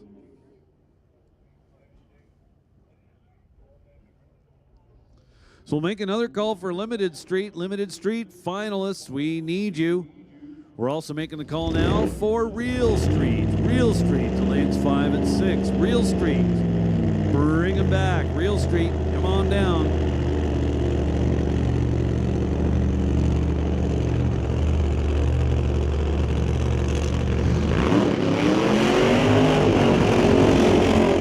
So Garrett Richards with the bye.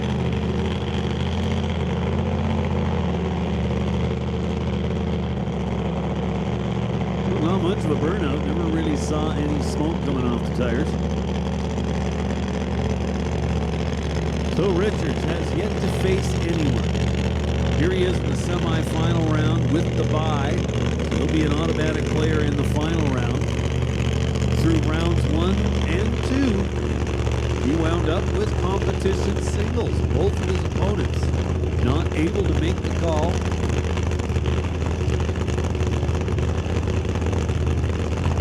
For the first time Garrett Richards will face an opponent here at the West Coast Outlaw Shootout will be in the final round.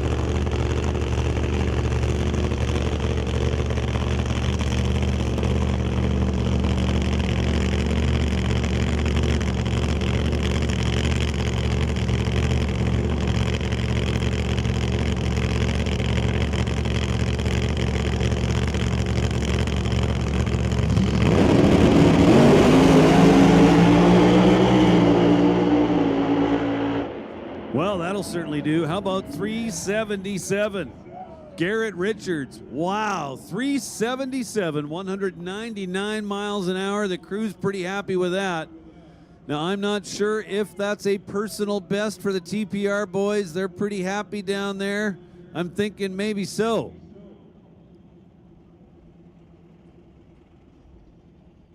Hey, Brent, is that the best you guys have ever run here?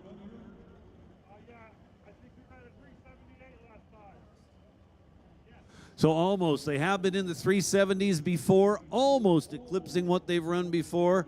Congratulations.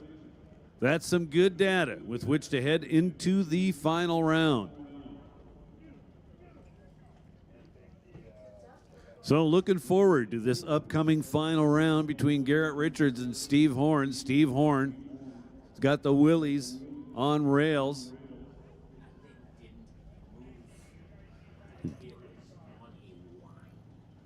Garrett Richards putting on a show here in the semifinals. Goes 377 with a 9, 199.38 miles an hour.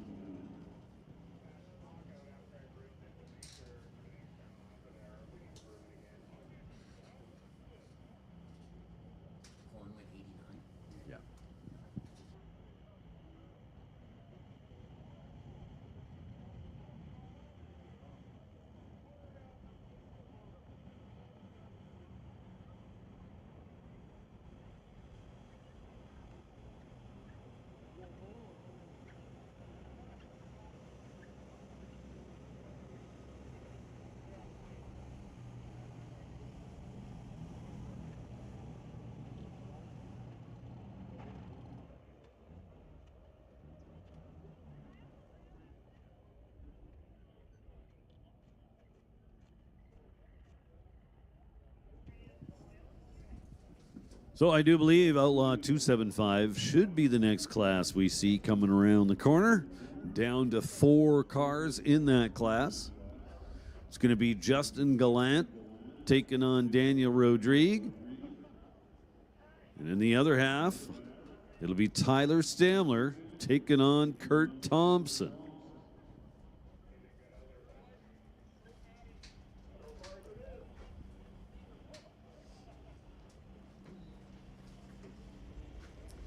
In Limited Street, which will be following Outlaw 275. Down to our final round, which will feature Max Nielsen and Vanessa Richards.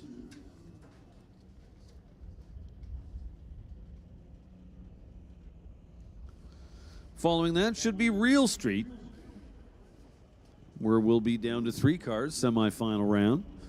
Richard Love will face Ryan Ledrette. Rob Monroe Sr. will get the bye.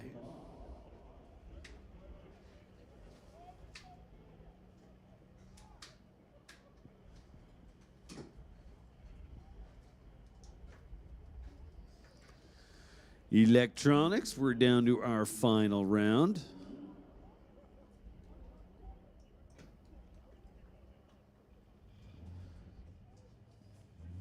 Be Mike Stewart and Cody Lewinsky.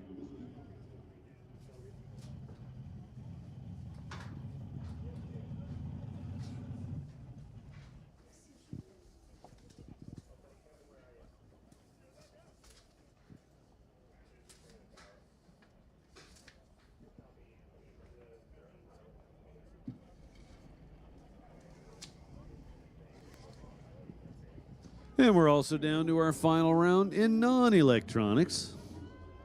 That's going to feature Randy Couric and Craig Johnson.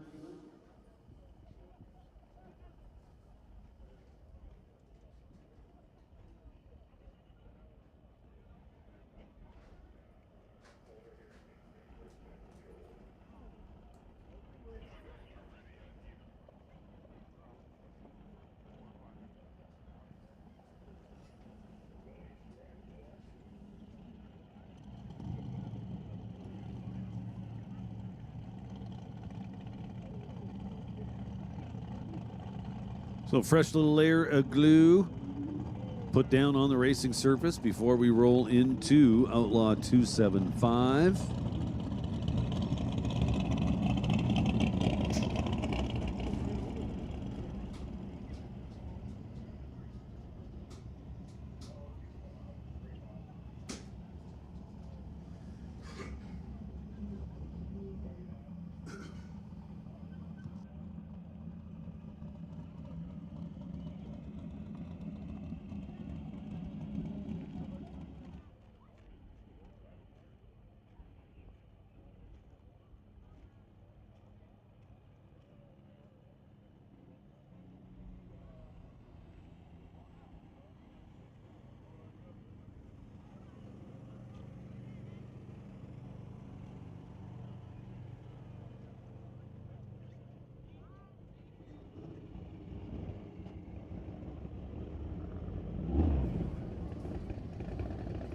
And here we go, semi-final round, Outlaw 275.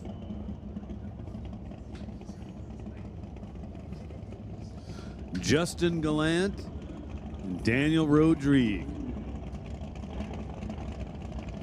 So a 10-minute standby call for Canada West Door Slammers. Canada West Door Slammers, this is your 10-minute standby call. Please get ready to go.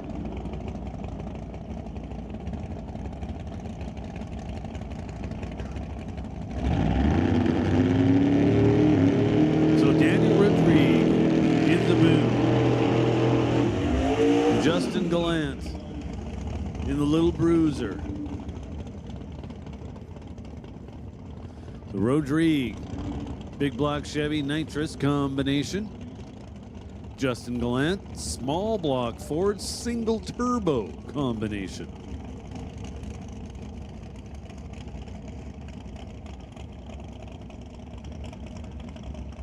The Gallant Tower Side #1 qualifier. Qualified with a 4:28, then bettered that in eliminations. Went as quick as 4:25.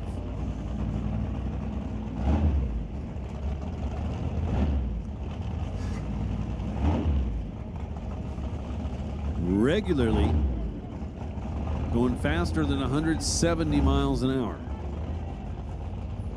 In the 8th mile on a small tire. With a small block. Impressive for sure. It's a big fight here. Rodrigue carried the front wheels something fierce last time out. So good to see him back in action. Looking to take out your #1 qualifier, Justin Gallant.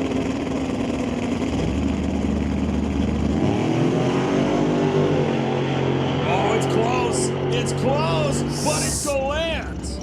Side by side, pretty much the whole way down the track. Daniel Rodrigue had a little bit of a starting line advantage. Gallant, however, didn't even get it back till after the 330-foot mark, but at the 8th mile, Gallant 433, Rodrigue 445. Rodrigue just running out of horsepower at the top end. Gallant again going 170.97 miles an hour to put himself in the final round, where he will face one of these two guys. Tyler Stamler or Kurt Thompson. Stamler with the bye last round, lit up the tires.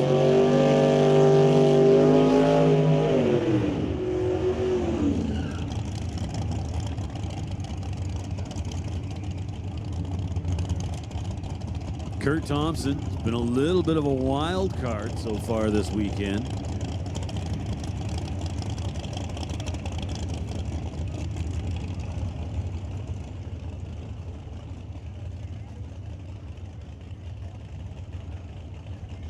So a couple of LS combinations.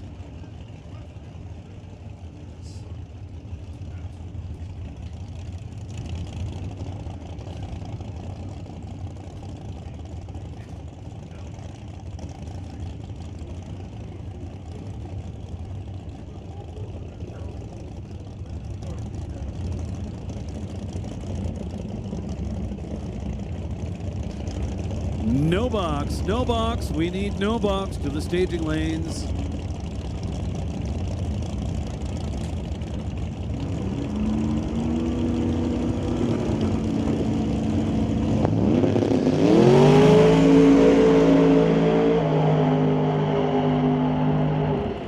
So Kurt Thompson going to the final round. How about that? 441, getting ahead of 442. Reaction times were 074 to 082. A good drag race right there. Kurt Thompson of the stripe first by 22 thousandths of a second. Well done. So that sets up our final round. It's going to be Kurt Thompson taking on Justin Gallant. And that leaves us with the Limited Street Final.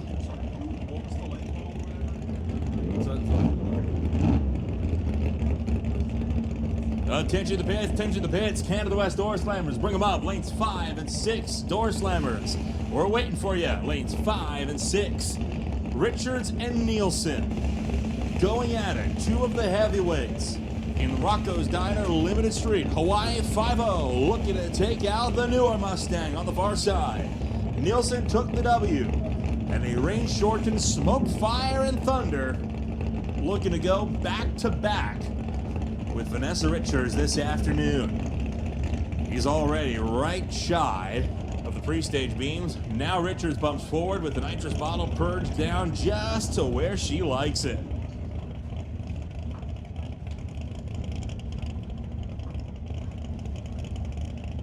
So Richards patiently waiting on Nielsen, who bumps in first. We've already seen one burn down today. It's very possible we could see another. Nielsen's into the pre-stage beams. Vanessa's in. Here comes Nielsen. And here comes the tree. Richards carrying the wheel. She slams it back down. Max Nielsen drives through it. And he takes the win for Rocco's Diner Limited Street. So Vanessa Richards, too much, too quick, started picking up the front end. She was forced to get off the gas, let it drop back down. That opened up the window for Max Nielsen. Vanessa certainly doing a good job at the starting line. She was 0-13 up front. Max Nielsen with the better tune-up for this final round. Qualified with a 5.13. Went 5.13 in the semis, then bettered that with a 5.12 here in the final round.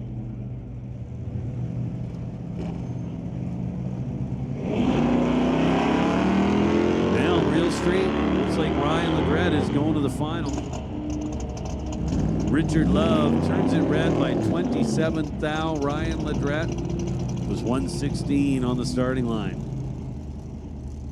Decides to get off the gas and let her coast.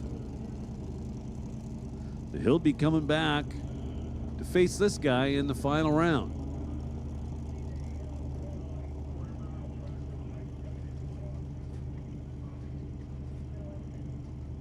Rob Monroe Sr. elects to just take the tree, get credit for the win.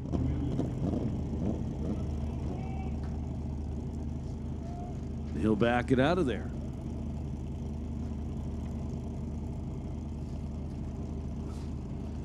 A little bit of confusion there, as they maybe should have kept the bikes out of the way, but looks like we've got it handled.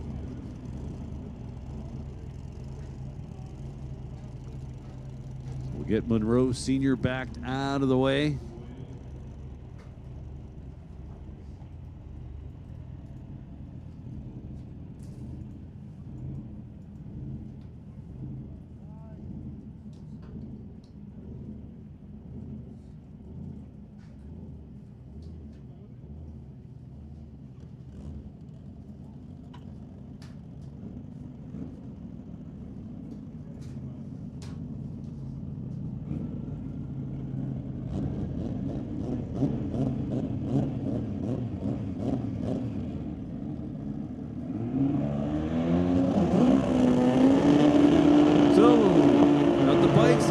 once again. Matt Atkinson and Rob Aston.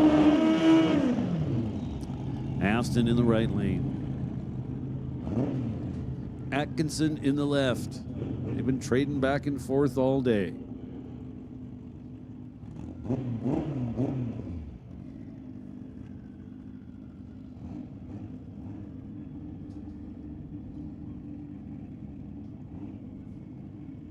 Aston has laid down the quicker runs,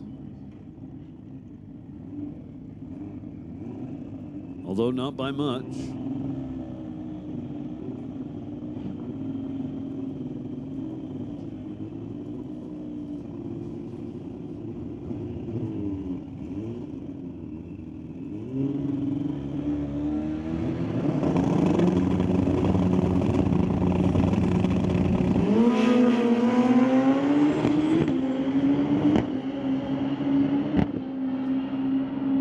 So Aston leads the way. 7:16, 195 miles an hour. I do believe that's his quickest run of the weekend. Atkinson with a little bit more mile per hour, 196, runs 7:34.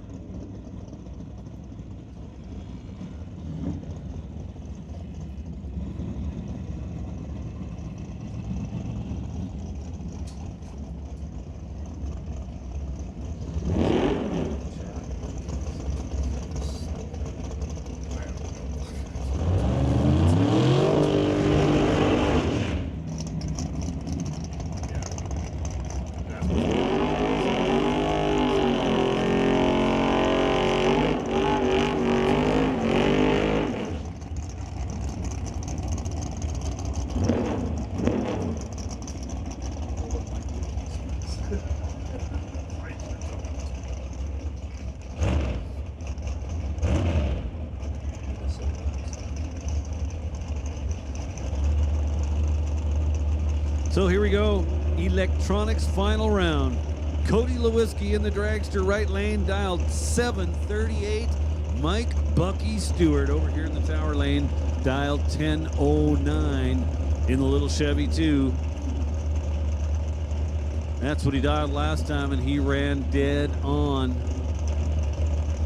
Gotta think possibly the air's a little quicker out there. However, track may be giving up a little bit. We're going to find out real soon. Well, he was less than stellar on the starting line, I can tell you that for sure. And at the finish line, he goes 10-11 all out. So Cody Lewinsky with an easy win goes 739 on the 738, taking a stripe by 71 thou.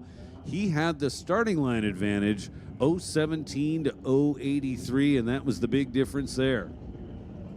So congrats going out to Cody Lewinsky. I feel like this is a good a time as ever to remind drivers that we are going to be doing winner interviews down in the winner's circle for all that are wanting them throughout the course of the afternoon. And that brings us to the National Tire Non-Electronics Final. Craig Johnson with Johnson's Custom Exhaust and BC Scale Oldsmobile. Not the Oldsmobile Cutlass, the Malibu Wagon, dials in 1056. Randy Couric bringing up the Assassin, dials in at 1040.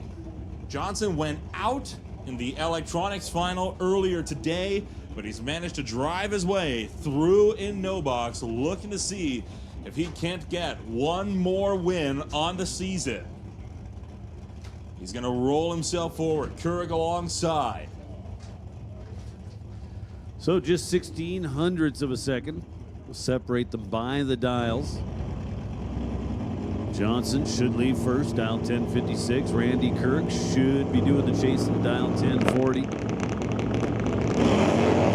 both away, and they're both away on green lights, so this race settled at the top end. Couric chasing after Johnson. Does he get him? Yes, he does. Randy Couric going to take away the win from Craig Johnson. So two first-time winners in one of the last race weekends of the season, at least for this year at Mission Raceway Park. So Craig Johnson had the starting line advantage. did not like the looks of that stripe, decided to give it up and get behind, which he did by 45 thousandths of a second. Down to 108 miles an hour in 1062. But Kirk was safe. 1041 on the 1040 dial, so congrats going out to Randy Kirk, winner in non-electronics today. Can you do a speed limit warning and headlight?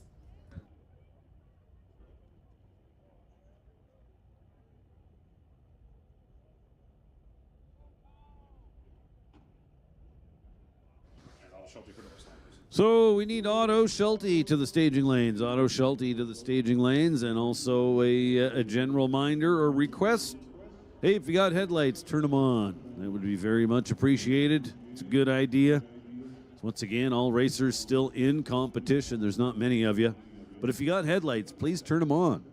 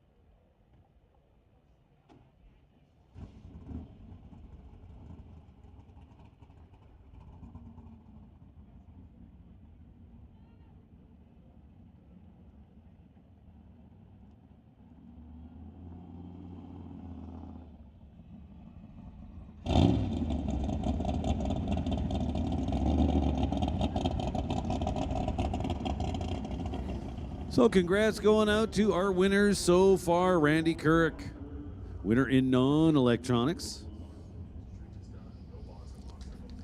Cody Lewinsky, winner in electronics. Max Nielsen, winner in limited street.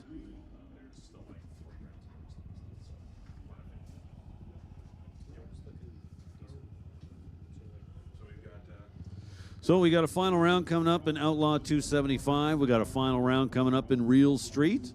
And we've got a final round coming up in Pro Mod, I believe.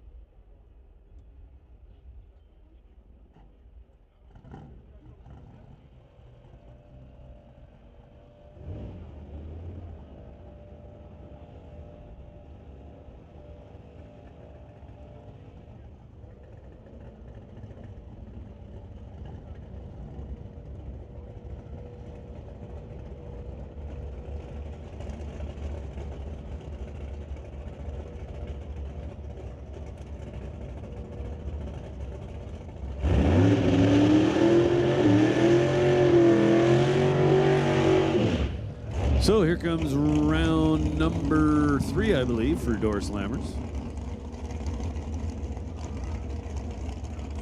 Round 4. Sure, I'll go for that.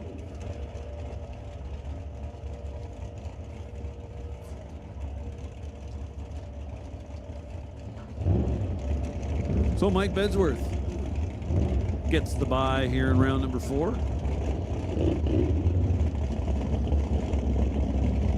1996 Oldsmobile Cutlass.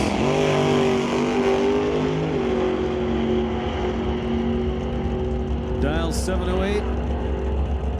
Go 709.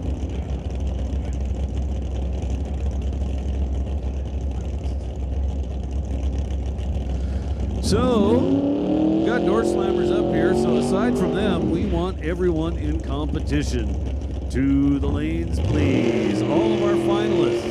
Anyone left in competition, this is your call to the staging lanes.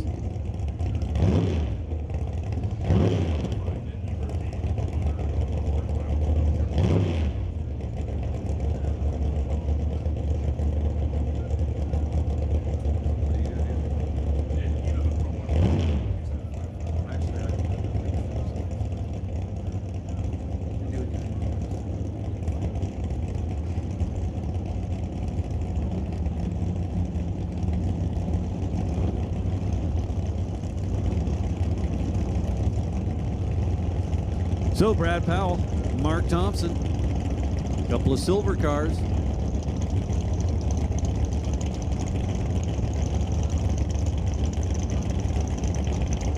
So we'll throw another call out there for license and test. License and test.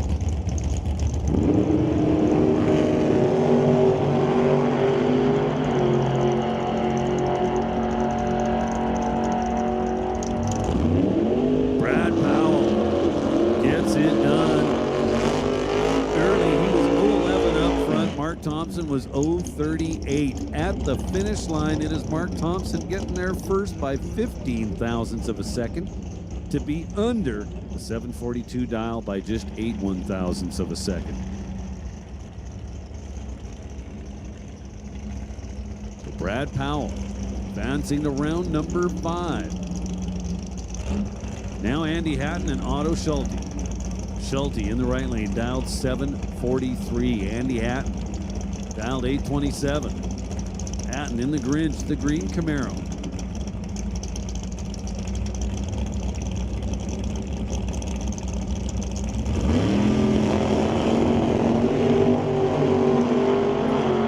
Wow. It is Andy Hatton. No!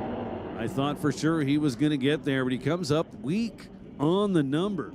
Schulte getting to the stripe first by 15 thousandths of a second to come up dead 9 on the 743 dial. Hatton with a great 008 reaction time,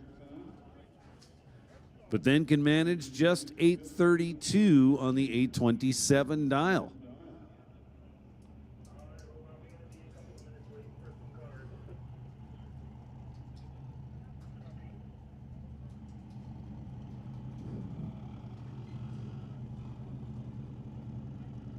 So it looks like that will do it. Round number 4, Door Slammers action, down to the semifinals.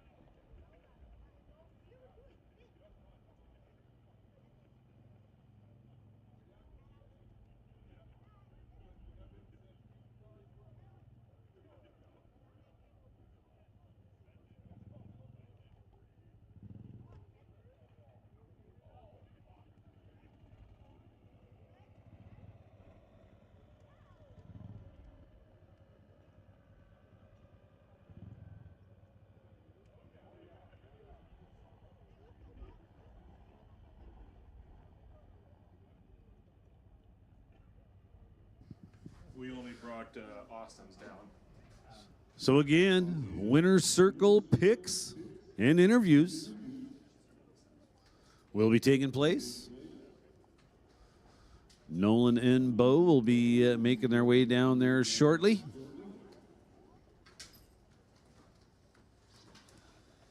Again, congrats to our winners so far. Randy Couric, Cody Lewinsky, Max Nielsen,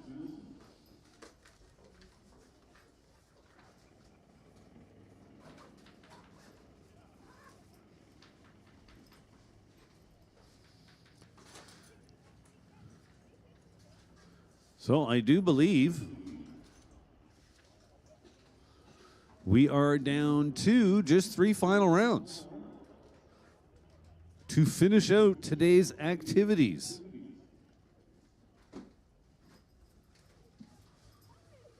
Looking for our Real Street finals, or finalists rather. Our Outlaw 275 finalists. And our Pro Mod finalists.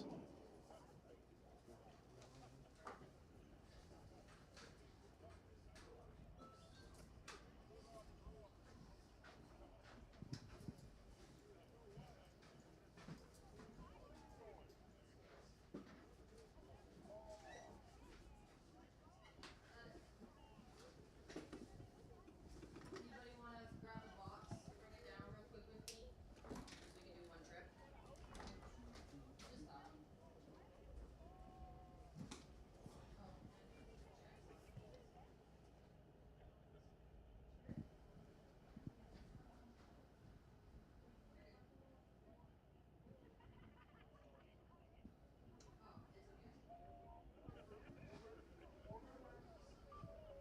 You're so cute. Did you win?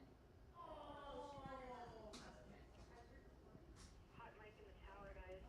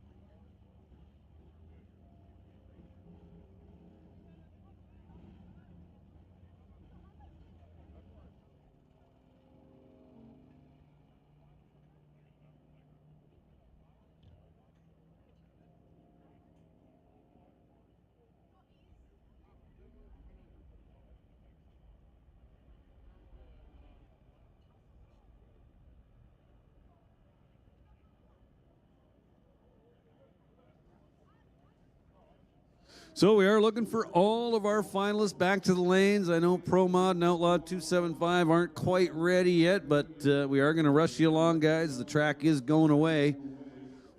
Make another call for our Real Street finalists. I'm pretty sure Rob Monroe Sr. is back there. That would mean we're specifically looking for Ryan Ledrette.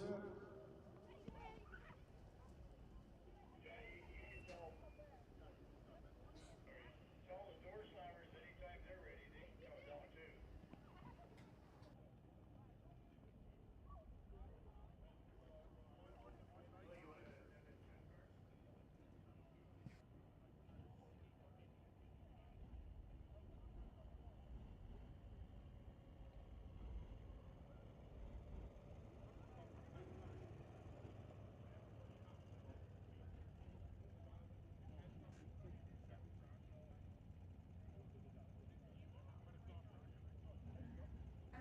So we'll also make a call for our Door Slammer semifinalists. Door Slammer semifinalists, whenever you guys are ready to come back.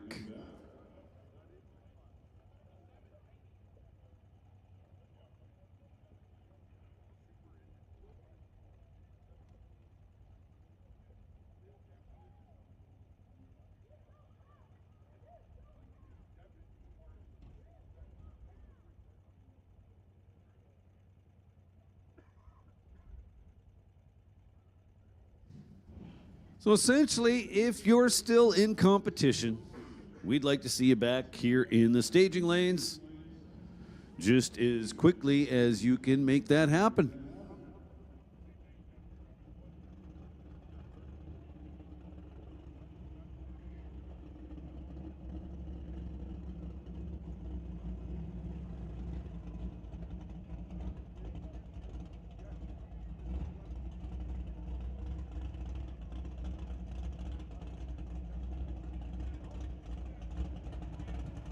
Well, looks like we're going to get to see another test pass.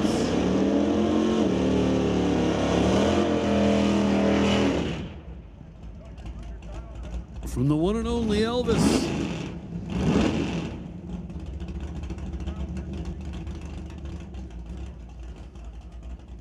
Now, this car historically has always been a lot of fun to watch.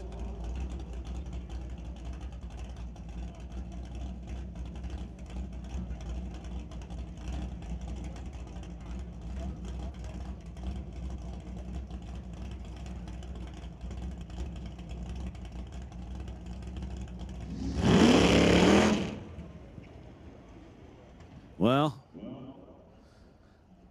that didn't go as planned. So I know a week ago was really struggling, had some trans brake issues, and it appeared right there as though he still has not got them quite sorted out.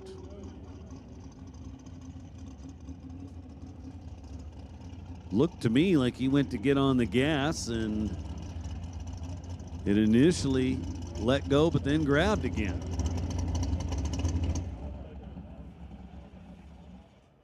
Yellow flashing light he has in there. Is that a timing light?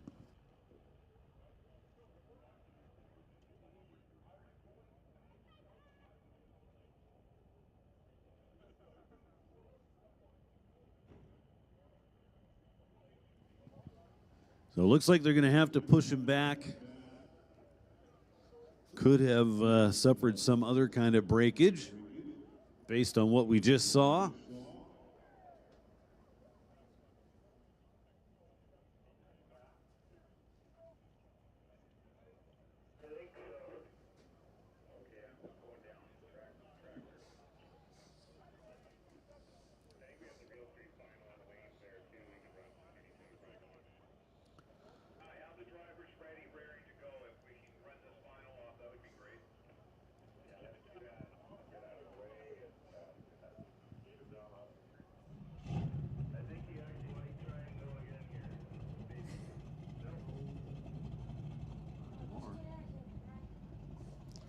So they're pushing Elvis back out of the way. As I understand it, our Real Street finalists are in the car, or in the cars, belted in, ready to go.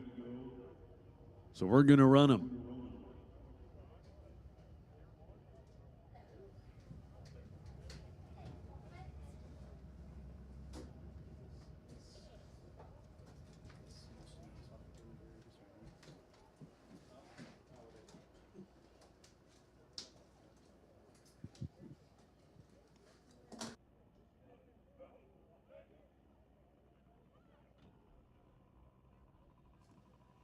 So it's going to be Rob Monroe Sr. and Ryan Ledrette.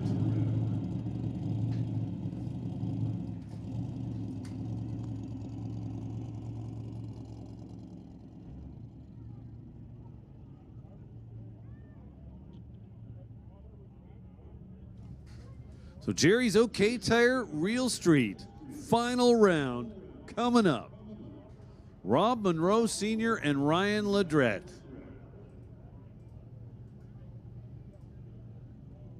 going to be Monroe Sr.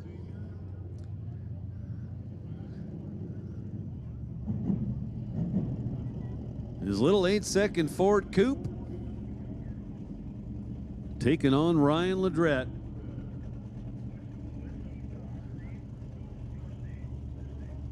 Cody Lewinsky was our winner in electronics today.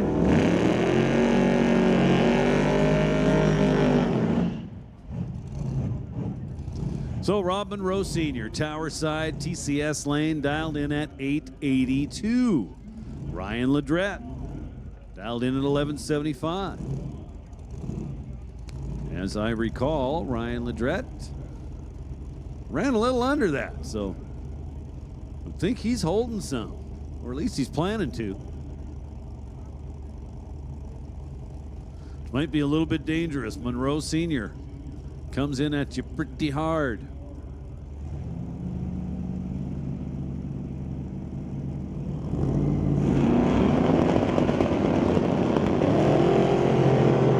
Oh boy. Red out there for now. Oh yeah, he's off the gas and coasting. Some kind of issue for Ryan Ledrette. Monroe Sr. catches him with plenty of room to spare.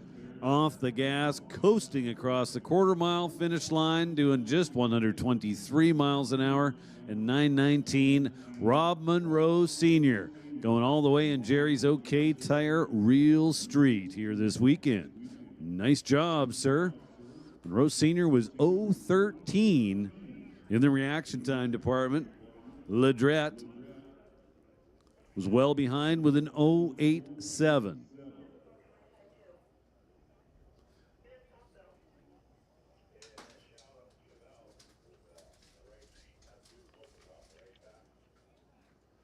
So now we are awaiting on our Canada West Door Slammers semifinalists, our Outlaw 275 finalists,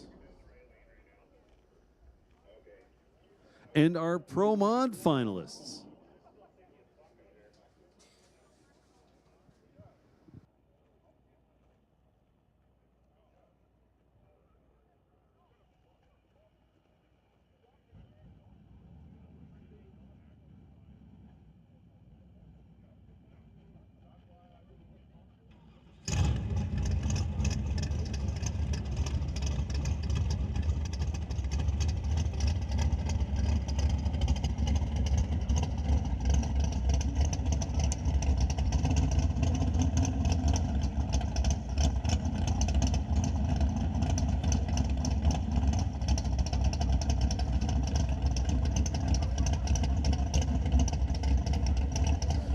So we'll make another call for anyone still in competition. Anyone still in competition.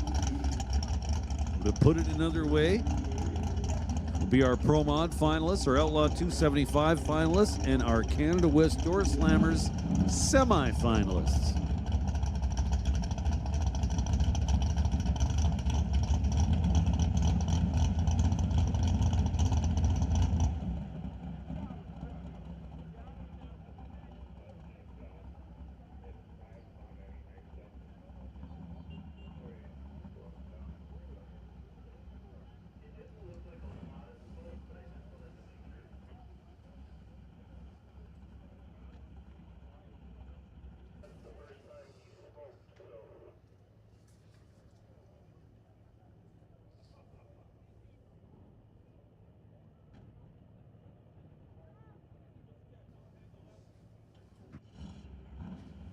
So I see we've got Justin Gallant back behind the tower, now just waiting on Kurt Thompson.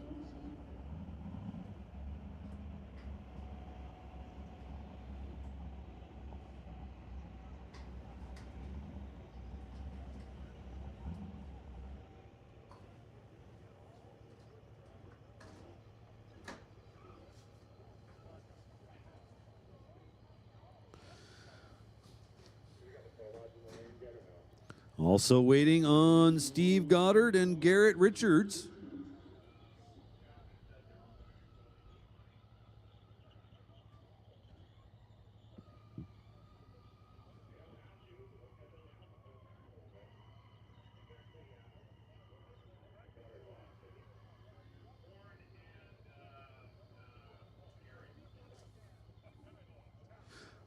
Well, I'll correct myself.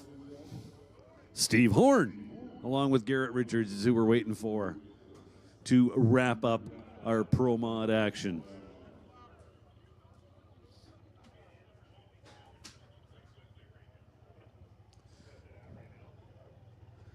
And again, a little reminder, if you're in competition,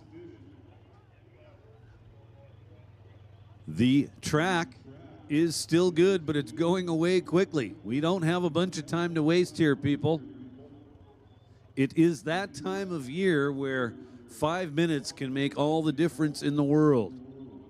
So we'll make another call for anyone left in competition tonight. We need you back to the lanes, please.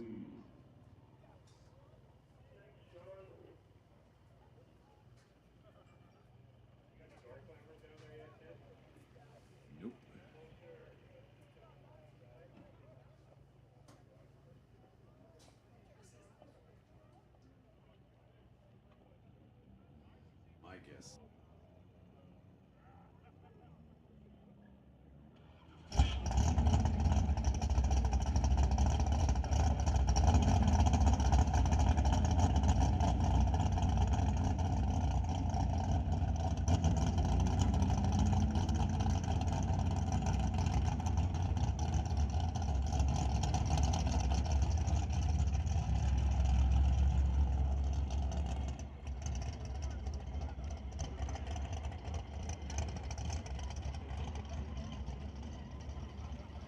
And our Outlaw 275 finalists pull up.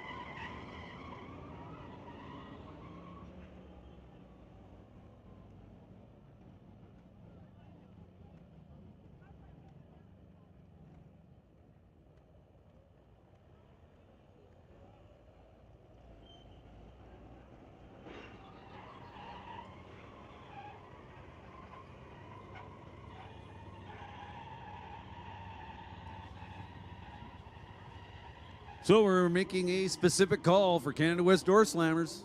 We need you back here, guys. Time's a-wasting.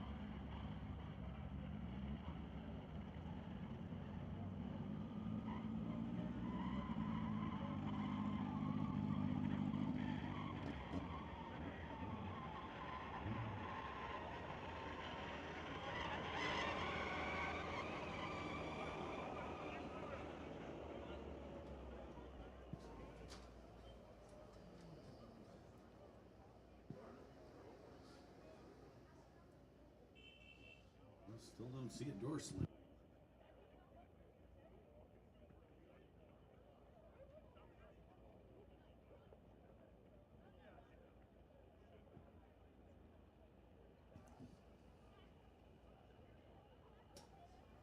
So my understanding is this. We're going to run the Pro Mod final. That'll be what you see next.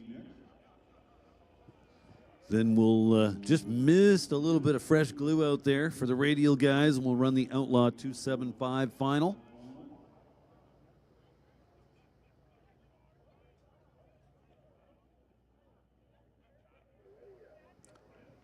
Do believe I'm seeing door slammers starting to show up.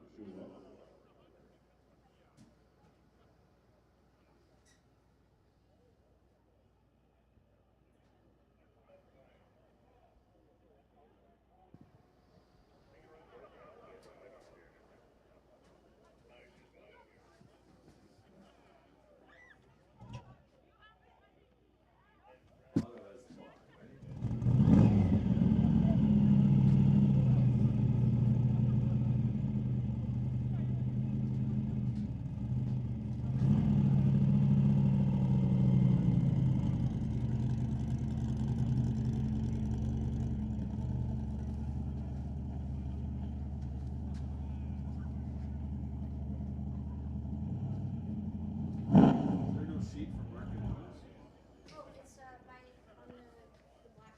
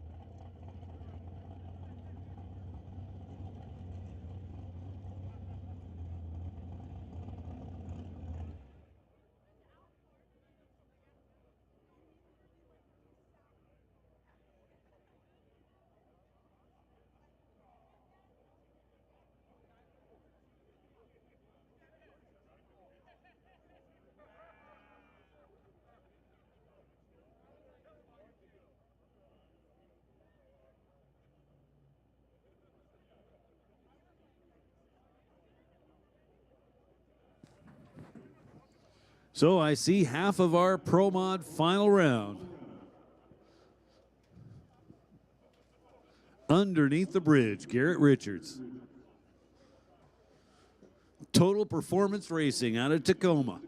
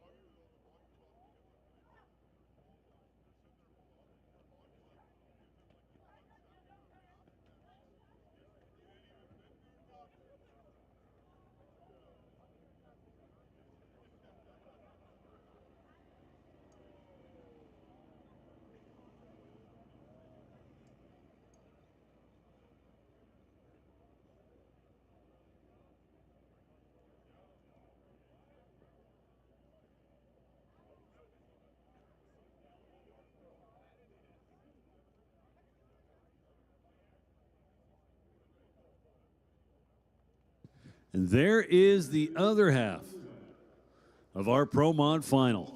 Steve Horn. So Steve Horn in the 41 Willys will be making his way down the right-hand lane. Garrett Richards in the Shelby Mustang will be making his way down the left lane.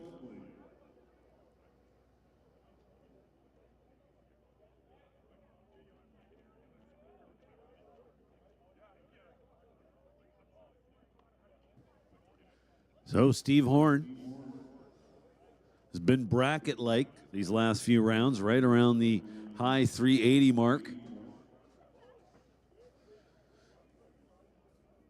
Garrett Richards running in the low 380s most of the weekend. Then went 377 on his semifinal round bye.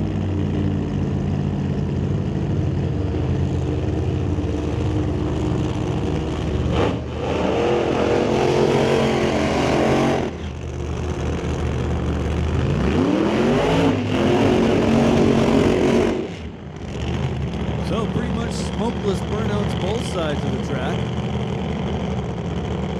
But why mess with what works?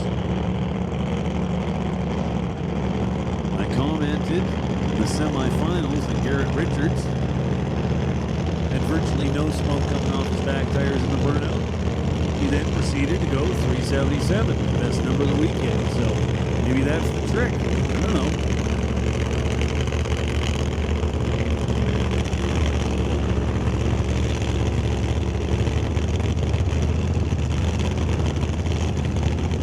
Steve Horn, JS Power Sports.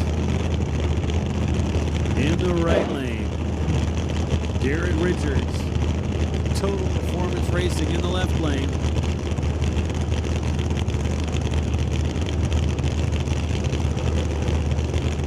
Both of these cars going down the racetrack like clockwork the last couple of rounds.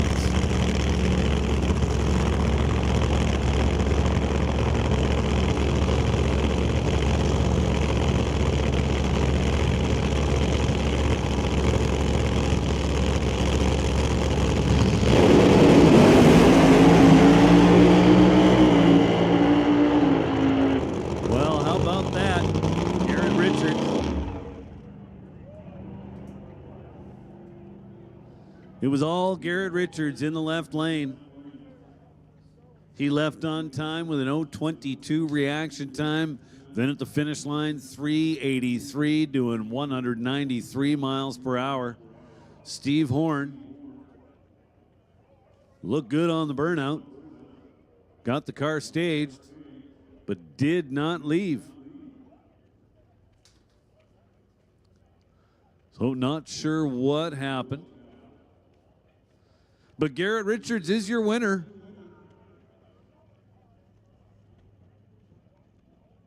No doubt about it. So congratulations to the Total Performance Racing team.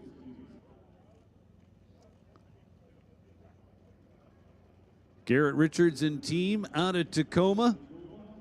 We here at Mission Raceway are very proud that they call this their home track.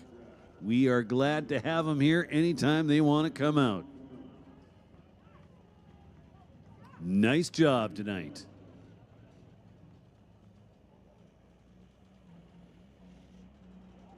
So tough break for Steve Horn. Not sure what went awry. As mentioned earlier, the car was working like a bracket car coming into this final round. I thought we were set up for an all-out battle down the track.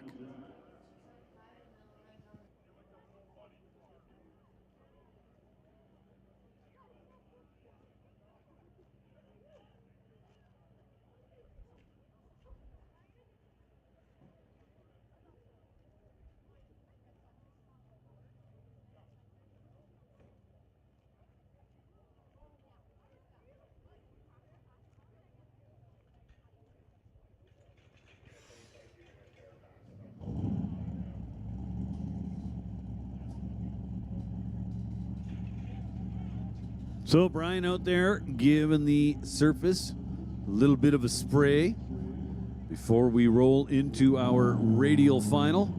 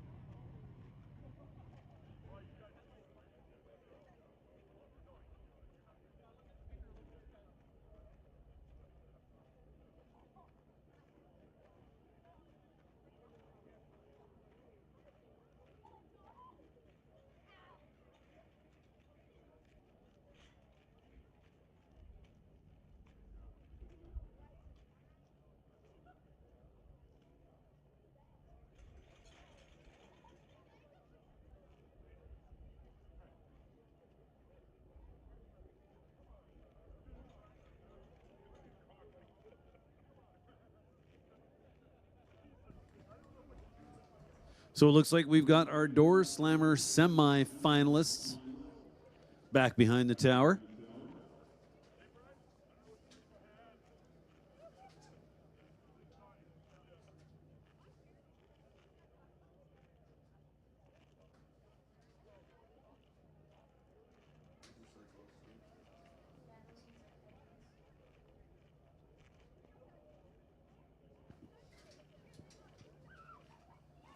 So Door Slammers down to 3 cars.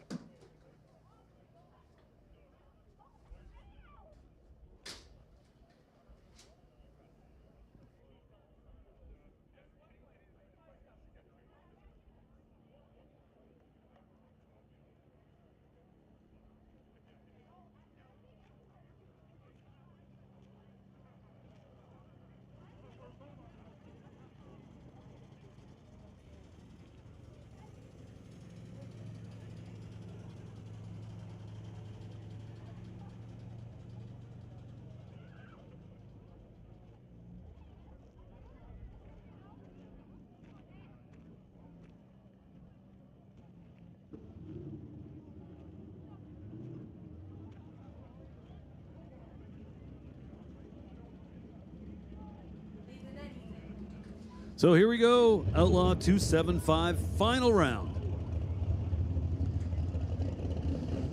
Justin Gallant and Kurt Thompson. Kurt Thompson, right lane. Justin Gallant, left lane.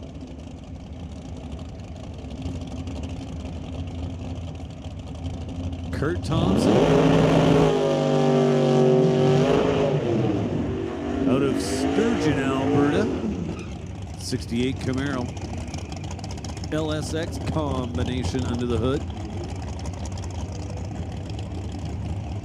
Justin Gallant, Tower Side.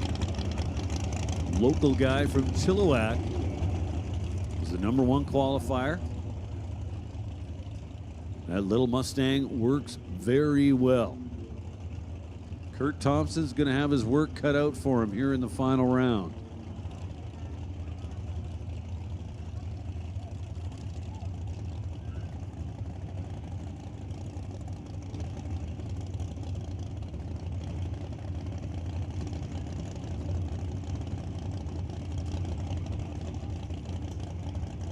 Little small block Ford.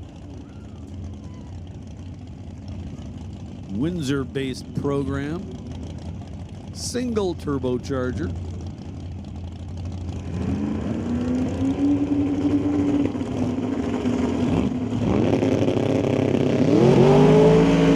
Thompson turns it rad. Justin Gallant, 068 up front, and on the reader board puts a 438 up there. 167 miles an hour. Nicely done. Big congrats going out to Justin Gallant and team, Nick Duda, everybody over there helping out. Wants to thank Loop Research, Milron Truck Body, BDL Automotive, Edelbrock, DMW, Precision, Circle D, UPR, Crown Door, Lordco, Badass Garage, and Kathleen at Royal LePage. So great job for Justin Gallant and everybody on the team over there. Getting the win in what has been an absolutely dominating season. And it ain't over yet. They'll be making the trek down to Vegas for the Streetcar Super Nationals in about a month and a half from now.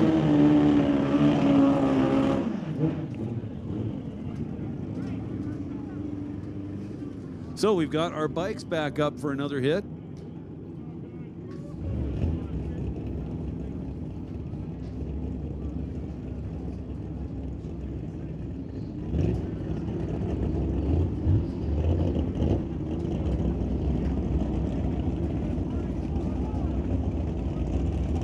So Matt Atkinson and Rob Aston up once again. Aston in the right lane, Atkinson in the left.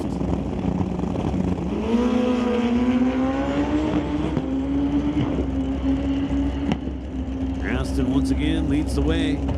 Goes 7:09, 197 miles an hour. Getting quicker with every pass. Here we go, semi-final round of Canada West Horse Slammers. My understanding is they are planning to finish this tonight. So these competitors have been told, if you win, we need you to turn it around almost instantly.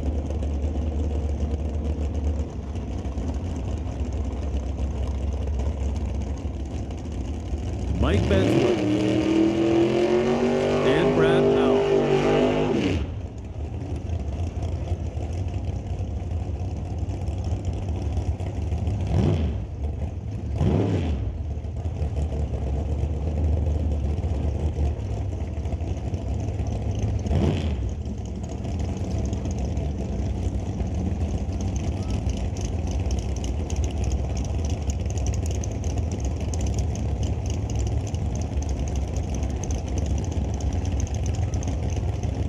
So Powell dialed in at 8:35. Bedsworth dialed in at 7:08.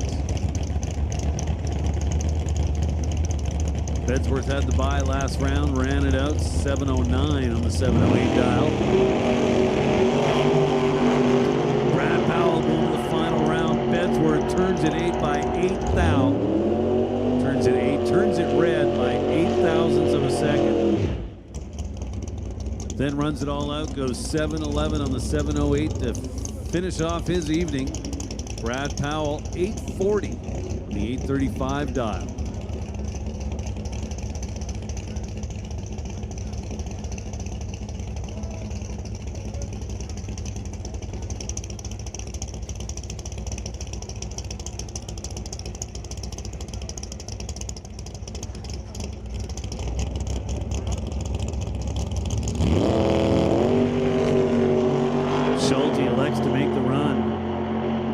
Job on the starting line, 002. Then off the gas and coasting, 772 at just 146 miles an hour.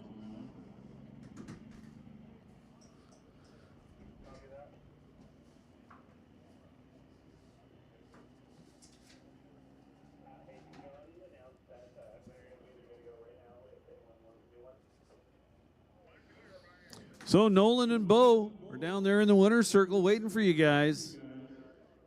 If you're a winner or a runner-up, I'm sure they'll be game for that. Head on over there. They're waiting for you. Winner's circle picks and interviews.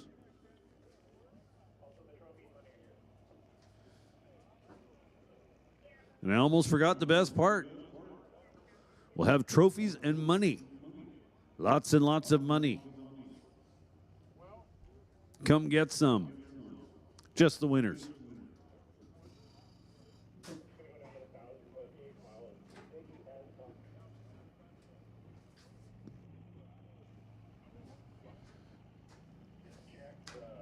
So, Canada West Door Slammers final round is all that is left for tonight.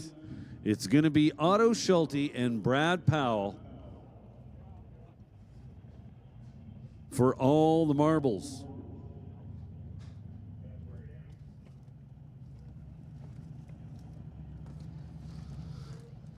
And I'm sure you guys are well aware, but I'll just mention it because I got nothing better to do. We do need you back here just as quickly as you can possibly accomplish that.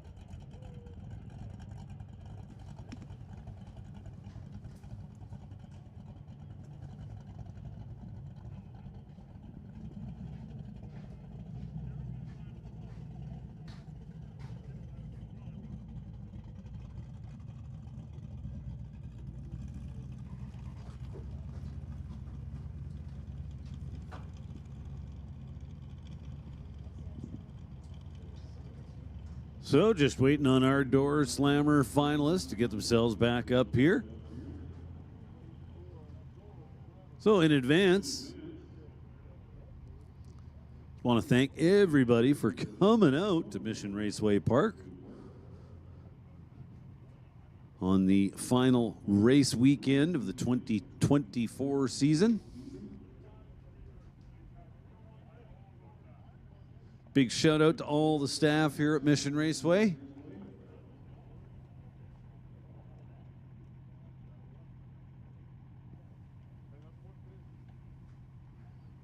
Congrats to all of our winners and runner-ups.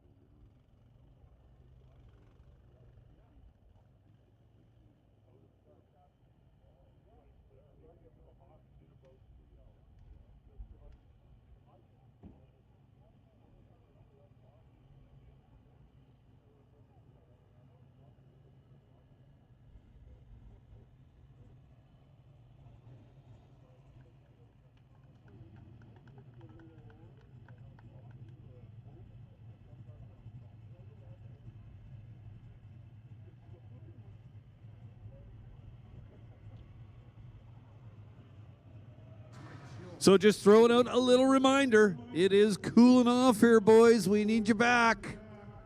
We got to get this done. We're losing the track.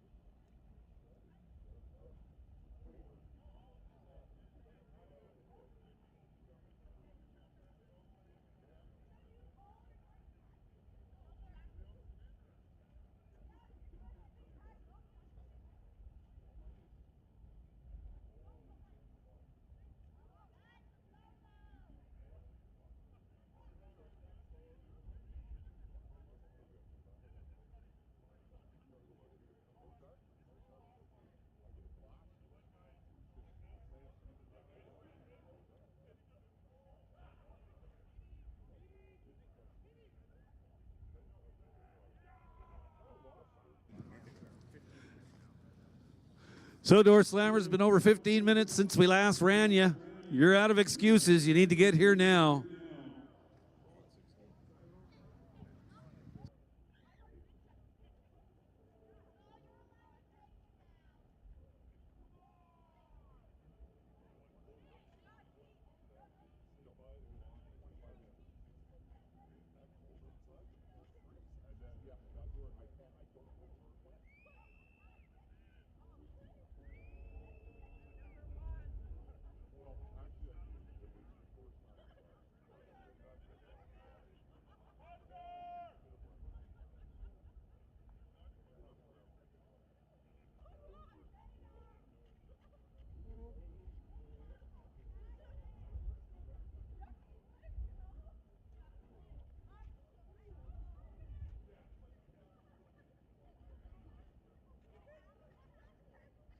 And it's not a Otto Schulte, Brad Powell, we need you.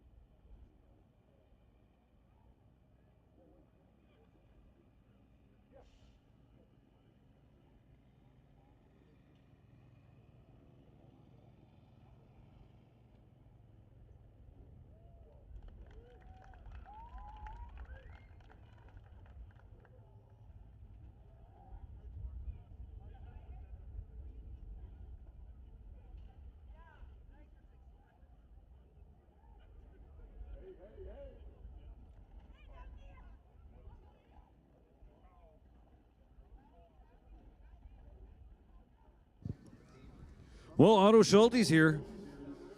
Where is Brad Powell?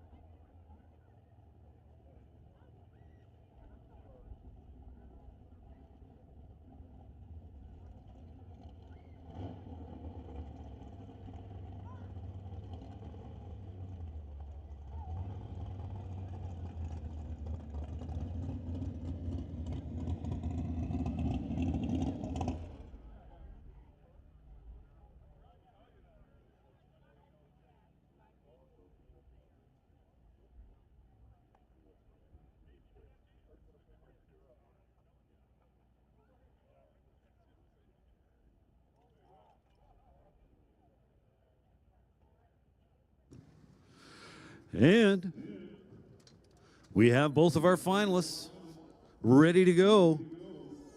Otto Schulte and Brad Powell. Final round. Canada West Door Slammers action coming up. Canada West Door Slammers race this weekend. Brought to us by the Titanium Auto Group. Big shout out to Derek Shirk and the Titanium Auto Group for all their support. Not only the Canada West Door Slammers, but obviously here at Mission Raceway.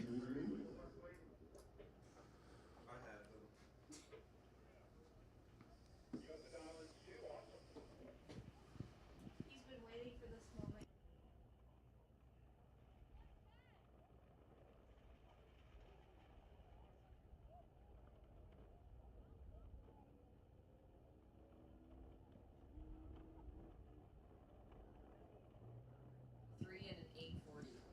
So Otto Schulte and Brad Powell. It's going to be Brad Powell in the right-hand lane, I believe. 744 left lane, 840 right. Otto Schulte will be running in the left. Schulte. I need a 744 for the right and a 830.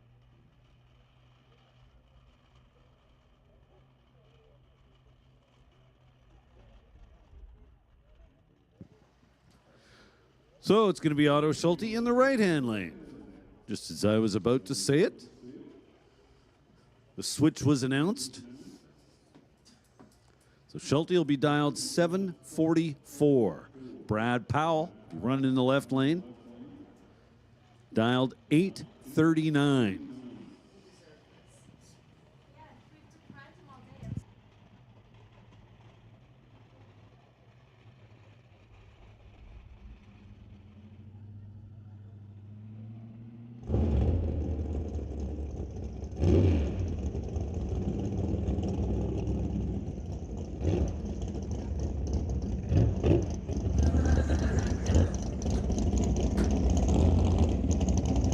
And here we go, both cars rolling into the water.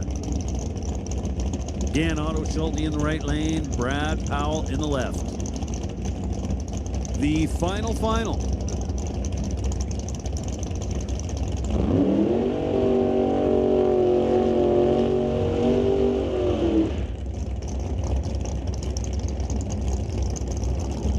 Schulte with an across the line burnout, gets himself backed up. Powell's going to keep his burnout on this side of the starting line. The burnouts are done.